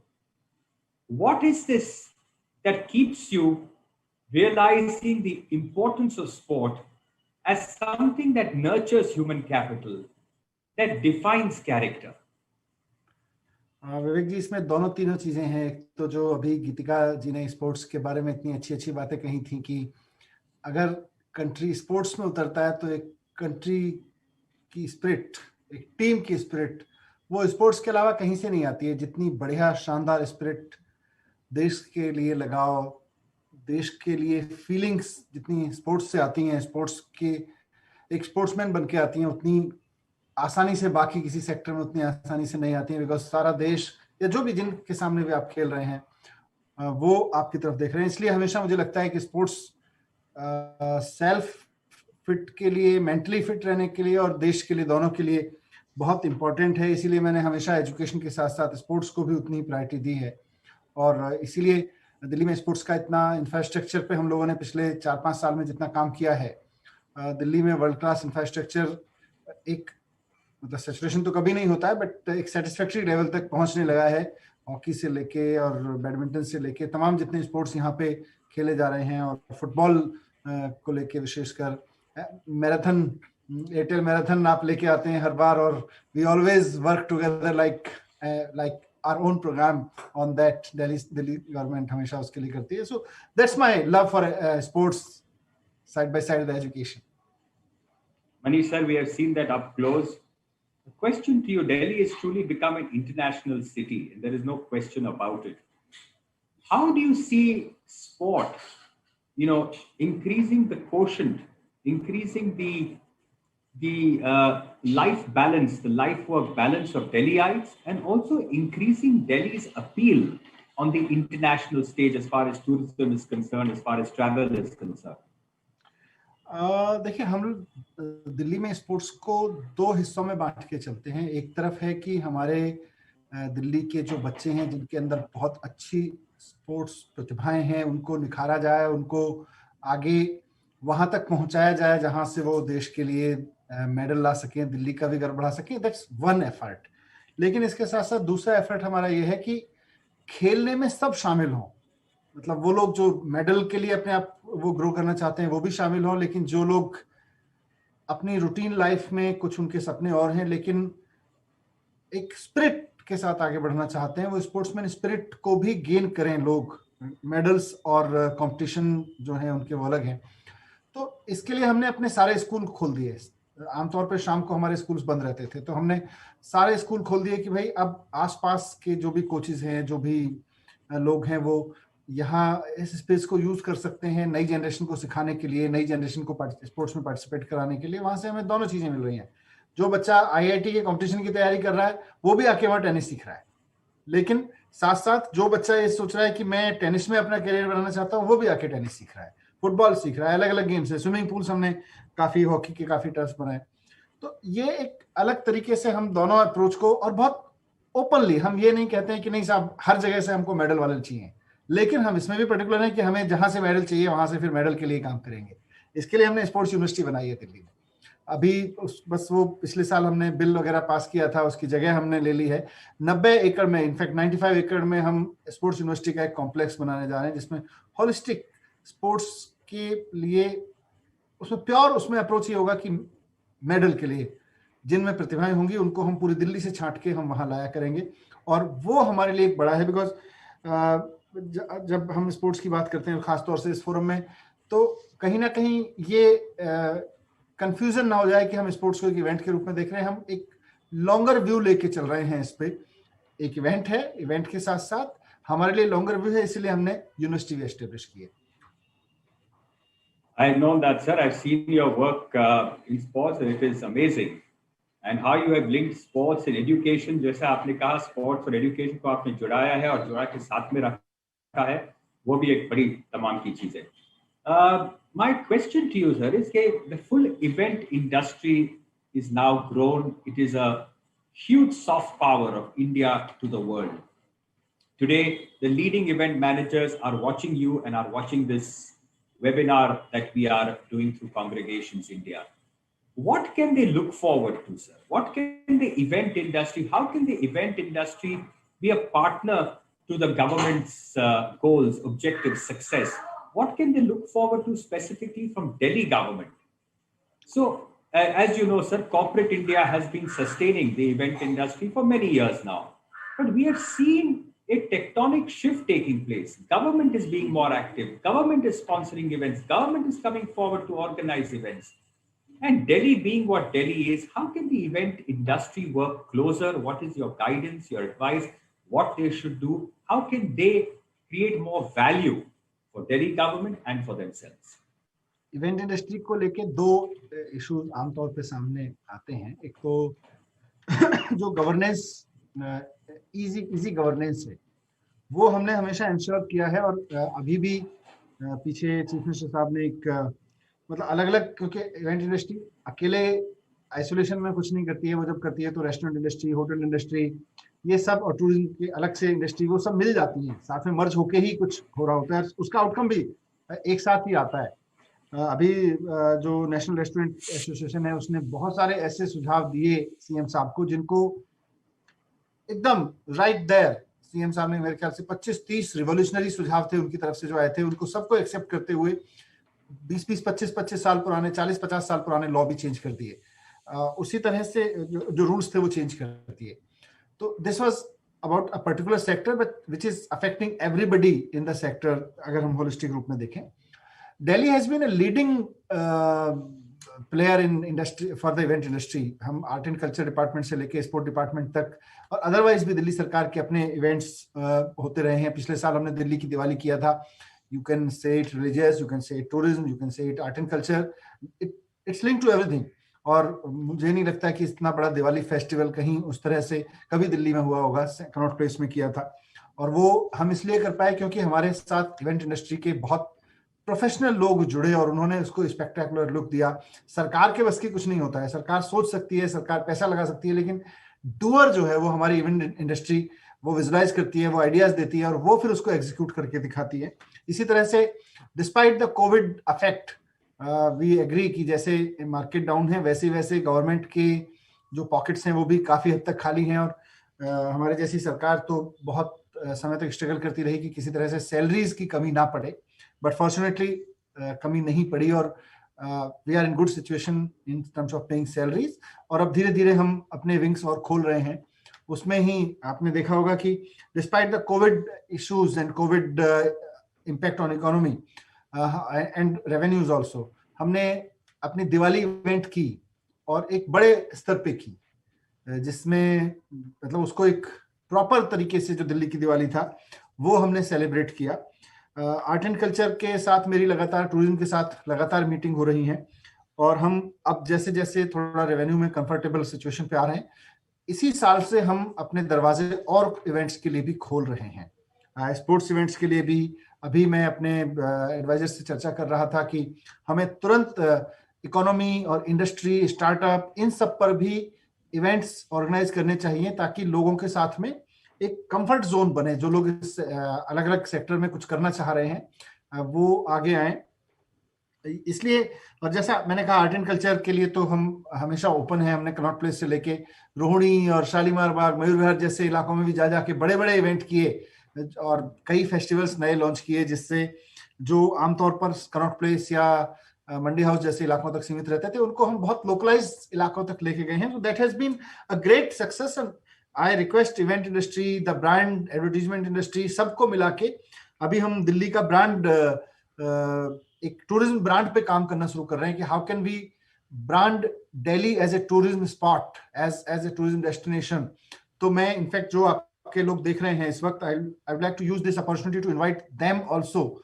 मैंने अभी आज ही अपने tourism department को कहा है कि जो tourism से संबंधित ब्रांड एंड इवेंट के लोग हैं उनके साथ में एक मीटिंग मेरी कराएं, ताकि हम दिल्ली को एक बड़े ब्रांड के रूप में पेश कर, जो उसका अपना फ्लेवर है, जो उसकी अपनी योग्यता है, वहां ले जाके पेश कर सके। तो on this I would like to use this opportunity to invite everybody who is watching to come and work with Delhi tourism department, work with Delhi art and culture department. And उसमें कहीं भी कोई दिक्कत है गवर्नेंस के पॉइंट ऑफ व्यू से या रिश्तों के पॉइंट ऑफ व्यू से, आप हमेशा बताएं, हम उसको, we are there to fix. We are not doers, you are the doers. We are here to facilitate you. आपको फैसिलिटेट करने में, जहां तक संभव होगा फंड करने में हम पूरा 4 कदम आगे रखेंगे। The only thing is कि you have to come up with noble, grand ideas. I agree with you, sir, and that synergy is important. As the last question, because the time is short, I'd like to talk to you whole day, but we have heard Chhattisgarh speak today. We've heard Punjab speak today. Maharashtra is speaking in an hour's time today. What you as Delhi government have recognized the soft power that events in the event industry and the event management brings to you. What would be your word of advice to other governments? What would be your word of advice to the general situation of a confluence between government and the event industry? I would like to request that the way I see event and tourism industry and all the people who are watching us, I see as the partner, because we can't think of economy without thinking of opening the markets, going to the market, going for the events, doing big programs here. We think of jobs. अगर हम government के रूप में jobs और economy पे थोड़ा भी चिंतन करते हैं, थोड़ा भी सोच रखते हैं कि हमें इसको ग्रोथ देनी है, तो event industry is one of the biggest partner, tourism industry is one of the biggest partner in that. Tourism और इवेंट और इन सब से, मतलब इवेंट इंडस्ट्री के साथ आप काम करते हैं तो अल्टीमेटली टूरिज्म के लिए भी काम होता है। इन सब से मिलके इतने जॉब्स क्रिएट होते हैं। I know lot of people in my city where people keep telling me कि साहब इवेंट कोविड के पीरियड में इवेंट इंडस्ट्री की वजह से नुकसान हुआ इसलिए हमारी जॉब्स चली गई, और वो ऐसा जॉब है जिसको कोई रिप्लेसमेंट नहीं है। जैसे जैसे इंडस्ट्री को काम मिलेगा वैसे वैसे वो जॉब्स अपने आप क्रिएट हो जाएंगे। तो अगर कोई भी सरकार जॉब्स क्रिएट करना चाहती है, इकोनॉमी में बूम लाना चाहती है, तो I think event industry, tourism industry is one of the biggest partner in that, and we should work in that partnership with open heart, big heart. Sir, I wish you all the best. You have shown a big heart. I think Delhi has shown the way for so many such events. And like you just said, the Airtel Delhi Half Marathon was one such example with your support and participation. I truly wish you, your government, and all your efforts greater success, more power to you, sir. And thank you for speaking to the event industry. We are confident that your doors are open to us to interact, to share our difficulties. And we know that you are there with the right heart, sir. So thank you for keeping sports and keeping events in your heart and keeping us with you. God bless you, sir. Thank you so much for being there with us. Best wishes for the event. It was really lovely talking to you, and always like that. Thank you, sir. Namaskar.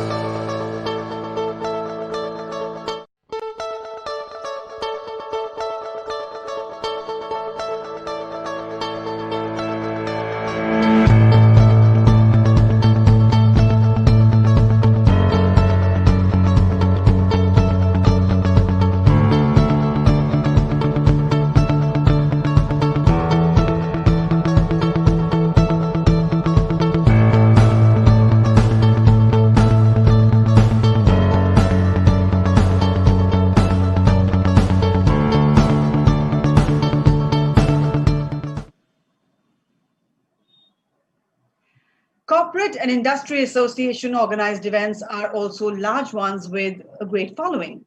Here is the FICCI Secretary General, who tells us about it all and how corporate outreach will evolve in the coming years and where experiential marketing will meet the virtual space. Professor Ujjwal K. Chaudhary is the curator and moderator of this session. He is the Pro-Vice Chancellor at Adams University, Kolkata. At Congregations India 2020, we are honored to host the presence of Mr. Dilip Shenoy, Secretary General at FICCI. He leads the Permanent Secretariat of the Industry Chamber, which is the largest and oldest apex business organization in India, and a potent voice for policy change. FICCI represents over 250,000 members through member bodies covering all the states of India. A very warm welcome to you, sir, to Congregations India. And Professor, this session is all yours to conduct. Thank you.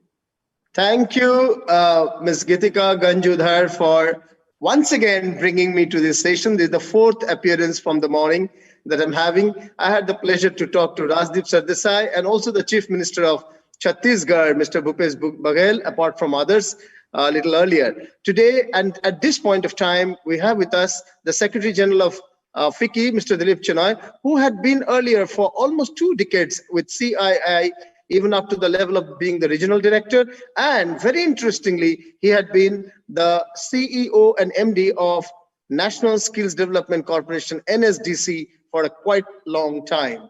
Welcome, Mr. Shenoy, and good to see you second time in the last 15-20 days.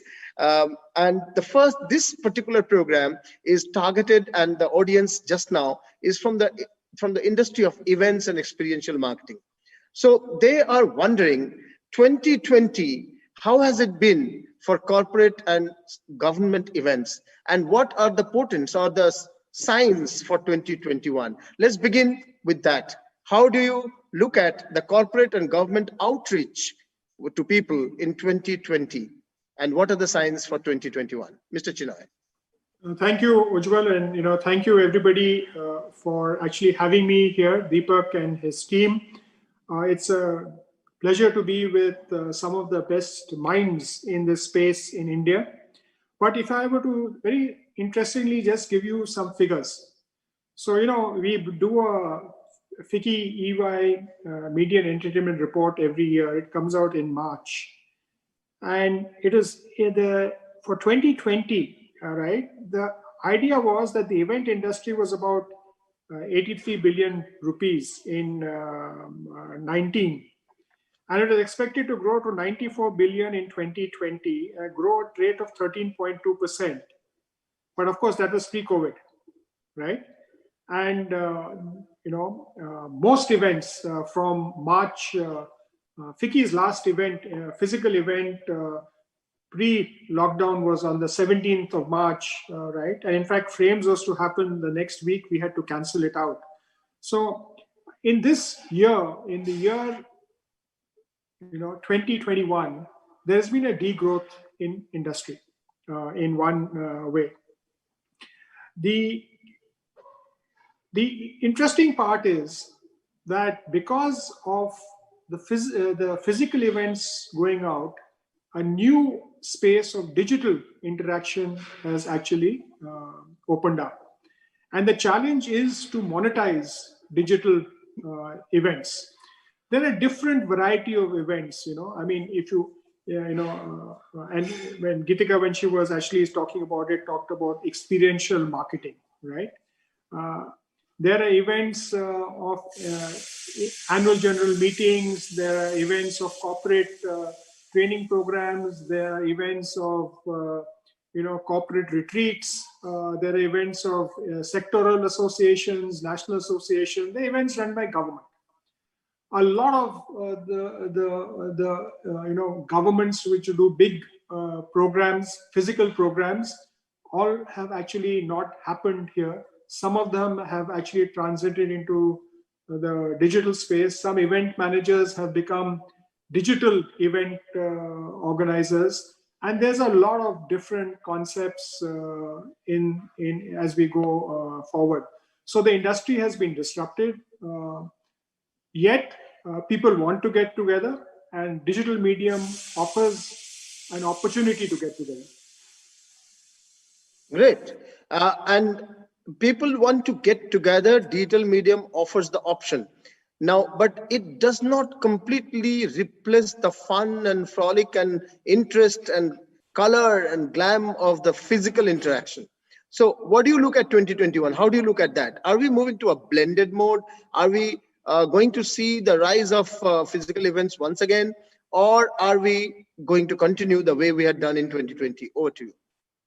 See, there's very little institutional memory or very little awareness of what happened in the last pandemic in 1918 or 1919. Right. But there is some institutional memory of what happened in 2002 when the SARS epidemic took place. And at that point of time, in fact, I remember very clearly we had planned an exhibition in Singapore. Okay. And it was IT and electronics exhibition, and Mr. Pramod Mahajan was then the minister, the late Pramod Mahajan. Yes. And we went ahead with it. We actually did it. Okay. And the Prime Minister and everybody from Singapore was hugely appreciative, and it actually raised the profile of the organization at that point of time. And even at the SARS time, people did not actually understand. And even the same question was there: will we go back to normal physical events, or will physical events happen? One big difference was there. At that point of time, the digital medium had not developed so much. So the thing is that I don't see digital interaction disappearing from physical events, but physical events will come back depending on when and how, now currently B2B programs are allowed, gatherings of 50 people are allowed, 100 people in some states, depending on it. Delhi is a little more tough. But if you look at this, there is a space for events, for corporate events. And I believe that it will be, physical events will return. Okay. I mean, a wedding is also an event, right? Yes, okay? yes. So 22 million weddings or whatever the number is annually will happen. They're happening now in different formats. The size and scale will differ, but other corporate AGMs are happening, right? They're happening digitally. Right. They will continue to be there. Corporate training programs are happening. A lot of it may go online, but they will have physical event. Most of the, a lot of music and theater and all is going online, but revenue models are there differently. There's a blend of physical and digital there. So it depends in which space you are. If you were to list out all the different events on, let's say, on the x-axis, and then say, will it be physical, digital, or phygital? You would get a blend of different opportunities. Great. There is this thinking now, the dominant thinking coming up, gradually the blended form or phygital form, as we said, form of events will come up, in which both on content side and on audience side, there will be a physical component and there will be a digital component. So earlier, it was a physical event amplified digitally. It won't be so simple now. It will be a physical event where a part of the content is physical and a part of the content is delivered digitally, even to the audience who are together physically. And amplification will be obviously through multiple convergence media using print, television, radio, and surely digital. So are we moving towards that? What do you see in the corporate and the government events? No, so if I were to look at the FICCI annual convention held on, we did it on the 11th, 12th, and 14th. Right? Yes. The Prime Minister gave his inaugural speech on the 12th. So there was a huge physical component which was there in the FICCI convention room. We could not have that many people. And some corporates, right, and some viewers decided to get together to view it digitally, but physically together. Right. Okay. Some of the moderators and some of the speakers, came in digitally. Right. Some of the moderators and speakers came in physically. That's the fun. Yes. So but I think it is all governed by. Currently, it is governed by the apprehension of or the restrictions imposed by COVID. Right. But if you see a vaccine coming in, and if you see the pandemic, disappearing, for those who are there are only very few people alive who experienced the 1918 pandemic, but there was no official declaration the pandemic ended. Life came back to normal kind of a thing. So you'll see that happen. Physical events will happen. They'll, like when the unlock happened, a lot of things, demand went up. There was a pent-up demand. Right. Okay, so now people are, doing stuff in resorts. So people are getting together. Events are, family get-togethers are becoming events. Right. Exactly. With entertainment, with other things, and in locales, and all of that. So a whole new category of events are being added to the list. Great. Now let's draw our attention to another aspect. We have talked about the physical, the digital, the pandemic impact, 2020, 2021, and all that. Let's go to another aspect. You had been a key functionary in CII, and today you are at the executive leadership role in FICCI. So you do use a lot of event organizations for various aspects, various components of the events that you organize physically. I'm talking. So what is the right synergy between an industry association and an events industry? Where do you find a conflict? How do you resolve it, if there is a conflict at all? And what should be the seamless integration of the two efforts for the right purposes? See, it all depends upon, the events industry is categorized into different parts. There are different people, different players in the events industry, right? And over the years, I mean, if I were to go back to the 1980s, right? ITPO was the exhibition complex, which you did an exhibition, and you had a few Indian contractors who actually built stalls for you, etc., etc. Right? Then you had, over the years in late 90s and early 2000s, you had some of those foreign companies actually come in with joint ventures with Indian companies to do that. Meanwhile, in the newspaper industry and all, the newspaper industry also decided that they will also start doing conferences, events, and others are there, sometimes using the same event managers, or in the case, building up their own event capability. Right. Then when the government programs came in, if I were to take just an example of, let's say, Deaf Expo, which is there. Earlier, the chambers used to do it, right? Then the government started hiring event managers to actually, do it, and then they were looking at it. So the roles has been actually changing over the years. You have new types of organizations getting into the event business. You earlier had talked about the digital thing.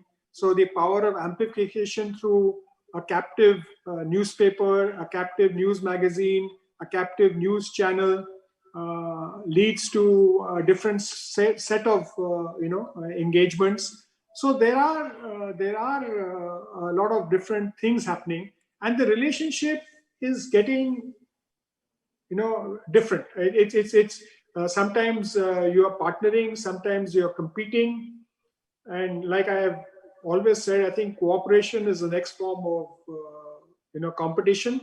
The market in India is large. If you're in the event business, a lot of people are looking at some of the things that is happening abroad and trying to do it here. Overseas event organizations and exhibition managers and exhibition organizers are looking at India at a market. They use sometimes their clout with international exhibitions to say, if you don't participate in the Indian market, we won't give you space there. So that is also actually happening. So it is a competitive space, but it is a hugely creative space. And we can actually work together to expand the pie. And I believe that the Indian group could actually, lead the world in this going forward. But we have to be creative, cooperative going forward. I like this point of creative, cooperative, collaborative aspect. I do find that there is a seamlessness between the efforts of a leading industry association and the industry of events, because industry association brings in the content, the points on which the content around which the people gather. They also bring their network at the highest levels and also raise some resources. Whereas the event industry is required for packaging it interestingly in a manner that can be amplified, that can be brought to a larger audience, that can be made memorable. After all, events, people may forget a large part of the content, but what remains are the memories, the nostalgia of things as well. So that part, plus the technology part and many other things, there could be a seamlessness. Why Ujjwal, if I can actually say that, we have an industry association called the Indian Machine Tools Association. Right. IMTMA. The head is Anbu, V. Anbu. They have built an exhibition ground in Bangalore. Okay. In the 94 years of UFI, which is the International Organization of Fairs and Events, he's the first Indian president from Industry Association. This year, he's been the first industry president, right? Global president. Right. Okay? So again, it depends on, which part of it is there, right? And we have to, one thing is, supposing I were to do a machine tool show, just to take his example, right? Or let's take the Auto Expo, right? Okay. During the business days, of course, nothing happens, but during, let's say, the general visitors day, most of the exhibitors hire an event company. Right. to do special programs in their booths to attract people. Some people also engage celebrity managers. Some companies may have the celebrity as their brand ambassador, so they get him there, right? Or they get different shows, etc. Like you said, the razzmatazz, making it memorable. It's basically in a physical place. Right. If there are X number of people entering the physical space, what is it that you do as an exhibitor, right? To attract the crowd to you. Right. That is one thing aspect. As an organizer of the event, you're looking at what do you get people to do, so you attract larger footfalls to the event. Now, in physical spaces, there's a constraint. For example, in Pragati Maidan for the Auto Expo, they said don't get more than 1 lakh visitors a day. And it went down to 80,000 visitors a day because of traffic congestion. And you see all that actually happening here, right? But in a physical and digital kind of a blend, the phygital blend, it's hugely different. You take the IPL. IPL is also an event, right? Yes. Okay, so there's a physical thing in the stadium. This time they could not do the stadium. So, but they use different things, and then you had a whole different, fantasy sport industry building on that. So it depends on how you actually look at it going forward. So it's got infinite opportunities. Infinite, and collaboration is the key point there. One last question. In our informal chat before this show, you had made a very interesting point. Often we find the event industry chasing the government or large, institutions and all. But what it should be is the other way around. Those who want to reach out to people should be chasing the event industry, including the government. How do you do that? Where do we change this paradigm shift of event industry's functioning? How can we take that to that level where the government starts chasing the industry? So as an event manager, you need a client. Okay. So the client can be a corporate, it could be a consumer, a group of consumers, or it could be government. Right. And some of the large events in India are done by government. Right. Okay, different state governments, right? Okay, you might have a corporate, like the film award shows are a corporate this thing, right? But eventually, what happens is that the government brings out a bid, and all that. So you tend to focus on large government events, right? Going forward, money from the government, at least the next year, is going to be difficult to get. During the pandemic, it was very difficult to get. And then you had a lot of new types of competition coming in. So, normally event managers used a physical property of somebody else, other than, let's say, ITPO or the IMTMA example, or the people who own their own fairgrounds. In Germany, there are many companies, whether it's, Messe, Munich, or whatever, Messe, Frankfurt, whatever these companies are, they have their own fairgrounds. Right? In India, very few people have their own fairgrounds. Okay, so you actually went to the government and you did a bid for their programs, and you actually executed on somebody else's fairgrounds, and somebody else did the visitor promotion, somebody else did something, right? But now going forward, this is going to be a challenge, right? We're going to have Aero India next year, just to give an example, but the number of physical events are also going in there. And during this time, some of the event organizers actually created their own digital platforms. So they created their own fairgrounds, right? And, and then some entertainment companies got into the space. So it's a very, very interesting, kind of a thing about saying that you need to actually look at it. So the challenge here is, how do you, find ways to work independent of government, right? Right. Okay. There are many models, many things are actually happening in this space, right? I mean, for example, the Jaipur Literary Festival gets its own group of sponsors, right? I mean, I saw Sanjoy's photo in the website here, so I'm just mentioning it here. There are some other people who do a lot of stuff independent of government, right? So you got to actually think of creating. See, one thing about the event industry is everybody wants to be. The IPL is independent of government, by the way. Right. Okay. Right. So you are basically calling for good intellectual properties by event organizations. Yeah, what has actually happened in this whole space, right? If you look at what happened in this thing, everyone became creative. Right. Okay. And social media and other things actually provided the space for you to creatively get together. Right. Now, when the physical world comes back, will this disappear? I don't think so.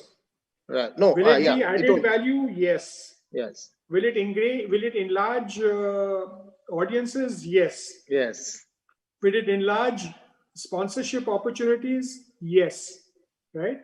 Will it create new properties? Definitely. Great. Okay. Great. I think it's you're going to. If I were going to say 2021, going back to your first question, we'll see smaller physical, but also some virtual events. Great. Later on, you will have much more larger physical events. Depending on the aspiration of the organizers or the ability of event organizers to sell a concept. Right, I get it. Yes. The blend of physical and digital will differ. Will evolve. Thank you. Unfortunately, the time is up. The discussion was moving to very interesting dimensions. You have brought in a lot of points. I must recapitulate that the aspects of collaborative role between industry body and event industry, the aspect of importance of amplification, digital moving to blended to physical, and creating intellectual property where you don't have to chase the government or the sponsors, they rather chase you. And you've given some examples of that. These are some key points brought forth to us in this discourse, the maiden discourse on the events and experiential marketing industry named Congregations India 2020. Thank you, Mr. Dilip Chenoy, for the insights that you shared. I was happy to listen to you a second time in less than a month. Looking forward to more such interactions come 2021. Physically, digitally, and fidgetily. Thank you. Bye-bye. Thank you, Ujjwal. Thank you.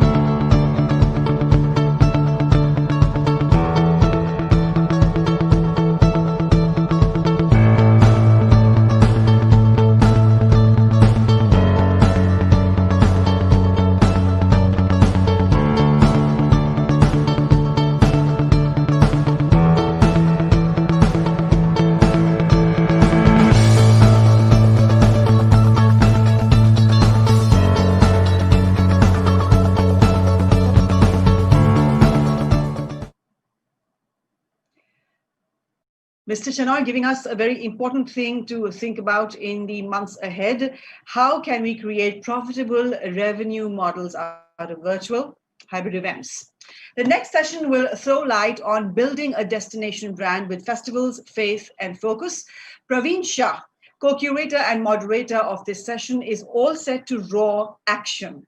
He is founder, Big Brand Theory, a certified change and innovation leader from the Indian School of Business. He is a futurist whose core is visionary thinking, consumer behavior, branding, new media, technology, leadership, and change and entrepreneurship.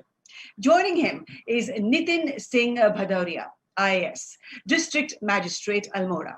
Prior to joining the IAS, he's worked as an investment banker in Mumbai. He's also been posted as Chief Development Officer at Haridwar and Vice Chairman of Haridwar Roorkee Development Authority. Let's collect nuggets of golden ideas from a session that will give the experiential world action trigger points to journey towards in 2021. Here it comes. Good evening, Nitin sir. Hi, Praveen ji. How are you? All good, sir. All good. We'll quickly touch upon some really key questions and learning that we want to have from you today. So the entire conversation is about building a destination brand with festivals, faith, and focus. And we've come to you to ask very few strategic questions, and we feel that we've got a lot to learn from you. Sir, somewhere, some point of time, you mentioned that Almora is also like a global tourism hub because of the legacy that it has. The likes of Rabindranath Tagore, Vivekananda ji, everybody has visited Almora. Plus, it has its unique culture, unique cuisine. Where do you think Almora stands today on this vision of yours? Yes, sir. So, Praveenji, you visited Almora, and you do realize the fact that, it is something, till the time you visit Almora, you don't realize, what a hidden, a treasure it is in that sense. So when I came to Almora in 2018, I realized the fact that, I had heard so much about Kasar Devi, I had heard so much, about, Machula and all these places, but I had never visited them, and the unique ecosystem these places had, probably I was aware of it because I was in Uttarakhand, but the others in Delhi, when I was speaking to my friends over there, so they were not aware of these places. And then I called some of them, and then they told me that these places have not been exposed very well. So whenever we got an opportunity, we started putting people over there so that the word of mouth publicity could be created. Apart from that, we started with the branding exercise. We started Almora Festival. With 3 editions have been held till now. We started with Ranikhet 150. Of course, Ranikhet is more well known on the tourism map.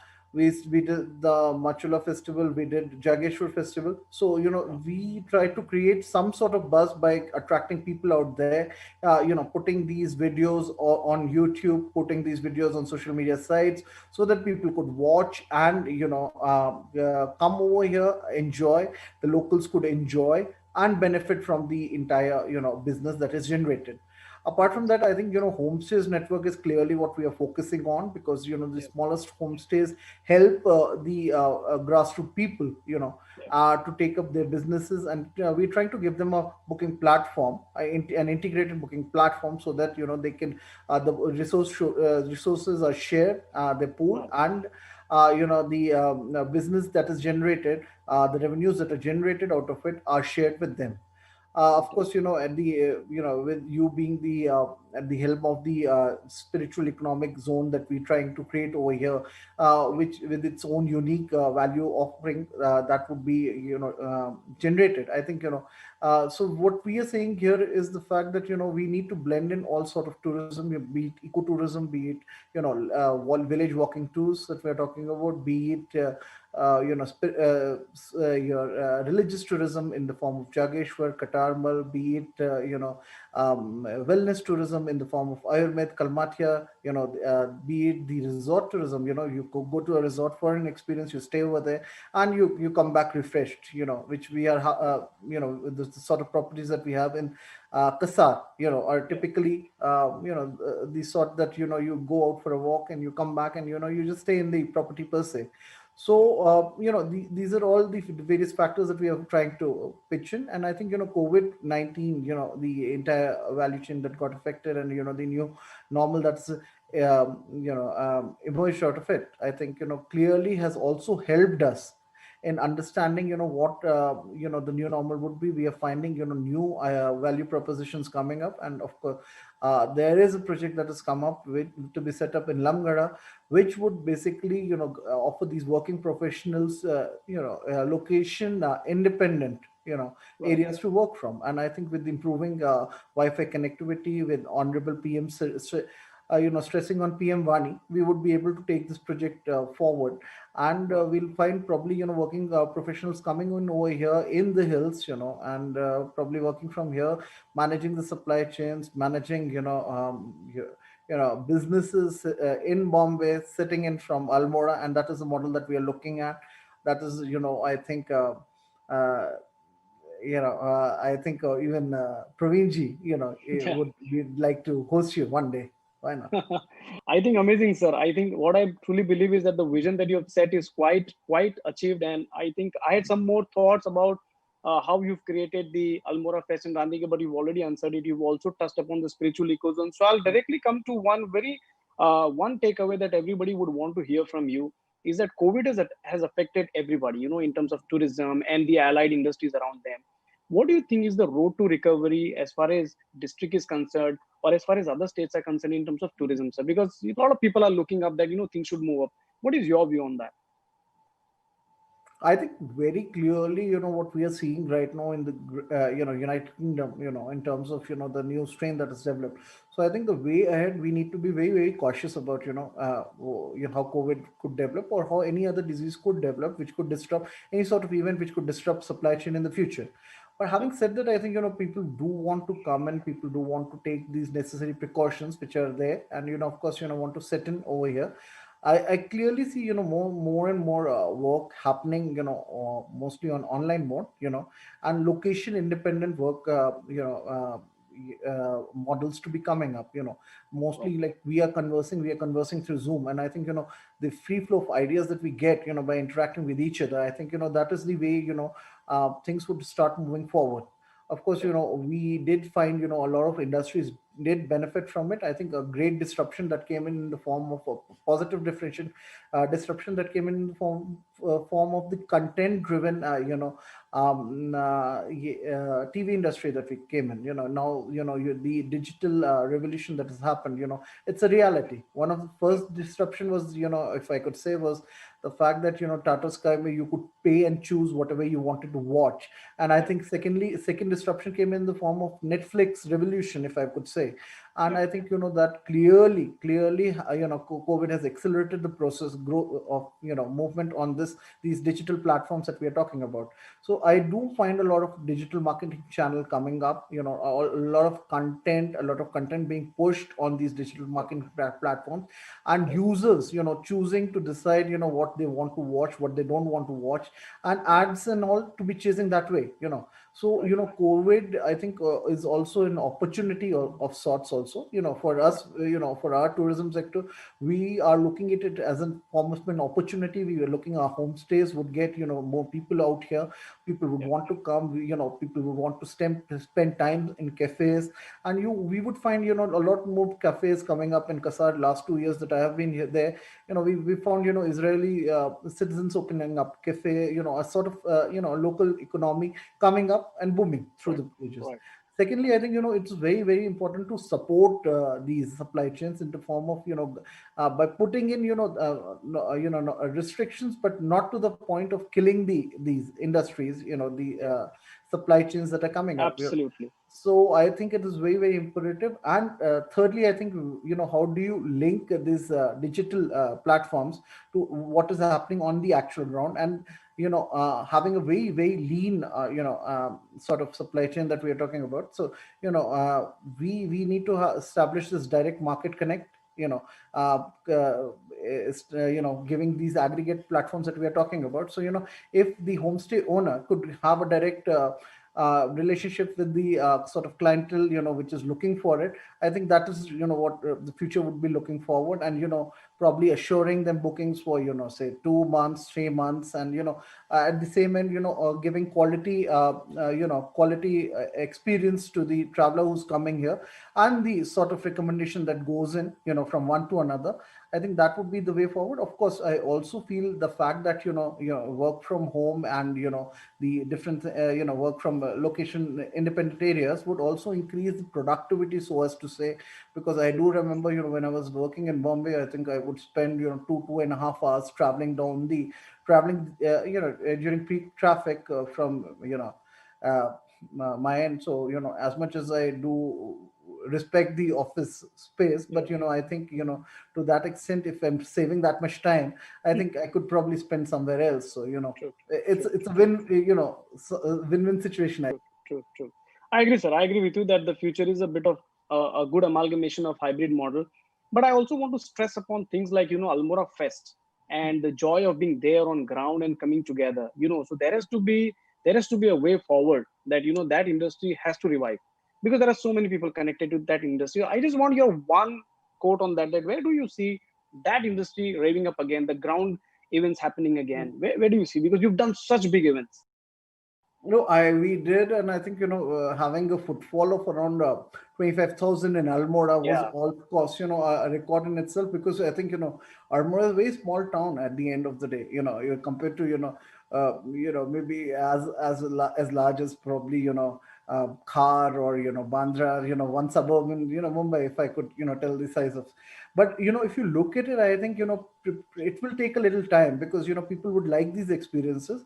But I think what channels that we'll be looking at is there should be there would be some kind of a concert, and people plugging in from their own laptops, paying for it. I think that would be the way forward. I think. Secondly, I think with limited amount of, if we could ensure social, we could have these small cabins, and we could have 2 people, 3 people going into a particular cabin, and maybe having ensuring social distancing while holding these events. I think that would also be imperative. Secondly, I think very importantly, I think this industry, we're finding that definitely Machula we are starting with this adventure meet. So we have started holding these specific meets which will target limited audience but dedicated audience. Something like an Ironman triathlon. An event which could take place. So we'll have manageable crowds. I think and going forward, I think these events could be started depending on the how much is the alert level. I think. And very clearly, ultimately, ground experience cannot be completely, completely changed by what an online experiences, because we do understand when we are working, say suppose me and my wife are watching a movie, and then the sun comes in, and then the experience changes to that extent. So I think they're not exactly replaceable, but probably we'll find that complementarity for people who are more attuned, who are more focused, say who are more on the risk side, and who do not want to expose themselves, can use the online mediums. And for those people who would want to go out and probably enjoy themselves, can use the actual stage experience from it. Fantastic, sir. I think what you rightly said is that a part of the responsibility also lies with the audience, that they are also responsible, and they're responsible when they're coming for the event. I think that is one great input that I think I get from you. I have my last question, sir, for you. Is that Almora, to me, I see that it has become a destination within itself in a state. So when I hear from you, amazing Almora, I feel very excited that a district has branded itself so well. Where Almora Fort is coming up. Do you think that this strategy can also be adopted by other states or by other districts? And do you think it is a model to attract more tourism in a country like India? I clearly feel, I'll be very honest with you, Praveenji. I think Incredible India, the ad spend that happened on it, very clearly, it has gone to building a brand that, India is all about, I think. And, today, a gentleman who would come from Britain, and he was talking about, why I'm not aware of what Kumaon is, what Kumaon has to offer. So, we, as much as we try to look into different states, but I think different states have worked very well into building their own brands. And I think a typical example that is quoted is that of Kerala. And secondly, I think Madhya Pradesh have the India Ka Dil Dekho, and then Odisha has also come up with this thing, Serenity, where Serenity meets I think particular destination, I think they talk about. So I think clearly first important aspect over here is for different areas to project themselves, for for the consumer to be aware about the fact that okay, here is a destination, this is what it offers, and to that extent you come and visit over here. So I think that is one of the ways to converse with the audience. The other way around here is the social media. We have these blogs, we have these the younger audience who's more in tune into going and finding these articles for themselves, searching for it, and finding whether okay, I want a weekend destination from Delhi. Okay, let me find out which are the weekend destinations and where I could go. Right. So most of the destinations we find, Mussoorie or, say, suppose something like Shimla, going there in the summers, you'll find them probably packed up. So, Almora is an alternate destination for people, who are looking for a little peace in the mountains, spending time for themselves. So, every destination will have to probably brand itself in the future. So I think first key step is, branding yourself as a destination, what you want to offer. Secondly, deciding what is the value offering that you want to make, for your particular place. So, like we work with you in terms of how, building up a spiritual economic zone. So we have Jageshwar, we have Katarwal, we have the Nav Durga circuit, we have the Bhairav circuit. So, these are the kind of, different, value propositions that we want to build on, and we want to offer to the different customers that we have, of course, different audience that we have. Thirdly, I think, very importantly, the quality control aspect. I think, that I completely find, missing, the experience, the word of mouth publicity that goes on, in 2 years, what experience you get at, a particular homestay that you stay at. And, if you do like it, customer is not willing, customer is not wary to spend money. He or she is just looking for that value of proposition. If I'm spending my money, am I getting value out of it? Because ultimately it's all about, the experience that the customer is looking at, the memories that stay back with him, either good or pleasant or, unpleasant. I think that is what we should work on. We should have a centralized cell. We should look into the experiences. We should look into, what, budget are people looking at, something of sort of an information center that we look in Europe, So I think that is where the district level branding comes in important. So initially the state level branding is important, because the national level branding, if you look at it, I think Incredible India has done it very, very well.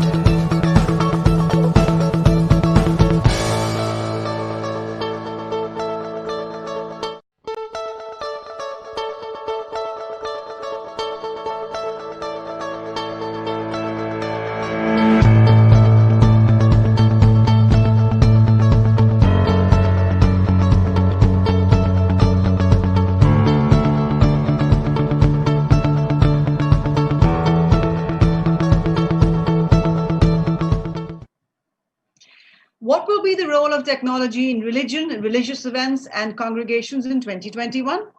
Girish V. Kulkarni, co-curator and moderator of this session, begins the conversation with R.V. Balasubramaniam Iyer and Puneet Sobti. Girish V. Kulkarni, founder Temple Connect, is an accidental entrepreneur who ventured into his first business outfit at the young age of 17 and successfully set up Invents as a successful event management and marketing communications venture in India, and has since then never looked back. A global citizen with over 24 years of experience in the fields of media, brand communications, business facilitation, hospitality, and live events. Thank you to him for joining us for this session. Mr. R.V. Balasubramaniam Iyer is Vice President, Reliance Jio Infocom Limited. He has worked with brands like Amway, Coca-Cola, Whirlpool, NIIT, etc., and has proven his strength in business partnerships and learning management. He has varied experience of 35 years in marketing and talent management. Mr. Puneet Sobti is a Kumbh Mela MICE specialist. Kumbh Mela, you would all know, is the largest peaceful congregation of pilgrims on earth. So ladies and gentlemen, here's to congregations big and small in 2021. Mr. Girish Kulkarni, please ring the bells and blow the conch, and let's welcome a glorious 2021. Thank you, Gitika. Thank you for this wonderful introduction and getting us on board on this discussion. So I welcome Puneet ji as well as Mr. Bala Iyer ji from the Jio family in a big way. Today's session is largely going to be discussing elements related to the event industry into the religious, government, and festival or festivities segment in a big way. So without waiting further, I would want to take this up with Shri Bala Iyer ji to make us or give us a clarity about how do you think technology is running closely with the current festivals or temples and the fraternity, and how do you think at Jio it would be a large involvement to take it to the nation and the world largely. Over to you, sir. Thank you, Girish. In fact, let me give you a simple case study in a minute. We recently, during the COVID times, we had the Ganesha festival, which came in, which was one of the first festivals that we experienced once the COVID kicked in and we were all shut indoors. we in Bombay had, tense moments to see what the government was going to tell us. And then finally, they allowed a few pandals of Mumbai to actually conduct the festival, but with a huge amount of restrictions. So I am saying this because we must remember that despite whatever happens, there is the law and order situation or the political wrapper that we work around with, which decides what can be done, cannot be done. Okay. Now, once the government actually gave permission, we had this team from GSB, Mumbai, which you know is one of the big pandals of Mumbai. They were given permission, but then suddenly they were told that they can have an idol which is not more than I think about 1 feet, 2 feet, or whatever it is. So they had a situation like this. Now, obviously, which would mean that they cannot bring in their iconic idol in the famous place which they always used to do, but instead they just had a digital projection of what they used to do as a backdrop, and they just ended up having a small icon with, a small idol which was permitted by the government, and in front of the idol itself they had to create a pond because they would not be allowed to carry the pond idol outside. They had to do the immersion on the spot over there itself. So this is what was permissible by the government. Now, so here is the government trying to tell us how we have to redo the entire festivities just to manage the current situation. This is, of course, thanks to or no thanks to COVID. But having said this, we ended up supporting them by trying to say that, okay, don't worry, irrespective of whatever is happening, we will do live events. We will carry your entire proceedings for the day on a digital platform. So Jio came in. We put in live the fiber over there in that ground in quick time. In fact, I would say within less than 7 days time, we actually managed to lay fiber in the middle of Mumbai. You know where this is, right? This is Bombay. Brilliant. Right? And we managed to overcome all police permissions, etc., whatever is required. We managed to get the fiber in. Of course, the GSB people also helped us with all the connections which was required. The police was kind enough to make sure that we were not disturbed. We got that done. And having got that done, we launched a television channel exclusively for GSB for 5 days. Fantastic. And that channel actually carried whatever was going on. So whether it was the morning aarti or the afternoon puja, or for that matter, the evening aarti, which they did in a splendid form with all diyas across, which was watched not by 1 or 2, but close to about 8 million people in the country, thanks to the channel that Jio put in and pushed it on social media. So this time, the number of people who would have actually visited GSB Pandal physically would have been a fraction of that. But because of the way we managed to do it on digital platform and with live events, like let's say there was a Shivamani event, there was a Hariharan event and all these kind of stuff that they did. But best part of the story is that if you really want to put your arms around a digital platform, and if the machinery allows you to do so, chances are you can reach all over the country. And these people were not people who are only watching from Mumbai or from the Konkan area of GSB belt, but this is all over the country. In fact, I really wanted to, understand, because we closely work with Jio and the Divinity segment, and Temple Connect has been getting all the possible encouragement from taking these images and these references to people. I think I'll move on to Puneet ji also. Puneet ji, आप ये बताएं कि आप तो इतने सारे कुंभ मेले में आप गंगा माता में डुबकी लगाते आते जा रहे हो और बहुत सारा पुण्य कमाते जा रहे हो, पर एक बात बताइए कि इवेंट मैनेजमेंट के दृष्टिकोण से और इस प्रकार से, जिस प्रकार से कुंभ मेला इस साल अलग होगा, तो आप क्या करना यहाँ पे चाह रहे हैं, जहाँ पे बहुत सारे जो कन्वीनियंसेस है लोगों तक पहुंचने का, किस प्रकार से आप उन्हें लाने की कोशिश कर रहे हैं? देखो, सबसे पहले तो मैं धन्यवाद करूंगा पूरी जियो टीम का। उन्होंने किस तरीके से इन एक दर्शनों को प्रभु के इजी किया है। अब आपने जो प्रश्न पूछा कि किस प्रकार से आप करना चाहेंगे और किस प्रकार से आप लोगों तक पहुंचना चाहेंगे, आज की तारीख में डिजिटल का एक इतना बड़ा रोल आ गया है। एंड फिर हम लोग यही कहेंगे कि हमें थैंक्स नहीं कहना कोविड को, लेकिन हम इस डिजिटल टेक्नोलॉजी को कोविड के दौरान समझ पाए। और समझ कैसे पाए? कि हम लोगों की रीच इतनी आसान हो गई। मेन एक रीच की बात थी, और हम लोगों तक हर जगह पहुंच नहीं सकते थे, और बगैर पहुंचे हम लोग ये एक्सपेक्ट करते थे कि कोई उस पर्टिकुलर पॉइंट पे आए और यहाँ पे आके स्नान करे और स्नान के साथ दर्शन करे। But now the technology has made everything so easy that the reach is very easy. Reach हमारी बहुत आसान हो चुकी है सर, हम आसानी से हर जगह पहुंच सकते हैं। मैं ये जानना चाह रहा था कि अब इस साल कुंभ मेले में जो बहुत सारे लाखों करोड़ों लोग आएंगे, ठीक है, तो दो प्रकार की चीजें, एक भगवान का दर्शन और दूसरा वहां पे आके उसका जो एक प्रकार से आनंद उठाना चाहिए, वो इस साल कुछ अलग होगा। तो आप ये वर्चुअल कुंभ की बात कर रहे थे, तो उस इवेंट में या उस वर्चुअल कुंभ में किस प्रकार से आप कुछ आधुनिक देने की कोशिश कर रहे हैं? देखिए साहब, वर्चुअल कुंभ अभी फिर वही बात है कि एक रीच को आसान बना रहा है। आज हर आदमी की पॉकेट अलाउ नहीं करती कि वो हरिद्वार में आके स्नान कर सके। हर आदमी की हेल्थ अलाउ नहीं करती कि वो हरिद्वार में आके डुबकी लगा सके। हरिद्वार क्या, किसी भी जगह पे जाके डुबकी लगा सके या कुछ भी कर सके।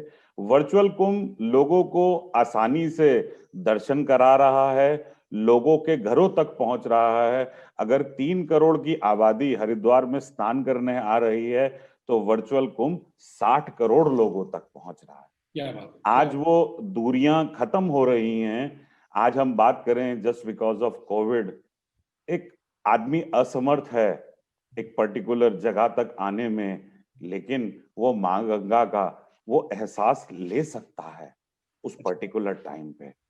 तो ये वर्चुअल इनफैक्ट वही मैं इनफैक्ट अय्यर सर को पूछना चाहूंगा कि ये जो इवेंट मैनेजमेंट फ्रेटर्निटी है, this event management fraternity that we have across the nation and the world, I think they have taken a lot of learning from us, and Jio has been an integral part of giving them that support. How do we, through this platform, speak to the event managers of the world and the country, where involvement with technology would help them and help the kind of products that they have to offer that could go to maximum people? So how can this integration happen?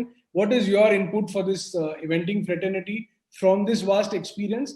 As well, what is the kind of possible events which can be supported in temples, in government organizations and so on under your platform? Sir ऐसा ना कि आपने जो अभी सवाल पूछा है कि इवेंट मैनेजर का, I mean obviously these are facilitators. ये लोग तो अभी यहाँ पे कुंभ मेला अभी होने जा रहा है, अब उसको एक अच्छी तरीके से दोनों लोग, एक तो पिलग्रिम्स है और दूसरा है कि जो वहाँ के जो स्टेट होम मिनिस्ट्री के जितने भी लोग हैं, वो लोग हैं जो मेक श्योर कर रहे हैं कि जितने पिलग्रिम्स आ रहे हैं उनको कोई असुविधा नहीं हो।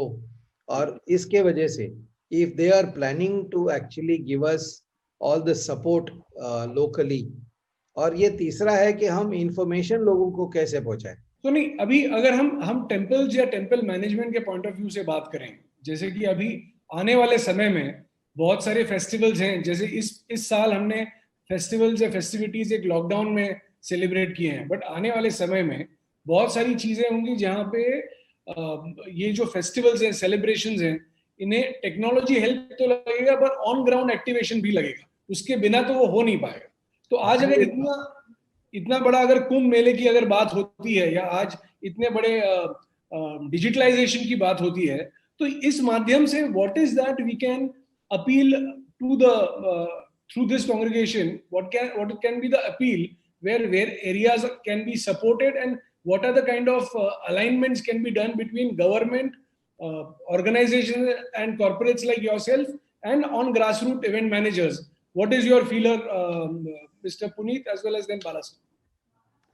देखो सर, टेक्नोलॉजी वाइज जो अगर हम बात करें, आज अगर आप सिर्फ कुंभ मेले की बात करते हो तो ये एक सनातन धर्म का बहुत बड़ा फेयर है, और पहले ये आदमी सिर्फ अपनी आंखों से जाके देखता था और देखने के बाद वो अपने कुछ लोगों तक इसे पहुंचा देता था। लेकिन अब हम बात करें कि वर्चुअल कुंभ की या लाइव स्ट्रीमिंग की या किसी चीज का, हर आदमी फेसबुक पे भी है, व्हाट्सएप पे भी है, और जितने भी डिजिटल प्लेटफॉर्म्स हैं कहीं ना कहीं आदमी जुड़ा हुआ है। तो ये टेक्नोलॉजी हमें इतना हेल्प कर रही है कि आज के यूथ से लेके हमारी बुजुर्गों से लेके हर प्रकार के समाज के लोगों को इस सनातन धर्म से जोड़ने की ये बहुत बड़ी हमारी हेल्प है। तो ये टेक्नोलॉजी का खाली आप ये मत सोचिए कि ये हम वर्चुअल इसे ले जा रहे हैं या कुछ ले जा रहे हैं। देखो ये अब समय इतना खराब आया है, हर आदमी ट्रैवल नहीं कर सकता, ट्रैवल एक्सपेंसिव भी हो गया है क्योंकि आप पीसीआर टेस्टिंग की रिपोर्ट्स ले रहे हो या कुछ कर रहे हो। तो आज की तारीख में हम ये कहेंगे कि ये टेक्नोलॉजी हमें बड़ा हेल्प कर रही है, बहुत हेल्प कर रही है। तो हम ये कहेंगे कि प्रचार प्रसार बहुत इजी हो रखा है इस टेक्नोलॉजी के माध्यम से। आई थिंक एक भाग है जहां पे टेम्पल कनेक्ट अपने ओर से इन सारी चीजों को डिजिटलाइज और डिस्ट्रीब्यूट करने की कोशिश कर रहा है, बट इसी के साथ में आज जो इवेंटिंग फ्रेटर्निटी है, जैसे कि गवर्नमेंट इवेंट्स होते हैं या बहुत बड़े पैमाने पे मंदिरों में जैसे पंढरपुर की यात्रा हुई, या जैसे हम कुंभ मेला की बात कर रहे हैं, या जो अलग अलग स्टेट्स में वहाँ के जो लोकल फेस्टिवल्स होते हैं, तो उसमें किस प्रकार से आपके हिसाब से इवेंट मैनेजमेंट इंडस्ट्री जो है उसमें कोई बदलाव आ सकता है? क्या वो एग्रेसिवली इस इंडस्ट्री में या इस गवर्नमेंट इवेंट्स में या टेम्पल इवेंट्स में भाग ले रहे हैं, या ये स्कोप है कि ये अनटैप्ड इंडस्ट्री है और इसमें स्कोप है मगर वो लोग भाग नहीं ले रहे हैं? क्या आपका ओपिनियन हो सकता है sir? So mister Iyer, if you can give us a flavour about it. Sir, जैसा अभी पुनीत साहब ने कहा कि भैया हम लोग तो technology is an enabler, technology के जरिए सारा सॉल्यूशन नहीं निकलने वाला है। टेक्नोलॉजी तो वो चीज कर पाएगी कि जो आप लोग को सुविधा और ज्यादा आसानी से कर दें। जी जी। अब जैसे पुनीत सर ने आपने सही कहा कि मान लो कि ज्येष्ठ नागरिक है, वो मंदिर नहीं आ पा रहा है, वो बेचारा मान लो कि अपने घर पे टीवी पे या मोबाइल पे वगैरह दर्शन देख लिया, आज की तारीख के लिए तो उसने अपना मन ठीक कर लिया। लेकिन मुझे बताइए, सच बात, अपने दिल पे हाथ रख के बताइए कि यदि मैं किसी मंदिर जाता, क्या मेरे माँ बाप को मैं मंदिर के बाहर खड़ा रख के मैं अंदर जाके माथा टेक के आता? ये कौन सा धर्म सिखाता है? Correct correct, very well said. हम लोग तो माता पिता गुरुदेवम बोलने वाले आदमी लोग हैं, हम तो पहले माता पिता के पैर छुएंगे, जाके मंदिर में बाद में जाएंगे ना। तो ये हमने ये डिजिटल माध्यम से हम ये चाहते हैं कि इवेंट मैनेजर्स जो भी करा रहे हैं दे कैन डेफिनेटली फैसिलिटेट, और हम भी चाहते हैं कि वो लोग हम करें। तो we are also the people who are carrying the content which people like you Girish are bringing to us from various such events. ये हम लोग कैरियर है, हम लोग इसका फैसिलिटेशन हम लोग जरूर करेंगे और बहुत अच्छी तरह से करेंगे। कोने कोने में इंडिया में जाके बच्चे के हाथ में हम लोग जाके हर मोबाइल हो या घर के टीवी हो उसमें हम लोग जाके दे सकते हैं, ये बड़ा आसानी से करें। हम लोग ये भी कर सकते हैं कि जो कम्युनिकेट करना चाहते हैं लोगों को कि भैया देखो यहाँ पर है, ये इवेंट है, इसका इस तरह से टिकट बुकिंग करना चाहिए, आपको ये लोगों का इंफॉर्मेशन होना चाहिए। यदि आपका जैसा ऐप को आपने डाउनलोड करना चाहिए ताकि आपका आरोग्य सेतु का जैसा ऐप है कि आपका पूरा डिटेल्स वगैरह जो है आपके हाथ में हमेशा होना चाहिए, क्या है क्या नहीं है, वो सारा डिटेल हम भेज देंगे और हम हर व्यक्ति के हाथ में दिला देंगे ताकि कोई व्यक्ति गलत ना करे। क्योंकि जो मैं ये देख चुका हूँ कि पिछले जो कुंभ वगैरह में गए थे हम, तो हर इंसान ये चाहता है कि वो सही रास्ते से चले, स्पेशली ऐसे जगह पे आ जाए जहाँ पे कुंभ है। आपने देखा ये वाला पिछले वाला जो कुंभ हुआ था इलाहाबाद में, it was one of the cleanest Kumbh Mela that I have ever seen, right. अभी आपने भले इसमें ये भी मैं देखा हूँ कि देयर आर सर्टेन पीपल, जैसा इवेंट मैनेजमेंट की आप बात कर रहे हैं, अभी you had somebody like a Lipton जो हिंदुस्तान लीवर की तरफ से उन्होंने वो एक मशीन लगाई थी वहां पे कि आप जितने भी कूड़ा देखा एक कवर में डाल के उसने जाके मशीन में डाल दिया, वो मशीन ने अपने आप को एक प्याला चाय पिला दिया। क्या बात है, क्या बात है ना, सिंपल सी बात है। लेकिन क्या है कि देखो हर इंसान तो अपना लालची है, मैं कुछ काम करूं तो मैं एक्सपेक्ट करता हूं कि मेरे को कुछ मिल जाए, इंसेंटिवाइजेशन इम्पोर्टेंट। हाँ, ये तो एक सिंपल मॉडल है। आप तो दिन रात जो लोग वहां पे घूम रहे देख रहे हैं कि कोई किसी ने कुछ कूड़ा डाला, एक एक बैग में थैले में डाल दिया, वो जाके बैग मशीन में डाल दी, मशीन अपने आप चाय पिला दिया, ये भी खुश वो भी खुश। ये इस तरह से जो इवेंट मैनेजमेंट का जो तरीका है ना, if you make it in such a way that it is easy for me to follow, मेरे लैंग्वेज में मेरे से बात करे, और तीसरी बात है कि भैया ये मेरे लिए आसानी से मुझे काम करवाए तो मैं फॉलो करूंगा। लेकिन आप इसको इतना कॉम्प्लेक्स बना दो कि मुझे पल्ले नहीं आए तो मैं तो फॉलो नहीं करूंगा, मुझे पता ही नहीं है और मेरे को समझ नहीं आ रहा है। ये इतना कॉम्प्लेक्स रूल बना दिया आपने तो मैं तो भैया मैं तो PhD का आदमी नहीं हूँ, मैं तो ऑर्डिनरी इंसान हूँ। तो ये जो तरीका है, how do I make it simple, how do I communicate to people, how do I give them the content. फिर आखिरी में आता है आपका कॉमर्स वाला पार्ट, कि यदि मुझे कोई पेमेंट करना हो, क्योंकि मैं चाहता हूँ सर, अभी आप बताइए कुंभ मेला में हम जाते हैं, कहाँ से क्रेडिट कार्ड और पैसे लेके घूमते रहेंगे। मैं तो चाहता हूँ डिज्नी वर्ल्ड की तरह हम लोग कर दें अपना, इस टाइम जो कुंभ मेला आ रहा है, मैं पहले से जाके मैं उनको अपना डिटेल बता देता हूँ, भैया मेरा अंगूठा जहाँ लग गया, मेरा 10 रुपया कटा लो यार, कोई बात नहीं, लेकिन मुझे पीसफुली स्नान करने दीजिए। क्या बात है, परफेक्ट। पुनीत जी, आपका क्या ओपिनियन है इसके बारे में? आपने इतने सारे कुंभ मेलों में ग्रास रूट पे बहुत सारी मेहनत की है, as my specialist, as an event person, as well as liaisoning between government and grass root. तो आपका क्या एक वन स्टॉप ओपिनियन है इस इनिशिएटिव के बारे में? वन स्टॉप ओपिनियन के बारे में कहें, देखिए आस्था का एक सैलाब है और अपनी आत्मा का ये एक स्नान है। और मैं गवर्नमेंट से भी रिक्वेस्ट करूंगा कि जो श्रद्धालु आते हैं वो बड़े ही भावनात्मक तरीके से आते हैं, क्योंकि ठंड भी होती है और सब कुछ होती है।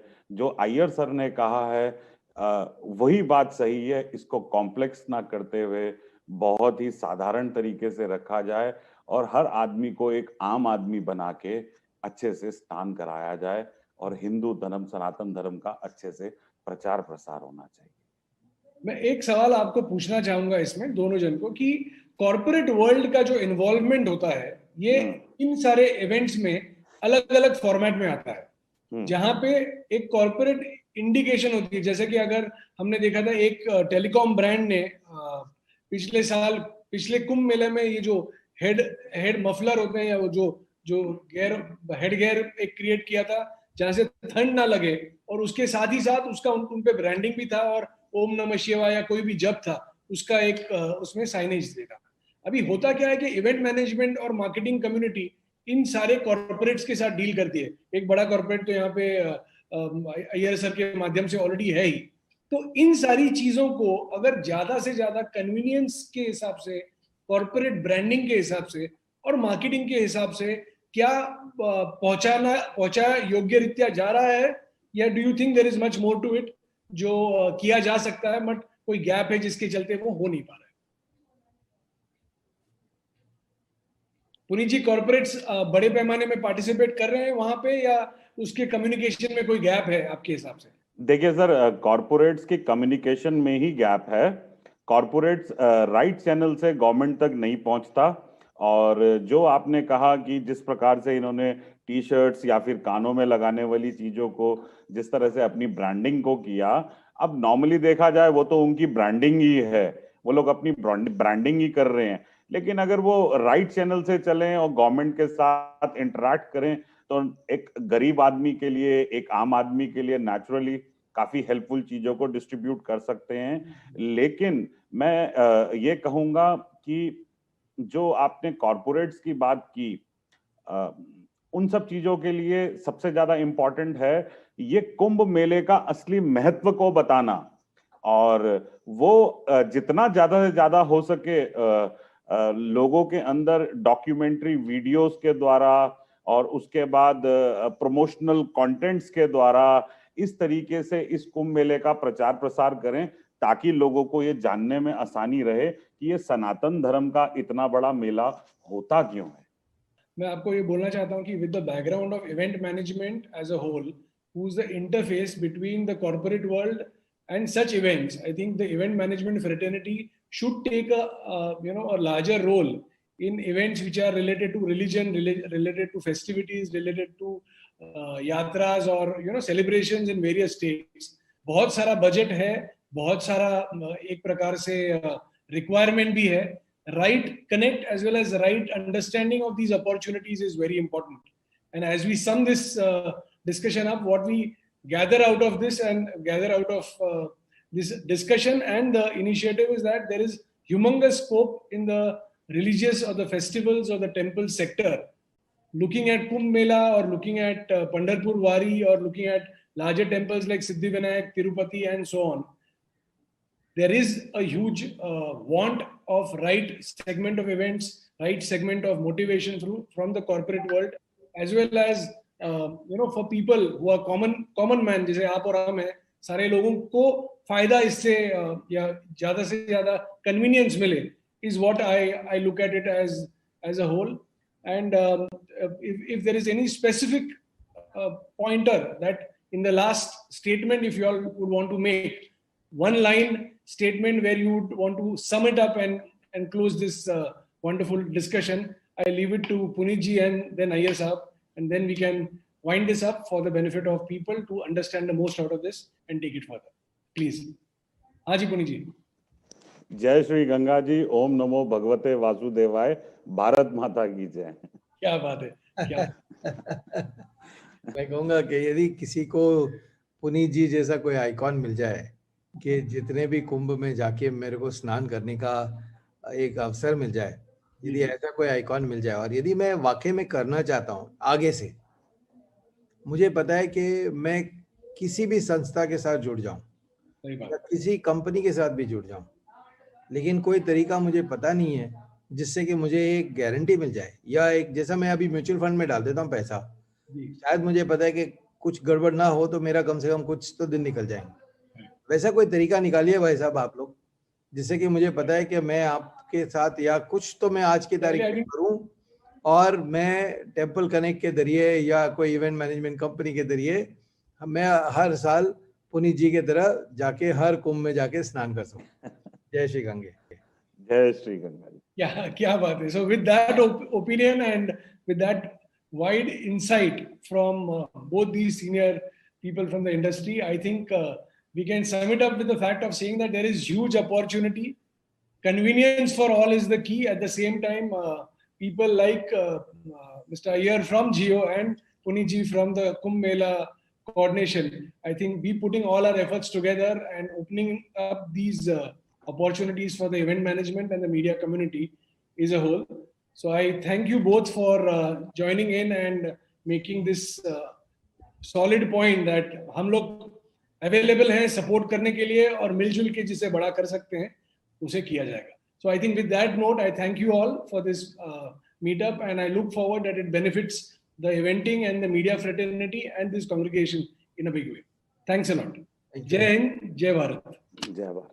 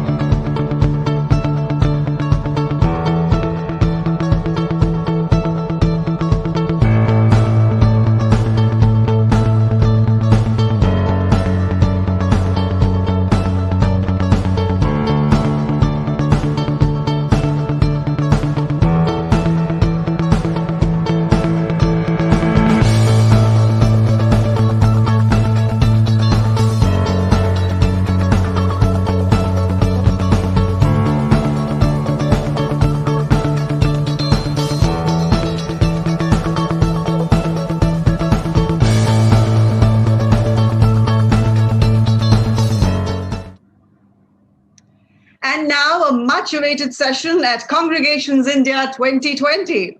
Balancing tourism and environment for sustainable growth, can Maha lead the way under young Thackeray? Global tourism has experienced steady growth for over 6 decades, culminating in an estimated 1.5 billion international arrivals in 2019, representing an increase of 3.8% year-on-year and well ahead of the previous long-term forecasts. While growth is projected to continue, changing demographics, improved connectivity for destinations, technological innovations, and increased recognition of the need for more sustainable and inclusive growth are likely to dramatically transform the face of tourism by 2040. Representing a range of opportunities and challenges for destinations. In fact, visionaries have begun to stress that sustainable tourism should not be considered as a special form of tourism, but rather all forms of tourism should strive to be more sustainable. Long-term sustainability requires a suitable balance to be struck between the environmental, economic, and socio-cultural aspects of tourism development. It requires the informed participation of all relevant stakeholders, as well as strong political leadership to ensure wide participation and consensus building. Committed to balancing tourism and environment for sustainable growth, Shri Aditya Thackeray believes that tourists must take only memories and leave only footprints. Aditya Thackeray is Cabinet Minister, Tourism, Environment and Protocol, Maharashtra. He is the president of Yuva Sena, a youth wing of Shiv Sena. His first book of poems, My Thoughts in White and Black, was published in 2007. I'm sure that everyone in Maharashtra and India, including his 2.3 million followers on Twitter, want to know in black and white his vision for a green future, not just for Mother Earth, but also its eventful inhabitants who'd like to do all things touristy. Talking to the young and dynamic minister is a legend who is evergreen. The first in the world to unfurl a green carpet, replacing the red carpet at the leading film award ceremony, IFA, media and entertainment titan and Goliath, Sabas Joseph says, sustainability is here to stay, or we may not be. Sabas Joseph, in conversation with Aditya Thackeray, hashtag don't miss this. Both of you, lead the way. Thank you. Thank you, Gitika. Thank you, Deepak, for having created Congregations India. It's a platform that has brought all of us together, and it's a platform that is celebrating the power of bringing people together, whatever be the reason, be it events, be it tourism, be it religion, be it anything. Get people together is the motto. Get people to travel, get people to congregate. That's the big story. Aditya, tourism minister at your young age, but same time with a vision to be able to empower youth and to be able to take Maharashtra to the next level. Hardly have you become tourism minister and the pandemic hit the world. And rather than bringing people to Maharashtra, you've actually had to say, please stay at home, please be safe, etc. What has this meant for you, and how have you adapted and still been the tourism minister that everyone wants and desires to lead the way? Thank you, Sabasji. Thank you, Gitika ji, for that kind introduction, and thank you for having me on this beautiful platform. As you rightly said, and when we were discussing initially before we logged into this window, Sabasji, you were telling me a lot of event managers are watching this program live. And currently, from managing events, I think we've all moved to managing COVID, and I hope we've been managing it effectively, keeping everyone safe. But going beyond that, of course, when we started off, normally this whole sector of tourism and this Department of Tourism was usually considered to be a side department. So any officer to be sidelined was given this department, any minister to be sidelined was given this department. The difference is I asked for this department. And the only reason for that is basically I see the huge potential that Maharashtra has in terms of contributing to our economy, contributing to our revenue streams, contributing to job creation in the state, and the potential it has to grow in tourism. For years and years that we've traveled across the world, wherever we've gone to different parts of the world, we've always had this little memory of comparing that part of the world to some place in Maharashtra that we've actually gone to either as a holiday or as to campaign. So we've not really seen it as a potential for tourism. And if you look at the state of Maharashtra, really, it has right from a beautiful coastline where you can have water sports, to beach shacks, to almost everything, to the hills of the Sahyadris, the Western Ghats. You also have beautiful open meadows. And apart from, we just don't have a desert, which we are thankful for, but we have almost everything: lakes, craters, the Lona crater, river streams, everything. Why haven't we yet used it for tourism and for a state was the question I was carrying all these years. If you see, this sector is a sponge sector. In terms of manufacturing, in terms of any other industry around the world, you have a certain set of jobs that you can create and you can expand beyond that. With the technology coming in, jobs are getting lower than what were in these sectors of manufacturing, hard manufacturing, be it data science, everything. But tourism is one sector where you cannot replace human experience with machines. I think it is one sector where Maharashtra and India has a potential to grow. And having said that, when we got into getting the reins of the government, we started working. Of course, COVID made us all sit at home. We were, voicing out to everyone, please stay home, don't travel, don't step out, forget tourism, stay home, don't step out on the lanes. But what we've used this time for really is to have a couple of policies passed where we've actually created more scope for tourism in the state. And for example, one of the important things that we need when we speak about tourism is the hospitality sector, the restaurants that we have, the cafes that we have, the hotels that we have. And Sabasji, it is a moment of pride for me and the department when we say that in the last 3 months when we worked, we actually reduced the amount of licenses required from 70 to 10, the amount of application forms from 70 to 8, 15 NOCs to 9 self-certifications. We've given a status of industry to the hospitality sector, which was long pending for almost 30 years. That's my age by now. So I think these are some of the things that we've been able to work on, and we're really happy with that. We've created a small committee for that, and we're working together. Thank you very much. Everything that you're saying is music to my ears, and I'm sure it is music to everyone else's ears. Beach shacks in 8 destinations, agro-tourism, resorts in partnership with hospitality majors, making Mumbai 24/7, and even a Wankhede tour was being talked about. So your department and your ministry has really been in a hurry, Aditya's in a hurry, to be able to do everything that he dreamt of in the shortest possible time. And that momentum was mirrored in the actions of the bureaucrats, of the policymakers, and it has been exciting. You've also launched Divine Maharashtra with IRCTC. Can you tell us more about this and how you're looking at shaping the religious tourism aspect, which is something that's new for Maharashtra? Whilst we've spoken about a lot of other things, this is definitely something new. I'd like you to share some light on that. So I'm definitely in a hurry because I think every day is crucial. Every day is important. No day that is wasted comes back again. So if you look at climate change or tourism, building on that each day is really important. But in terms of divine tourism, it's something that we've really never looked at in a very formal way. If you look at Maharashtra, right across from the big deities that we have, be it in Mumbai, something like Siddhivinayak or Mount Mary or Haji Ali, to Kolhapur or Shirdi, or even Meher Baba in Nagar or Shigam.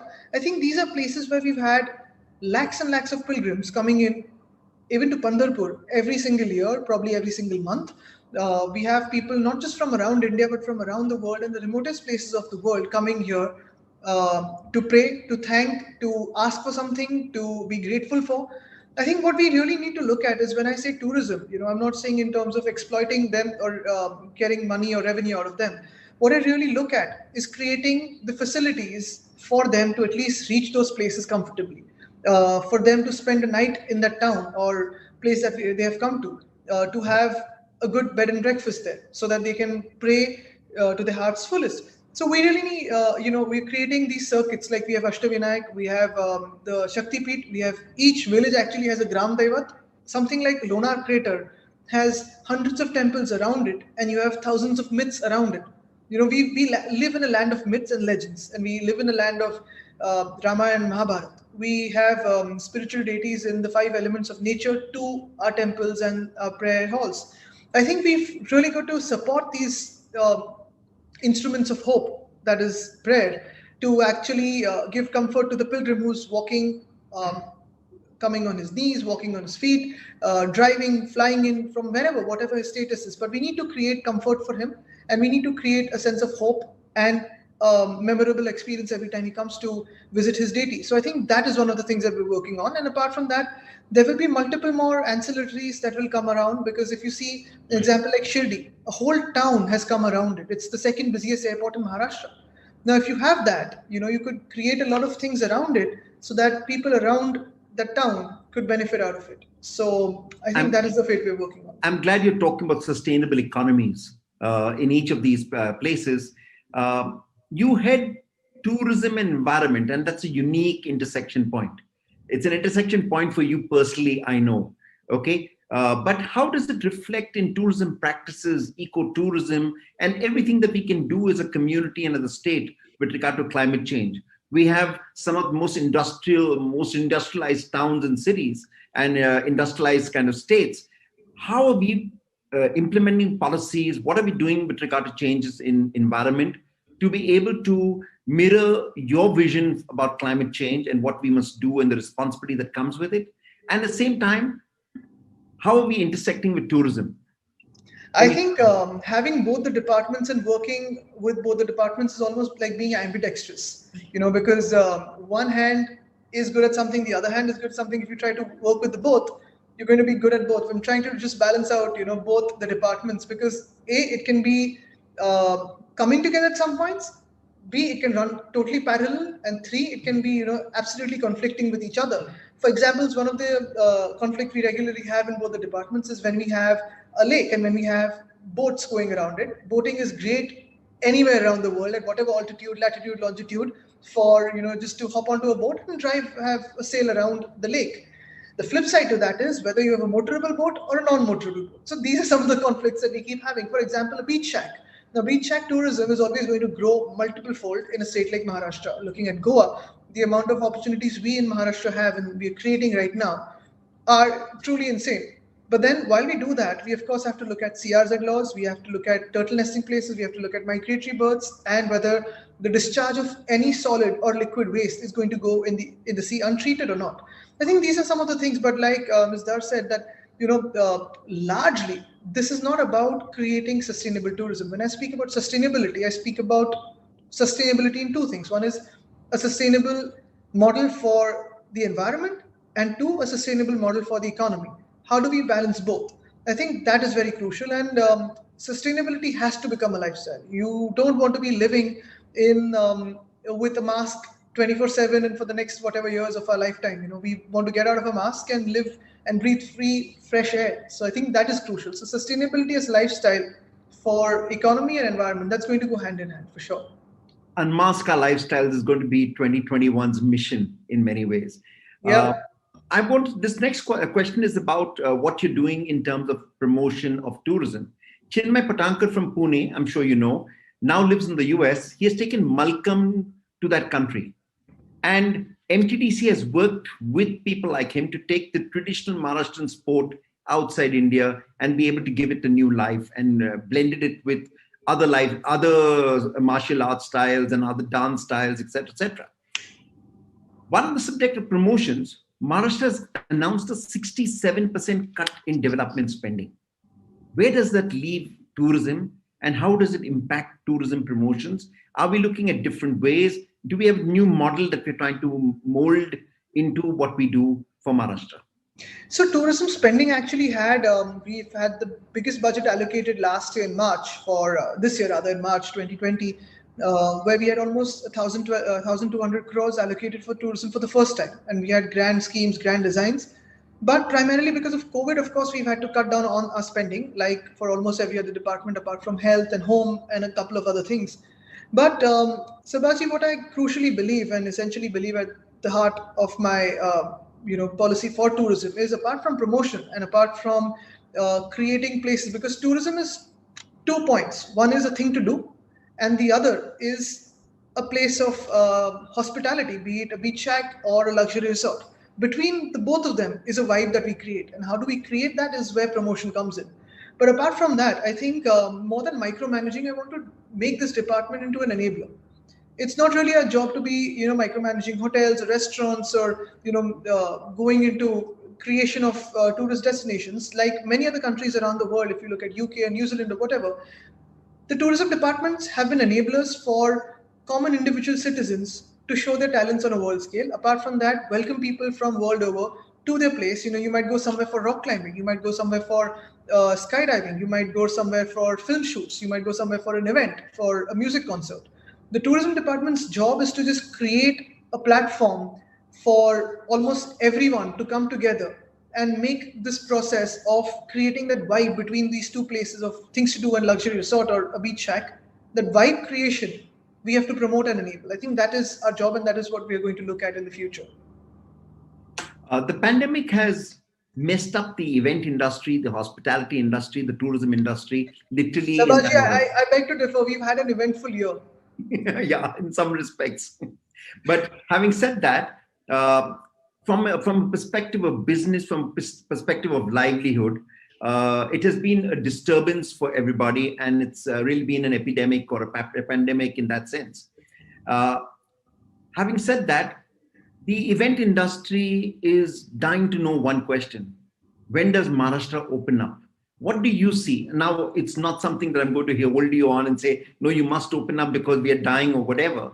But one question I have for you is, when do you see it opening up? And what can the Maharashtra government do for the event industry, for performers, for people who are earning their livelihoods from this industry with regard to dealing with the economic crisis that they face?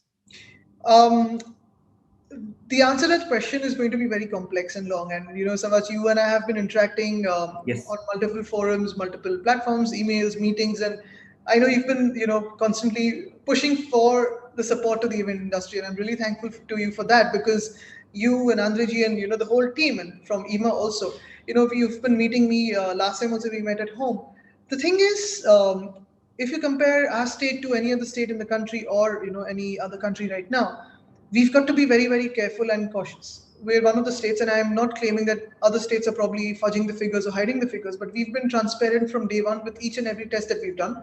Even today in Mumbai city, we've got our numbers around 560, 570 odd, but our testing figures are around 14 to 15,000 a day, which is, touchwood, a good, the way to go ahead. But again, many states actually opened up everything in a hurry and then had to close down on most of the things that they opened up. What we are trying to do with Mission Begin Again is basically open up in a very staggered, painfully slow, careful manner, but not close down on anything that we've opened up, because opening up again and closing down again would be more of a damage to the industry or to any other industry, rather than just remaining low right now. Just day before yesterday, we've opened up amusement parks, indoor amusement parks, outdoor sports, water sports, and slowly and steadily we're moving ahead.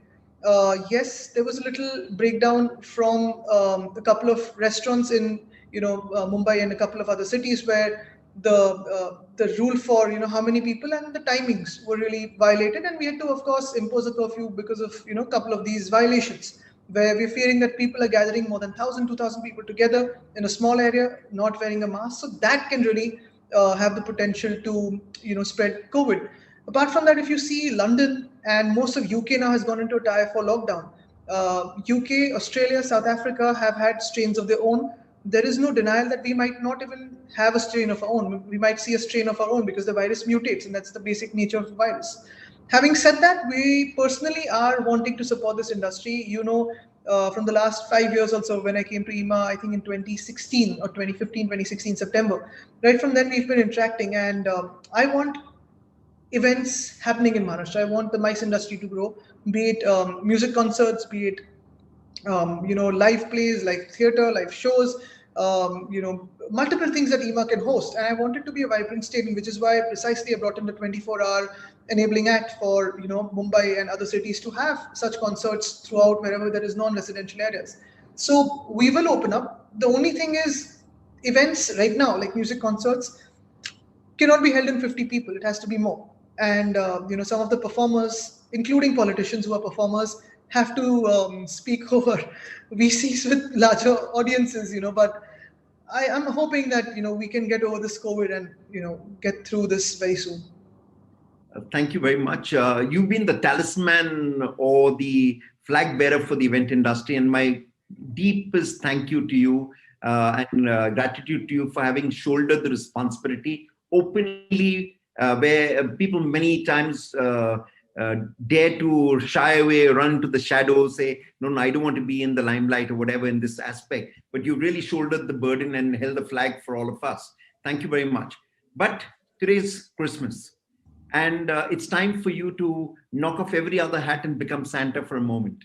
Okay? And I want you to wear Santa's hat and tell the event industry what you have in store for all of us in 2021.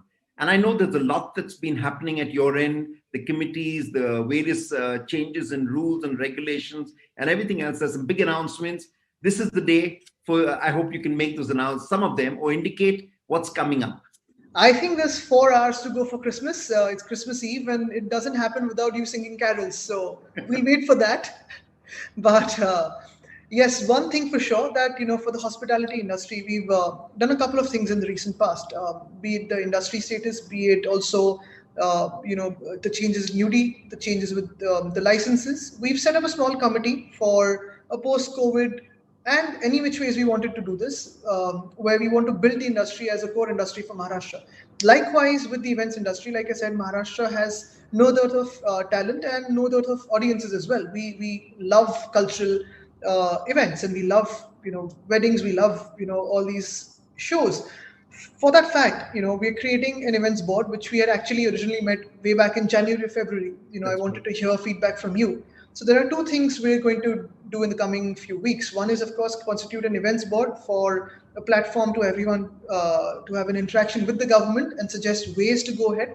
And how do we actually incentivize this industry? How do we rebuild this industry from scratch with titans like all of you who are watching this show, watching this interaction? And the other is we're going to have regular interactions in person, physically, so that we can hear from you. More than me speaking, I want to hear your perspective on what we can do better and what we can do right. So I think that is very crucial.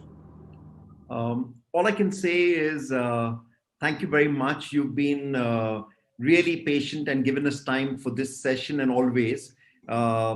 It's Christmas. I can wish you and your beloved family and dad and mom a really Merry Christmas from all of us, from the events, tourism, and all of us at Wizcraft and Event Capital. Really have an awesome Christmas. May you spread the cheer. And we really look at you as having imbibed the Christmas spirit for all of us. Thank you. And I can assure you that the cheer to this industry will return very soon. Yes, thank you very much and God bless. Thank you.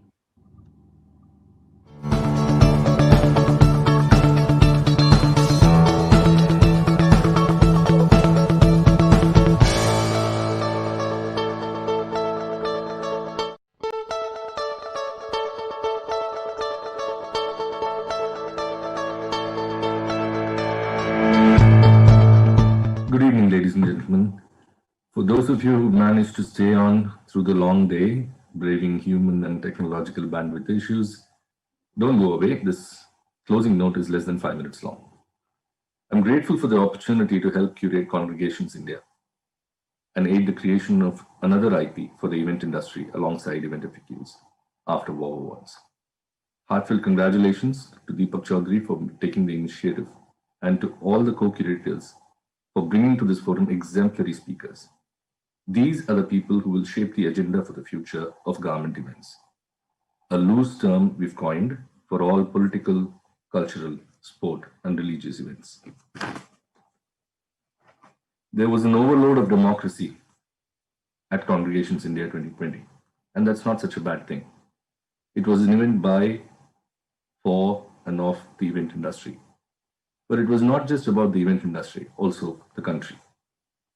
When we started Event FAQs in 2007 or 8, it's been a long day, there was no platform for events or experiential marketing in India. When Event FAQs now has launched Congregations India in 2020, there is no platform championing the use of garment events as a stimulus for overall growth, not just for event managers, but for art, culture, sport, and innumerable industry sectors that benefit when live events take center stage. Today, we are faced with never before challenges and opportunities. We are also faced with never before experiences, never before leaders. When was the last time we had a communicator and a motivator like Narendra Modi as the Prime Minister? When was the last time we had a party born in activism like the Aam Aadmi Party in Park, in a state? When was the last time you remember seeing a minister as young as Aditya Thackeray calling the shots and driving the agenda for change? When was the last time we saw a youth population which is not just willing to fight for their right, but fight for change and voice for good? Today, we have an Indian public and perhaps a world public that has been locked down in an unprecedented manner and are craving live experiences. When the two meet, the craving for live experiences and the government initiative to engage the public, there will be magic. While the ad and media agencies are celebrated for campaigns like Ab Ki Baar Modi Sarkar, or going back a few years, the work that Dewan Arun Nanda and Rediffusion did for the Congress, innumerable event agencies are working behind the scenes. They are unseen and unheard. Event FAQs was born to address that need and put them in the spotlight. Congregations India is born to put them center stage of government events. Congregations India is an attempt by Event FAQs to bring them to the fore and give them their due. It is also an opportunity for the government to engage professionals to drive change for good, whether it is in vaccination or in a hygienic India. They can play a role. Here's wishing to see more events and experiences promoting India's culture, sport, tourism, and democracy in 2021. Congregations India, hopefully, is the start of that journey. Thank you and good night. Introducing videos. Yeah, and that was Congregations India 2020. What a show, what a day, and what a sunrise inroad into 2021. On behalf of Event FAQs, I'd like to thank all the speakers, the moderators, the co-curators, the team of Tag Labs, students of Whistling Woods, the entire team at Event FAQs, and all the 55 visionaries, 14 state representatives who've put out 10 hours of content for 2,500 attendees. Everybody watching, this was the maiden edition of the Congregation of the Year, Congregations India 2020, the definitive summit on government, politics, sports, culture, tourism, and events. Thank you for congregating. This is Geetika Ganjudhar saying good night and Jai Hind.